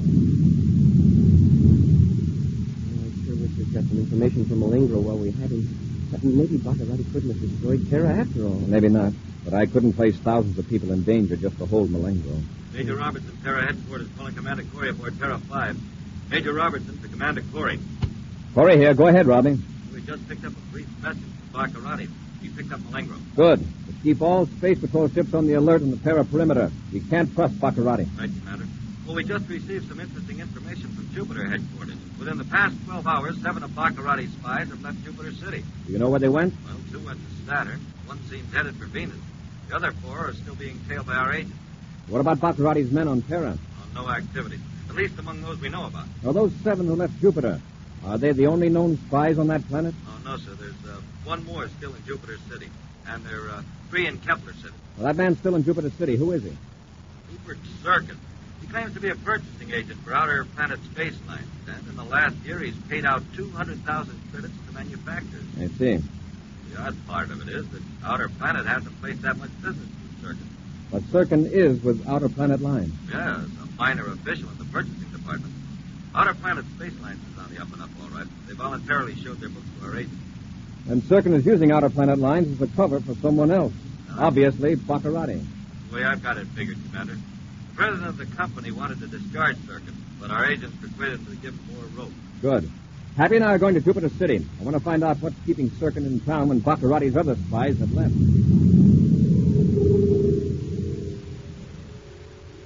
A few hours later, in Jupiter City, Commander Corry reviews the files on Rupert Serkin and talks to the agent who has been watching the spy. Now, in civilian clothes, Buzz and Happy are strolling through a small park in the pleasant residential section of Jupiter City. Well, that's Serkin's apartment right across the street, Happy, on the ground floor on the left. Nice place. Not too fancy. It's just the sort of place a man with Serkin's position in a spaceship company should have. Remember, a man's coming around the corner. And from the way he's stepping it off, he's in a hurry. It's Serkin.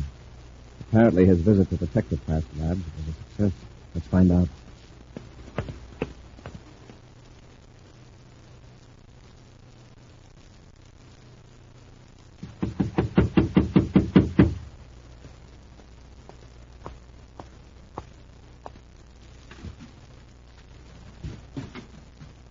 Yes? Mr. Serkin? Yes, what can I do for you? I'd like to talk to you inside, if you don't mind. Well, I'm rather busy, but come in. Thanks. Come on, Happy.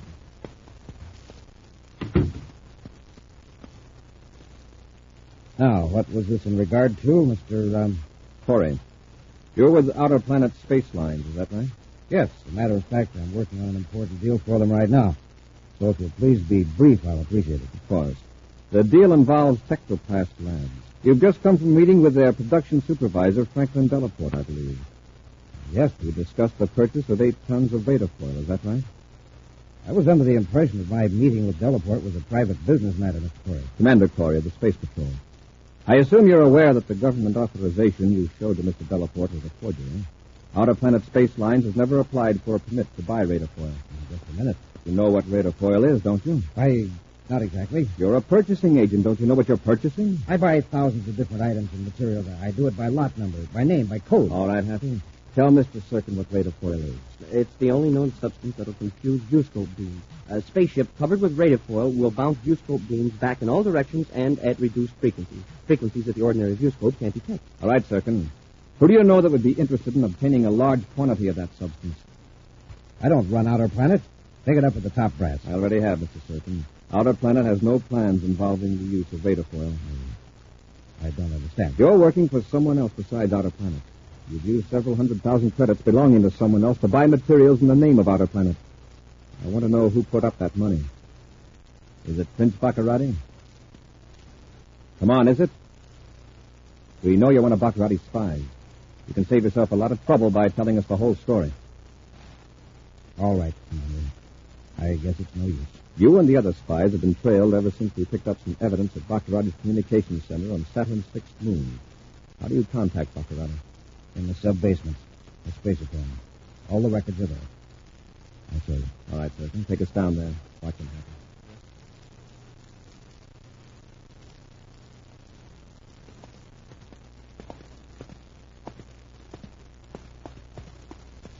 There's a concealed door here.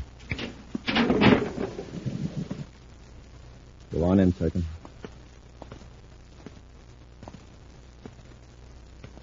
You'll find most of the evidence in those filing cabinets. Uh-huh. Where's the spaceophone? There's a panel in this wall. Another door. And it's my way out. Grab him, Happy. You're too late, Commander. Happy, out the other door, quick. It's closing. It's too late. Look for that secret patch on the side wall. It's not very well hidden. You can find it, but it won't do you any good. Serkin's voice coming from that speaker up there. Circuit, listen to me. No, you listen to me. You can't escape, Corry. The release mechanism works only from my fingerprints. You can stay in there till the entire city is destroyed. What are you talking about? You probably know about Prince Bacarratti's agents leaving Jupiter City, don't you? Yes, what about it? Prince Bacarratti tipped us off that he was blasting a guided missile into the city at 1500 hours Universal Star Time. That's less than half an hour from now. A guided missile?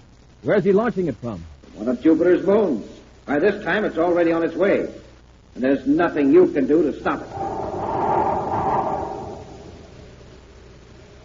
We'll return to Space Patrol in just a moment.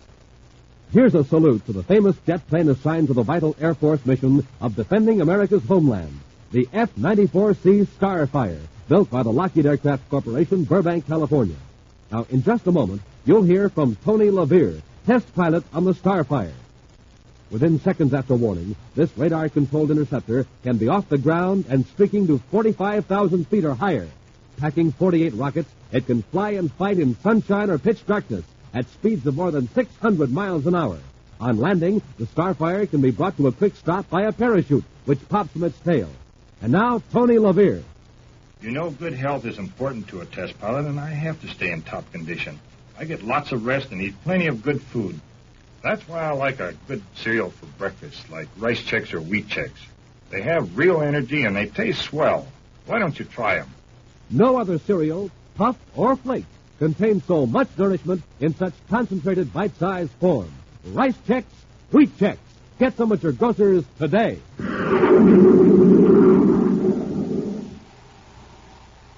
And now, back to our Space Patrol adventure, Target Jupiter. Commander Corry and Cadet Happy have been locked in a sub-basement on Jupiter by one of Prince Bacarratti's spies, who has told Buzz that a guided missile has been released from one of the Jupiter moons and will strike the city at 1500 hours. Now, with less than 30 minutes in which to save the city from disaster, Buzz and Happy tried desperately to escape from their prison. It's no use, Happy. What are we going to do, sir? If Circuit is right, there's a guided missile beelining for Jupiter City right now. Circuit won't waste any time getting out of the city. Chances are he's headed for the spaceport. Maybe one of our agents will grab him, sir, and then he'll tell what's happening to save his own skin. With half an hour's warning, an ordinary guided missile might be stopped before it hits, but if it's covered with radar foil, it couldn't be detected. Do you think Bacarratti could have got a hold of some radar foil already, sir? That's possible. You know, he ordered 8 tons through Circuit. Well, we can't take a chance on Circuit being caught. We've got to alert the Space Patrol. Well, then let's start hacking at the walls with that bar, sir. It's the only thing we can do. Wait, hold it. Look up there. Huh? Oh, a ventilator grating. If we remove that grating, we might be able to crawl through to another part of Circuit's apartment. It'll be a tight squeeze, but well, give me a boost and we'll try.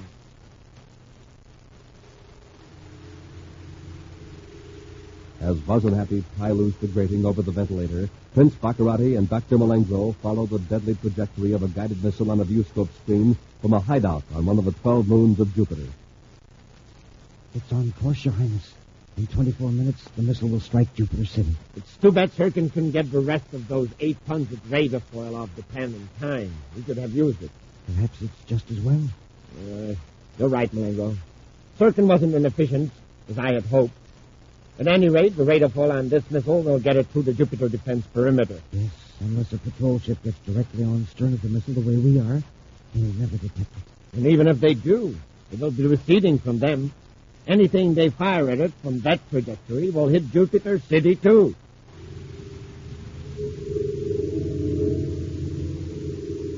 Back in Jupiter City, Buzz and Happy worked their way inch by inch through the ventilator pipe. Finally, at a turn in the conduit, Happy calls back to the commander. I've reached the grating, sir. From what I can see, it looks like the main entrance. Good. See if you can force the grating. Yes, sir. Oh, I can't budge it, sir. I keep slipping back into the vent. I've got my legs braced from the turn. I'll hold your feet in my hands. All set. Now, push. I think it's giving way, sir. I did it, sir. I can crawl out now. Good boy, Hap. I'll give you a hand. We're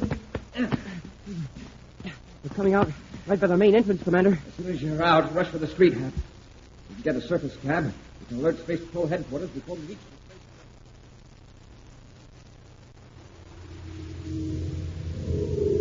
the Rushing out of Rupert Cirkin's apartment, Buzz and Happy hail a passing surface cab. Issuing commands through the cab spaceophone, Buzz alerts the Jupiter Defense Squadron. A few moments later, Commander Corry and Cadet Happy are spaceborne over Jupiter in the Terra 5. Simultaneously, around the Jupiter defense perimeter, viewscopes are trained on the 12 moons. And as computers go into operation, the sensitive space monitors are trained on the 4 moons from which missiles could be successfully launched to strike Jupiter City at 1500 hours. From his spaceship, Buzz establishes contact in space control with several patrol ships. And then, as Happy monitors the viewscope scanner, Buzz checks with the Jupiter City headquarters. Commander Corry aboard Terra 5, calling Major Robertson. Robbie here. Go ahead, Commander. Can you give me a report from Central Analyzer as of 1500 minus 5 minutes? Well, sure, Commander. Jupiter moons number 2, 5, 8, and 11 are now possible launching points. All others are eliminated. Check. Control ships report no objects in trajectory from these moons. There's something funny in this viewscope. Just a minute, Happy. Go ahead, Robbie. We received reports of a strange interference signal from several patrol ships beamed toward moon number 4. What kind of interference? Well, I can't explain it, sir, except to say it's like a big hole in the viewscope screen. Stars, other planets, everything's blotted out. A minute, that's just what's happening in our screen. The effect radar foil would make Happy. Robbie, stand by for special orders. Standing by, sir. Some unknown object is headed toward Jupiter from moon number 4. We can't locate it exactly because of radar foil interference. No one ship can pinpoint the source. I want all patrol ships to spaceophone a signal when their viewscopes are centered directly on this interference. By combining all the signals, we may be able to compute the exact vector. I'll relay your instructions, Commander. With a special signal, each ship of the squadron relays to Commander Corry the estimated center of the blurred viewscope image. And as the data is received, Cadet Happy rapidly computes the trajectory. I sure hope this works, sir. Keep working, Hap. We're centering on the target. Stand by to fire space torpedoes. Standing by, sir. I've put our ship on the theoretical vector of the guided missile, Hap. That bright dot in the viewscope should be the guided missile. Fire number 1. Oh, that was a miss, Commander. The dot's still there. Fire 2. Oh, missed again. This is our last chance, Hap. If we miss this time, Jupiter City's finished. Fire 3.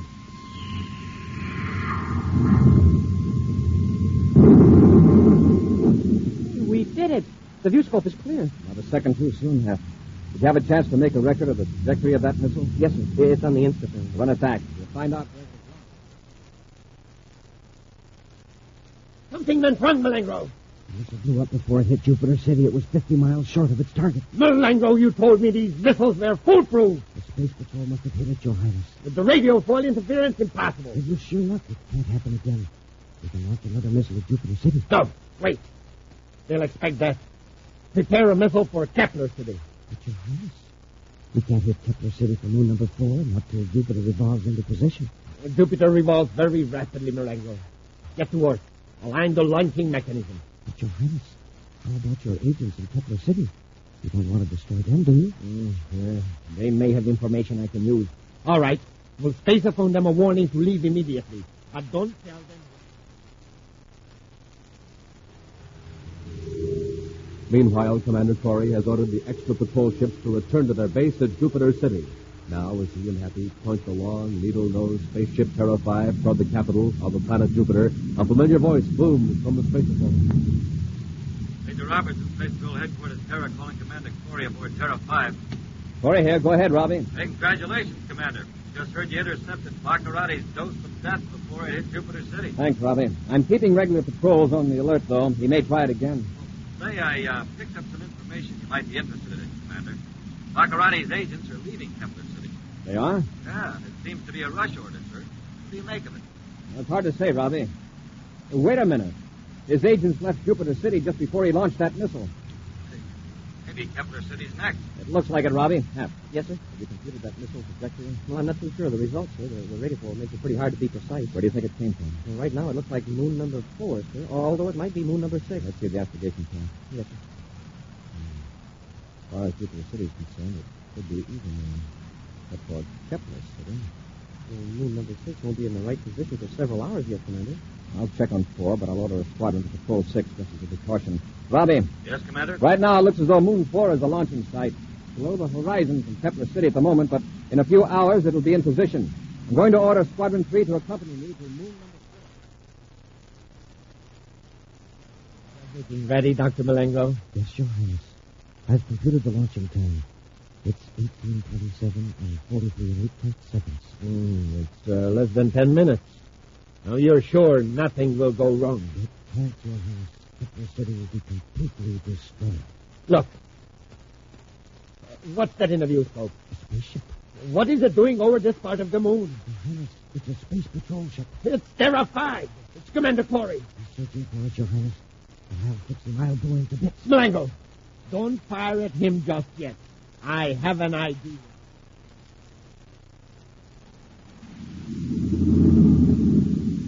Hold at this altitude, Happy. Yes, sir. Watch the viewscope carefully. Bacarratti's probably got the launching site camouflaged. Any time now, I could be blasting the missile toward Kepler City, according to my calculations. If we don't locate the launching site before blast-off, the launching itself can show us where it is. I've got the space torpedo on the ready, Commander. With little luck, we'll be close enough to track the missile, whether it's coated with radar foil or not. Commander, look out! Wow. That was a space torpedo, Happy. And was it close? Bacarratti must have seen us. Yes, he gave himself away by firing that torpedo. The launching site is on top of that peak. You're right, sir. I see it now. Terrific job of camouflage. If I hadn't seen the flash when the space torpedo was launched, I'd have missed it completely. Commander, look. There's a guided missile rolling out of the tunnel, right up to the launching chute. We're getting ready to fire it, Hap. We'll have to blast it. Stand by to fire space torpedo. Standing by, sir. We'll have to get into position before it's launched. Just this one ship after it. We could never locate it with a viewscope. No, sir. Not with that radar foil on the hull. Fire, Hap.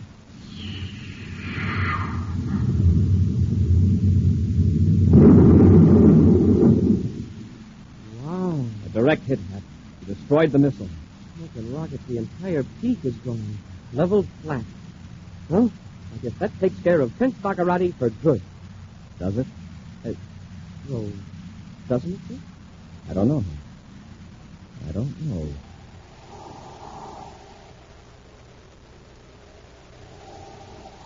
An action preview of next week's exciting Space Patrol adventure in just a moment.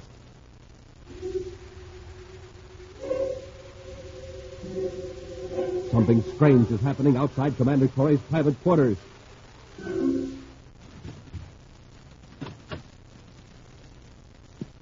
Say, it looks like someone's tiptoeing in.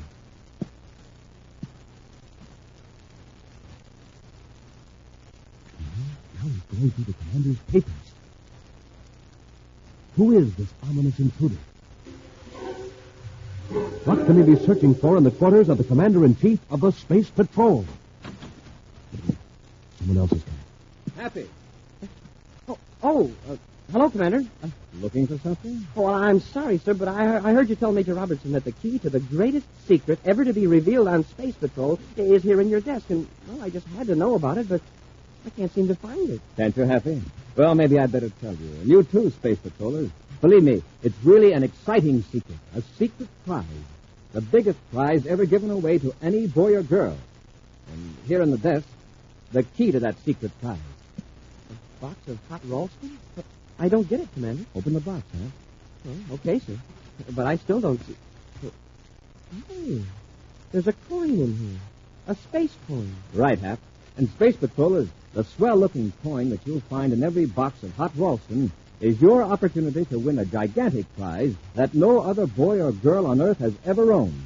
So go to your grocer's right away.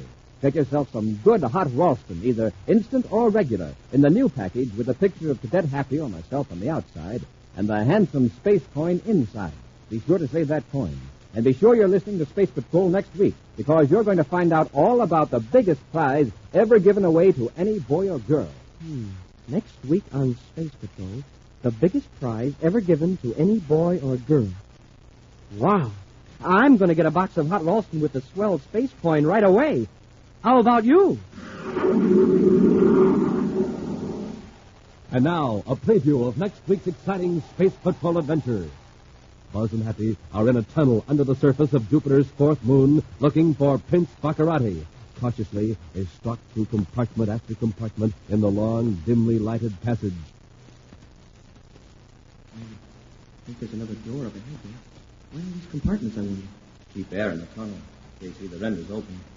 Judging by the upward slope of the floor, we're not far from the end of the tunnel. Hit the ground, Happy.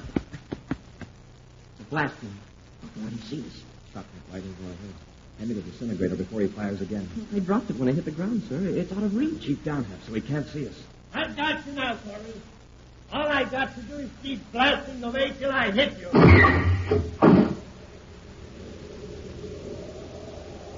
Be sure to join us again next week for the thrilling story, Return to Planet X, when Wheat Checks, Rice Checks, and Good Hot Ralston again present Space Patrol!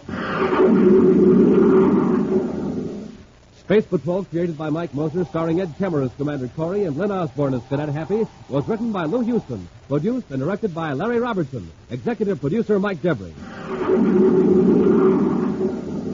Other players were Bela Kovach, Ken Mayer, and Norman Jolly. Dick Tufeld speaking.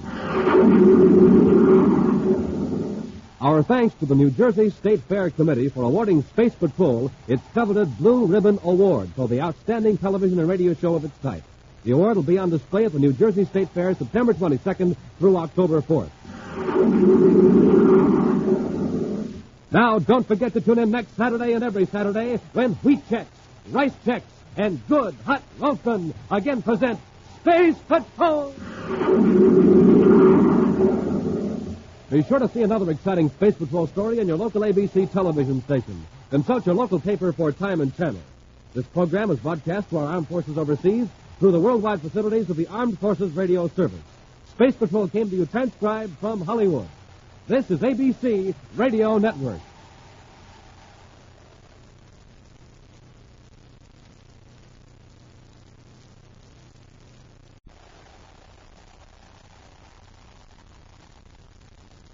Wheat Checks, Rice Checks, and Good Hot Ralston present Space Patrol! High adventure in the wild, vast reaches of space. Missions of daring in the name of interplanetary justice. Travel into the future with Buzz Corry, Commander-in-Chief of the Space Patrol! And now, today's exciting Space Patrol adventure, Return to Planet X.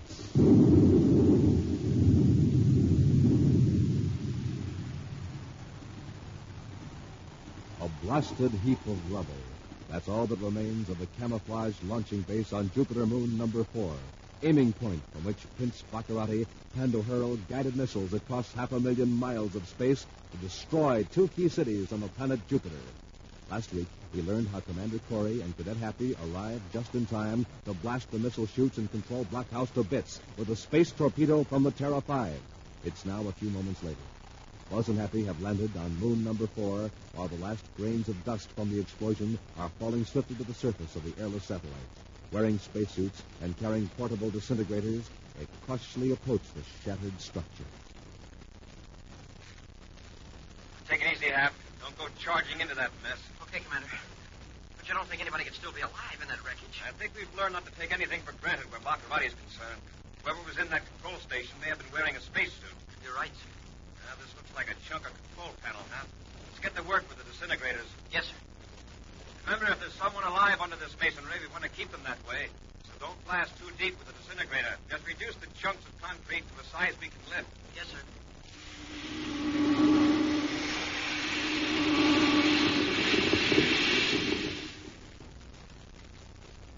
Nothing under that chunk.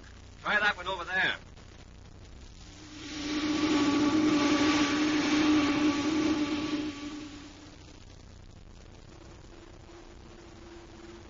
Many feet below the surface of the moon, right under where Buzz and Happy are searching for survivors, Prince Bacarratti and Dr. Malengro huddle in the corner of an underground room. What was that? I don't know, Your Highness. Perhaps they have found a passage leading down to this escape tunnel. Go to the connecting door and investigate. Very well, Your Highness. Well, can you see through the peephole?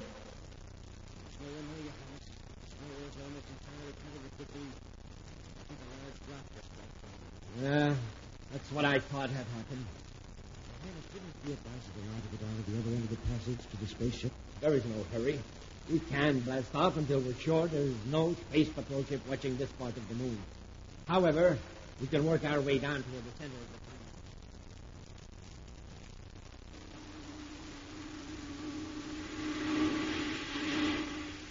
Hold it, Happy. Cut it off. What is it, Commander? Now look at this. I found it near a piece of the control panel. An electro pin. Yes, and a pad of sensitized plastic with some computations on it.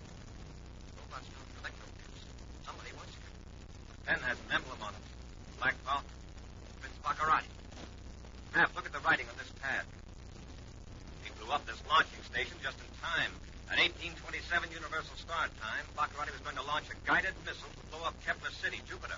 Wow, then he must have been ready to fire it just as we zoomed in. The question now is, what happened to Bacarratti? Well, we disintegrated enough of the wreckage to know he isn't here. If he had escaped across the surface in a spacesuit, we surely would have spotted him. Yeah. And that leaves just one alternative. There must have been a trapdoor under the floor of the control blockhouse. Yeah, sort of double protection. A cellar. Probably more than that. Very likely there's an underground hangar that can be reached from this blockhouse through a tunnel. And he may already be ready to blast off the moon. Have you get back to work with the disintegrator and look for the entrance to the escape tunnel. I'll go back to the ship and call for a patrol squadron to watch them. Ready ships blasting off.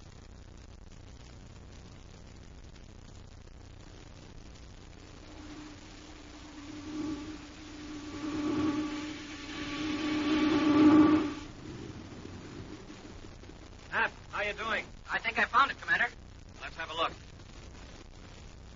You're right. That's the metal framework of a trapdoor. Another short blast ought to clear the rest of the rubble away, sir.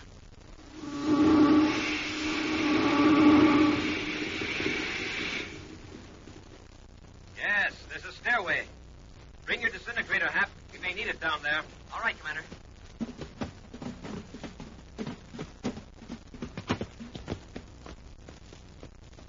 There's a metal door, Hap.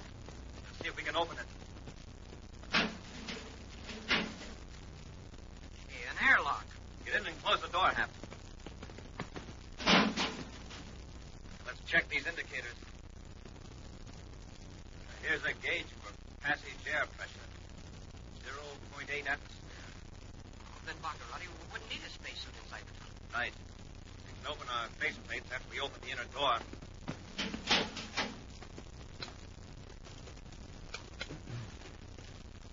Better close the door behind us, Hap. Wow, what a tunnel.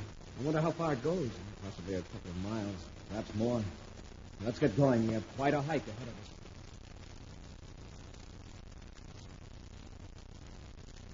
Durango, what's the matter with you? Stop pacing back and forth. I'm sorry, Your Highness. I feel uneasy. What about? I don't know. I suppose it's being imprisoned in this tunnel. What do you mean imprisoned? In a few minutes, we'll be in a spaceship on our way back to Planet X. Of course, Your Highness, you're right. But suppose the Space Patrol does discover the hangar entrance to the tunnel. If they don't... Stop manufacturing trouble. The hangar entrance is our camouflage.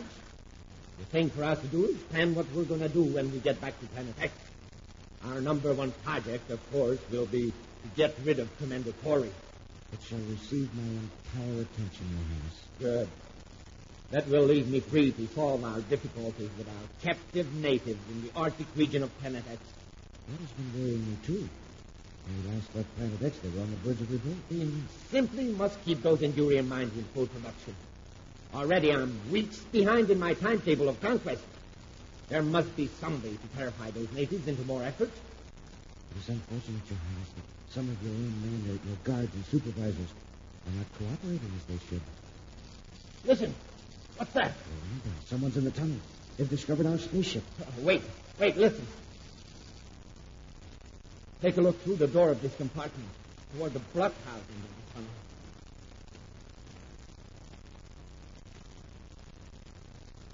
See anything? It's very dim, Excellency. I thought I saw some shadow flicker. Get away from the people. There is somebody in the tunnel. They just come through the door from the other compartment. Space patrolmen, obviously. Who else could they be? Better rush to the ship. Now, let's finish them off. Get me a blast gun from the lock.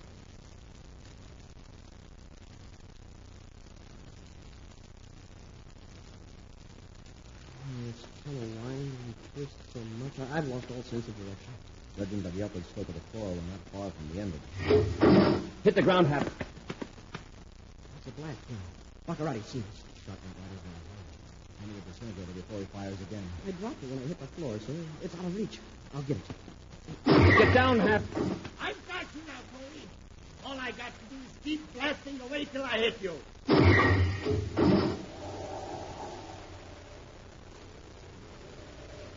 We'll return to Space Patrol in just a moment.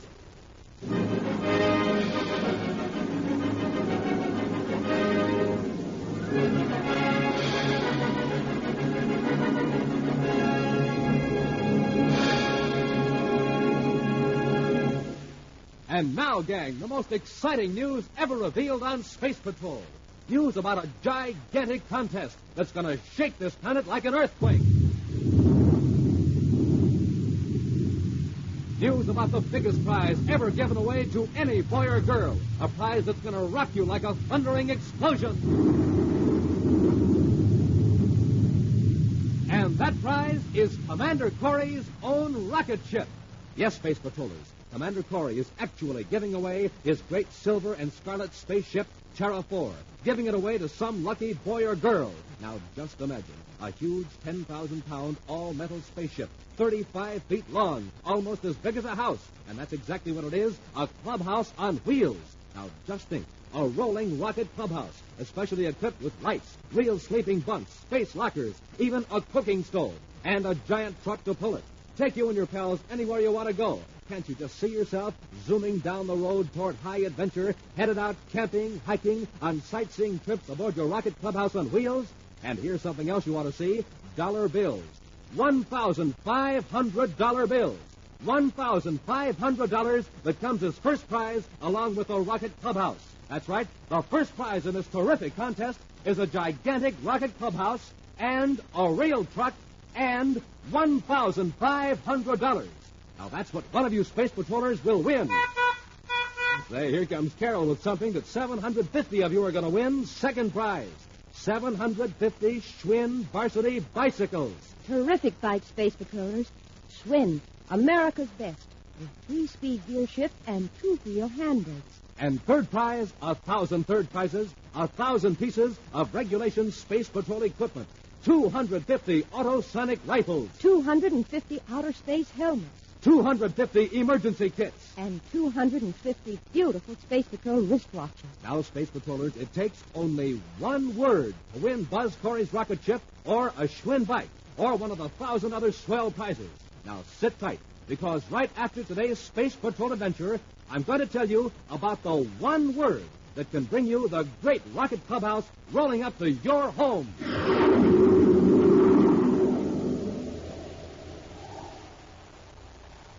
And now, back to our Space Patrol adventure. Return to Planet X. Buzz and Happy are in a tunnel on the fourth moon of Jupiter, trying to overtake Prince Bacarratti before he can escape from Planet X. But Bacarratti and Dr. Malengro have discovered the 2 Space Patrolmen. Through a compartment door in the tunnel, Bacarratti is firing into a dim passageway with a blast gun. Lying flat on the floor near a stack of crates, Buzz and Happy so far have not been injured. Well, that was close, Commander. You'll get us sure the next one. Roll to the right behind those crates. Hurry. There. If I only hadn't dropped that disintegrator. Probably wouldn't hit Bacarratti from this distance anyway. Hurry! No use! I can't see you now, so you're probably behind a stack of crates. But that's not going to protect you. Well, lucky I had this spacesuit helmet on, sir. That last shot clipped a chunk of crate right next to my head. Unless we think it's something Bacarratti can just take his time and blast these crates away till he gets us. If we were only a little closer to him, we could rush him. Hey, maybe we could goad him into coming toward us. No, not Bacarratti. He doesn't take unnecessary chances. Here, this might do it. This big metal drum. Rocket fuel. Help me drag it out into the passage. But, sir, the whole tunnel will blow up. Exactly. Remember now, a full container of fuel is very heavy. Give me a hand. Yes, sir. But, sir, this is... Quiet.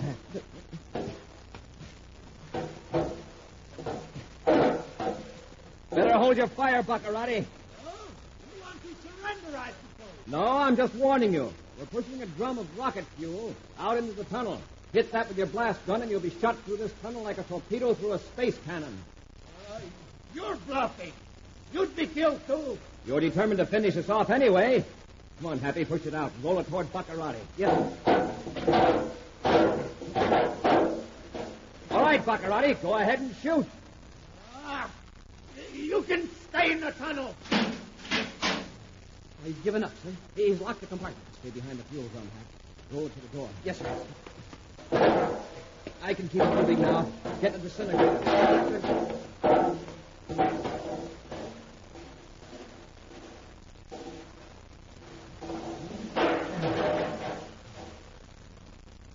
Here's the disintegrator, sir. Get the door a blast. Yes, sir. Something's wrong. It won't work. Fall to the stone floor, probably broke the discharge mechanism. Doggone, and now we'll have to go clear back to the other end of the tunnel for the other disintegrator. By that time, Bacarratti will probably have reached the spaceship. Let's get back to our ship, Happy. Hey, Commander, I'd like to ask you something. Sure, Hack. Well, don't you feel well? I mean, do you feel weak or something? No, why? Well, that fuel drum, I could have lifted it easily by myself. It was empty. Sure it was, huh? Come on, let's hurry back to the ship.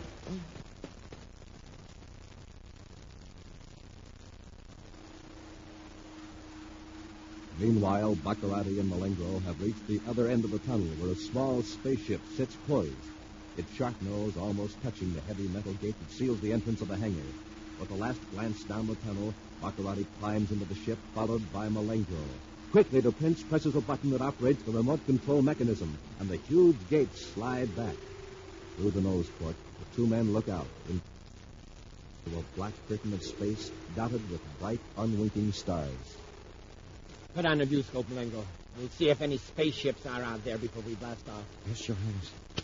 We can't cover a very wide angle while we're still in the tunnel, but if it looks clear, we'll have to risk a blast off. There are no patrol ships visible, Your Highness. All right, we're blasting off. And I hope Corry managed to break through that compartment door back there. In fact, I hope he's right behind our ship when I cut on our rocket.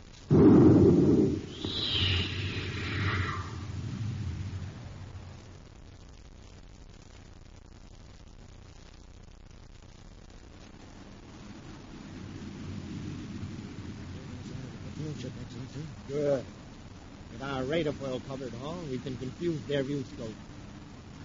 Well, to contact my castle on Planet X and report that I'm returning. Prince Bacarratti calling Black Falcon Castle on Planet X. Prince Bacarratti to number 1 tower. Report immediately. Black Falcon Castle to Your Highness, Prince Bacarratti. Murdoch speaking and awaiting your orders, sire. I'm returning to Planet X in a Class D space cruiser. Alert the defense stations to expect my code signal at the outer perimeter. Yes, Your Highness. Do you have anything to report? Well, yes, Your Highness. It's in regard to the Aduria mine situation at the polar cap. Well, let's have it, Murdoch. Production in Mine Area 5 is at a complete standstill. Standstill? Why? There's been a large-scale revolt. 6 labor battalions refuse to work. That's against my law. Tell the supervisors to drive the ringleaders out into the ice cap without food or protective clothing. Your Excellency. The supervisors, I regret to report this, sire, but the supervisors have sided with the slaves. They refuse to enforce that order. That's unheard of. Refusing to obey the orders of Prince Bacarratti. All right. If that's the way they're going to play, I'll wipe them all out. Turn on the atomic heat reflectors at Mine Area 5. Have the brazier. Do you understand? Drown them all like rats. Turn on the heat reflector. Put it, pump them out. Put in place that they'll do as they're told. I'll tolerate no insubordination. Is that clear? Yes, sir. Then obey. Prince Bacarratti out. Why, that mass-murdering rat. Bacarratti knows that. He's the most dangerous psychopathic tyrant in the history of the solar system. How are we going to prevent those mines from being flooded? If any of our ships go near Planet X, they'll be destroyed. You'll maintain this distance from Bacarratti's ship. Fortunately, we're close enough to detect his rocket blast, even with the radar foil producing interference in our view scope. If we close in on him now, we could capture him before any of his own ships could come to us. But I want him to feel that he's perfectly safe until the last minute. We'll let him notify Planet X of his estimated arrival time, and we'll start spaceophone interference.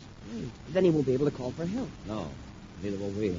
It'll be a battle just between us and Bacarratti.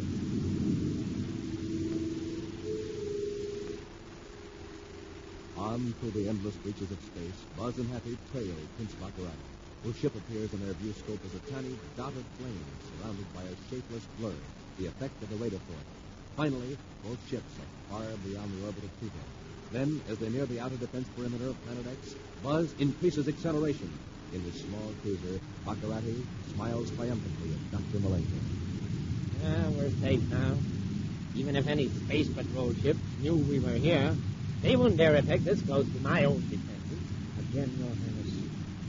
We have outwitted Commander Corry. I'm going to contact Murdoch at the castle. See if mine Area 5 has been flooded out. Hasn't been time yet, Your Highness. It will take several hours for the floodwaters to reach the mine. Well, that won't hurt to let them know I'm keeping tab on them.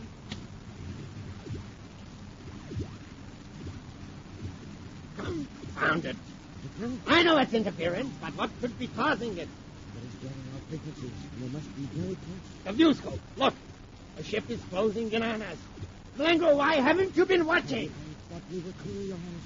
You yourself said... It's a space patrol ship. Commander Corry. And we can't call for help from my defenses because of this blasted jamming signal. It's probably been on our trail ever since we blasted off from Jupiter's fourth moon. Well, if he wants to fight, he'll get it. The ship isn't too heavily armed, Your Highness. Oh, one lucky shot might do it. Take the controls, Malengo. I'll mend the space.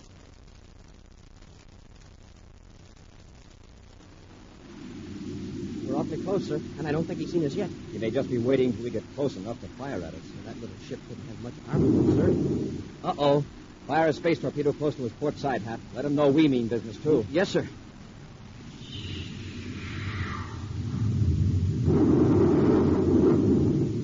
Nice going, Hap. That came close enough to scrape the radar foil off his hull.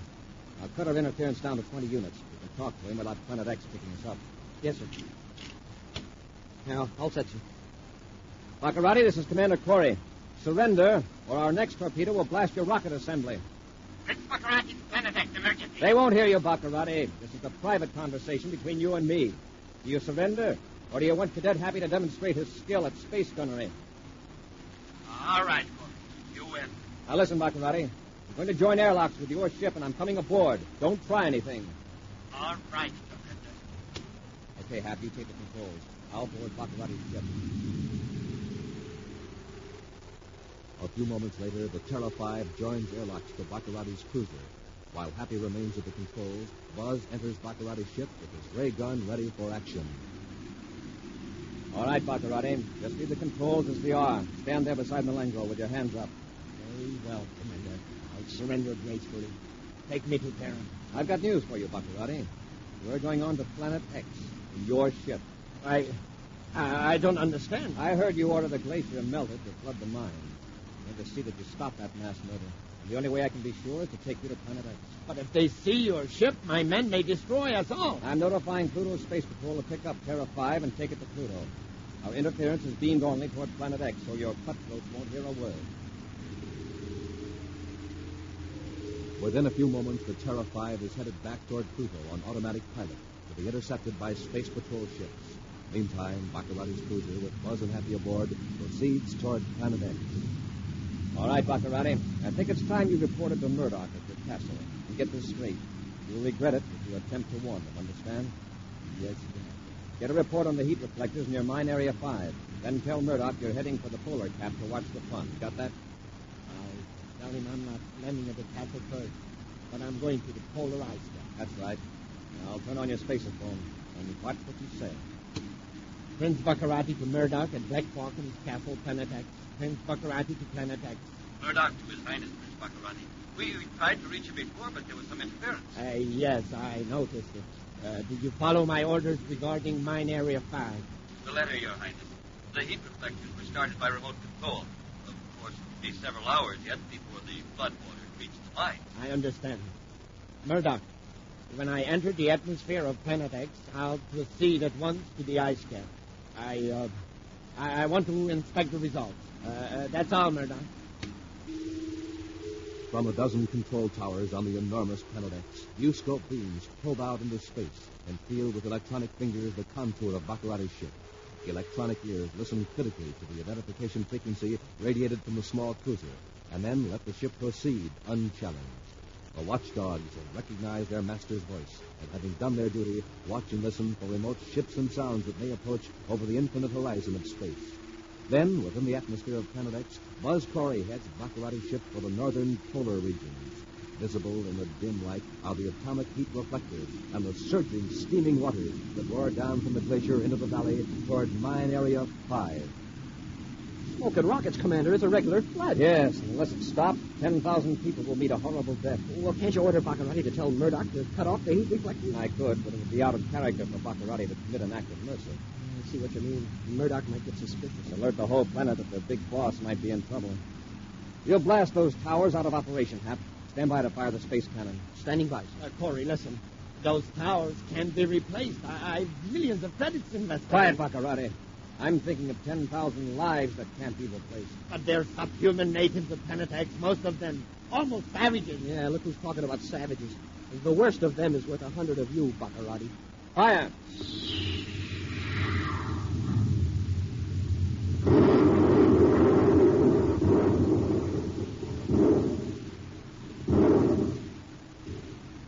Well, that did it, Hap.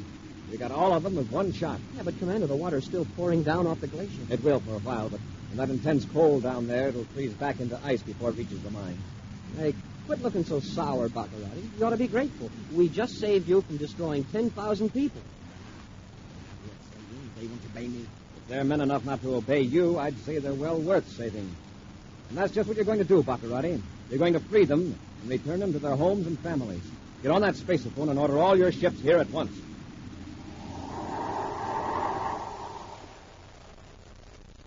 An action preview of next week's exciting Space Patrol adventure in just a moment. Now, here it is, Space Patrollers. The one word that can win you a giant rocket clubhouse and $1,500. And that word is a name for Planet X, the terrifying new planet Commander Corry is investigating.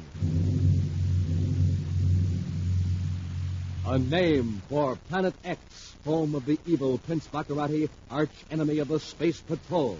Now, gang, here's how to enter the Name the Planet contest. And Space Patrollers, in this contest, everyone can get a free prize right away. Just go to the nearest Weatherbird shoe dealer. Maybe Mom or Dad can go with you. The Weatherbird shoe man will give you your free prize, a handsome interplanetary coin album with 3 swell space coins inside. And, along with the album, your Name the Planet contest entry blank. You can also find out how to enter by looking on the back of a package of Good Hot Ralston. That's the new package with a picture of Commander Corry or Cadet Happy on the front. So, blast off, Space Patrollers. Get your free coin album entry blank and enter the Space Patrol Name the Planet contest today at your Weatherbird shoe dealers. And now, a preview of next week's exciting Space Patrol adventure. Buzz and Happy are in the frozen polar region of Planet X. Pursuing Prince Bacarratti into the shaft of an Endurium mine, they're unaware of a huge figure lurking behind a shoulder of rock. Bacarratti and the Langro are in here, all right. I hear them down the shaft. Shall I use my atomo light, sir? Not yet, Happy. Move as quietly as you can. This shaft doesn't have any side passages. Happy, what's the matter? Something's happening. It's lifting me off the ground. It's a giant native. Crushing my chest. I'll give him a blast with my rake. Oh, you big fuzzy gorilla. Finish them off, Granu. Finish them. Be sure to join us again next week for the thrilling story on the ice cap of Planet X, when Wheat Chex, Rice Chex, and Good Hot Ralston again present Space Patrol. Space Patrol, created by Mike Moser, starring Ed Kemmer as Commander Corry and Lyn Osborn as Cadet Happy, was written by Lou Houston. Produced and directed by Larry Robertson. Executive producer Mike Debris. Other players were Bela Kovach, Norman Jolly, Ken Mayer, and Virginia Hewitt. Dick Tufeld speaking.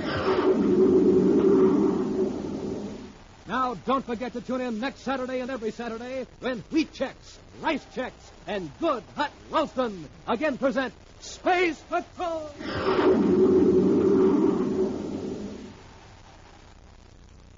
Here's the story of the fastest plane of its kind in the world, with a word from the man who test flies it, Joe Lynch. It's the Air Force F-86D Sabre Jet Interceptor, designed by North American Aviation, Los Angeles. The Sabre holds the world speed record at 715.7 miles per hour. Wingspan is 37 feet, length 41, cruising range 500 miles, climbing speed 300 miles per hour. Now, by special tape recording, made at International Airport, the well-known test pilot of the Sabre, Joe Lynch. The D is a one-man interceptor, so when you fly it, you're really on your own. That's why I see to it that I'm in good condition all the time. And one way to stay in good condition is by eating a good breakfast cereal like Rice Chex or Wheat Chex. They're just packed full of energy, and they taste swell. I think you'll like them, too. No other cereal, puff or flake, contains so much nourishment in such concentrated bite-sized form. Rice Chex, Wheat Chex. Be sure to see another exciting Space Patrol program on your local ABC television station. Consult your local paper for time and channel. This program is broadcast to our armed forces overseas through the worldwide facilities of the Armed Forces Radio Service. Space Patrol came to you transcribed from Hollywood. This is ABC Radio Network.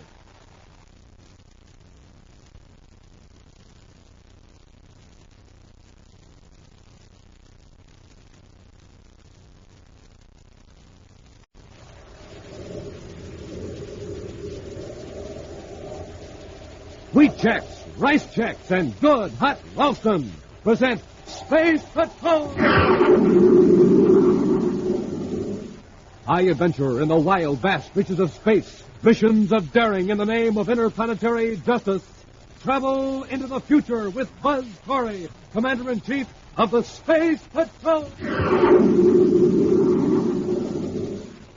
In today's transcribed Space Patrol adventure, Buzz and Happy are in the frozen polar region of Planet X. Pursuing Prince Bacarratti into the shaft of an Endurium mine, they're unaware of a huge figure lurking behind a shoulder of rock. Bacarratti and the one go in here right now. I hear them downstairs. He's going to come right in. Watch out, Happy. He'll be quietly prepared. The shaft is supposed to have an inside passage. Oh, hey! Happy, what's the matter? He's got me. It's lifting me off the ground. Giant native. Crushing my chest. I'll give him a blast with my rake. Why, you big fuzzy gorilla. Finish them off, Granu. Finish them. We'll return in just a moment with today's exciting Space Patrol adventure on the ice cap of Planet X. Someone new will come aboard Commander Corry's rocket ship.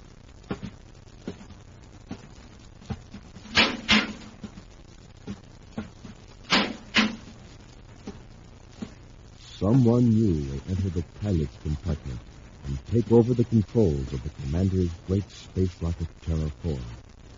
And that someone can be you. Yes, you may be the lucky space patroller who wins the rocket ship Terra 4 for your own clubhouse. A huge rocket clubhouse and $1,500 cash.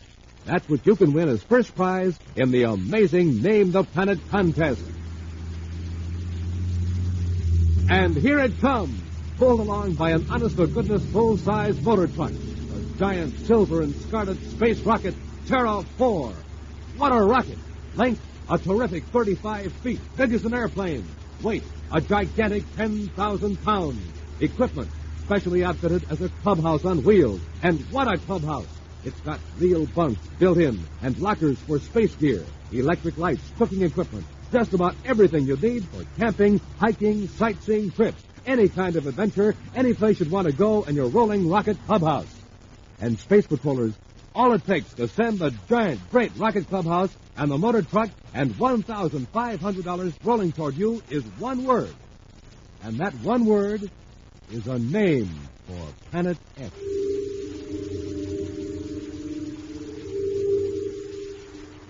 A name for Planet X. That strange, mysterious new planet, 5,000 times bigger than Earth. The home of the cruel Prince Bacarratti.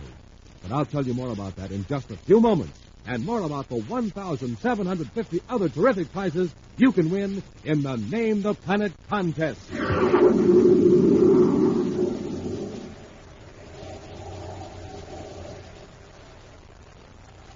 And now, today's Space Patrol adventure on the ice cap of Planet X. Commander Corry at last has Prince Bacarratti in a position where the evil ruler of Planet X can be compelled to liberate hundreds of human beings whom he has forced into virtual slavery. With Buzz holding a ray gun on the power-mad Prince, Bacarratti has reluctantly ordered a fleet of his ships to come to the polar cap to transport the captive natives to their homes farther south. From the ship, The commander is now supervising the evacuation by means of a short-range spaceophone, while Cadet Happy guards Bacarratti and his assistant, Dr. Malenga. Corry to Carson. Come in, please. Carson here, Commander. How many men are left to be evacuated? Around 400, sir. They're mostly thugs, and the two technicians you assigned to help me. That's fine. You handle them all right? Oh, I think so, sir. All right, Carson. Notify me when the last man is aboard. Corry out. All happy? In an hour or so, we'll have every one of those natives down in the valley where the ships can pick them up. What about Carson and the men from the other planets? Are they going with the natives, sir? They'll have to. And they'll be dropped off with the group of natives that are going farthest south. Oh, you mean they'll live with the natives until our space patrol ships come to get them? Yes, we'll take care of that arrangement as soon as Bacarratti's ships get all the natives safely home. You're taking quite a bit for granted, aren't you, Commander? You aren't counting on your men rescuing you, are you, Bacarratti? Don't forget, this is an enormous planet, Commander. I control it. And there are just two of you. The nearest space patrol ship is millions of DUs away. When you give the order to cut off the defenses, they'll be here soon enough. Oh, did it ever occur to you that my men might refuse to let the space patrol into Planet X? They might even defy my orders to keep from being invaded. I thought of that. But there are plenty of people on Planet X who hate you. They don't want to stay here. When they get a chance to escape, they'll help. Don't worry about that. Sure, look what happened right here in your Endurium mines. Even your own men wouldn't work. Carson calling Commander Corry, emergency. Corry here. Go ahead, Carson. We've lost one of our thugs, this big Grano I told you about. Decided in with Bacarratti. His family made it tough for his own people down in the mine. What do you mean you lost him? 4 or 5 big thugs jumped him just as we were getting them aboard the mining cars. He broke away and ran toward the mine shaft. Shall I send some of my men after him? He's a thug and used to this cold climate. He'll stand a better chance here. Let him go. Yes, sir. Are all the natives in the cars now? Yes, sir. Ready to shove off to the valley whenever you give the order, Commander. I'll be right out, Carson. Happy, put Bacarratti back after Malenga and lock him up. Yes, sir. I'll be back as soon as the last car's gone down the grade.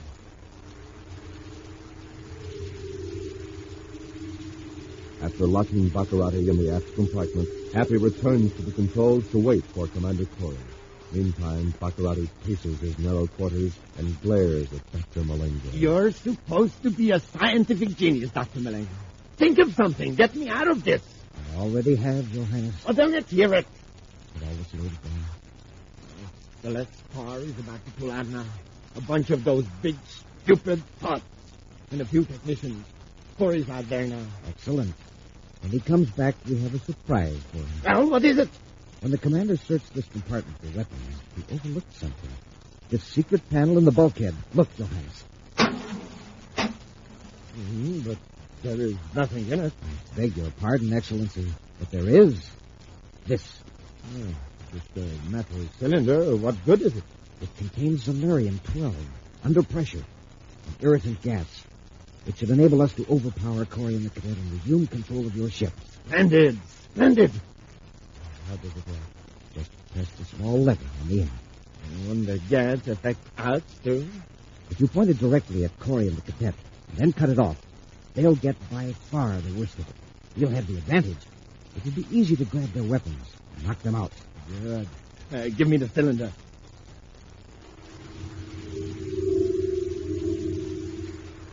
As an icy wind whistles bleakly through the mountains, a train of mining cars begins its journey down the grade to the valley, several miles below. Commander Corry watches the last car round the curve, then returns to Bacarratti's ship. As he closes the inner hatch, he turns the heat control of his thermosuit to 0. If I ever have to come to this part of Planet X again, I'll wear a spacesuit. Just think of those poor guys having to live up here month after month, digging Endurium in this cold. Wow. Well, it's all over now, I hope. Get ready to blast off, Happy. I want to be up over the valley when Bacarratti's ships get here to take the men away. All right, sir. Oh, can I take off this thermosuit? It's pretty warm here in the ship. But leave it on, Happy, just in case. If those ships start trouble and shoot us down, we'd better be dressed for this planet. Yes, sir. But would they dare shoot at Bacarratti's ship? Put yourself in the place of the men who heard the spaceophone message. Here was Prince Bacarratti ordering more than 1,000 slaves released and returned to their homes. Yeah, that would sound odd coming from Bacarratti. You bet. They know something's up, but they don't know what. Still, his regular gang probably will carry out his orders without question. Mm-hmm. But suppose one of those ships is piloted by someone who wants to escape from Planet X, a captive pilot. Would do anything to get rid of Bacarratti. Oh, he'd blast us out of the sky before we could warn him. Exactly. I'm going back aft and get Bacarratti. It might be handy to have him near the spaceophone when his men show up. And don't blast off till I get back. They're coming, Marengo.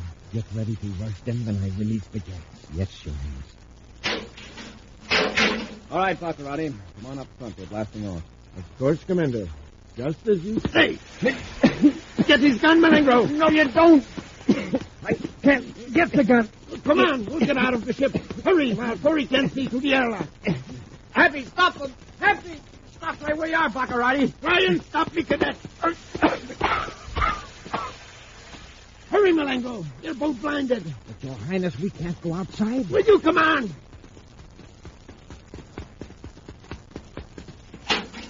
I'll be out her hatch. Goodbye, Corry.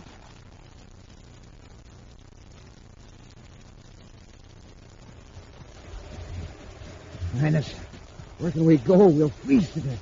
Into the first mine shaft. It'll be warmer there. They'll track us down and we're unarmed. There's a spaceship hidden in a cave. If we can make that, we're safe. Come on, into the shaft. Hurry before Corry sees us.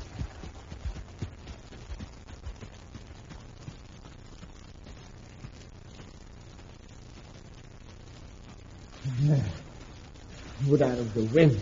Anyway, it's still cold.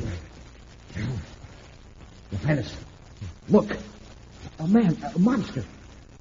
Back in the shack. One big paw. He's coming toward us. Use the gas on him. I can't. I jumped the cylinder jumping out of the ship.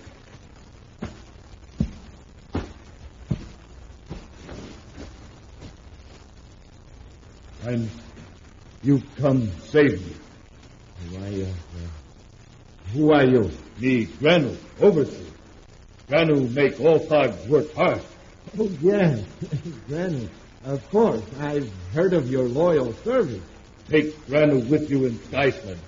Granu work for you, always. Of course, Granu. But there are two wicked men here. They're trying to harm me. They are bad men. Do you understand? Granu, understand. You must stop them. Press back against the wall of the shack. If they come in here, kill them. Kill? Yes, they're coming. Brennan, don't let them get past you. Stop them, or you will stay here forever.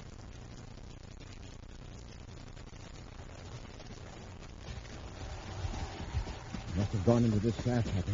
Yes, sir. You were right about that gas wearing off, sir. My eye's still smart, though. They're running through the shaft. You might be able to hear them stopping.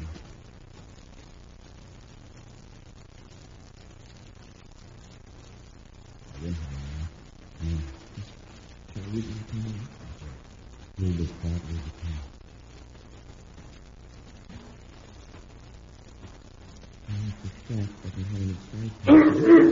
Happy, what's the matter? Something's got me. It's lifting me off the ground. It's a giant frog. Where's my chest? I'll give him a blast with my rake. Why, you big fuzzy gorilla. Finish them off, Brennan. Finish them.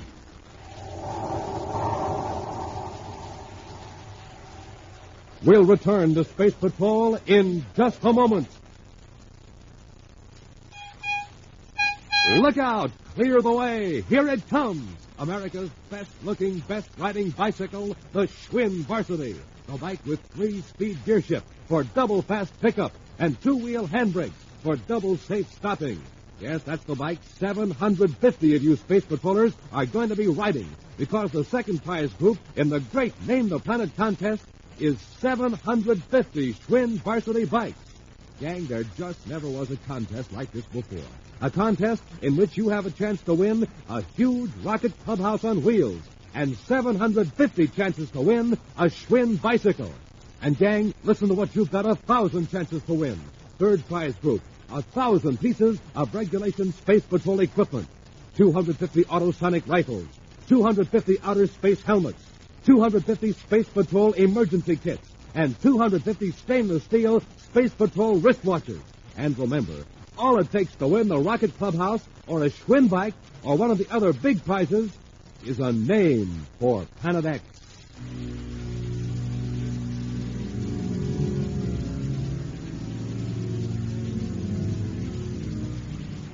You just name that tremendous new world, 5,000 times bigger than Earth. Planet X, land of man-eating plants, enormous monsters, kingdom of the arch-enemy of the Space Patrol. And, gang, this is the easiest contest you've ever heard of. The contest in which everyone, yes, everyone, can get a free prize.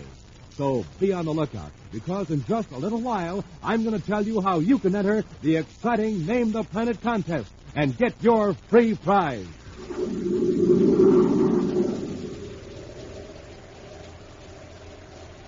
And now, back to our Space Patrol adventure on the ice cap of Planet X. Fleeing into the shaft of the Endurium mines on the polar ice cap of Planet X, Bacarratti and Malengro encountered Granu, a member of a race of shaggy giants that inhabit the Arctic regions of the remote planet. Knowing that Granu has been driven away by his fellow tribesmen as a traitor, Bacarratti promised to help the abandoned native if he would attack Buzz and Happy when they entered the mine shaft. Granu, finish them, I tell you.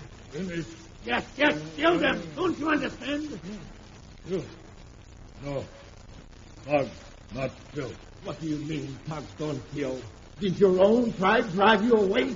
Did they leave you here to die? Tribe not kill Granu. I thought you were going to obey my command. Granu obey. I need to tell Granu to stop men. Granu do this. Now take me in Skysled. Take me where Granu can find food. Fucking savages, Your Highness. Let's get to that ship before we freeze to death. We might as well go in our own ship now. But first, I'll just release Corry and the cadet of their message. Granu, I'm with you. Granu work hard for Highness. Granu make other men work too. You're useful if you don't know, friend. Ever see a ray gun work? Ray gun? Yes. It works like this. Granu like that. Let Granu play with ray gun. It's a crazy. Shoot again. Granu wants to play. It worked all right. Just took a little longer to numb their primitive nervous system. What a monster. Well, maybe he did finish for you, Cadet. But just to make sure... What are you doing, Your Highness? I'm turning the heat control on the thermo suit to 0. Lying here in the sub-freezing temperature, they won't last 20 minutes. How about the sun? You revive it and all. What do I care what happens to this woolly barbarian? Whether he lives or not, he can't harm us. Can he? I suppose not, Your Highness. Then let's get going. I have some new...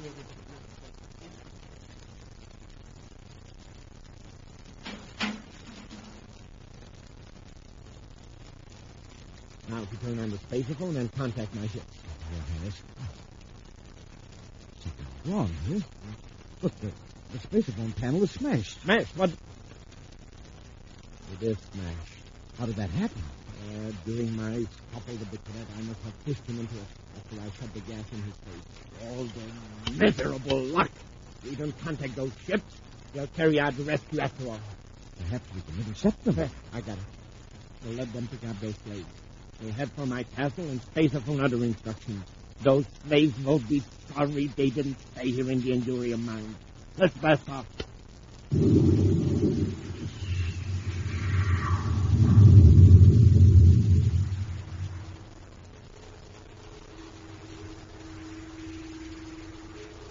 Less than a minute later, the reverberations of Bacarratti's rockets die out in the frozen air, leaving only the sound of the Arctic wind to streak across the polar ice cap of Planet X. Finally, in the dim light of the mine shaft, a figure moves and with difficulty sits upright. It is Buzz Corry. Shivering with cold, he looks around, first at Cadet Happy's still form, then at the shaggy hulk of Granu, the giant frog. Fingers clumsy with cold, he finally turns up the heat control of his thermosuit and does the same to Happy's. A moment later, Happy stirs, opens his eyes, and looks at the command.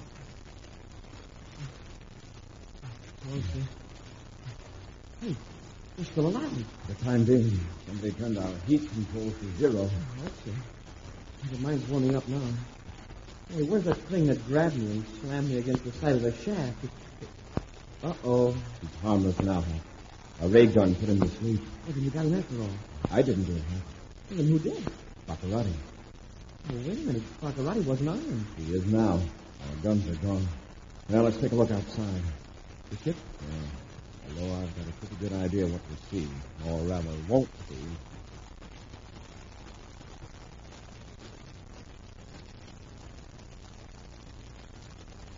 Yep. Gone. Well, this is just dandy. Stranded on this ice cap a million miles from nowhere. Hey, listen. Back in the shack. It's the fog. He's coming too. Hey, we better get away from here before he comes after us. If he wants to get us, it isn't going to do us any good to run. Besides, I don't think he'll hurt us now. Yeah, but look what he did to us before. I know, but this man is an outcast, given away by his own people. He knows he's stranded here. I think he'd prefer company, particularly since he knows the company he can lick. Hey, and he knows these mines pretty well. Maybe he has some food stashed around. Now, come on, Hap. Let's try to shoot him.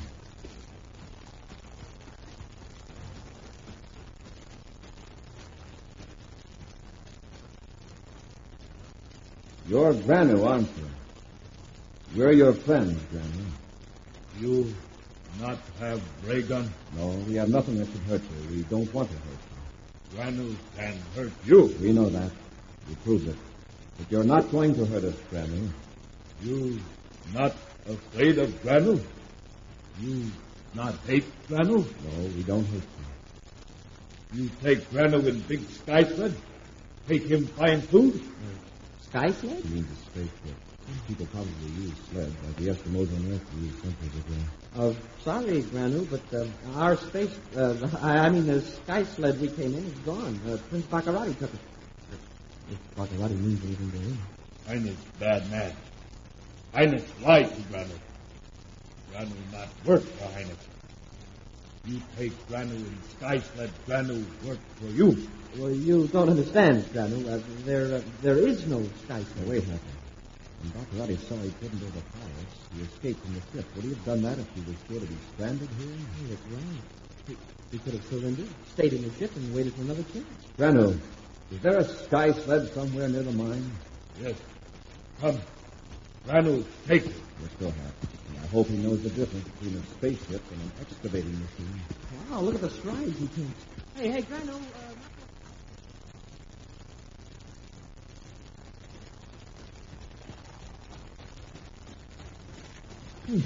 Hey, Granu, how much farther is it? I'm about to drop. Not far.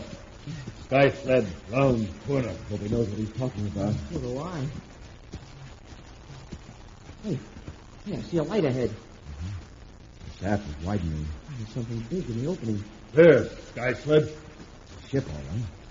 Hey, hurry up, Granu. Get a move on. I thought you were tired. Not now.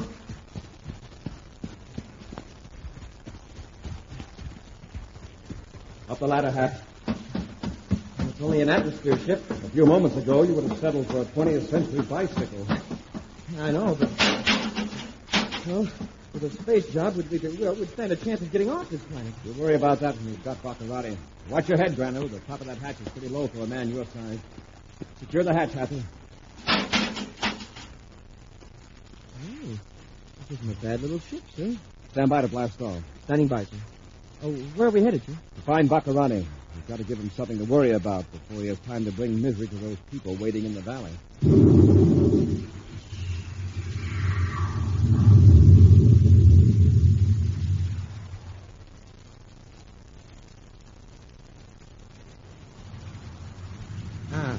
There is the castle, Marengo. In a few minutes, I'll be in my tower, watching those worthless slaves go to their doom. Your Highness. Yes. The identification signal. Well, what about it? So the ship can get through the electronic force field around your castle. Isn't it working? It should be automatic. Must have been damaged when the space support was wrecked. We'll circle the castle until they recognize my ship and cut the fill. What was that? Ground emplacements around the castle. They're firing at us. The fools! Can they recognize my ship? The idiot! We're hit. They got us. We'll head back north for those hills. Losing altitude, Your Highness. If we can make it over the hills, we'll stay. Perhaps they tried to contact you by space support. We can't reply. We can't even receive. We sent out no identification signal. But don't they know my ship and they see it? Perhaps they figured some imposter was aboard. It's just the sort of trick Corry might try to gain entrance to the castle. But Corry's in the mine shaft, up on the polar ice cap. If your men don't know that. Your Highness, we're going to crash. Go up to you, fool!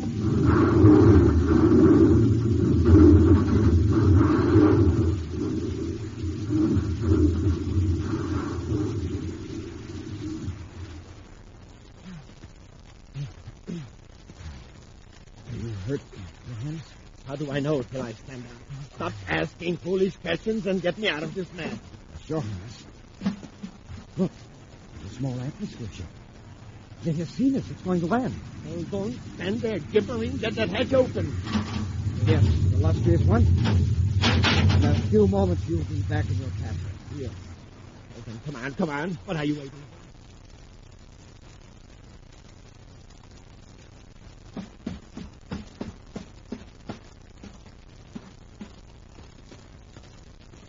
Well, where's the pilot of this ship? Is this any way to greet your ruler? Welcome aboard, Bacarratti. Hurry! No, don't reach for that gun, Bacarratti. I'll do it. Yeah, thank you. I'm glad to see you weren't hurt in the crash. It'll make it easier for us to get through the force field and into the castle. How did you find this ship? We had a guide. Oh, and you'll be happy to learn that your men carried out your orders perfectly. We just heard a space phone report that the natives have all been returned safely to their homes. And now we're going to have you arrange to let some Space Patrol ships in to pick up the technicians from the United Planets. I'm sure you'll cooperate, Bacarratti, when you see your guard. He's crouching in the corridor waiting for me. It's fog. Run! Close the hatch, Happy. Stand by to blast off. Standing by, sir. Standing by, sir. It's the granule.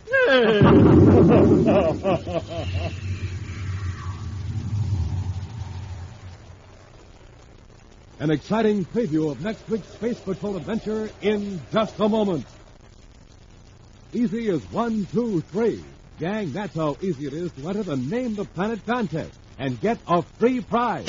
1. Go to your nearest Weatherbird shoe store. 2. The Weatherbird shoe man will give you your free prize, a swell-looking interplanetary coin album with 3 real space coins inside. Terrific coins, big as a $50, with designs of planets colored in starlight silver. So good-looking, you'll want to collect them and trade them with all your pals. And 3, right there in the coin album, you'll find your Name the Planet contest entry blank with easy directions for sending in your name for Planet X. Now, if there's no Weatherbird shoe dealer in your neighborhood, find where else to get your coin album and entry blank by looking on the back of a package of good hot Ralston, either instant or regular. But make sure it's a new package with a picture of Commander Corry or Cadet Happy on the front. So hurry, gang. Start now to win the Rocket Clubhouse or one of the 1,750 other big prizes. Get your free coin album and entry blank and enter the Space Patrol Name the Planet contest at your Weatherbird shoe dealers. And now, a preview of next week's exciting Space Patrol adventure. Buzz and Happy are in the control tower of Prince Bacarratti's castle, ready to force the prince to permit a rescue squadron to reach Planet X. Suddenly, apparently from nowhere, Bacarratti's assistant, Murdoch, produces a weapon. Commander, Murdoch's got a gun. Drop it, Murdoch. Murdoch, we've got blast cartridges in our hand. If you shoot us, you'll blow up the whole tower. Better hold it, Murdoch. Murdoch, have you lost your mind? One more step.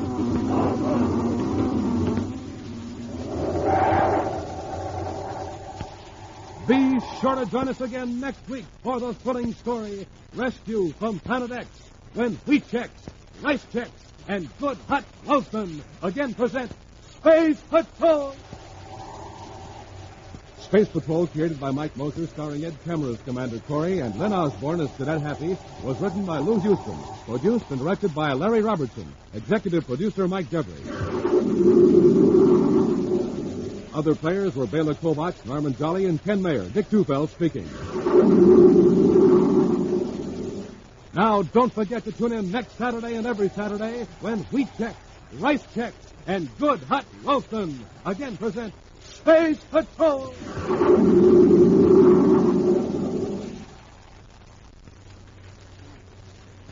Dick Tufeld in Los Angeles reporting on a plane that can fly 1,000 miles without refueling, the North American F-J-2 Fury.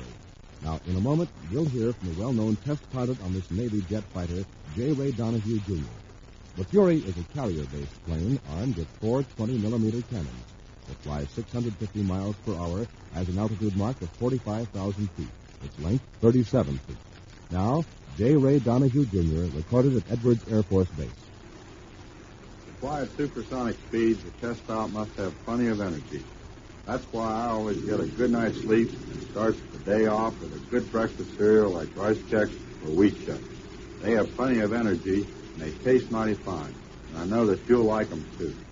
No other cereal, puff or flake, contains so much nourishment in such concentrated bite-sized form. So take a tip from J. Ray Donahue Jr., Bob Love, and other top test pilots. Make your cereals Rice Chex, Wheat Chex. Be sure to see another exciting Space Patrol program on your local ABC television station.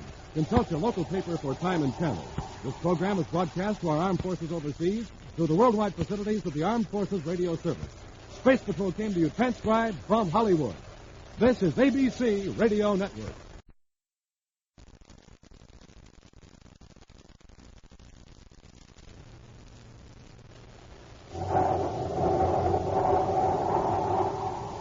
Instant Ralston and regular Ralston, the hot whole wheat cereals in the red and white checkerboard packages, present Space Patrol!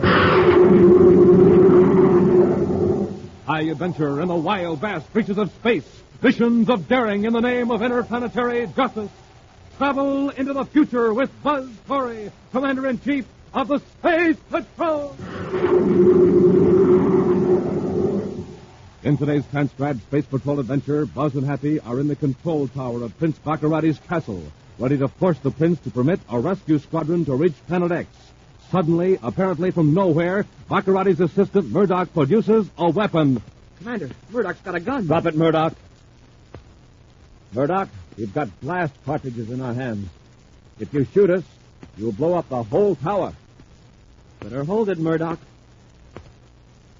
Murdoch, have you lost your mind? One more step.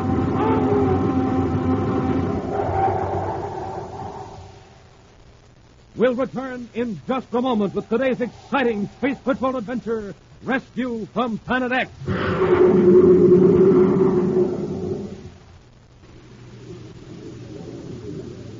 Hi, Space Patrollers. There's lots of excitement here in the main post office at Space Patrol headquarters. We're swamped with entries in the Name the Planet contest. Here comes another batch of mail. Yes, it looks like just about everybody in the universe is trying to win the gigantic rocket clubhouse. A 10,000-pound, 35-foot-long clubhouse on wheels with a real full-sized motor truck to pull it and $1,500 cash. That's the first prize some lucky space patroller will win, and maybe it'll be you. Man, oh man, think of all the fun you and your friends can have. And think of living like a real space patroller in a clubhouse with built-in sleeping bunks, electric lights, equipment lockers, and even a cooking stove. But that's not all, gang. In just a few minutes, I'll tell you more about the 1,750 other terrific prizes in the Name the Planet contest.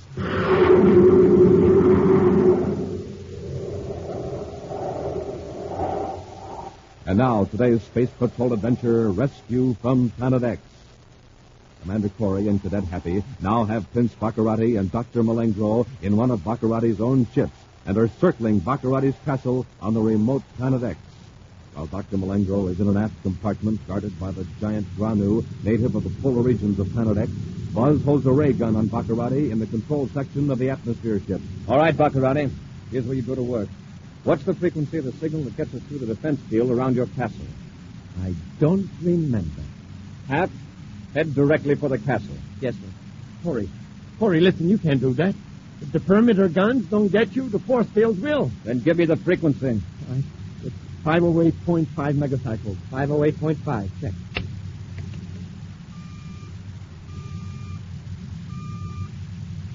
I hope you're right, Bacarratti. I'm not a fool, Corry. I value my own safety. All right, now listen. You're going to contact your master control tower and tell them you're bringing in 2 prisoners. They're going to get inside your castle without tipping your flunkies off that you're in trouble. Got that? Yes. All right, get on the spaceophone. And don't try to be clever, or it may be the last thing you try. Just say you and Malengro are bringing 2 prisoners up to the tower. Go ahead and talk. Prince Bacarratti and Falcon 29 calling Castle Control Tower. Prince Bacarratti to Control Tower. Murdoch in Control Tower. Come in, Your Highness. Murdoch, I got 2 prisoners here. I'm bringing them up to the tower. Do you want me to assign a guard, Your Highness? Oh, no, that won't be necessary. That's all, Murdoch. That's the idea, Bacarratti.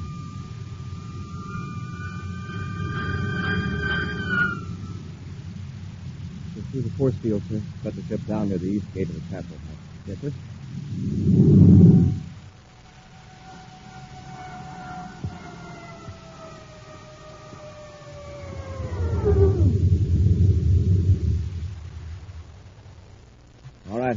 Get Malengro.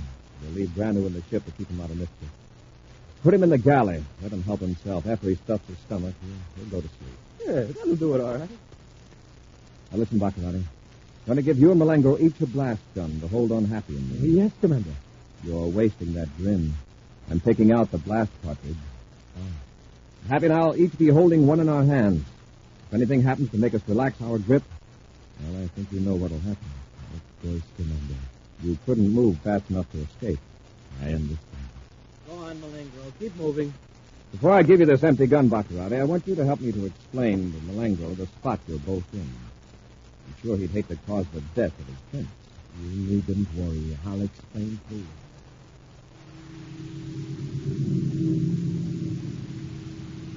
A few moments later, Buzz and Happy descend from the atmosphere ship, hands raised, and followed closely by Bacarratti and Malengro. The four men walk across the castle spaceport to the east gate. At the electrically controlled drawbridge, the captain of the guard steps forward and salutes. Get back! Get back! You're not needed, Captain. Respectfully, the guard steps back. Empty guns in their backs, Buzz and Happy continue down the long hall to Bacarratti's tower elevator.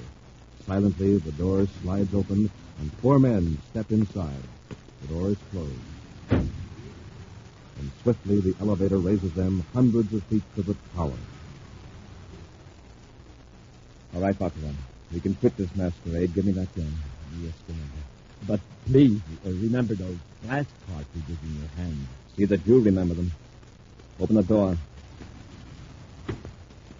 Go on, Malengro. Congratulations, I tell you from the tower window. Get your hands up. Well, I thought... Do as he says, Murdoch. Do as he says. Yes, your hand. Hap, here's a loaded blast gun. Keep it on the three of them. Yes, sir. And Murdoch, don't try anything. We've got an extra cartridge in our hands. If we relax our grip, this whole tower will blow up. He's not fooling, Murdoch. Obey him. Yes, your hand. Bacarratti, I want you to cut off all the defenses of Planet X. That means the robot-controlled ships out in space, your meteor control beams, and your surface warning systems. I'm going to order a fleet of space patrol ships to come in and pick up those men you abducted from the United Planets. They're staying with the forest people we just liberated from your Endurian mines. I'm staying right here in this tower until every last man is off of Planet X. I'll cut the defenses. Your ships will get through, I promise. Now, those blast cartridges in your hand, they're dangerous to all of us. I know it. But you can't hold them indefinitely. Put on the safety catch. After all, we're helpless now. The quicker you cooperate, the sooner you'll be out of danger. Now, when my ships get here, I'm going to assign some men to see that all your weapons factories are put out of operation. But you have no right to do that. Planet X isn't under the jurisdiction of the United Planets. Yes, but we have a right to protect ourselves from aggression. You've been using your weapons and spaceships to destroy our installations, wreck our ships, and rob and abduct our peaceful citizens. You're a menace to every planet in the solar system. But you're leaving us defenseless. Who do you have to defend yourself against? Surely not the natives. They certainly have cause to hate you, but they're primitive people. All of them. One group is very intelligent. They're the Lumens. Come on! Wait a minute. Who are the Lumens?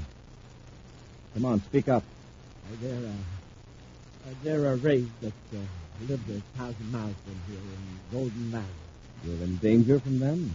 Have they tried to attack you? Well, not yet. In fact, I don't fear the Lumens at all. No, not in the least. Murdoch, why did you mention them? No special reason. It's just that they're supposed to have special powers. Superstition. They're a little smarter than the savages around them, so these wild, impossible stories get started. I don't intend to interfere with any of the native tribes. When you and your ringleaders are put away, so you can't cause any trouble, the people of Planet X can go back to working out their own problems. All right, Bacarratti. Get to that control panel and cut those defenses. Hurry. All right, Commander.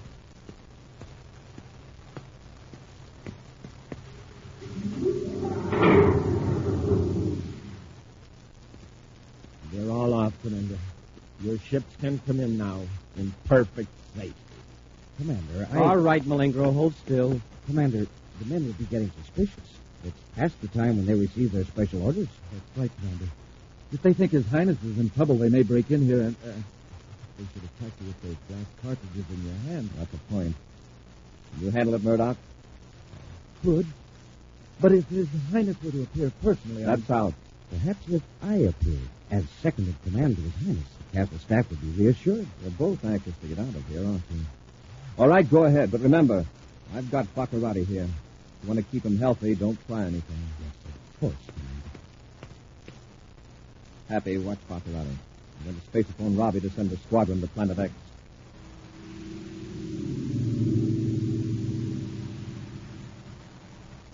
Out across the vastness of space, the voice of Commander Corry informs Security Chief Major Robertson that Space Patrol ships may now land on Planet X in complete safety. Meantime, Bacarratti's two assistants, Dr. Malengro and Murdoch, draw relieved breaths at being outside the tower room. Dr. Malengro, if we don't think of something quick, we'll be on our way to a criminal rehabilitation center. I'm quite aware of our predicament, Mr. Murdoch. Perhaps if we were to return to the tower room with the paralyzer ray gun. That's it. Get Corry and the cadet before they have a chance to throw those blast cartridges. Get it. The paralyzer ray would freeze their hands tightly shut. They couldn't release. I said forget it. You would be endangering the life of His Highness. But if we succeeded, we would be heroes. Now, see here, Murdoch. Since I've been away, you've taken a lot upon yourself. Remember, I'm Prince Bacarratti's chief advisor, not you. Of course, Dr. Blaine. I advise you to keep your mouth closed unless His Highness asks for your advice.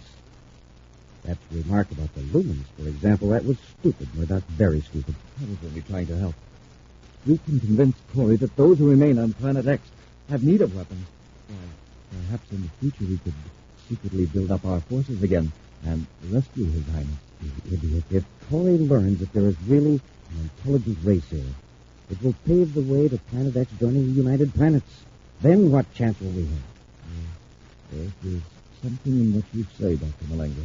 We must get word to His Majesty's subjects never to mention the lumens. And Murdoch, forget that melodramatic idea of using a paralyzer on Corry. Oh, of course, Doctor. I've put it completely out of mind. That's right, Robbie. I'll contact the squadron when they reach Planet X and direct them where to pick up our men. Corry out. Boy, was Major Robertson ever tickled to hear that we were all right. It was good to hear his voice again, too. Well, with Robbie dispatching a squadron of ships from Pluto, we won't have to wait too long. It'll still be several hours, though. That's a long time to have to sit and look at Bacarratti. Somebody's in the elevator. I see Malengro and Murdoch. Keep an eye on that door, Hap. Yes, sir. Just Murdoch. Where's Malengro? He'll be here in a few moments, Commander. As soon as I finish with this. Commander! Murdoch, you fool! I got them, Your Highness. I got them both. You idiot! They have those blaster cartridges in their hands. Get out of here before they blow up the tower. Your Highness, please. May I point out how rigidly they're lying there? Their hands are still clenched. They can't move. Oh, yes, you're right. Good work, Murdoch. I'll have 2 guards remove the blast cartridges from their hands. Out of my presence, of course. Of course, Your Highness. Corry, you can still see and hear, can't you? Even though you can't move. In a few hours, your Space Patrol ships will be close to Planet X.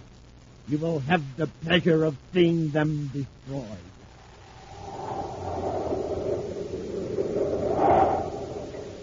We'll return to Space Patrol in just a moment. The watch, ticking off the seconds, the minutes, the hours. The watch that helps Commander Corry stand guard over the United Planets. Yes, Space Patrollers, you can have a wristwatch just like Commander Corry. It's shock-resistant with a sweet second hand. And it's just one of the 1,000 third prizes in the amazing Name the Planet contest. Now, just listen.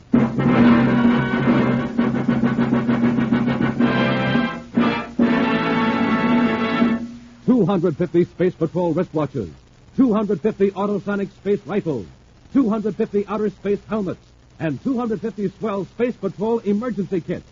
But how about second prize? Well, would you believe it? Second prize group is 750 Schwinn varsity bicycles. Schwinn, the sharp-looking sports-style bike. Mighty light, mighty fast, with 3-speed gear shift, 2-wheel handbrakes, and all the other features that make Schwinn America's greatest bicycle. But better get started, gang. Start thinking up names for Planet X so you can win the huge rocket clubhouse or one of the 1,750 second and third prizes in the Name the Planet contest.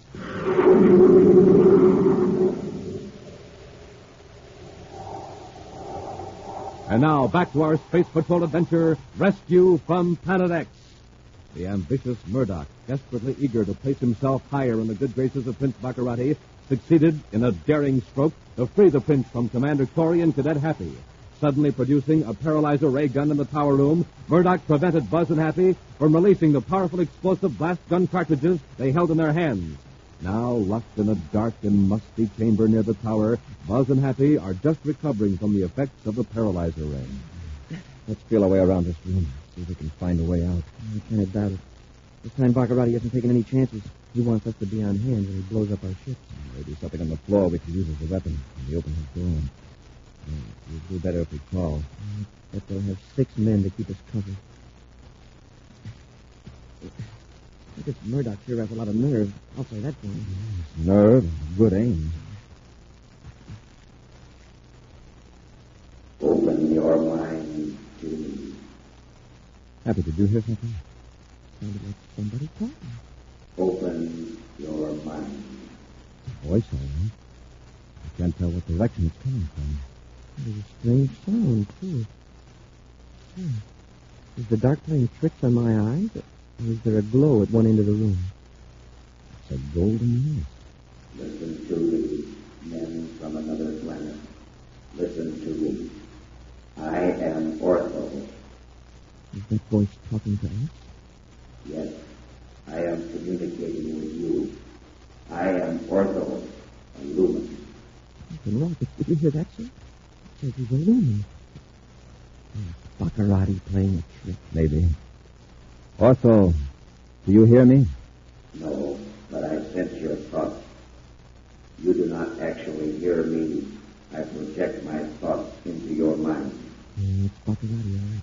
He's ordered one of these men to try to drive us nuts. I am not Bacarratti. That name is charged with evil. He is trying to destroy you. You can say that. You can think that again. Where are you, Ortho? And what are you? I am 1,000 miles away in the golden valley of this planet you call X. As I told you, I am a lumen, an ancient race that for hundreds of centuries has lived here in peace. Well, look at that misty light. It looks like a face. A human face. I am trying to make myself real to you. I am projecting by thought an image of my features.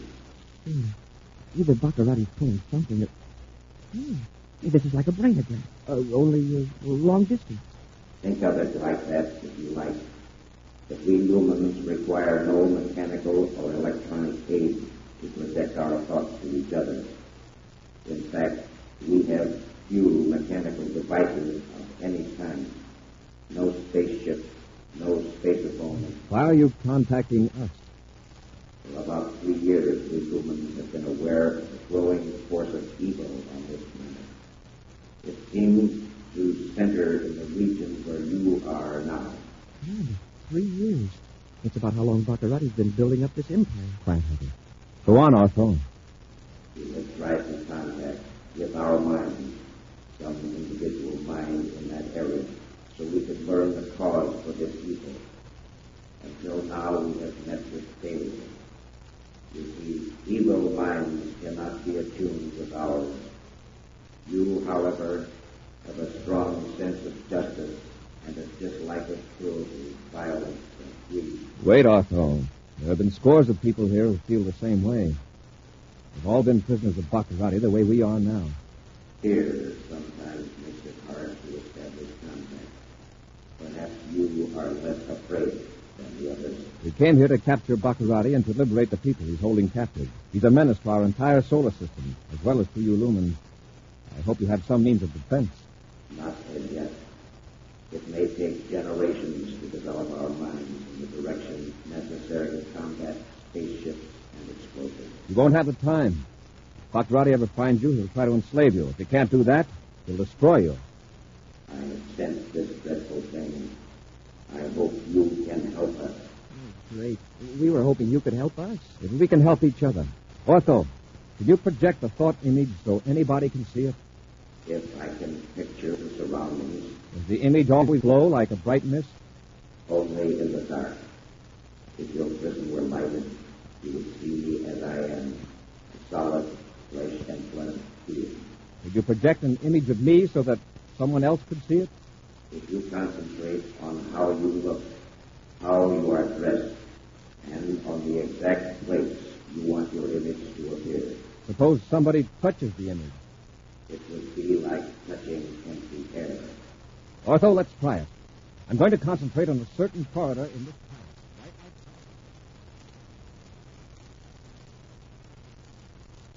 outside. I tell you, Your Highness, I saw him. Commander Corry standing in the corridor in front of the room we locked him in. It's impossible. He couldn't have escaped from that room. Unless one of the guards. Come on, let's look. Be careful, Siren. He may be right around the corner. Have your blast gun ready. Easy now. There he is. I told you. He's standing right in front of the door, grinning at us. I'll finish you this time, Corry. He's gone. Disappeared. Back into the room just as you came. He blew a hole in the door. He must at least be injured. Come on. Look, Your Highness. The door is still bolted. On the outside. Get out of the way. I'm going to see for myself. There you are. Both of you. This time I won't miss. Corry, I'm going to spare you the tragic sight of seeing your ships destroyed. They're almost to Planet X. After I finish you, I'm going back out to the tower room and blast your ship out of the sky. One by one. Got anything to say, Corry? No? Very well, then. Bad shooting, Bacarratti. That takes care of Malingro. All right, Bacarratti, drop that gun. Get the gun, Hat. Yes, sir. I shot you. I know I shot you. You were standing on the opposite side of the room. Better have your eyes examined. When you come to... Come on, Hat. Get up to the tower room before those two characters revive. We've got to stop them from firing on our ships.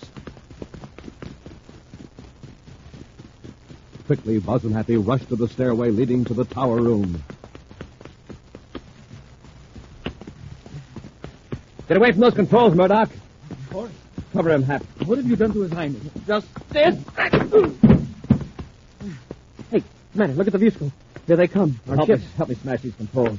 We can't let them be shot down now. If I could just find something to hit with.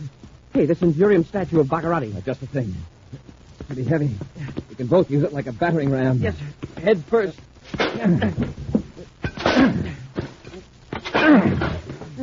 That does it. Oh, I'm glad Bacarratti's image was more solid than ours.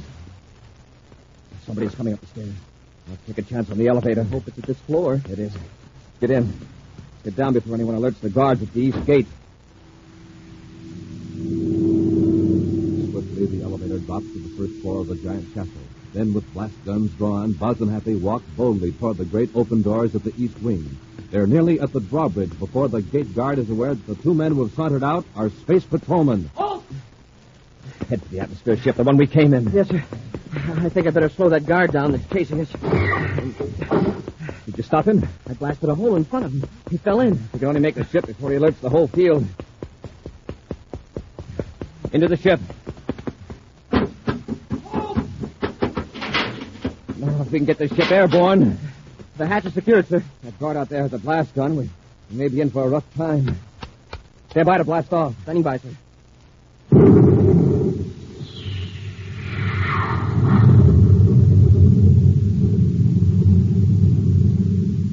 Put on the key frequency for the defense field, Happy. Yes, sir. I hope they haven't changed the frequency on us. I don't think they've had a chance. Well, anyway, we helped smash that control, too, up there in the tower.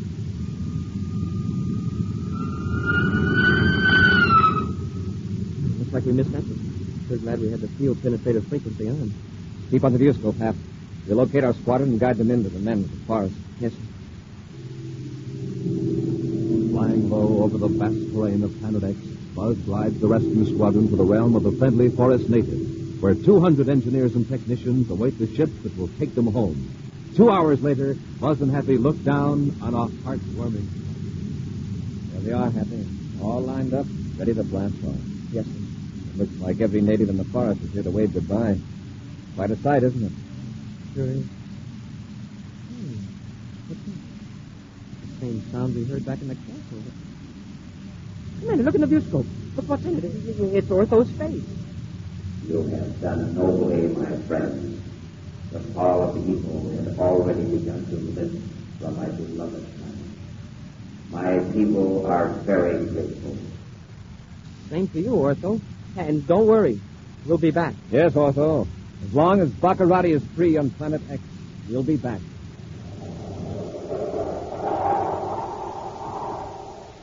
An action preview of next week's exciting Space Patrol adventure in just a moment. Space Patrollers, have you entered your name for Planet X in the big Name the Planet contest? Have you found a name for that strange new planet 5,000 times bigger than Earth? Are you on your way to winning the giant rocket clubhouse or one of the 1,750 other wonderful prizes? Better get going. Go with Mom or Dad to your Weatherbird shoe store and get your free prize. That's right. The Weatherbird Shoe Man will give you a free prize. It's a handsome interplanetary coin album with 3 real space coins inside. Terrific coins, big as a $50. And inside your free coin album, you'll find your Name the Planet contest entry blank with easy directions for submitting your name for Planet X. Now, if there's no Weatherbird shoe dealer in your neighborhood, you can find out where else to get your coin album and entry blank by looking on the back of a package of good hot Ralston, either instant or regular, the new package with a picture of Commander Corry or Cadet Happy on the front. But don't wait. See your Weatherbird shoe dealer or check the back of a hot Ralston package and enter the Name the Planet contest today. And now, a preview of next week's exciting Space Patrol adventure. Buzz and Happy have landed their spaceship in a desolate region of Planet X, as directed by the mysterious native Ortho, who is guiding them from a distance by thought waves. Commander, there's Bacarratti's ship. I can see it above us through the Astrodome. Yes, he's coming in to attack. I sure hope Ortho knows what he's doing, telling us to land here. Hey, what happened to Ortho? His face is gone from the viewscope. Ortho, can you hear us?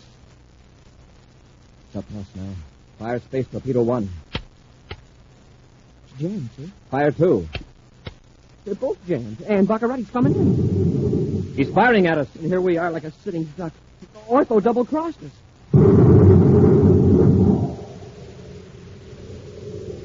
Be sure to join us next week for the thrilling story, The Secret of the Adargo Ruins, when wheat checks, rice checks, instant Ralston, and regular Ralston again present Space Patrol!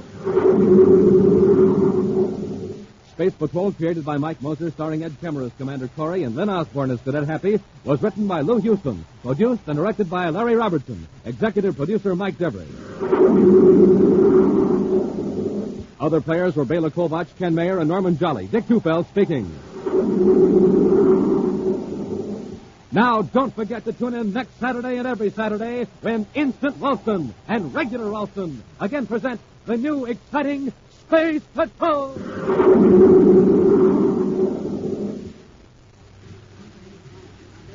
This is Dick Tufeld in Los Angeles reporting on the world's first Delta-wing airplane, the Convair XF-92A. In a moment, we'll hear from the test pilot on this unusual plane, Major Chuck Yeager, the man who pioneered faster-than-sound flight.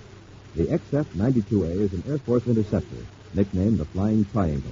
Length 42 feet, sweep back of the wing 60 degrees, speed about 700 miles an hour.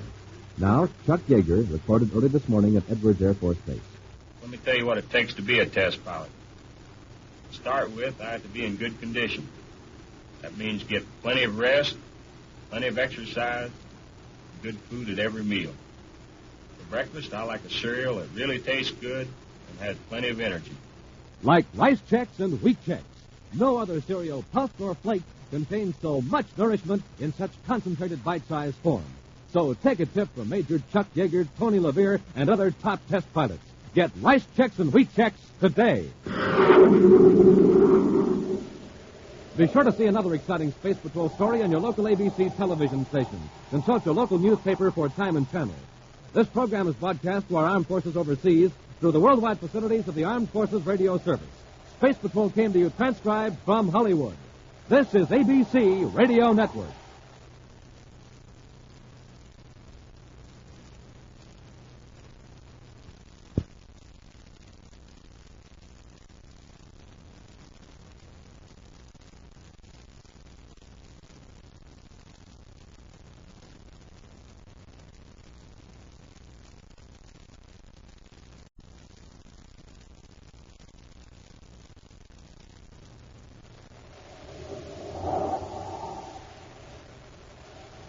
Instant Ralston and regular Ralston. The hot whole wheat cereals in the red and white checkerboard packages present Space Patrol! High adventure in the wild, vast reaches of space. Missions of daring in the name of interplanetary justice. Travel into the future with Buzz Corry, Commander-in-Chief of the Space Patrol.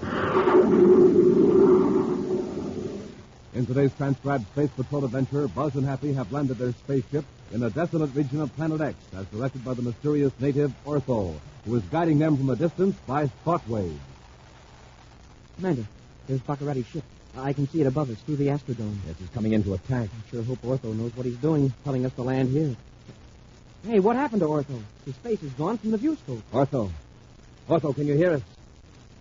It's up to us now. Fire Space Torpedo 1.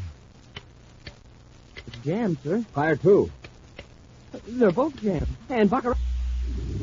He's firing at us. And here we are like a sitting duck. Ortho double-crossed us. We'll return in just a moment for today's exciting Space Patrol adventure, The Secret of the Adargo Ruins.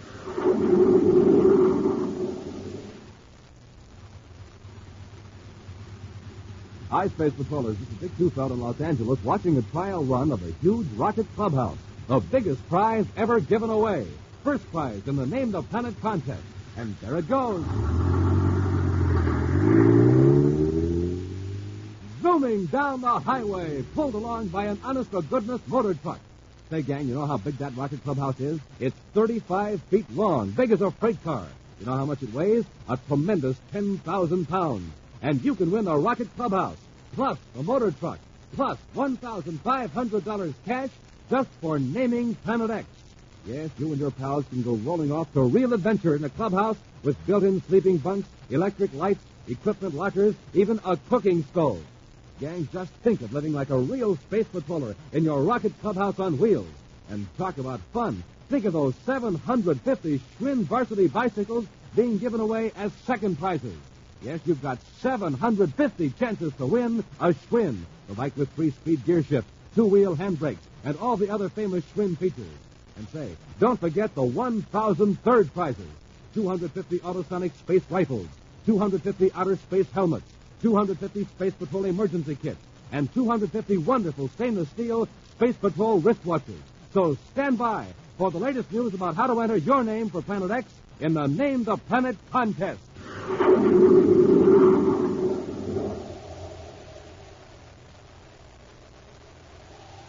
And now, today's Space Patrol adventure, The Secret of the Adargo Ruins. Commander Corry and Happy are now on the man-made planet Terra, where Buzz is organizing a task force for an assault on Planet X. Although Buzz and Happy wrecked Prince Bacarratti's delicate and complex defense control monitor in Bacarratti's castle, the Space Patrol forces dare not make an all-out attack on installations on Planet X. For to do so would endanger thousands of innocent natives forced into labor by the evil prince, and also would harm hundreds of skilled technicians held captive on the remote planet. Right now, in the Commander's central office in Space Patrol headquarters, Cadet Happy is sorting out all available information on Planet X installations. Sector 322, chemical processing plant. Let's see, what's about... How you doing, Happy? Oh, it's pretty slow work, sir, but I'm nearly through all the data in File E. And that big blow-up map of Planet X sure makes it a lot easier to fit things into a pattern. You can see now what a big job this is and why we can't launch an attack until every detail is worked out in advance. Yes, sir. Bacarratti's got plants and installations scattered all over Planet X. And what a whopper of a planet that is. If this work wasn't so urgent, I'd like to turn it over to a couple of aides and blast off to Jupiter. Jupiter? Yes, Jupiter Patrol just reported the biggest robbery to hit the outer planets in years. More than 1 million credits. Wow. 2 men walked into the home office of Jupiter Expansion Corporation, picked up the credits, and walked out. 6 armed guards just stood around while the bandits helped themselves to the payroll. You mean they didn't even try to stop the bandits? No, and the strange thing is the guards themselves admitted it, with no alibis. That is strange. Payroll was for several hundred construction workers and engineers who had been working on different Jupiter moons for 6 months. The men are due in at Jupiter City tomorrow. Oh, it's on Major Robertson's circuit, Commander. I'll get it here. Corry here.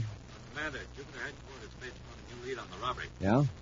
Space Patrol agent found a gas cartridge concealed in the room near the vault. That might explain why the guards didn't offer resistance. What was it? Diphenazone. Diphenazone. Yeah, that's right. And we got a description of one of the bandits. 4 of the guards positively identified him as Slag Cronin. Nice work, Robbie. How soon can you take over up here? In about 5 minutes. Good. Corry out. I'm happy you know who was behind that Jupiter robbery. Who, sir? Bacarratti. Slag Cronin was one of his men. But what about the guards? Were they working for Bacarratti, too? The guards could be entirely innocent. They were affected by diphenazone. What's that, sir? According to a space surgeon who was among the men we brought back from Planet X, diphenazone is a gas developed by Bacarratti's pal, Dr. Malengro. It's odorless and renders a person completely unable to reason. Malengro must have developed some sort of counteractive medicine that made Bacarratti's men immune to the gas. No wonder the bandits got away with it so easily. I'm turning this end of our work over to Robbie. You and I are going after Slag Cronin. Great. But how do we know where to look? Bacarratti needs that money to rebuild his defense equipment. From Bacarratti's viewpoint, the safest place for that money right now is on Planet X.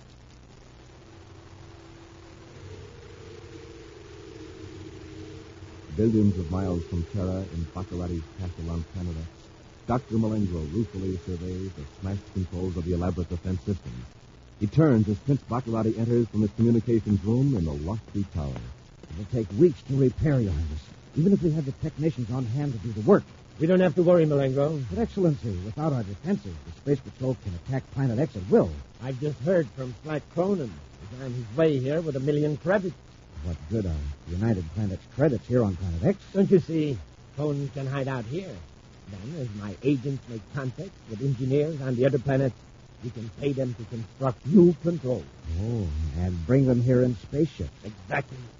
They can be made in sections and assembled here in the castle by a few men. The engineers that actually construct the equipment won't even need to know that it will be used against the Space Patrol. Then Cronin is coming right here to the castle. No. I ordered him to hide out in the Adargo room, 500 miles to the east. But, Excellency, why should he hide out? Because we can be sure that we won't be getting a visit from the Space Patrol ship. I'm not expecting an attack so soon, but Corry may send a scout ship to see what we're up to. That's true, Your Highness. As a matter of fact, Corry has already blasted off from Terra. For Planet X? I don't know. Our agents couldn't find it out. We'll be notified of his vector, however. How fortunate that Corry didn't have time to wreck our spaceophone equipment. Yes. And with our spies still operating on the other planet, we'll know if Corry or any of his ships are on their way here. Your Highness, if you'll pardon my saying so, wouldn't it be better to have Cronin bring the credits to one of your other installations? Why the Adargo ruins? They are hundreds of miles from any of my factories or installations. And they look like what they are, the ruined buildings of a vanished civilization.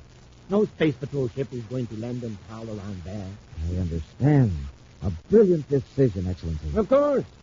Now, let's check with our agents. Perhaps they've discovered something new about Corry.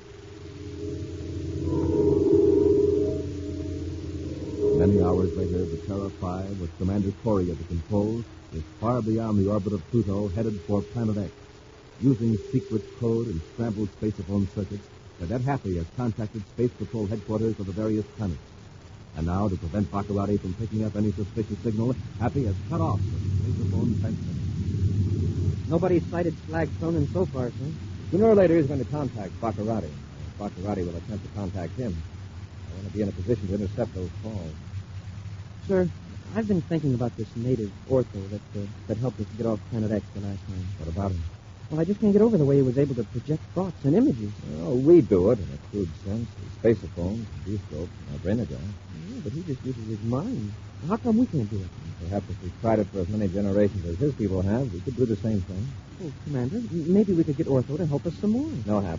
Our battle is with Bacarratti. All those people have isolated themselves because they want to live in peace. Besides, Hap, just how would you suggest contacting Ortho? Yeah, that's right. We don't even know where this Golden Valley is. Right. Now we'll concentrate on Slag Cronin and Prince Bacarratti.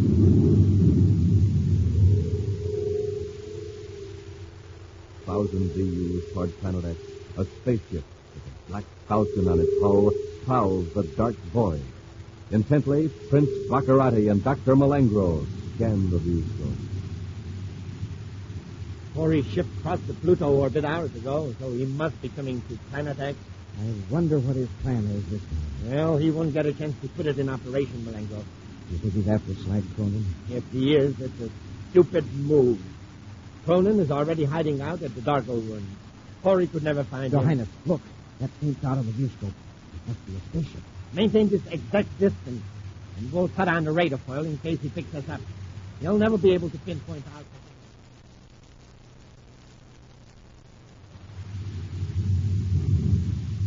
All clear in the viewscope, sir. Good. We'll come in low on the dark side of Planet X and find our way by infrared viewscope. My friends from another planet, listen to me. You are in grave danger. Remember, he's doing it again, like he did the last time. His face is appearing in the viewscope. Yes, Ortho. You're contacting us all right. What is it? You are in dire peril. We expect to be on Planet X. You are in danger out in space. I sense it. It is coming closer. Hey, he's right, sir. The rear viewscope. See it? The radar foil blur. And the Bacarratti ship beside of it. We can't tell what his range is, not with that radar foil confusing our viewscopes. Thanks for the warning, Ortho. You'll just have to outrun them. Let me help you. Land on the planet. I will guide you in safely. You don't understand. If we land, he could blast us easily. I can protect you, believe me. Your enemy will never find you. The blur's getting bigger, Commander. Bacarratti's gaining. All right, Ortho. It's like this is your party. What are your instructions? Come directly to the center of the planet as you see it. You will see a broad river flowing south between two ranges of high mountains. Then what? Far to the east of the river is a desert, then bleak hills, barren and desolate. But beyond those hills is the land of the Lumens, our golden valley.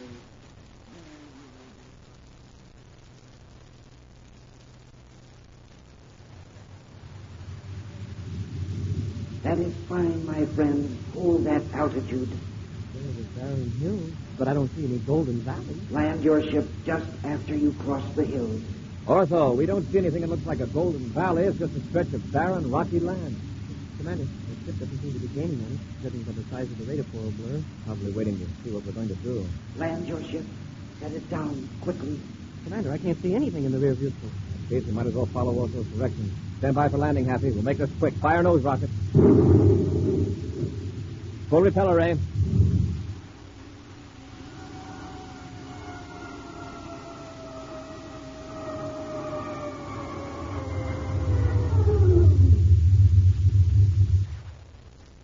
Stand by to fire space guns, Happy. Standing by, sir. Hey, what happened to Ortho? Space is gone from the viewscope. Ortho. Ortho, can you hear us? Commander, there's Bacarratti's ship. I can see it through the astrodome. Fire space torpedo 1. It's jammed, sir. Fire 2. They're both jammed. And Bacarratti's coming in. He's firing at us. And here we are like a sitting duck. Ortho double-crossed us. We'll return to Space Patrol in just a moment. Space Patrollers, attention. Here's how to enter your name for Planet X in the Name the Planet contest. Just go with Mom or Dad to your Weatherbird shoe store. The Weatherbird shoe man will give you a free prize, a swell interplanetary coin album with 3 real space coins inside, glowing silver-colored coins, big as a $50, with swell designs of planets on them. And also inside the album, your Name the Planet contest entry blank, with directions for submitting your name for Planet X.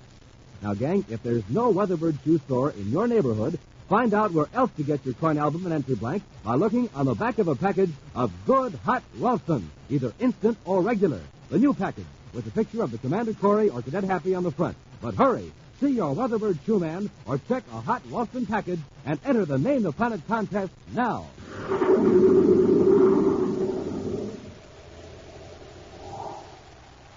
And now, back to the secret of the Adargo ruins.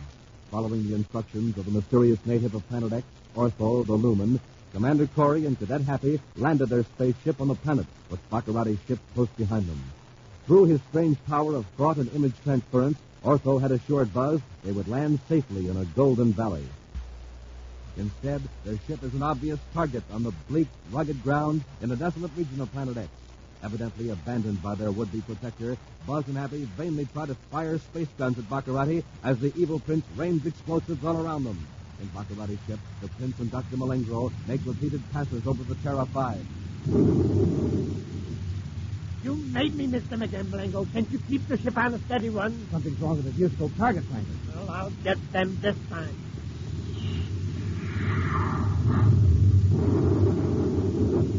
I did it! A direct hit. I got Corry at last. Your marksmanship is astounding, sire. You see that? Not a trace of the ship remains. Not a trace. Do you realize what this means? I prefer to hear the tidings from you, Excellency. Without Corry, it will take the Space Patrol weeks to prepare in it. By that time, I'll have my defenses back in operation. Planet X will again be an impregnable stronghold. Excellent. From then on, I shall resume my plans. Now, let's go to the Adargo ruins and get Flat Cronin and my million credits.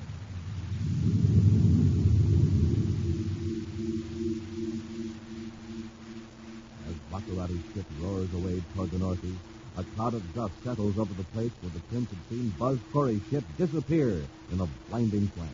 Yet, at the same moment, 2 miles away, Buzz and Happy stand unhurt, peering out of the viewport of an entirely undamaged Terra 5. Captain Rocket, can you beat that? He fires half a dozen torpedoes and then scoots away. Must be out of ammunition, Happy. What a terrible shot he is. Not that I'm complaining, of course. Did you notice all of his torpedoes hit in the same place, about 2 miles away? All I can say is it's sure a lucky break after the way this Ortho deserted us. Him and his golden... Commander, look. Just noticing, Happy. A minute ago, there was nothing out there but gray rocks and desolation. Now, trees, grass, and flowers. Beautiful. A golden bough. Well, why didn't we see it before? I guess we were so concerned about Bacarratti that... Hey, look out there. Someone coming toward the ship. It's Ortho, the same face we saw in the viewscope. Uh-huh. Beard, robe, and all. It looks like he's waiting for us to come out. Let's go, Happy. We owe him an apology. Apology? What for? For bringing us down here so that Bacarratti could blast... Leave your ray gun in the ship. I don't think we'll need weapons here. And it might offend Ortho. Yes, sir. But if he tries any more tricks... Let's give him a chance to explain that. Open the hatch. Yes, sir. Before we open the outer hatch, Happy, remember that Ortho can tell what we're thinking. He probably knows I'm telling you this right now. Yes, sir. I understand.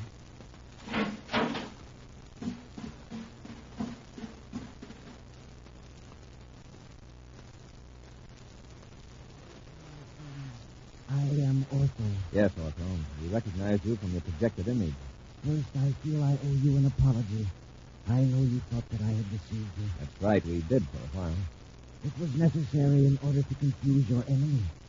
My mind had to project an image of your spaceship some distance away, and at the same time conceal the actual ship.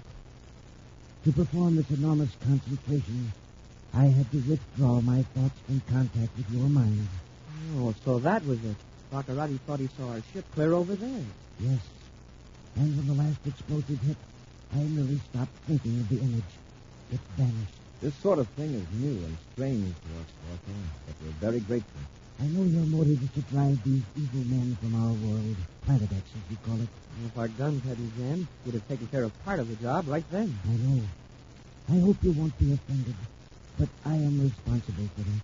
Huh? You mean you can jam a weapon just by thinking about it? In some cases, I can control certain electrochemical processes if the distance is not too great.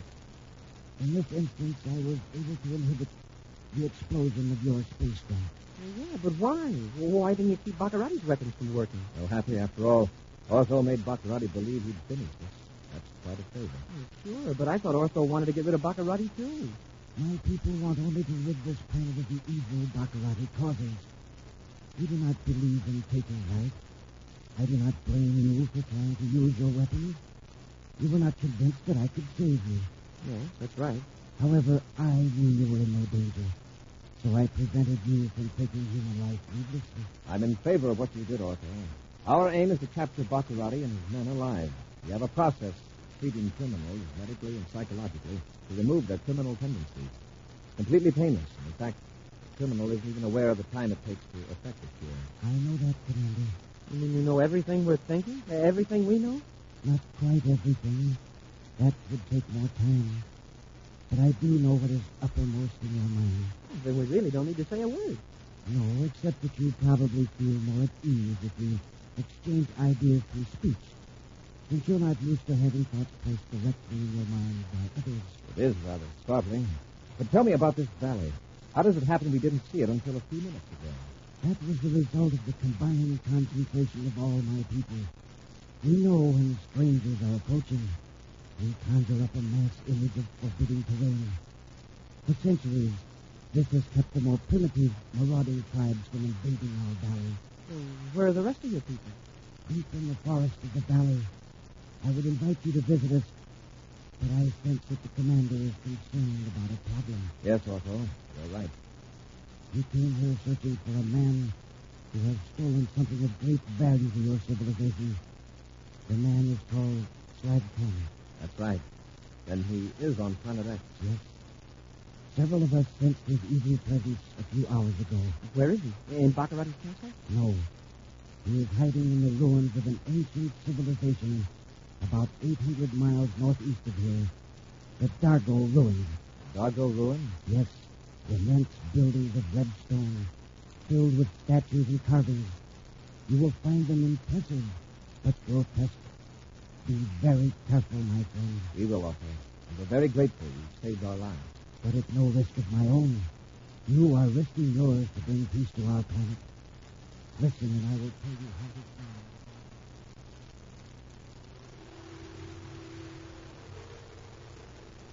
Hundreds of miles away from the Golden Valley, a man stands between the pillars of an ancient temple, chipped and worn by time. He watches as a spaceship lands beside his own. Two men get out and come toward him up the temple steps.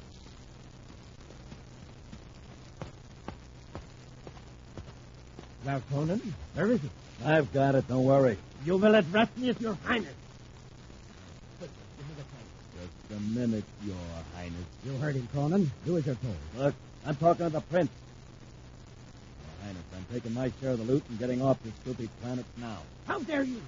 Your share of the loot. Haven't I protected you from the space patrol? I want 100,000 and the use of that spaceship, the one I came here in. I of all the insolence. Look, Bacarratti, I can keep the whole million. Remember, I'm the only one that knows where it is. All right, Conan. You can have 100,000. Now, where is the money? Right inside the temple, under a flagstone. All right. Take me to it, quickly. Yeah, this way.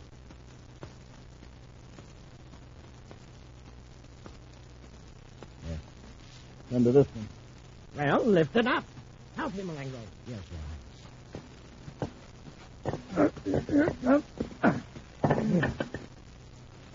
By the way, Conan, where is your partner? I don't have a partner, not anymore. He met with an accident. Oh, and now you don't have to split with him. Oh, that's right. Well, there's the money. 1 million credits. Splendid. And now, Dr. Malengo, you will notice that I don't have to split with Cronin. Nicely done, Your Highness. The gun but dazed him. I don't think you'll be unconscious long. Perhaps we should pick up the money and get to the ship. I'll get the money. We'll leave Conan here. You take his spaceship to the castle, and I'll fly my own. Very well, Your Highness. All right, Bacarratti. Stay right where you are. Hurry! He can't be alive. He can't be. I'll take that gun, Malengo. You'll have to catch me first. After it, Happy, I'll take care of Bacarratti. He's behind that idol, Commander. I see him. He thought that door back there would open. Come back here, Malengo. All right, Commander. Hey, quit pushing that idol. Run, Your Highness. Come back here, Bacarratti. Commander, the idol is falling.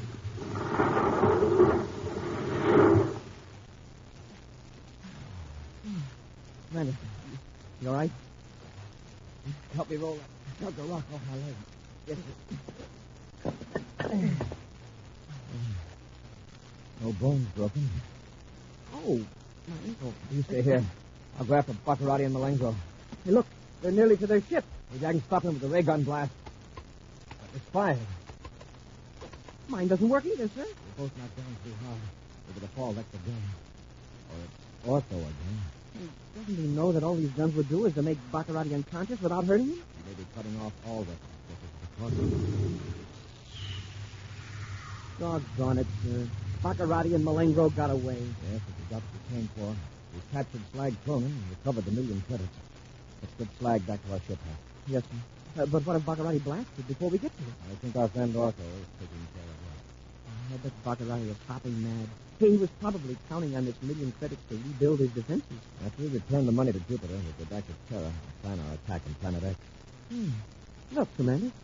Look what's all over the floor. Jewels. They must have been inside the idol. There's a fortune here. abandoned by the race that built this temple. I'll bet there's more than 1 million credits worth. If Bacarratti had known about this, he could have saved himself a lot of trouble. Let's go, Hap. We've got work to do. An action preview of next week's exciting Space Patrol adventure in just a moment. Hi, Space Patrollers. This is Commander Corry. You know, gang, the way I warm up inside when it's chilly outside is with the super cereal that helps to supercharge you. Good hot roasting. So why don't you try it today? Instant or regular roasting. Look for them in the new red and white checkerboard packages with a picture of Cadet Happy or me on the outside. And know what you'll find inside? A swell interplanetary space coin. Big as a $50, made of husky plastic with designs of planets on them in glowing space colors. Midnight blue coins, sun gold coins, and jet black coins, too. You can get even more terrific space coins, plus a handsome album to keep them in, along with your Name the Planet contest entry at your Weatherbird shoe store. So hurry, get a package of good hot roasting today and start building up your space coin collection now. And now, a preview of next week's exciting Space Patrol adventure. Buzz and Happy are in the refrigeration control compartment of their spaceship on a flight to Venus. The air is rapidly leaking from their ship when they discover a gigantic worm clinging to the wall of the ship. Take the spar and knock it loose, Hap. Yes, sir. It won't come loose, and it's as hard as metal. You're right, Hap. And that's what it eats. It's feeding on the Endurium bulkhead. That's how the air's escaping. Smoking rockets, Commander. It's eating clear through the hull. Get into your helmet or it'll suffocate. Be sure to join us again next week for the thrilling story, The Iron Eaters of Planet X, when Instant Ralston and Regular Ralston again present Space Patrol!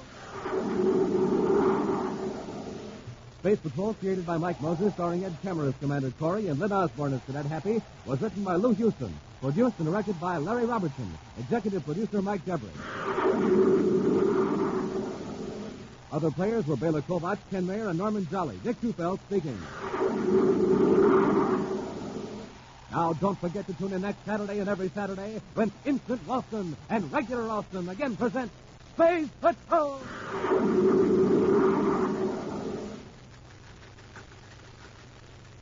Dick Tufeld reporting on America's most heavily armed fighter interceptor, the Northrop Air Force Scorpion F-89D. In a moment, we'll hear from the test pilot on this plane, Bob Love, Korean jet ace with a record of 6 MiGs in 6 weeks. Primary job of the Scorpion is to protect our country from invading aircraft.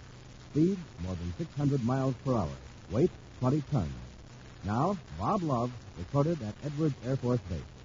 You know, a fella has to be in top condition to test fly a fast aircraft such as the Scorpion. And that's why I always make it a rule to sleep well and eat well.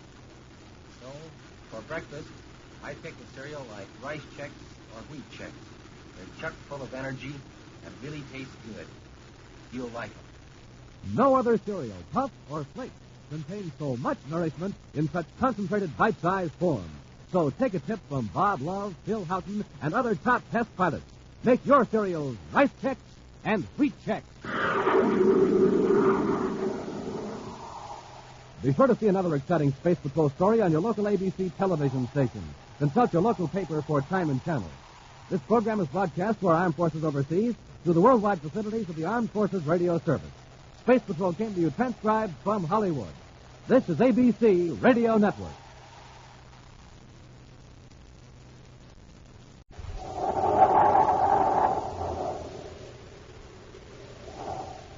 Instant Ralston and Regular Ralston, the hot whole wheat cereals in the red and white checkerboard packages, present Space Patrol!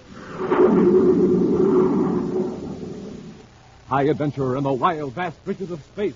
Missions of daring in the name of interplanetary justice. Travel into the future with Buzz Corry, Commander-in-Chief of the Space Patrol!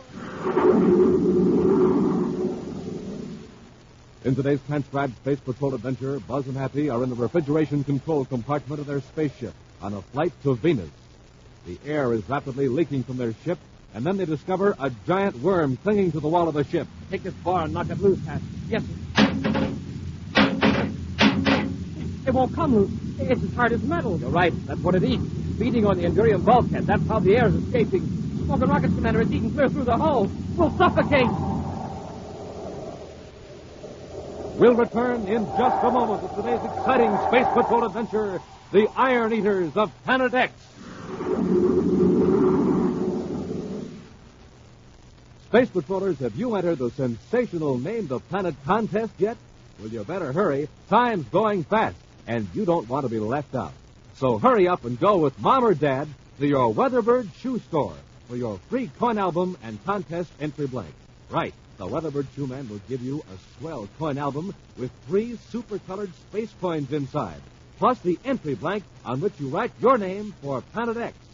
Yes, you just name that tremendous new planet 5,000 times bigger than Earth. And your name for Planet X can win you a giant rocket clubhouse on wheels, or one of the 1,750 other big prizes. Now, just imagine, gang, a 35-foot-long, 10,000-pound rocket clubhouse on wheels with a big, honest-to-goodness motor truck to pull it. And inside the rocket clubhouse are built-in bunks, lockers, electric lights, cooking equipment, all sorts of things for real Space Patrol living for you and your pals. And don't forget, the Space Patroller who wins the rocket clubhouse will also win the big motor truck and $1,500 cash. But don't wait, gang. Get started now on winning the rocket clubhouse or one of the 1,750 other swell prizes. Hurry to your Weatherbird shoe store now and enter the Name the Planet contest today.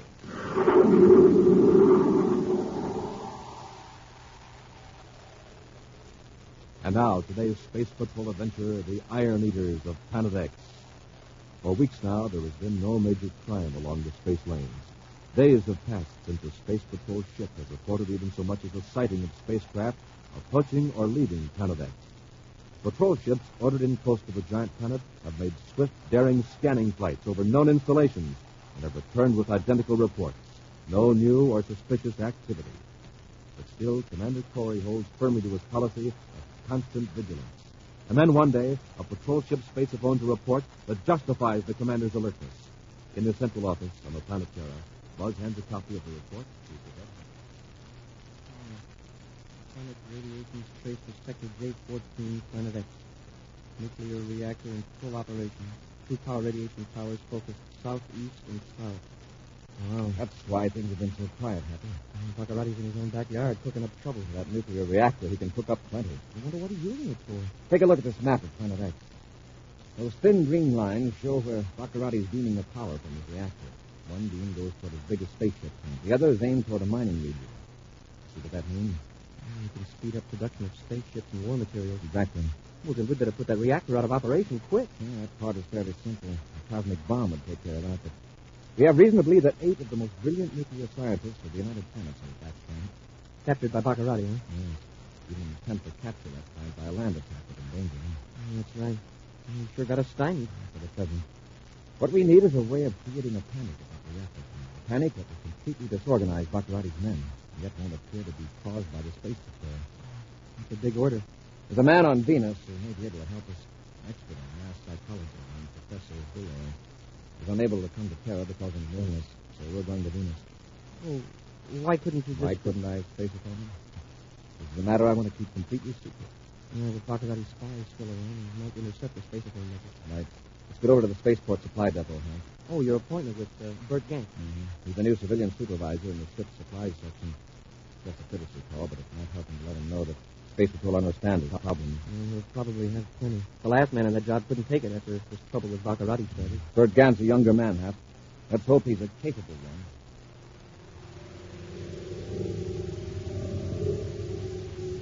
On the monster Planet X, Prince Bacarratti glares at a control panel. The chair in which he sits looks strangely out of place. Massive and gaudy, it looks more like the throne of an oriental potentate who ruled on Earth 15 centuries ago. Regally, Bacarratti turns as his chief advisor, Dr. Malengo, enters the tower room and bows before him. Good news, Your Highness. 2 more power relay towers are in operation. At this rate, Your Excellency's castle will soon be lighted by your reactor plant thousands of miles away. That's not important right now. The power is for factories and mines. I must have spaceships, hundreds of them, enough to conquer Commander Corry's space patrol. Of course, Your Highness. But perhaps Corry won't be alive to witness your glorious victory over his ships. Oh, Then our little presents from the Iron Mountain are on their way. Well on their way. They were routed to Terra by way of Neptune. By the time they reached Terra, it will look like a routine shipment of supplies. Oh. The ships they're carried in, they have adequate refrigeration? Yes, sire. Your agent on Terra has arranged every detail. There must be no mistake. Our little surprise must be in Corry's ship the next time he blasts off. Oh, the agent on Terra. Tell him to contact me by spaceophone. What's his name? Gant, Your Highness. Bert Gant.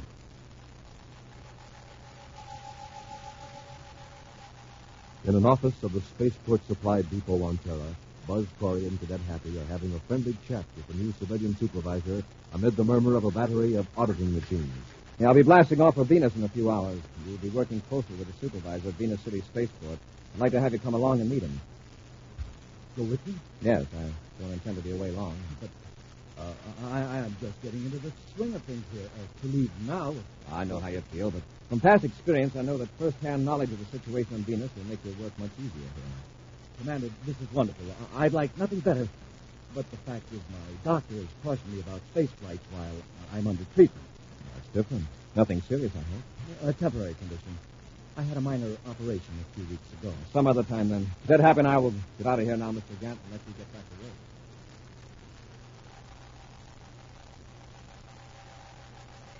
Several hours later, in his private living quarters, Bert Gant tunes the spaceophone transmitter to a rarely used frequency, then clicks on a scrambler circuit.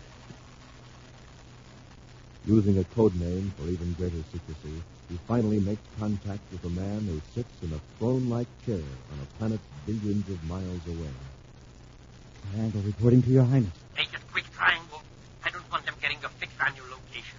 Corry's blasted off. Crates from Iron Mountain aboard? Yes, Your Highness. The refrigeration system will fail an hour after blastoff, and then the contents of those crates will go to work. He'll never reach Venus. Triangle out. Nearly 2 hours out of Terra, Commander Corry and Cadet Happy are working their way aft with the ship on automatic control. Happy, stripped to the waist and covered with grease, is wiping the perspiration from his forehead with the back of his hand. Not just in supply compartment 3, sir. Refrigeration's cutting out all over the ship. You're telling me? The hull is reflecting back quite a bit of the heat into space, but pouring through the viewport. I thought I could fix it in a jiffy, but it's a lot more serious than a blown fuse or a stuck relay. Let's take a look at the connections in the terminal box. Hey, the trouble might be in there at that. The cover's bolted on. Pat, hand me a wrench. Yes, sir. Let's see, I left it lying right there on the floor. And it will put rings around my head and call me Saturn. Look at this. You call that a wrench? It's the handle of it, or part of the handle. Don't tell me you broke an Endurium wrench. Who, me? Let me see that. Yes, sir. But you would have been cut with an atomic torch. You cut a wrench. Besides, there's nobody else aboard to cut it. We'll worry about it later. Get me a wrench out of the tool kit. Is that around here? Yes, sir. I had it right over here. The tool kit's gone. Hey, Commander, I know you think I'm space happy, but it's true. I lugged it in here and set it down. Somebody must be aboard. A stowaway. We'd better search. Hold it, Happy. What's down there? Are those the plastic handles of some of the tools? Nothing rockets. But they are, all right. I think you're right about a stowaway. And he made the reefer system conk out. Wait till I get my hands on him. Commander, what's that? Up there in the bulkhead. It looks like a big welt in the metal. But, Commander, it's moving. I think I saw it move. You're right. Falling along like a worm. A gigantic worm. Where did that thing come from? A worm as long as your arm. There's another one. Lower down on the other bulkhead. Hey, our stowaway brought them aboard to keep us interested while he wrecked the ship. No, Hank. These are the stowaways. Huh? Look at the metal bulkhead. Pitted where they crawled. Say, that's Endurium. How could a worm make any impression on a sheet of Endurium? Because that's what they eat. What? That and other metals. That's what's happened to the tools. Pat, get that rod. Yes, sir. Here it is, sir. We can knock them off with that. It's coming loose, sir. Yeah, now get the other one. It won't come loose. It's stuck tight. Wait, Hap. Lean close to it and listen. Feeding in the metal bucket. Got to shut this compartment off in a hurry before this thing eats a bigger hole. Yes, sir. Now let's get forward and boost the oxygen supply. Commander, look. Out there in the corridor. There are dozens of them. All our air's escaping. We're too late. They've eaten through the hull. We'll return to Space Patrol in just a moment. You have 1,750 chances to win in the Name the Planet contest. Right, Space Patrollers. 1,750 chances to win a wonderful prize, like a Schwinn bicycle, for example. 750 Schwinn varsity bicycles are being given away. Schwinn, the lightweight bike, plenty sharp-looking, plenty rugged, with 3-speed gear shift and 2-wheel handbrake. And listen, you have 1,000 chances to win a beautiful Space Patrol wristwatch, or a super-powered autosonic rifle, a streamlined outer space helmet, or a valuable Space Patrol emergency kit. And remember, every Space Patroller can get a free prize. Just have Mom or Dad go with you to your Weatherbird shoe store for your free space coin album. Now, inside it, you'll find your Name the Planet contest entry blank and free space coins. Terrific coins, big as $50, with designs of planets on them in starlight silver. So good-looking, you'll want to get more and build a real space coin collection. And here's how. Inside every new package of good hot Ralston, you'll find another swell space coin to add to your album. And on the outside of every new hot Ralston package, directions for entering the contest in case there's no Weatherbird shoe store near you. Look for the package with a picture of the Commander or Cadet Happy on the front. So go to your Weatherbird shoe store for your free coin album, get a package of good hot Ralston with a free space coin, and enter the Name the Planet contest now.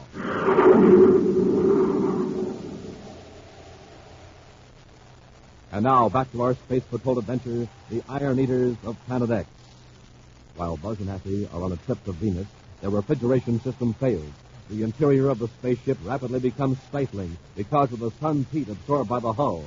As they attempt to locate the cause of the trouble in their ship's cooling system, they discover 2 enormous worm-like creatures, literally feeding on the endurium bulkhead of the ship.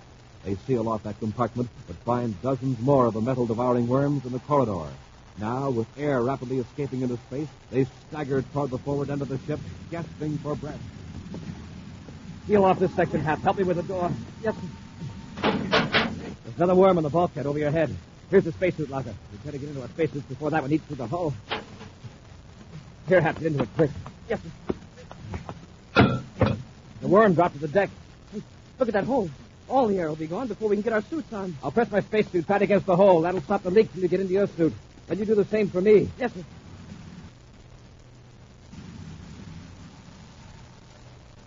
Fighting against blacking out from lack of oxygen, Happy struggles into his spacesuit. Then, revived by the air supply within the suit, he holds his gloved hand over the hole in the ship while Buzz dons his suit. A few moments later, Buzz is at the controls of the ship, correcting their vector toward Venus. Happy returns from an inspection back aft, smiling through the faceplate of his spacesuit. Commander, I got great news. What do you think? Those worms are all dead. We can seal up the holes in the ship, cut on the air supply. All right, Hap. We'll seal up the holes, but we'll keep the air turned off until just before entering the Venus atmosphere. Yes, sir. But why? For 2 reasons. With no air in the ship, the interior is now as cold as outer space. That's a bonus with our refrigeration system out of order. Yes, sir. But what's the second reason? The worms. How do you know they're dead? Well, they died when the air left the ship. Perhaps it was the cold that affected them. To make the ship warm again by bringing air up to normal pressure, they might thaw out. Keep it cold. But, sir, what makes you think it's low temperature rather than lack of air that stopped it? That may be a coincidence. But isn't it strange that we should have this mysterious trouble with our cooling system on the very same trip that those weird, vent-leading monsters show up? Wow. How did they get aboard the ship? What did happen to our cooling system that wouldn't register on our electronic trouble indicator? Did you think they were already frozen when they were put aboard? Someone planned the failure of our refrigeration system to revive the worm. Who could have done it? We might have a clue after Professor Erskine examines these creatures. Professor Erskine? Venus University. He's an authority on planetary zoology. He can examine the worms while I'm at the hospital talking to Professor Bulow. Hours later, Happy sits in an office at Venus City Space Patrol headquarters, anxiously awaiting the commander's return from his conference with Professor Bulow, the expert on mass psychology. At last, the door opens. Commander, did the professor come up with an idea? Can he tell us how to disorganize the reactor plant? We can't expect miracles, Happy. Before he can come up with a practical plan, he's got to know about conditions on Planet X. Better luck with the other professor, though. Zoologist. Oh, will you talk to him, too? Yes. Professor Erskine examined our metal-eating pets. He had to dissect them with an atomo torch. I'm not surprised. The systems are designed to transform metallic substances into nourishing chemical compounds. They're not like the living creatures we're familiar with. They aren't dependent on plants to transform minerals into food. Are any of the worms still alive? Yes, they revived. They're safely sealed in old-fashioned wooden boxes. They won't eat anything that was once alive in the sense that we know. No meat, fish, plants, or trees. Just nice, juicy Endurium wrenches and tender spaceships. The professor is sure their basic food is iron ore. We lifted with a magnet. But where do they come from? He doesn't know.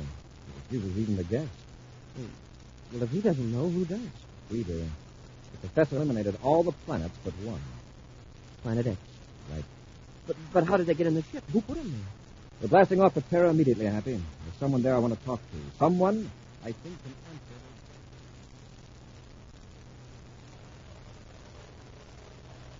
Meantime, in Prince Bacarratti's castle, His Highness is receiving an urgent spaceable message from Terra. Unscrambled, a frantic voice is earnestly pleading. Something went wrong, Your Highness. Corry is still alive. He's coming back to Terra. I've already heard the news, Triangle, from my agents on Venus. Question me. He probably suspects me as it is. If he gives me a brainograph test, he'll know everything. You've got to protect me. Don't worry. Corry will never question you. I'll order one of my other agents on Terra to take care of you. His name is Brugger. Now, don't worry. Thank you, Your Highness. Thank you. Bacarratti out. Yes, Brugger will take good care of Bird Gant, the incompetent bungler. Back on Terra in his private quarters, Bert Gant paces the floor nervously. In a corner is a bag packed with a few belongings. At the sound of footsteps outside his room, he stops pacing, eyes staring wildly at the door. And then... Who is it? Over there. Oh, Tom, wonderful. I've been worried. My bags are all packed. I'm ready to go. Put it down, Gant. You aren't going anywhere. But His Highness said you would take care of me. That's right.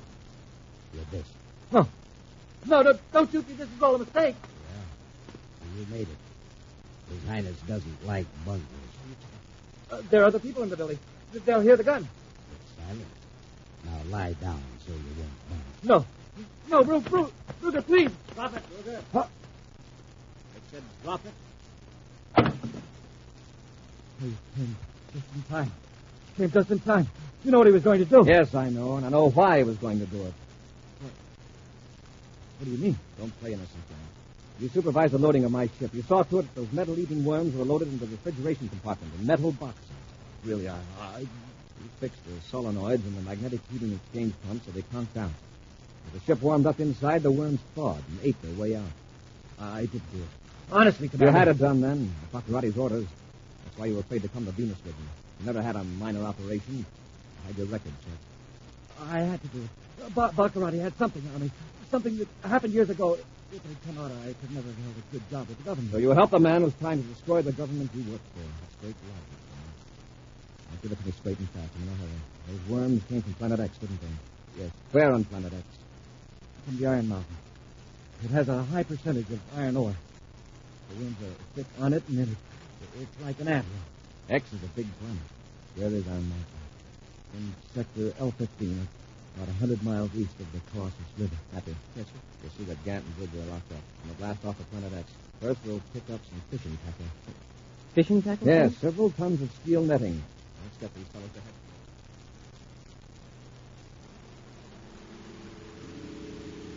Many hours later, the Terra 5 soars over the surface of gigantic Planet X. No enemy ships challenge them because Bacarratti's warning system, destroyed by Buzz and Happy on a previous foray, is still virtually useless. Mile after mile of the vast planet rolls under them. And then, finally, a barren peak looms blackly ahead against the setting sun. That must be Iron Mountain, sir. It's checked with the grid coordinates. Notice it's not a growing thing for hundreds of miles, not even a weed. The metal-eating worms have this area all to themselves. They can have it. All right, Happen, we'll cut our velocity and get ready to land at the base of the mountain. Open the bomb bay.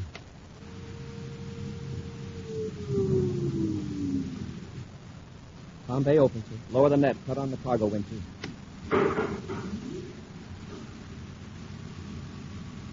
That's enough.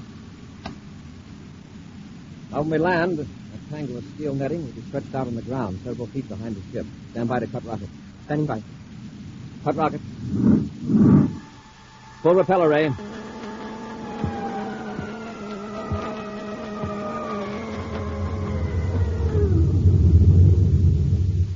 What's to keep them from attacking the ship? The repeller ray. A half unit ought to keep them away. It won't lift the ship. I'm worried about the cables holding the net to the ship. Those are steel, too. They're covered with thick plastic. It's organic material, not mineral. The worms won't touch those cables. Commander, they're crawling to the net already. It's almost as though they could smell it. We'll wait till they get a good haul, then we'll blast off.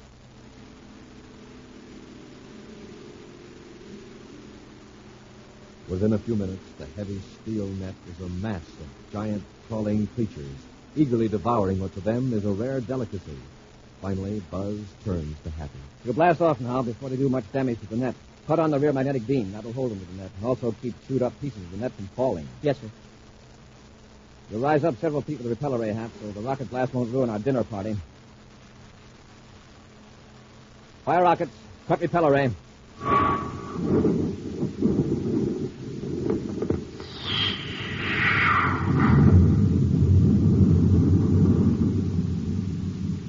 We'll go up several miles where it's good and cold. That'll put the worms quietly to sleep the way it did in our ship.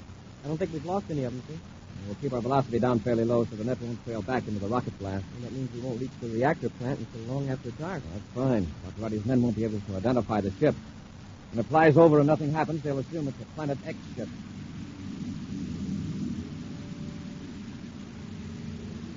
High above Planet X, the Terra 5, with its strange cargo dangling beneath it, roars toward the nuclear reactor plant through the utter blackness. Then, through the infrared viewscope, Happy sights two tall metal towers rising several hundred yards from a group of massive buildings. There it is, sir. I'm going to fly as close to those towers as I can so the net won't have to fall far. Professor Erskine assures me that the worms are practically indestructible and have absolutely no sense of pain. Still, I'm going to make it as easy as possible. The net's just a few feet off the ground, sir. All right, Hap. I'm going to fire nose rockets and apply the repeller ray. For a couple of seconds, we'll be hovering right next to the towers. Be ready to release the net. Yes, sir. Cut it loose.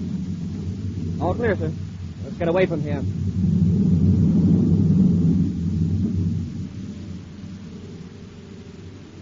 And so, with a burst of speed, the spaceship leaves the reactor plant far behind. Then, using the row of hills to the east as a shield, returns and lands to wait developments. If the ship has alarmed the personnel at the reactor plant, there is no sign. Hours pass. Then, in the dim light of dawn, black lumps on the ground begin to move. The chill of outer space is leaving their bodies, and they awake. They munch contentedly on strands of the steel net, as though it were soft spaghetti. Soon, the net is gone, and they crawl toward the Endurian towers. There is no hurry, no greedy scrambling. There is food for all, hunger. The towers continue to radiate their tremendous invisible energy across Planet X.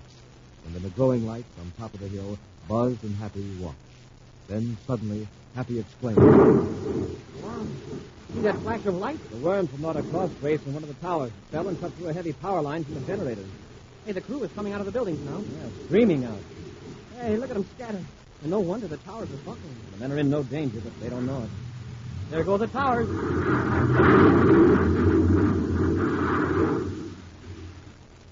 The mob doesn't know what to make of it. But, sir, a few of them are running toward this hill. They must have seen us. Yes, and so did the rest of them. They're heading the other way, toward the river. Scared to death, I guess. Happy, how many men do you count running toward the hill? Well, let's see. 1, 2, 3, 4, 8. That's what I got. Those are the men we came for, Happy. The atomic expert Bacarratti abducted. Let's go down and meet them, Hap. Yes, sir.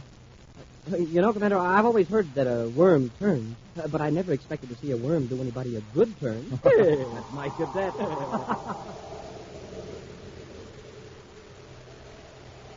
An action preview of next week's exciting Space Patrol adventure in just a moment. Space Patrollers, this is Commander Corry. I don't want you to miss the opportunity to win the Giant Rocket Clubhouse or one of the other big prizes. But you'll have to hurry. Go with Mother or Dad to your Weatherbird shoe store for your free Space Coin album and contest entry blank.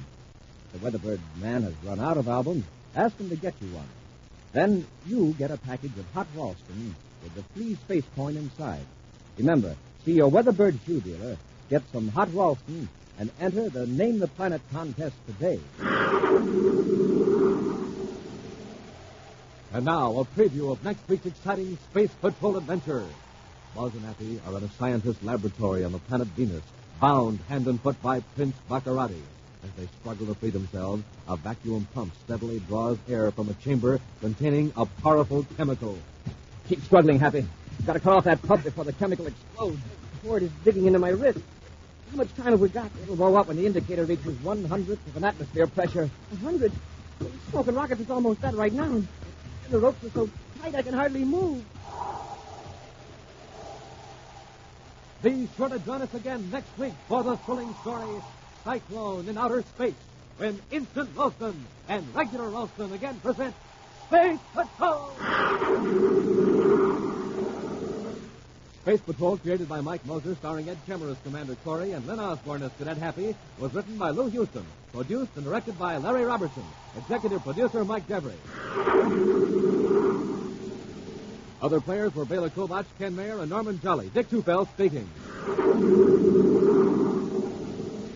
Now, don't forget to tune in next Saturday and every Saturday when Instant Ralston and Regular Ralston again present Space Patrol!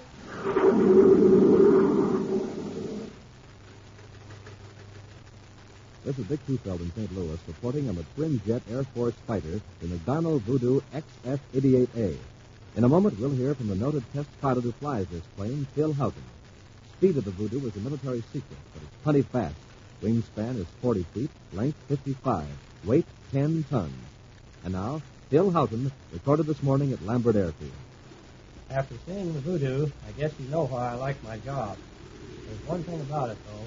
The test pilot has to stay in good condition, get lots of sleep, and eat good, healthy food. That's why I like rice checks and wheat checks for breakfast. They've got plenty of energy in them, and they really taste well. I think you'll like them, too.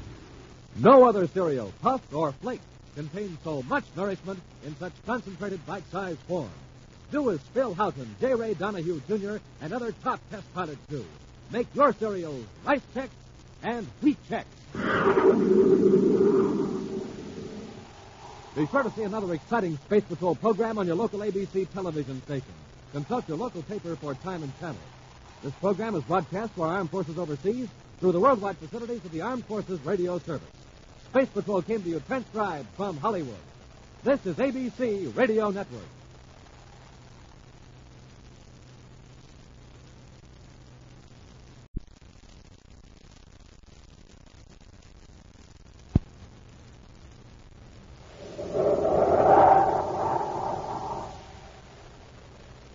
Instant Ralston and Regular Ralston, the hot full wheat cereals in the red and white checkerboard packages, present Space Patrol! High adventure in the wild, vast reaches of space. Missions of daring in the name of interplanetary justice. Travel into the future with Buzz Corry, Commander-in-Chief of the Space Patrol! In today's transcribed adventure, Buzz and Happy are in a scientist's laboratory on the planet Venus, bound hand and foot by Prince Bacarratti. As they struggle to free themselves, a vacuum pump steadily draws air from a chamber containing a powerful chemical. Keep struggling, Happy. Got to cut off that pump before the chemical explodes. The cord is digging into my wrist. How much time have we got? It'll blow up when the indicator reaches 100th of an atmosphere pressure. 100? Smoking rockets is almost that right now, and the ropes are so tight I can hardly move. We'll return in just a moment with today's exciting Space Patrol adventure, Cyclone in Outer Space.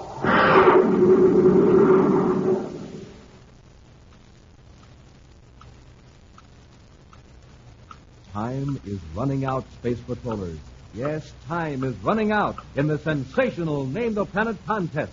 The contest that's giving away a gigantic rocket clubhouse and 1,750 other swell prizes. So hurry, get Mom or Dad to go with you to your Weatherbird shoe store for your free space coin album. Now, inside the album are 3 silver-colored space coins and your Name the Planet contest entry blank. The blank for entering your name for Planet X. And that name can win you the great rocket clubhouse. with a huge motor truck to pull it and $1,500 cash. Think of it. A 10,000-pound, 35-foot-long spaceship on wheels with built-in bunks, lights, lockers, and even cooking equipment. Think of rolling along in your own rocket clubhouse. Or think of rolling along on a Schwinn Varsity bicycle. 750 Schwinn Varsity bicycles will be given away as second prizes. Schwinn, the streamlined lightweight bike, America's favorite. It's got 3-speed gear shift, it's got 2-wheel handbrakes, and all the other famous Schwinn features. And you have 750 chances to win a Schwinn. And you know something else? You've got 1,000 chances to win a powerful autosonic rifle, an outer space helmet, a Space Patrol emergency kit, or a swell stainless steel Space Patrol wristwatch. So take off right away for your Weatherbird shoe store and get your free Space Coin album and contest entry blank and enter the Name the Planet contest right away today. Remember, the place to go is your Weatherbird shoe store.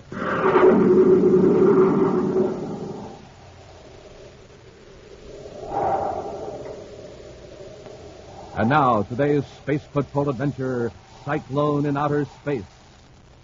In all the universe, there is no place more full of tension and fear than in the castle of Prince Bacarratti on Planet X.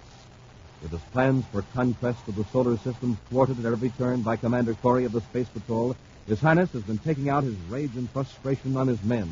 And most uneasy of all is Bacarratti's chief henchman, Dr. Malengro, whom the Prince holds responsible for the repeated failure of his schemes for aggression. For a week now, Malengro has feigned illness rather than endure the constant abuse heaped upon him by the evil Prince. But today, he has asked for an audience with His Highness in the tower room of a huge castle. Well, Dr. Malengro. So you still live here at the castle, do you? I was beginning to think you had gone to Mercury to teach folk dancing or some other art worthy of your great ability. Humble apologies, Your Highness. I have been ill. So I have been told. In spite of my illness, I have not been idle. In fact, I have some very interesting information. I'll be the judge of that. Just give me the facts. Your Highness, I have discovered the perfect weapon. A weapon that will not only make it impossible for the Space Patrol to reach Planet X, but also will enable you to strike any planet of the solar system at any time, any place. Just what is this weapon? It is called a torque ray. Torque ray? What's the... It is a ray that literally twists matter apart, molecule by molecule, atom by atom. The gun that fires it hurls a ring of turbulent force through space at the speed of light. Spaceships can be destroyed the instant they're sighted.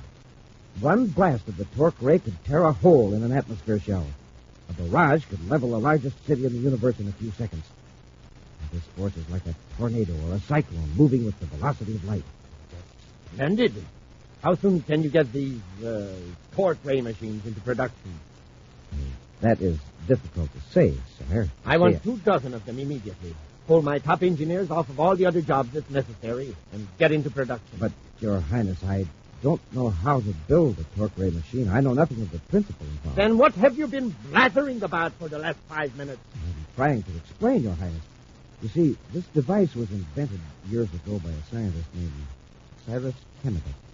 I read about it in the 45-year-old issue of the United Planets Science Bulletin. What?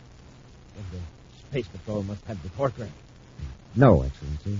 The weapon was outlawed shortly after it was secretly demonstrated on Saturn's moon number 2. Because government officials decided that such a powerful weapon was not needed to preserve the peace and might tempt lawless persons to try to get the secret. Do you mean to tell me that there is no torque ray in existence? The authorities asked Kennebec to destroy his working matter. Where is this Kennebec now? Is he still alive? I have already checked on that matter, Excellency. He is in retirement on Venus. Get him. We'll force him to build some torque ray gun.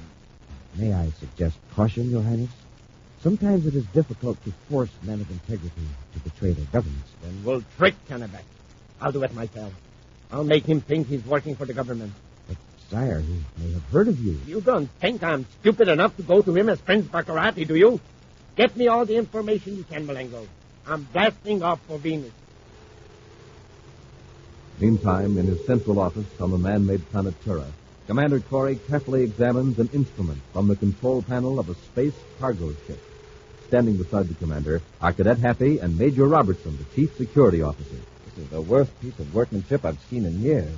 How did it ever pass inspection, Robbie? Well, same old story, Commander. built well enough to pass the test, and after a few weeks, the elements begin to deteriorate. Well, I'd hate to depend on that cosmic ray detector in any ship I was flying. Right now, hundreds of passenger ships and freighters are out in space with instruments just as bad, or even worse. Have you been able to trace the manufacturer of this piece of junk, Robbie? Yes, sir. It's a bootleg outfit on Saturn. They're not only guilty of selling inferior equipment, but they're infringing on patent rights. Oh, stealing from inventors, huh? There's a clear case of infringement on this cosmic ray detector, sir. Cyrus Kennebec holds the patent. Kennebec? You know him, Commander? Yes. Kennebec has given away dozens of inventions just to make space travel safe. He could be a rich man today if he'd patented all of his inventions. This is one case I'm going to take up personally. I'm going to see Kennebec and persuade him to bring suit. In a small but well-equipped laboratory on the planet Venus, Cyrus Kennebec intently goes about his experiments, apparently oblivious to the presence of a large, important-looking man who has introduced himself as Prasco Zarini, head of an interplanetary contracting concern. Mr. Kennebec, it's very difficult to talk with that vacuum pump going. Couldn't we step into the next room for a moment? Just a moment. I'll cut it off. That's better. Let's complete this experiment later. Mr. Zarini, I discovered a fascinating chemical compound. That's right here in this container. Yes. Now about this matter. Under ordinary atmospheric pressure, you can heat it, freeze it, throw it around, and it's perfectly harmless. But in partial vacuum, it becomes a powerful explosive. The critical point is 1/100th of an atmosphere. You mean you got some of that stuff in that vacuum chamber? Oh, yes, a microscopic quantity. Not enough to be dangerous. Let's sit down on that desk, Mr. Zarini. Here's my cane. It's hanging on the test tube rack. Yes, of course. I hurt my ankle the other day. Confounded juice.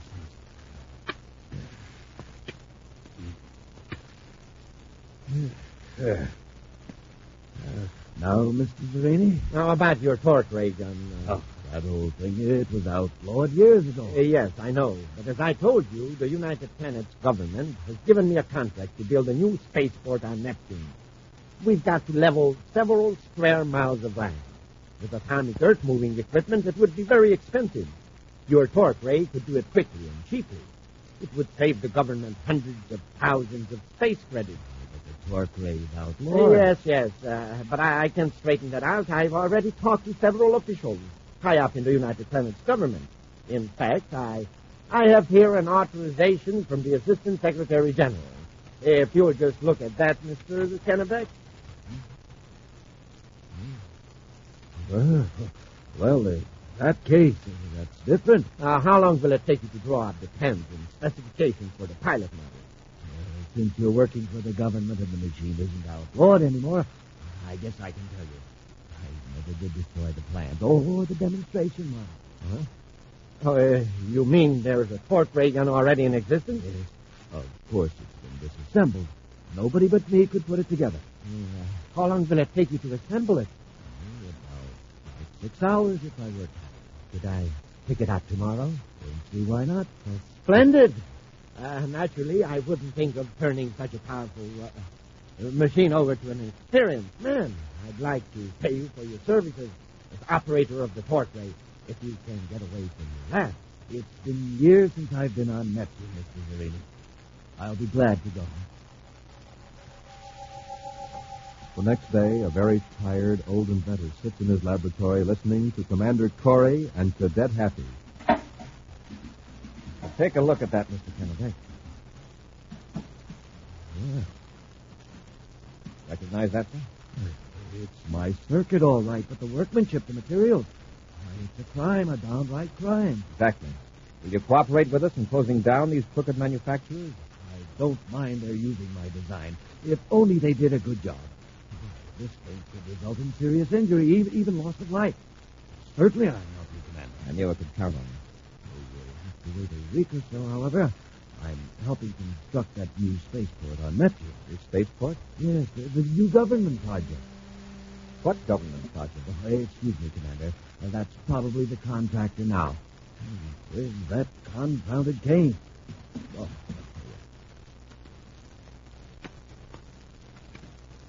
What does he mean, sir? A new government spaceport. He's probably got his planets mixed.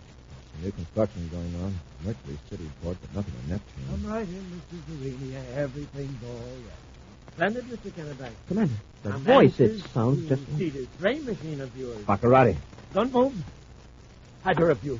Kennebec makes a good shield. What's going on here? Let go of him, Bacarratti. I said don't move, Corry. Oh. Let go of me. All right, Kennebec. Do as I say, or I'll use this paralyzer ray on you. That's right. You might as well know it now. I'm taking you and your torque ray to Planet X. No, you can't do that. Oh, can't I? First, I'm going to make sure that Corry doesn't follow us. Kennebec, get that big container of your new chemical and put it in the vacuum chamber. Go on, get moving before Corry and the cadet revive. What are you going to do? Just do what I tell you, or you'll get what they're going to get. I'm going to tie them up, just in case that ray charge wears out. By the time this lab blows up, I'll be on my way to Planet X. Bacarratti, listen to me. You can't do this. Open the chamber. Put the chemical in. Hurry, Kennebec, or do I have to get rough? No. Now, close the chamber tight. Do you realize what you're doing? Of course. I'll turn on the pump. Low speed.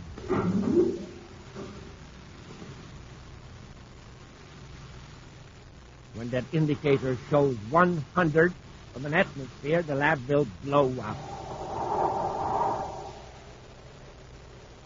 We'll return to Space Patrol in just a moment. They're coming to Earth. Coins from outer space. Terrific space coins, big as a $50, with pictures of planets on them in glowing space colors. Gang, space coins are so good looking, you'll want to collect them and trade them with all your pals. And space coins are free. Yes, sir, you get one in every new package of good hot Ralston. And you can get 3 more special silver-colored space coins and a swell album when you see your Weatherbird shoe dealer to enter the Name the Planet contest. So start building up your collection of those super space coins now and be the first in your gang to have a whole album full. Just get Mom or Dad to go with you to your Weatherbird shoe dealer. Tell the Weatherbird man you want your free coin album and 3 special space coins. If he's run out of albums, ask him to get you one. And remember, inside that album, you'll also find your Name the Planet contest entry blank. And inside of every new package of good hot Ralston, you'll find another free space coin. That's the new hot Ralston package with a picture of Commander Corry or Cadet Happy on the front. But hurry, no time to waste. Get hot Ralston and see your Weatherbird shoe dealer today.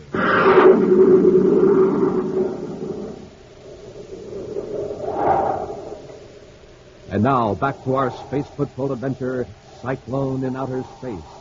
Prince Bacarratti has rendered Commander Corry and Cadet Happy helpless with a paralyzer ray, and as a further precaution, has securely bound their hands and feet. Forcing the inventor, Cyrus Kennebec, to help him, Bacarratti has loaded a powerful torque ray gun in a spaceship and has blasted off for Planet X. Right now, Buzz and Happy are lying on the floor of Kennebec's laboratory on the planet Venus as a vacuum pump gradually lowers the pressure in the chamber containing an explosive chemical. The paralyzer ray is wearing off, sir, but I'm getting tied up tight. Keep struggling, Happy. You've got to get loose before that chemical explodes. I wonder how much time we've got.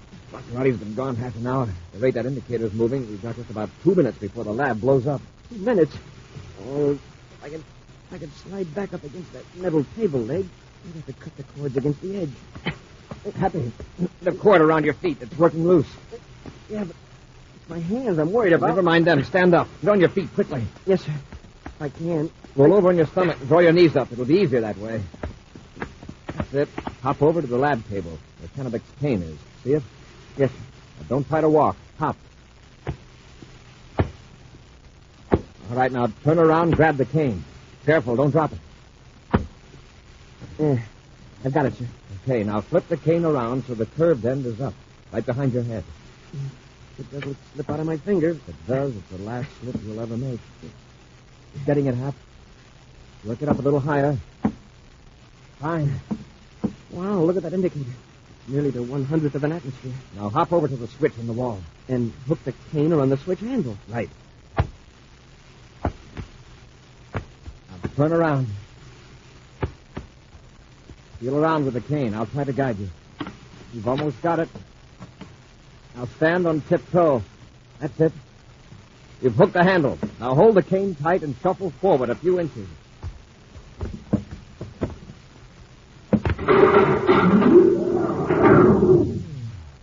Good boy. A few more strokes of that pump. Boy, Bacarratti sure did us a favor by not letting Kennebec take his cane. We're not in it here yet. After we open that valve and let air into the vacuum chamber, too close to the critical point. I wonder what kind of chemical is in there. We'll worry about that later. See anything to cut these cords with? Yes, sir. There's a knife in a lab bench. Get it, huh? Yes, sir. I've got the knife, sir. All right, sir. You stand back to back and you cut the cords in my wrist. And we'll blast off after Bacarratti. With all rockets blasting, Bacarratti heads for Planet X, carefully avoiding the regular space lanes between the planetary orbits. Cyrus Kennebec slumps miserably in his seat, staring vacantly ahead. Cheer up, Kennebec. In a few hours, we'll be on Planet X, the future capital of the universe. I'll never forget myself, never. What are you talking about? I helped to destroy one of my best friends, and that young man. I would have taken care of them sooner or later anyway, with your torch ray. I didn't direct that machine when I was ordered 2 years ago. It wouldn't have made any difference, Kennebec. I'd have made you build another one. You couldn't have forced me to do that. Other men have said that to me. Men younger and stronger and braver than you. And I've seen them on their knees before me, begging for mercy. Far behind Prince Bacarratti's ship, Commander Corry and Cadet Happy head the Terrified toward Planet X. One by one, the orbits of the inner planets are crossed. Then even the vaster stretches between the outer planets. Jupiter, Saturn, Neptune. Finally, even Pluto lies behind them. Nothing in the viewscope yet, sir, except Planet X. I don't expect to overtake Bacarratti until we get very close to Planet X. No way of telling what vector he took, but we'll see him when he comes into land. Suppose he's already landed, sir? I don't think he has. He wouldn't dare take the short vector we did. Didn't have that much of a head start. Commander, I think you're right. Look at the viewscope. The spaceship, 10 degrees high. Private cruiser. Headed right for Planet X. Probably Bacarratti, all right. It's overtaken right now. Kennebec comes aboard. We'll keep on his tail till we see where he's going to land.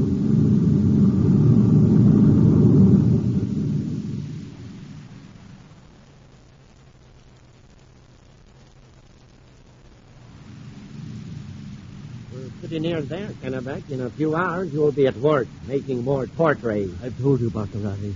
You can't force me to help you. You folks. Let me have the control panel. You're being followed, Bacarratti. Space patrol ship, of course. It's terrifying. It's Commander Corry. He's escaped from the lab. You double-crossed me. You fixed the vacuum pump so it would cut off before the explosion. I wish I could. Shut up! You might as well surrender, Bacarratti. He's gaining on us. He can board us without trouble. You'd better surrender. Never. Got your torch ray in the cargo hatch. Get back and plug in the power line. You're going to fire the torch ray at him? Why not? And don't try to stop me around. Wait a minute. The torch gun is inside the ship. It would wreck us, too. I got it. You land at the first opportunity. I'll lug the torch gun outside the ship, plug in the power line, and then blast Corry before he can land. No, you can't do that. Get your hand off of me. Try that again, and you'll be really sorry. I've got it. I'll set us down in the Black Valley. The mist will give us some protection and a chance to set out the torch gun before Corry finds us.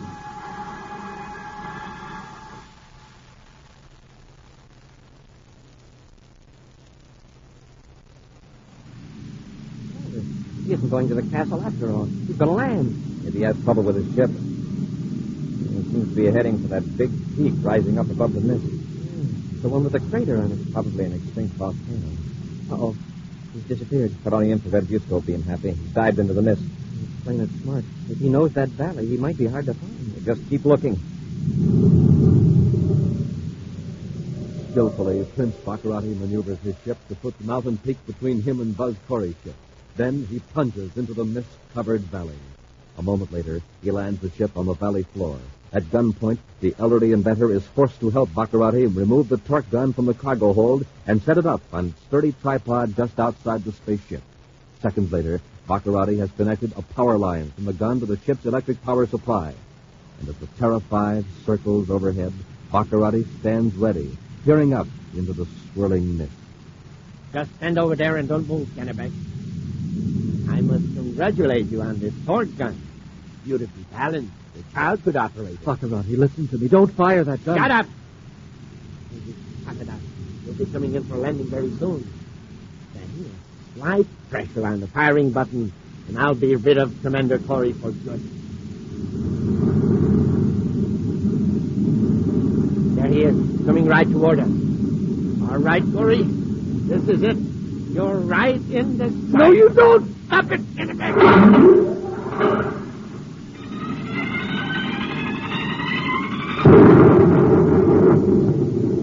You idiot! You knocked the gun over! Miss Corry, you missed him. He's coming in for the landing. What's the noise? You blasted the top off the crater. The volcano. It's erupting. All right, Kennebec, this is what you get for meddling.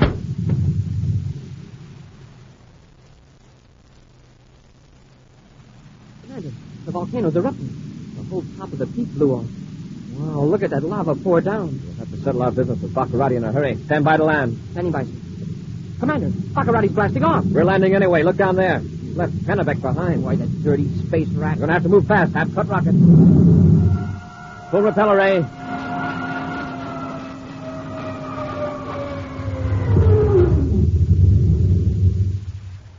Quick now. Open the inner hatch.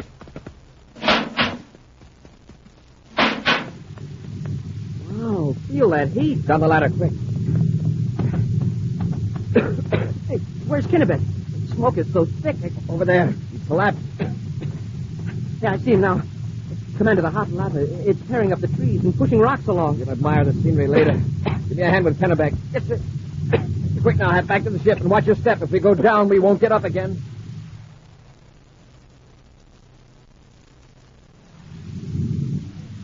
You're going to be all right, Mr. Kennebec. Of course not. Just relax. That gun will never be used again. No, hey, it's back there on Planet X, buried under 100 feet of lava. But Bacarratti, what about Bacarratti? He got away. Did he have your torque gun designed? Yes, but they won't do him any good. They're mostly in coat. That's a break. Gentlemen, I hope you'll forgive an old man for being a coward back at the lab. You risked your lives to save me and... Mr. Kennebec, I got a good look at that torque gun just before the lava covered it. It wasn't a coward that knocked that thing over. I'll say not. Hey, as far as I'm concerned, we're even. An action preview of next week's exciting Space Patrol adventure in just a moment. This is Commander Corry calling all Space Patrollers. Commander Corry to all Space Patrollers. I have two important messages for you. One, start right away today to build your collection of exciting space coins. Take it from me, space coins are really sharp-looking, big as a $50, made of husky plastic. Blue coins, black coins, gold ones, too, all with swell pictures of planets on them. You get a space coin free in every new package of good hot Ralston, either instant or regular. Message number 2. Hurry and ask Mother or Dad to go with you to your Weatherbird shoe store, because waiting for you free at your Weatherbird shoe store are special silver-colored space coins to add to your collection, plus a handsome space coin album to keep them in, plus your Name the Planet contest entry blank. You'll have to act fast. Get a new package of hot Ralston, either instant or regular, with a free space coin inside. And go to your Weatherbird shoe dealer for more coins and your Name the Planet contest entry blank. At your Weatherbird shoe dealer. See him today, and good luck. And now, a preview of next week's exciting Space Patrol adventure. Buzz and Happy are flying over Crater Valley on Planet X when they sight Prince Bacarratti's ship on the ground. Quickly landing, they see the prince struggling with a giant native and rush to the rescue. It's Bacarratti, all right, sir. He's beating an old man. Trying to drag him into the ship. Let's get him. All right, Bacarratti, break it up. I'll get his ray gun, sir. Let go of me, Corry. Hey, Commander, the old man's unconscious. Bacarratti knocked him out. You're getting pretty brave, aren't you, Bacarratti? Beating up an old man all by yourself. Not quite by myself. Get them, Malengo. Use your terrorizer ray. You got them both, Malengo. This is the last time Corry will meddle in the affairs of Planet X. Be sure to join us again next week for the thrilling story Under the Sea of Planet X, when Instant Ralston and Regular Ralston again present Space Patrol! Space Patrol, created by Mike Moser, starring Ed Kemmer as Commander Corry and Lyn Osborn as Cadet Happy, was written by Lou Houston, produced and directed by Larry Robertson, executive producer Mike Devery. Other players were Bela Kovach, Norman Jolly, and Ken Mayer. Dick Tufeld speaking. Now, don't forget to tune in next Saturday and every Saturday when Instant Ralston and Regular Ralston again present Space Patrol!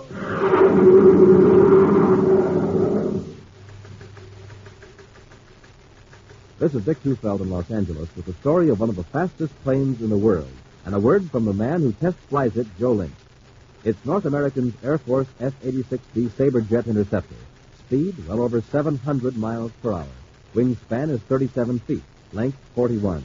Cruising range, 500 miles. Now, by special tape recording made at international airports, the well-known test pilot of the Sabre, Joe Lynch. The D is a one-man interceptor, so when you fly it, you're really on your own. That's why I see to it that I'm in good condition all the time. And one way to stay in good condition is by eating a good breakfast cereal, like Rice Chex or Wheat Chex. They're just packed full of energy, and they taste swell.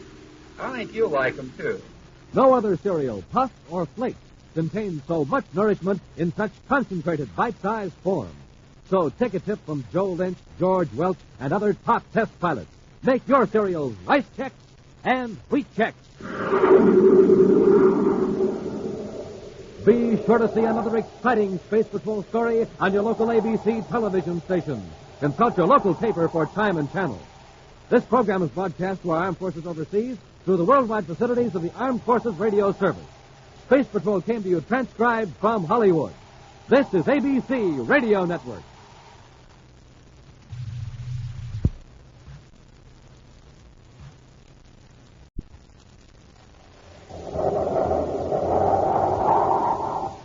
Instant Ralston and Regular Ralston, the hot whole wheat cereals in the red and white checkerboard packages, present Space Patrol!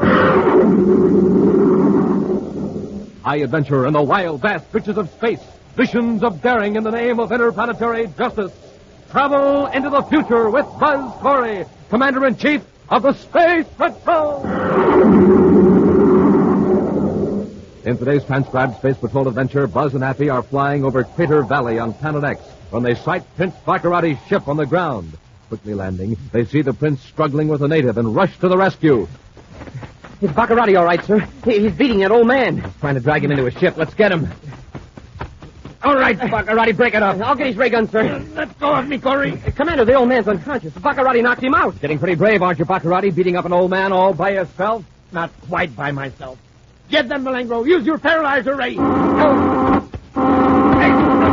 You got both of them, Malengro. This is the last time Corry will meddle in the affairs of Planet X. We'll return in just a moment with today's exciting Space Patrol adventure under the sea of Planet X. Hi, I'm a member of the Blue Demons Club here in Los Angeles, and this is Dick Beale. Hiya. Boy, there's lots of excitement around our club. All us Blue Demons are trying to win that big rocket ship clubhouse in the Name the Planet contest. And the $1,500 that comes with it. Yeah, what a prize. A huge rocket clubhouse on wheels and $1,500 cash. We Blue Demons have entered the contest 4 times already, so we're way ahead of some of the other clubs. And we're going to get lots more entries, but there's not much time. Hey, come on, let's get down to the Weatherbird shoe store and pick up some more entry blanks. Wait a minute, I want to tell the guys about the rocket clubhouse. What a giant. 10,000 pounds. 35 feet long. It's bigger than an airplane. Wow, we and all our dads are going to take turns driving the big truck that pulls the rocket clubhouse and take all us Blue Demons on camping and hiking trips. And how about those 750 Schwinn varsity bikes being given away? Schwinn's the swellest bike ever. It's got 3-speed gear shift, so it goes like everything, and 2-wheel handbrake, so it stops plenty fast. Hey, come on, will you? We got to get down to the Weatherbird shoe store. Yeah, and you get more of those swell space coins. You get 3 space coins absolutely free and an album, too, when you get your Name the Planet contest entry blank from the Weatherbird shoe dealer. And there's another space coin in every package of hot Ralston cereal. Hey, quit talking so much. Let's go to the Weatherbird shoe store. There's not much time left to enter the contest, and we got to make sure the Blue Demons win that rocket clubhouse. Okay, I'm coming. Gang, get your pals together. See your Weatherbird shoe dealer and get lots of swell space coins and contest entry blanks absolutely free. You don't have to buy a thing, but hurry. Time's getting short. Get going on the Name the Planet contest today at your Weatherbird shoe store.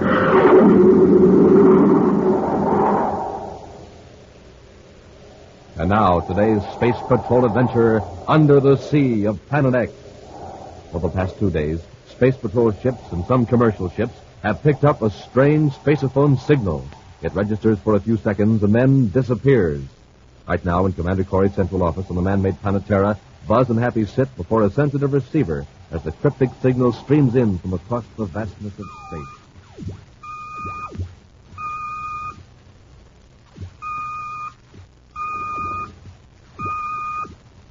What is it, sir? The code signal has been picked up repeatedly from Planet X. Planet X? Notice the pattern. It's a constant repetition of 3 dashes. A homing signal for Bacarratti's scout ship. That's what Major Robertson thought at first, but it comes from a point in the great sea of Planet X, far away from any of Bacarratti's known installations. On an island, then? Very likely. Somebody's in distress on Planet X. Let's get to our ship, Happy. Meantime, in the tower room of this castle on Planet X, Prince Bacarratti reclines casually on his ornate throne, gazing admiringly at a flashing jeweled medallion. His chief counselor, Dr. Malengro, is patiently waiting to be recognized while the haughty prince fondles a cluster of jewels. Beautiful. Exquisite. Well, Malengro, what is it? A report from the detachment of guards, Your Highness. They're on the trail of the escaped slaves. Oh, indeed. Have they been recaptured? Not yet, sire. But the guard captain thinks the natives are attempting to return to their home region in Crater Canyon. Yes, all right. Malengro, what do you think of this medallion? Excellency, this is magnificent. Where did you get it? A guard took it from one of the slaves, the one that was recaptured just after the escape. Amazing. A native with this?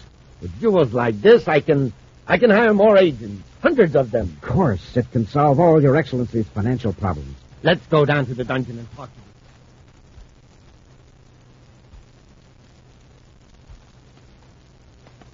It's in the next cell, Malengro. Big fellow, isn't it? Yeah. We'll leave the door locked in case he becomes violent. Your Highness, might I suggest humoring the fellow? Perhaps he will be more cooperative. You talk to him then. Very well, sire.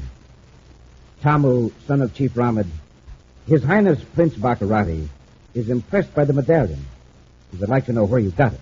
It was given to me by my father. And where did he get it? From his father. It is handed down by each chief to his eldest son. Generation I don't care about that. Where did it come from originally? From the Ancient One. And just who are the Ancient Ones? The givers of all knowledge. The benevolent masters of this world and the worlds beyond the sun. The exalted... Stop prattling! Where are these Ancient Ones, whoever they are? It is not given to me to know. For I am not a chief. Only a chief may know the secret of the Ancient One. This young upstart is trying to make a fool of me. Malengro, summon the guard.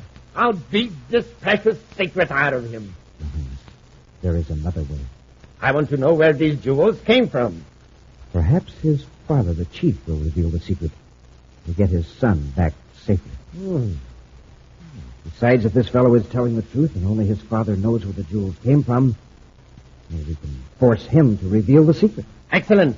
We'll take this Tamu with us to prove we have him. Guard, unlock it.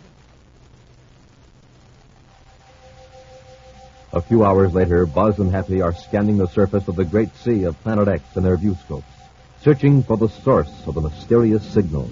Their spaceophone receiver is adjusted to pick up the code whenever the ship crosses the directional beam from the transmitter.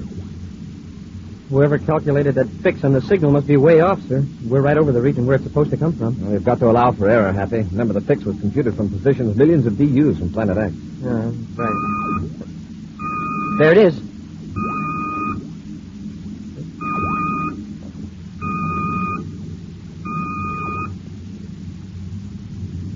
It's gone. Cross the beam. We'll circle back again. Sure must be a narrow beam if we crossed it that quick. Did you get any sort of a fix on it at all? I'll check the indicator, sir. Something's mighty strange here, Commander. The signal came from somewhere right below us on the Great Sea, but there's no island and no surface craft. Watch your viewscope carefully, Hap. Yes, sir. There it is. Look, there's nothing down here. And our viewscope is sensitive enough to pick up a very small boat. What do you make of it, sir? It must be submerged. A clever idea. It lessens the chance of Bacarratti's scouts ever locating it. Yes, sir, but who's sending the signal? Where are they? Probably they're hiding out close to the coast. We'll circle low and give them a chance to see our Space Patrol insignia. There's a valley a few miles inland, sir. The valley and the foothills are covered with farms and orchards, even inside some of those craters. That means people, Happy. Probably very intelligent natives. And farming people are usually peaceable. And whoever escaped from Bacarratti could be living with the natives, waiting for the Space Patrol to pick up that signal out there in the ocean. At least the natives may know if any strangers have passed through recently. We'll head for those craters, Hap. Meantime, Prince Bacarratti has landed his atmosphere ship near the edge of a crater in the valley, some distance from a group of cliff dwellings. Fearful of the reaction of the natives, the prince has sent Dr. Malengro alone to the village to get the chief. A few moments later, Malengro returns with an old man whose regal bearing and fine spun cloth robe are evidence of his important position in the tribe. As he approaches Bacarratti, the chief extends his arms to his sides, palms outward, in a gesture of friendship. Bacarratti merely stands stiffly, a sneer on his face, as the old man speaks.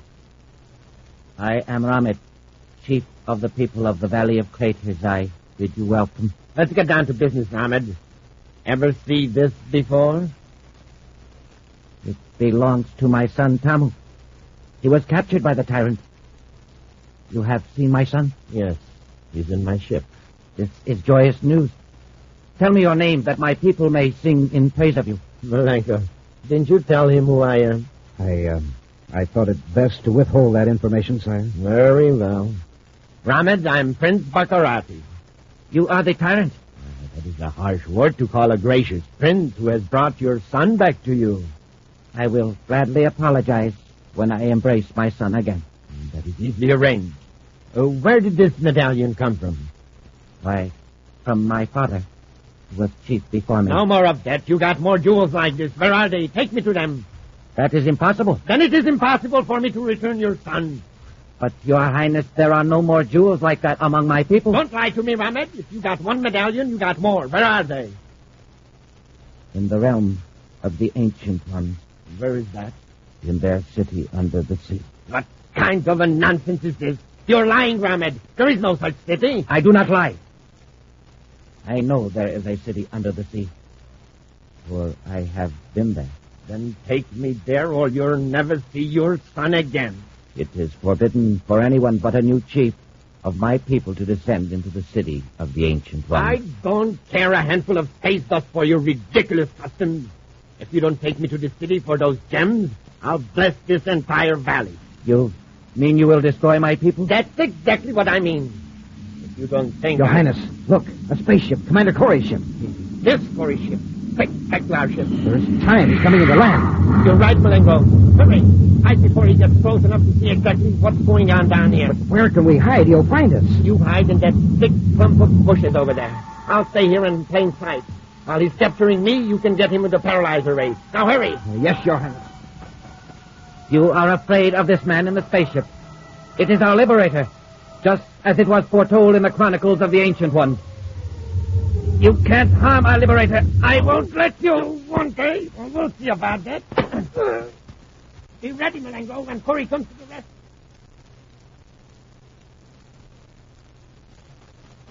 Bacarratti, all right, sir. He's beating that old man. Trying to drag him into his ship. Let's get him. All right, Bacarratti, break it up. I'll get his ray gun, sir. Let go of me, Corry. Commander, the old man's unconscious. Bacarratti knocked him out. Getting pretty brave, aren't you, Bacarratti, beating up an old man all by yourself? Get them, Malenko. Yes, Your Highness. Splendid, Malenko. You got both of them. This is the last time Commander Corry will meddle in the affairs of Planet X. We'll return to Space Patrol in just a moment.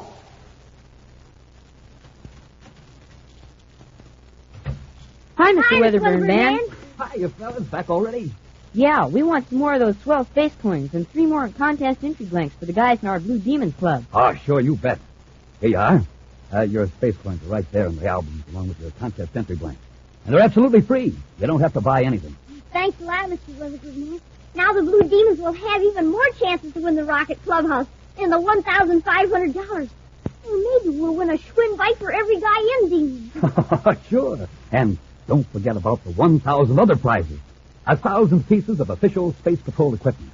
And you know, you can get even more of those fine space coins free in packages of hot Boston cereal. The hot Boston package with a picture of Commander Corry and Cadet Happy on the front. You betcha, Mr. Weatherbird Man.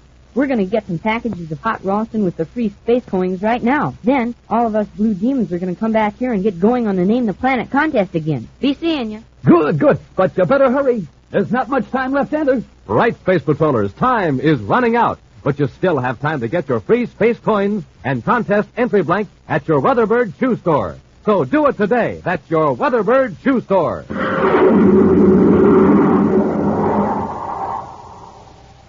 And now, back to our Space Patrol adventure under the sea of Planet X. Buzz and Happy blast off for Planet X to investigate a mysterious spaceophone signal that seems to come from the Great Sea. Believing the series of dashes are a distress signal from the United Planets personnel who escaped from Prince Bacarratti, Buzz searches the nearby coast. Sighting Bacarratti's ship in the crater valley, they land in time to stop Bacarratti from beating Ramed, chief of a tribe of peaceful natives. But Buzz and Happy are in turn overpowered by Dr. Malengro, who's been lurking in ambush nearby, armed with a paralyzer ray gun. Helpless from the effects of the blast, the space patrolmen look on as Bacarratti and Malengro revive the native chief. He's coming around all right, Your Highness. Oh, get him to his feet. Come on, Ramed, get up. Those men lying there. What have you done to them? Temporarily paralyzed with this ray gun. This, Ramed, is one of the least powerful of my weapons. Remember that, in case your people will try to rescue you. Who are these men? From another planet, too, I suppose? Yes.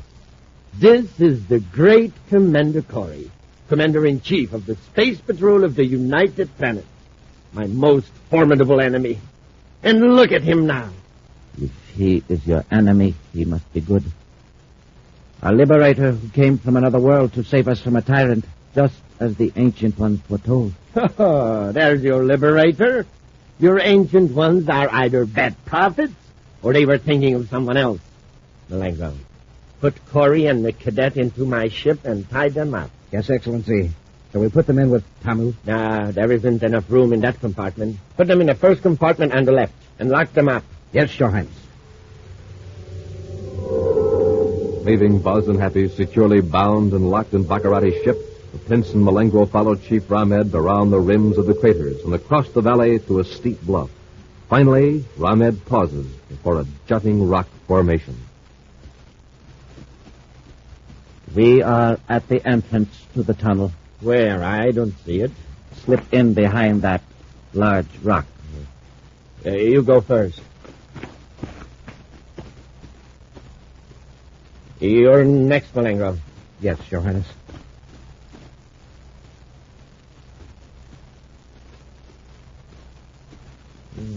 There isn't much light in here, Malengro. Have your Atamo light? Yes, Excellency. Here. Why, this is no tunnel. It's just a cave. It ends a few yards back.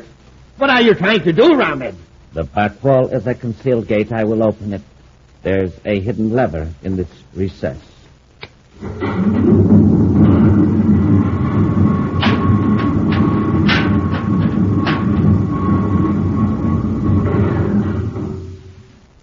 Highness, it's amazing. It must take tremendous power to open that gate. It is a secret force of the Ancient One. Probably only electricity. See, the tunnel is lighted. Yes. You will no longer need your little light. Ramed, just who were these Ancient Ones? A race of wise men and women who lived on this world thousands of years ago. Why did they live under the sea? Their science told them that this world would be struck with a storm of giant stones from the sky. Meteors. That's what caused the craters. Yes. So they built a new city to the east in another deep valley and covered the city with a dome. Then they leveled a huge mountain, and the sea rushed in and covered the city. The deep water protected them from the meteors. Yes. What became of these people, these Ancient Ones? When the great rain of stones was over, and the air was cooled, the Ancient Ones found that the world was not the beautiful one it once was. The air was foul to their sensitive lungs. So they built great ships and fled into space, to seek another world. Well, it's fortunate they aren't here now to interfere with my plans. Let's get started down this tunnel. Must be a tremendous distance to the sea. It is a great distance, but you will be there very soon. Stand here if you will. That's it. When I press a lever, the very floor of the tunnel will move and carry you down to the city under the sea. Conveyor belt, a moving platform. Amazing. I suggest that you lay down. The floor moves swiftly. All right, hurry up. Let's get started. Come on, Rabbit. Get on, we're ready. I'm not going with you. Rabbit, get on the platform, do you hear me? Farewell, evil ones. You will go alone to the city under the sea. Stop this platform. Stop it, I say. May the ancient ones forgive me for defiling their beautiful city. I will close the gate and return to my people. Elsewhere, in a compartment of Bacarratti's ship, Buzz and Happy, recovered from the effects of the paralyzer ray, are struggling vainly to free their tightly bound hands and feet. Boy, Malengro really did a job on us this time. Commander, somebody's at the door. Bacarratti must be back. I returned as quickly as I could, Commander Corry. I am Ramad, chief of the people of the Valley of Craters. Believe me, Ramad, we're certainly glad to see you. I'll say we are. If you will permit me, I shall release your bond. Thanks. What happened to Bacarratti and Malengro? They're in the city under the sea. The moving platform should have carried them there by now. Smoking rockets, you mean there actually is a city under the sea? Yes. Built hundreds of generations ago by the Ancient Ones. And people live in it? No. Not since the Ancient Ones left this world in spaceships similar to your own. Perhaps you are a descendant of the Ancient Ones, returned to free my people from this tyrant Bacarratti. It was foretold by the Ancient Ones. No, I'm afraid not.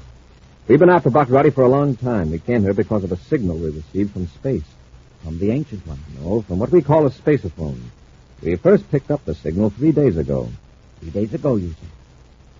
That was the day my son disappeared. He was captured by Bacarratti's men. That was the day I went to the tunnel and pressed another secret lever. Another lever? When the Ancient Ones left this world, they told those left behind of a tyrant who would someday come to enslave them. They told us of a secret lever that would summon a liberator from out of space. Smoking rockets, they set that equipment hundreds of years ago, and it works now. More than hundreds, I think. Thousands. So, Ronald, you sent that signal when Bacarratti captured your son. And 20 other of my people. But my son is here in this ship. Why didn't you tell us before? It is not our way to needlessly impose our affairs on strangers. Well, gee, let's get him out of here. If he's okay, I'll bet he wants to help us go after Bacarratti. No, my friend. He must not enter the city until it is his time to succeed me as chief. All right, Ronald. We'll probably need you to show us around. After we get your son out of here, we'll go to my ship and get some weapons. Then tackle Bacarratti. With ever-increasing speed, the moving platform carries the terrified Bacarratti and Malengro down through the tunnel, mile after mile, until they are under the sea. Then the platform slows down and finally comes to a stop. Dazedly, Bacarratti and Malengro get to their feet and look in amazement at a city of dazzling beauty, bathed in soft lights of many colors. High above them, a transparent dome holds back the dark blue waters of the great sea. Look at these buildings. They're studded with jewels. There are even jewels in the streets. I'm rich. I'm richer than anyone in the universe.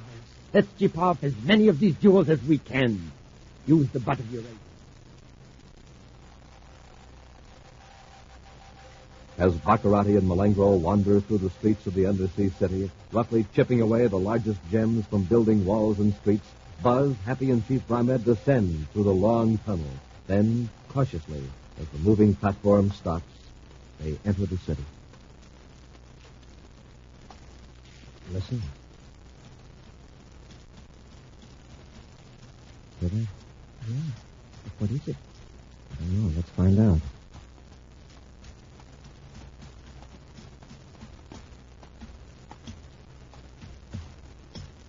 It's Bacarratti and Malengro chipping gems from the walls. Ready, Hap? Yes, sir. Let's rush them. Come on. Corry! Malengro, get them!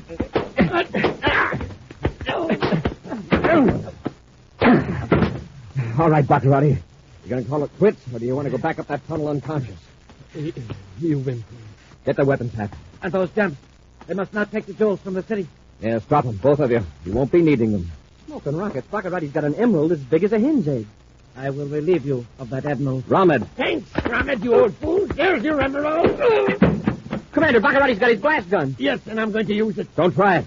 If you break that dome, you'll have the whole ocean in on us. Then stay right where you are. Come on, Malengo. Follow me. Yes, Your Highness.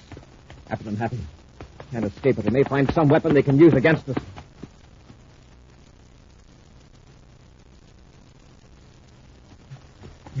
They just ducked around that corner, Commander. We're gaining on them. There they are. They're heading for that metal door. Stop, Bacarratti. Let's see you get in here, Corry. Oh, doggone it. If we'd just been a second sooner. They've locked themselves in this chamber. Well, all we've got to do is just wait for them to come out. They can't stay in there forever. I know, huh? I don't like the looks of it. Yeah, but there's no other door. It's just a metal chamber. Yeah, but look, it's a column extending clear up to the dome. I wonder what it's for. Hey, what's happening? Look up at the top of the dome.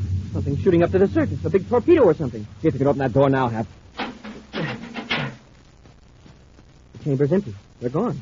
This is an emergency escape hatch. Bacarratti and Malengo shot to the surface inside of a watertight chamber. Wow, they sure took an awful chance. It may have been ejected automatically. Commander. They got away, Ramad. I'm sorry. It was my fault. But I am very grateful. You saved the lives of my son and all my people. I will order a feast in your honor. Thanks, Ramad, but some other time. But Bacarratti cannot harm my people now. Probably not. We'll go back to our spaceship and search the great sea till we find him. I know our great danger is over. Bacarratti will leave us alone now, I know it. Because I've got my son's jeweled medallion back. Bacarratti dropped it in the fight. It is a sign of good fortune. Well, maybe, Ramad, but just the same, don't forget where that spaceophone signal switch is. An action preview of next week's exciting Space Patrol adventure in just a moment.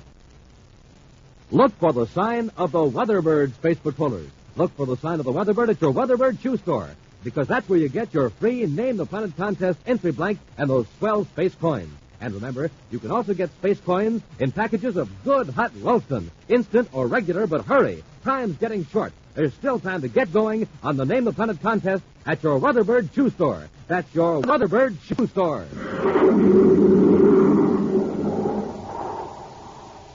And now, a preview of next week's exciting Space Patrol adventure.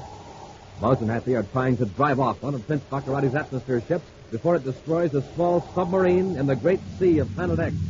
We're driving him off, Hap. Yes, sir. He's cut on all rockets, but what happened to the sub? We'll take care of it later. After we chase that atmosphere ship away. Commander, they're firing at us. They want to play rough. You'll cooperate. Stand by to fire space torpedoes. We're hit. He's knocked out our starboard rockets. We're out of control. Commander, we're going to crash. Be sure to join us next week for the thrilling story, The Sea Monster of Planet X, when Instant Ralston and Regular Ralston again present Space Patrol! Space Patrol, created by Mike Moser, starring Ed Kemmer as Commander Corry and Lyn Osborn as Cadet Happy, was written by Lou Houston, produced and directed by Larry Robertson, executive producer Mike Devery. Other players were Bela Kovach, Ken Mayer, Norman Jolly, Stephen Robertson, Dick Beals, and Tom McKee. Dick Tufeld speaking. Now, don't forget to tune in next Saturday and every Saturday when Instant Ralston and Regular Ralston again present Space Patrol!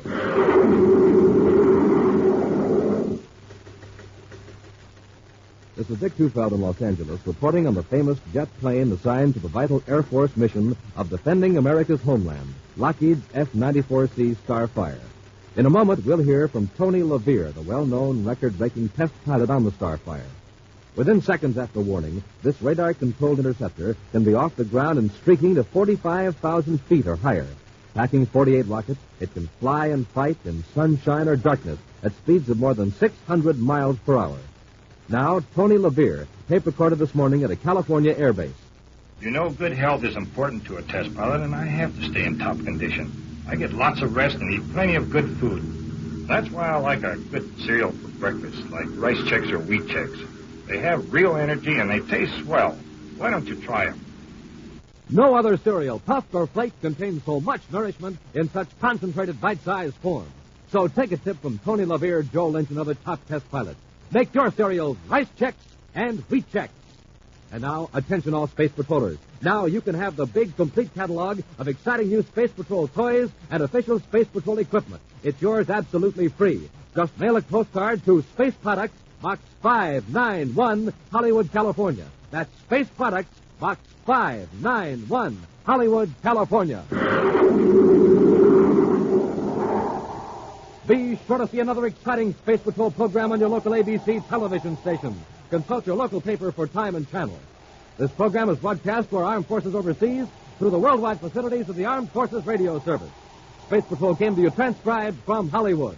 This is ABC Radio Network.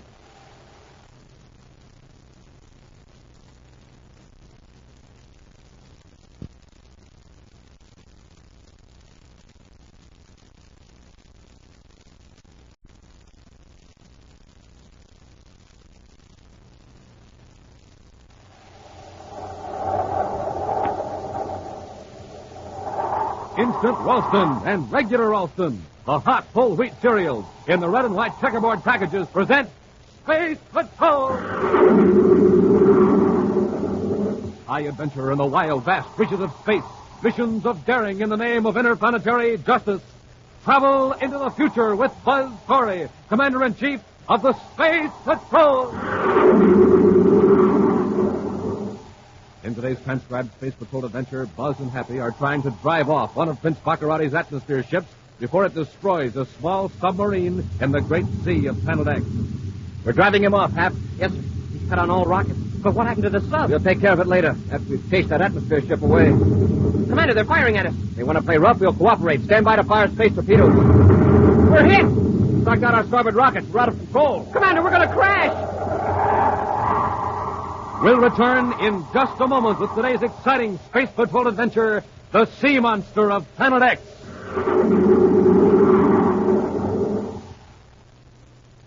Only 9 days left to enter the Name the Planet contest.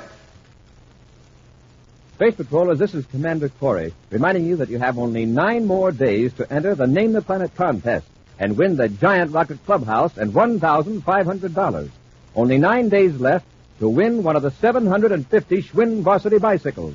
But that's time enough to enter and win if you act fast. First, go to your Weatherbird shoe store. Say, let's listen in on a fellow who just arrived at his Weatherbird store. Hi, Mr. Weatherbird Man. I want a coin album and entry blank for the Name the Planet contest. You bet, son. Here you are. And it's absolutely free. You don't have to buy a thing. Inside that free coin album are 3 space coins and a place to write your name for Planet X. Then, just get 3 more space coins from 3 packages of Hot Ralston. You'll find a space coin in every Hot Ralston package. Put those 3 coins into the empty slots you'll see in your coin album. Then, write the best name you can think of for Planet X on the entry blank and mail it to the address shown in the album. Of course, you keep the album with the 6 exciting space coins for your own collection. But don't delay. I want every Space Patroller to have the opportunity to win my rocket clubhouse and $1,500. And 750 of you are going to win Schwinn varsity bikes. Remember, go to your Weatherbird shoe store today. Get your free coin album and space coins. Then get 3 more space coins from 3 packages of Hot Ralston. The new Hot Ralston packages with a picture of Happy or myself on the front. And you'll be ready to send in your entry in the Name the Planet contest. Hurry, see your Weatherbird shoe dealer and get Hot Ralston today.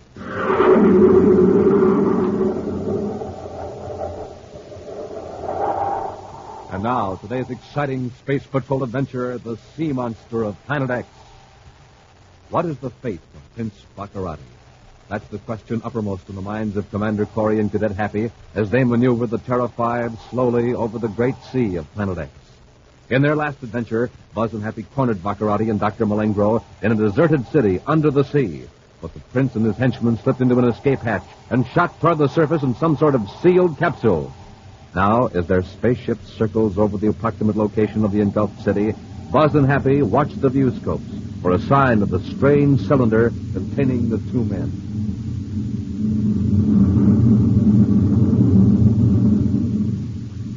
Not a thing on the surface, Commander. By the way that capsule shot out of that tube down there in the city, I thought sure it'd be bobbing on top of the sea like a cork. A lot of things could have happened since then, Happy. It took us at least an hour to get back through the tunnel to the inland valley and then blast off. The chance that cylinder is more than just a sealed life raft. That cylinder might be able to submerge and move underwater. Like a submarine. Exactly. For all we know, it could move at tremendous speed. And there's no telling where Bacarratti is now. He may be hundreds of miles away. Or he might be heading for shore to get back to his spaceship. He wouldn't try that, Happy. For hundreds of miles along here, the coast is lined with bluffs 1,000 feet high. Even if there was a stretch of beach, there's still those enormous breakers. Yeah, waves a couple hundred feet high at least. Besides, if he got ashore, Bacarratti would have an overland hike of 50 miles to the valley. If Bacarratti can control that cylinder, he'd probably try to get back to his castle. But that's thousands of miles from the sea. Yes. He has a few installations close to the rivers. That's right. If he reached one of those, he could get a spaceship or an atmosphere job. The mouth of the Colossus River is to the east, Happy. That's probably where Bacarratti would head. Yes. If he's underwater, it'll be difficult to locate, but we can't give up till we find him and know for sure he'll never bother us again.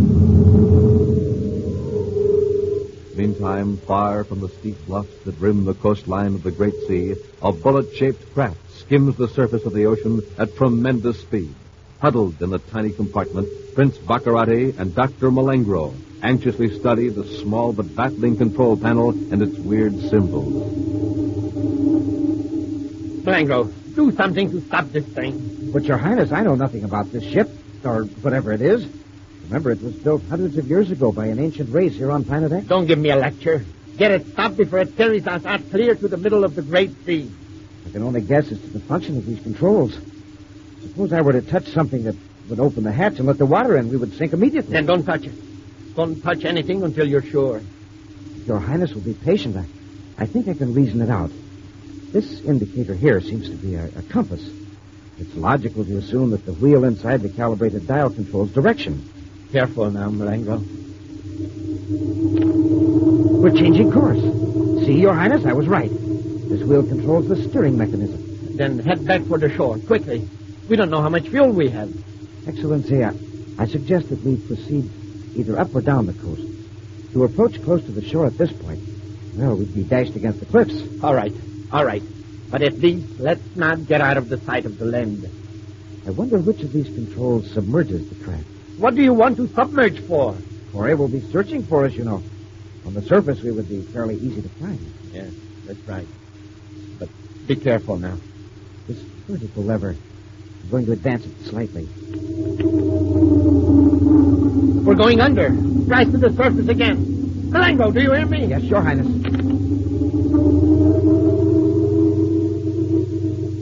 Don't submerge again until you know how to control this thing. Yes, Your Highness. But may I point out that the only way I can learn to control it is by trial and error.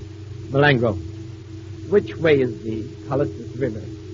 We're heading roughly in that direction now, sire. Eastward. Go up the river to my spaceship factory. If we go ashore now, we'll have to cross hundreds of miles on foot. You are right, Excellency. The river is our best choice.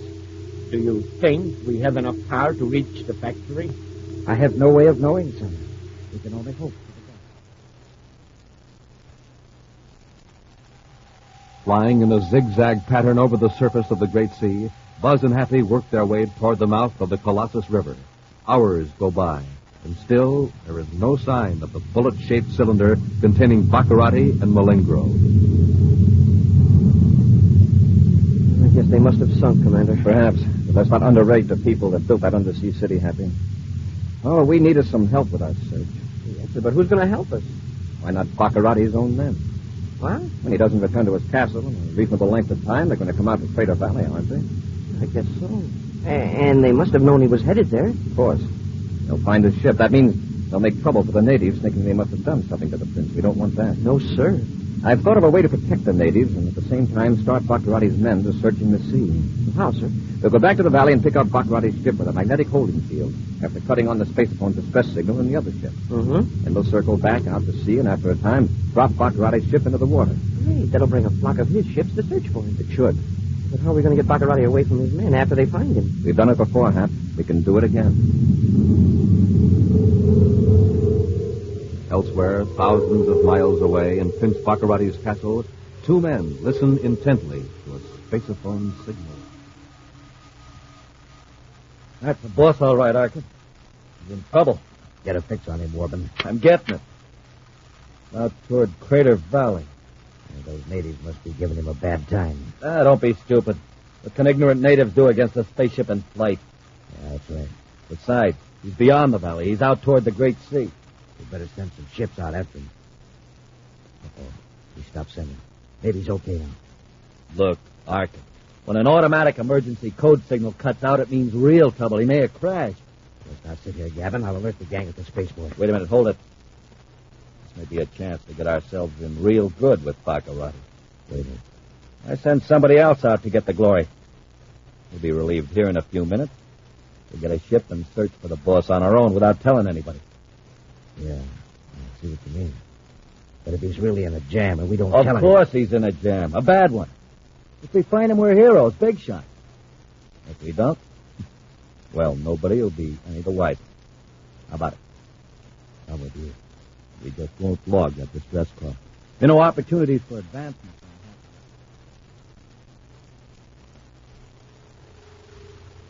Now, in complete control of the strange submarine, Malengro pilots the craft toward the mouth of the Colossus River, while Prince Bacarratti peers up through the transparent dome, watching for Commander Corry's spaceship. We're approaching the mouth of the river now, sire. See how the headlands are flattening out? In an emergency, we could land anywhere along the beach. All right. Does this sub have a spaceophone on it? I do not think so, sire. Wait a minute. I think I see a spaceship. Where? Over there to the right. It's coming over the horizon. Right, sire. I see it. Submerge! But, Your Highness, I don't think it's Corry. It's approaching from over the mainland. Corry knows we're somewhere in the sea. Oh, then it's one of my own ships. It must be, Excellency. I wish there was some way to signal him. This sub is so small he might not see us. I'll increase our speed, sire.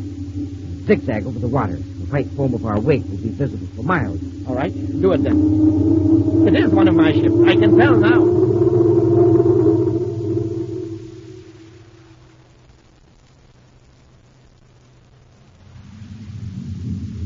I picked up something in the viewscope, Commander. The moving object on a heading of 147 degrees, now 23 degrees low.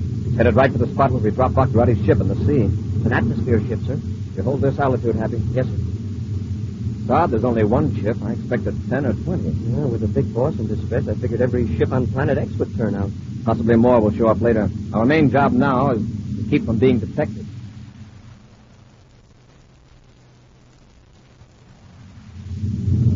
Arkin, turn your scanners up to full sensitivity. We're near the spot where the boss's signal cut out. Looks bad, Warbin. It's out over the Great Sea. Yeah. No sign of a wrecked ship. Probably sank. Bacarratti still might have made sure. If he was lucky.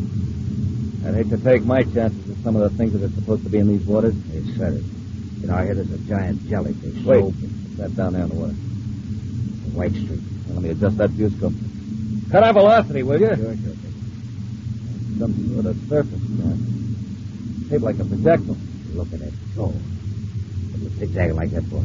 Evasive tactics. They want to make themselves a tough target. Where'd it come from? Never saw anything like it before on Planet X. Probably some new space patrol gadget. Now we know what happened to Bacarratti. Yeah. They blasted him out of the sky. We better get away from here or we'll be next. There's maneuvering down there. I'd say he was afraid of it. Let's blast him with a space torpedo. It'll be tough to hit. Yeah. But it'll look good if Bacarratti's ashore watching it. All right, hold this heading, Arkin. I'm going to cut loose.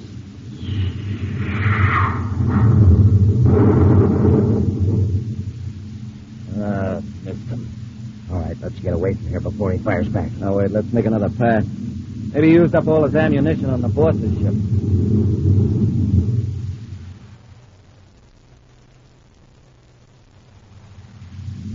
Commander, that ship's firing at something down there in the water. I saw the explosion, Happy. Adjust the viewscope. Right. Smoking rockets. There's a small surface craft down there, sir. That's what we've been looking for.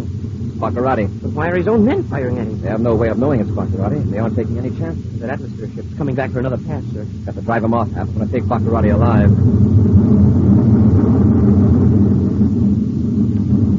He sees us. He's cut on all rockets. We'll keep after him till we run him off. Yes, sir. We'll chase that atmosphere ship way out to sea. Commander, they're firing at us. They want to play rough. You'll cooperate. Stand by to fire straight. Commander, we're hit. knocked out our starboard rockets. We're out of control. We'll return to Space Patrol in just a moment.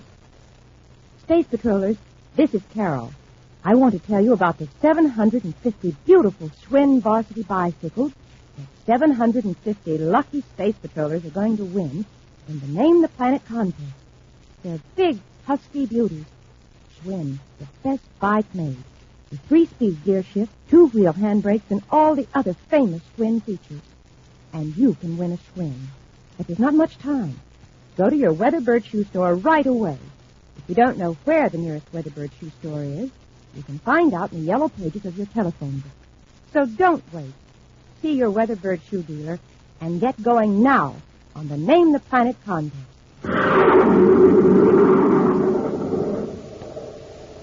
And now, back to our Space Patrol adventure, the Sea Monster of Planet X. Unable to locate the small submersible craft by which Bacarratti and Dr. Malengro escaped from the undersea city, Buzz devised the plan to lure Bacarratti's own men to aid in the search. After turning on the emergency spaceophone signal in Bacarratti's deserted spaceship, Buzz and Happy lifted the ship by magnetic force field and then dropped it into the great sea. 2 of Bacarratti's men picked up the signal of the castle and set out to rescue their chief. But they decided the tiny craft on the water was a Space Patrol weapon, and so fired upon it.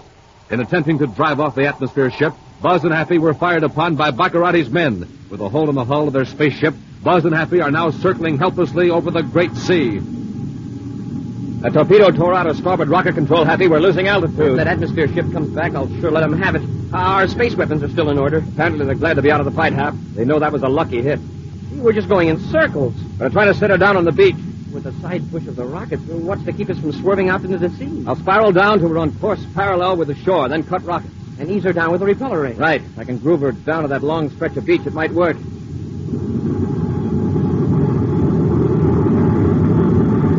This will have to be the last spiral, Hap. One more circle over the land and we'll hit those cliffs back of the beach.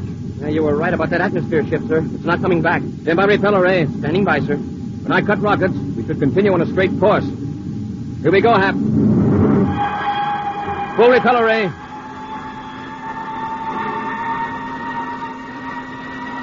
We're going awfully fast for a landing, sir. I know it, Hap.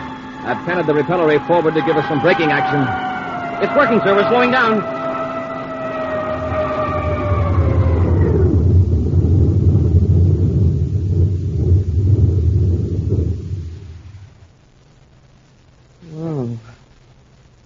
Nice going, Commander. I'd hate to have to do it again. Well, if the spaceophone works, we can call Pluto Space Patrol and let them know we're here. At the same time, let Bacarratti's men in on the secret? They could get here quicker than our ships could. Yeah, that's right. We wouldn't stand a chance. Let's take a look at the damage, Hap. Yes, sir.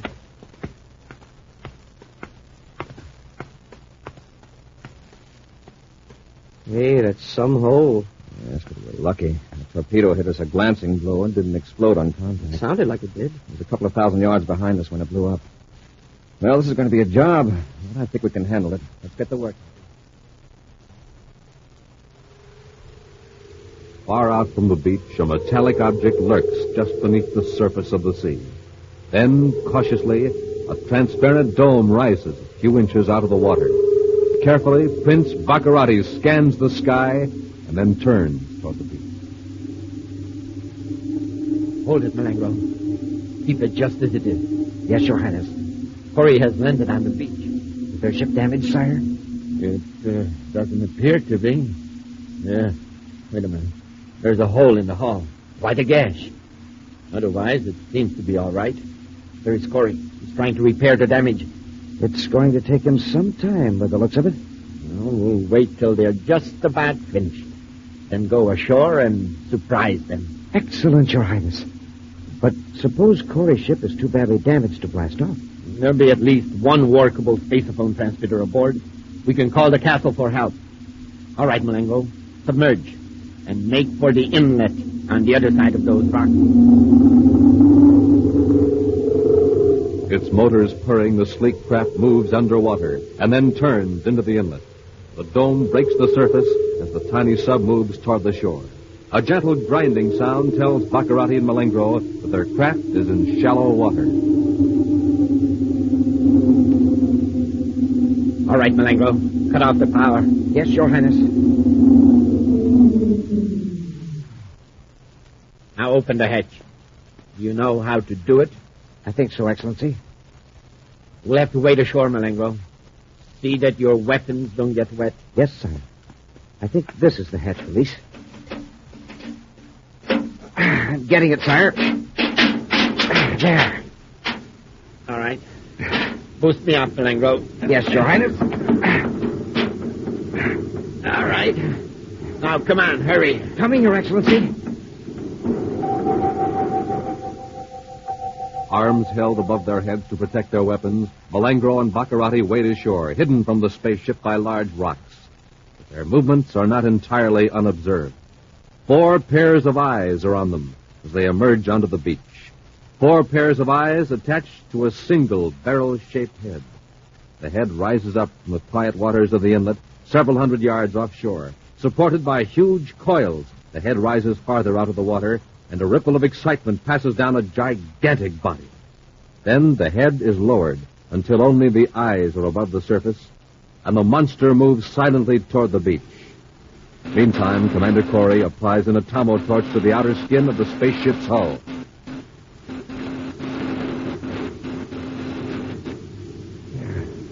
I think that does it, Happy. Yes, sir. Rough job it'll have to do. Didn't take as long as I thought, sir. I just hope we've got all those wires connected right. We'll get back in the ship and make a final test before we try to blast off. Yes, sir. Take the torch, will you, Hap? Thanks.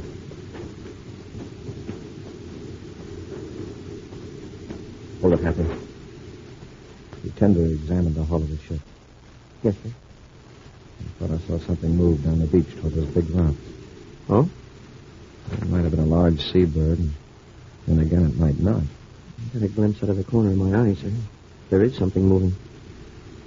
Uh-huh. It's a man crawling along the sand. Bacarratti. Yes. And Malengro's right behind him. What do we do, rush him? No. Pretend you don't notice anything. Be very interested in the ship's hull. Then casually get into the ship as though you're going after more tools. You want me to bring out a ray gun? Yeah. Keep them hidden, though. We'll wait for them to rush us and then let them have it. Yes, sir. Smoking rockets. Are they coming? Oh, no, sir, but I just saw something else. Maybe I'm space happy. One of those big rocks is moving. If we weren't on Planet X, I'd think I was having hallucinations. What is it, sir? There's no name for it.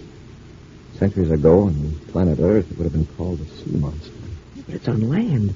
At least part of it is. All it seems, it's moving very quietly. Commander, it's after Bacarratti and Malengro. We'd better warn them. Wait.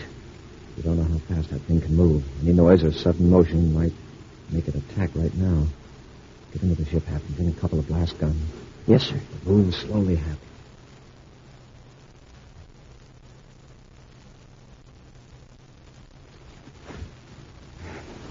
100 feet more and we can rush in.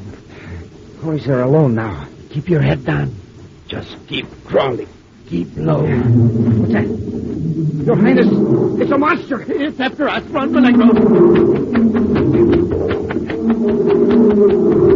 Right between the rocks. Run for the rocks. Help! Hurry! Help!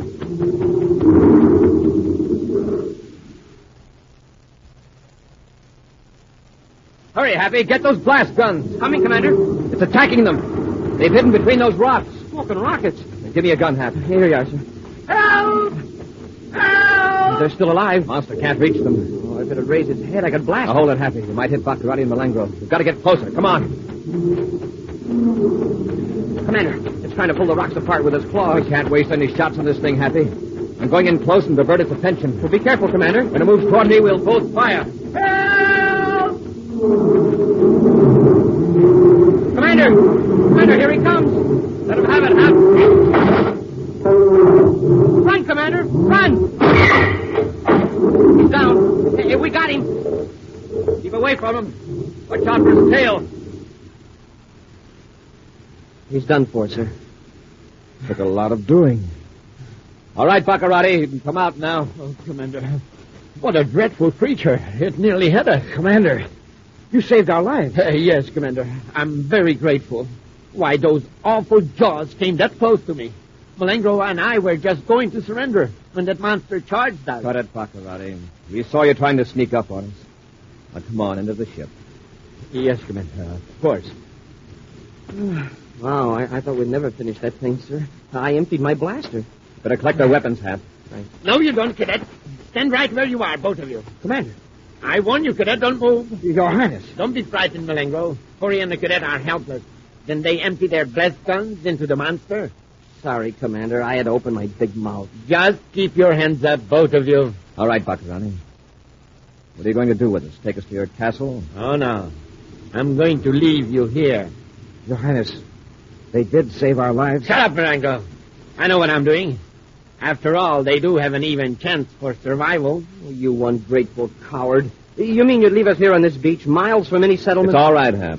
We don't ask favors of space rats. If you get hungry, you can eat. There is plenty right over there where you're sitting. Yes, Bacarratti. We could eat sand. In fact, you said a mouthful. Get my eyes! Get Malengro, Happy. Yes, sir. I'll take that ray gun, Bacarratti.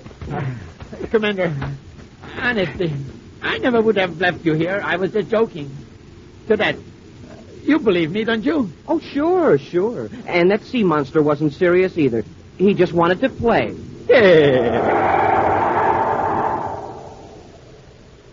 An action preview of next week's exciting Space Patrol adventure in just a moment. Hiya, Space Patrollers. Cadet Happy speaking. Listen, I got something important to tell you. If you haven't already entered the Name the Planet contest, you're missing out on the biggest chance you ever had. A chance to win a gigantic rocket clubhouse and $1,500. And you're missing 750 chances to win a Schwinn bike. So take off for your Weatherbird shoe store and get your free coin album and contest entry blank. And then zoom over and get some good hot Ralston. Remember, see your Weatherbird shoe man and see your grocer for hot Ralston. And hurry up. Do it now.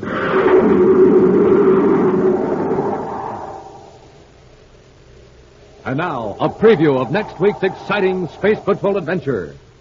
Cadet Happy is approaching a small fortress in a jungle clearing on Planet X, where Commander Corry is being held captive by Prince Bacarratti and Dr. Malengro. Bacarratti glances through the gun port. We got company. The fool, the little fool. What are you talking about, Bacarratti? Coming across the clearing from the jungle. It's a space patrolman. You're a cadet. Happy. Watch Corry, Malengro. I'll take care of the cadet with this blast gun. Bacarratti, don't. Look, Corry. See what happens to those who defy the will of Prince Bacarratti? Be sure to join us next week for the thrilling story, The Revolt of the Space Rats, when Instant Ralston and Regular Ralston again present Space Patrol! Space Patrol, created by Mike Moser, starring Ed Kemmer as Commander Corry and Lyn Osborn as Cadet Happy, was written by Lou Houston, produced and directed by Larry Robertson, executive producer Mike Devery. Other players were Bela Kovach, Ken Mayer, Norman Jolly, Dick Fields, Virginia Hewitt, and Tom McKee. Dick Tufeld speaking. Now, don't forget to tune in next Saturday and every Saturday when Instant Ralston and Regular Ralston again present the new exciting Space Patrol!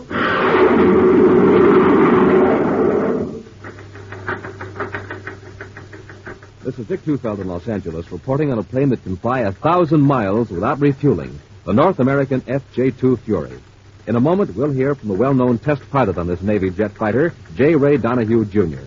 The Fury is a carrier-based plane armed with 4 20-millimeter cannons. It flies 650 miles per hour, has an altitude mark of 45,000 feet. Its length, 37 feet. Now, J. Ray Donahue, Jr., recorded at Edwards Air Force Base. To fly at supersonic speeds, a test pilot must have plenty of energy. That's why I always get a good night's sleep and start the day off with a good breakfast cereal like Rice Chex or Wheat Chex. They have plenty of energy, and they taste mighty fine. And I know that you'll like them, too. No other cereal, puffed or flaked, contains so much nourishment in such concentrated bite-sized form. So take a tip from J. Ray Donahue, Jr., Bob Love, and other top test pilots. Make your cereals Rice Chex and Wheat Chex. Be sure to see another exciting Space Patrol program on your local ABC television station. Consult your local paper for time and channel. This program is broadcast to our armed forces overseas through the worldwide facilities of the Armed Forces Radio Service. Space Patrol came to you transcribed from Hollywood. This is ABC Radio Network.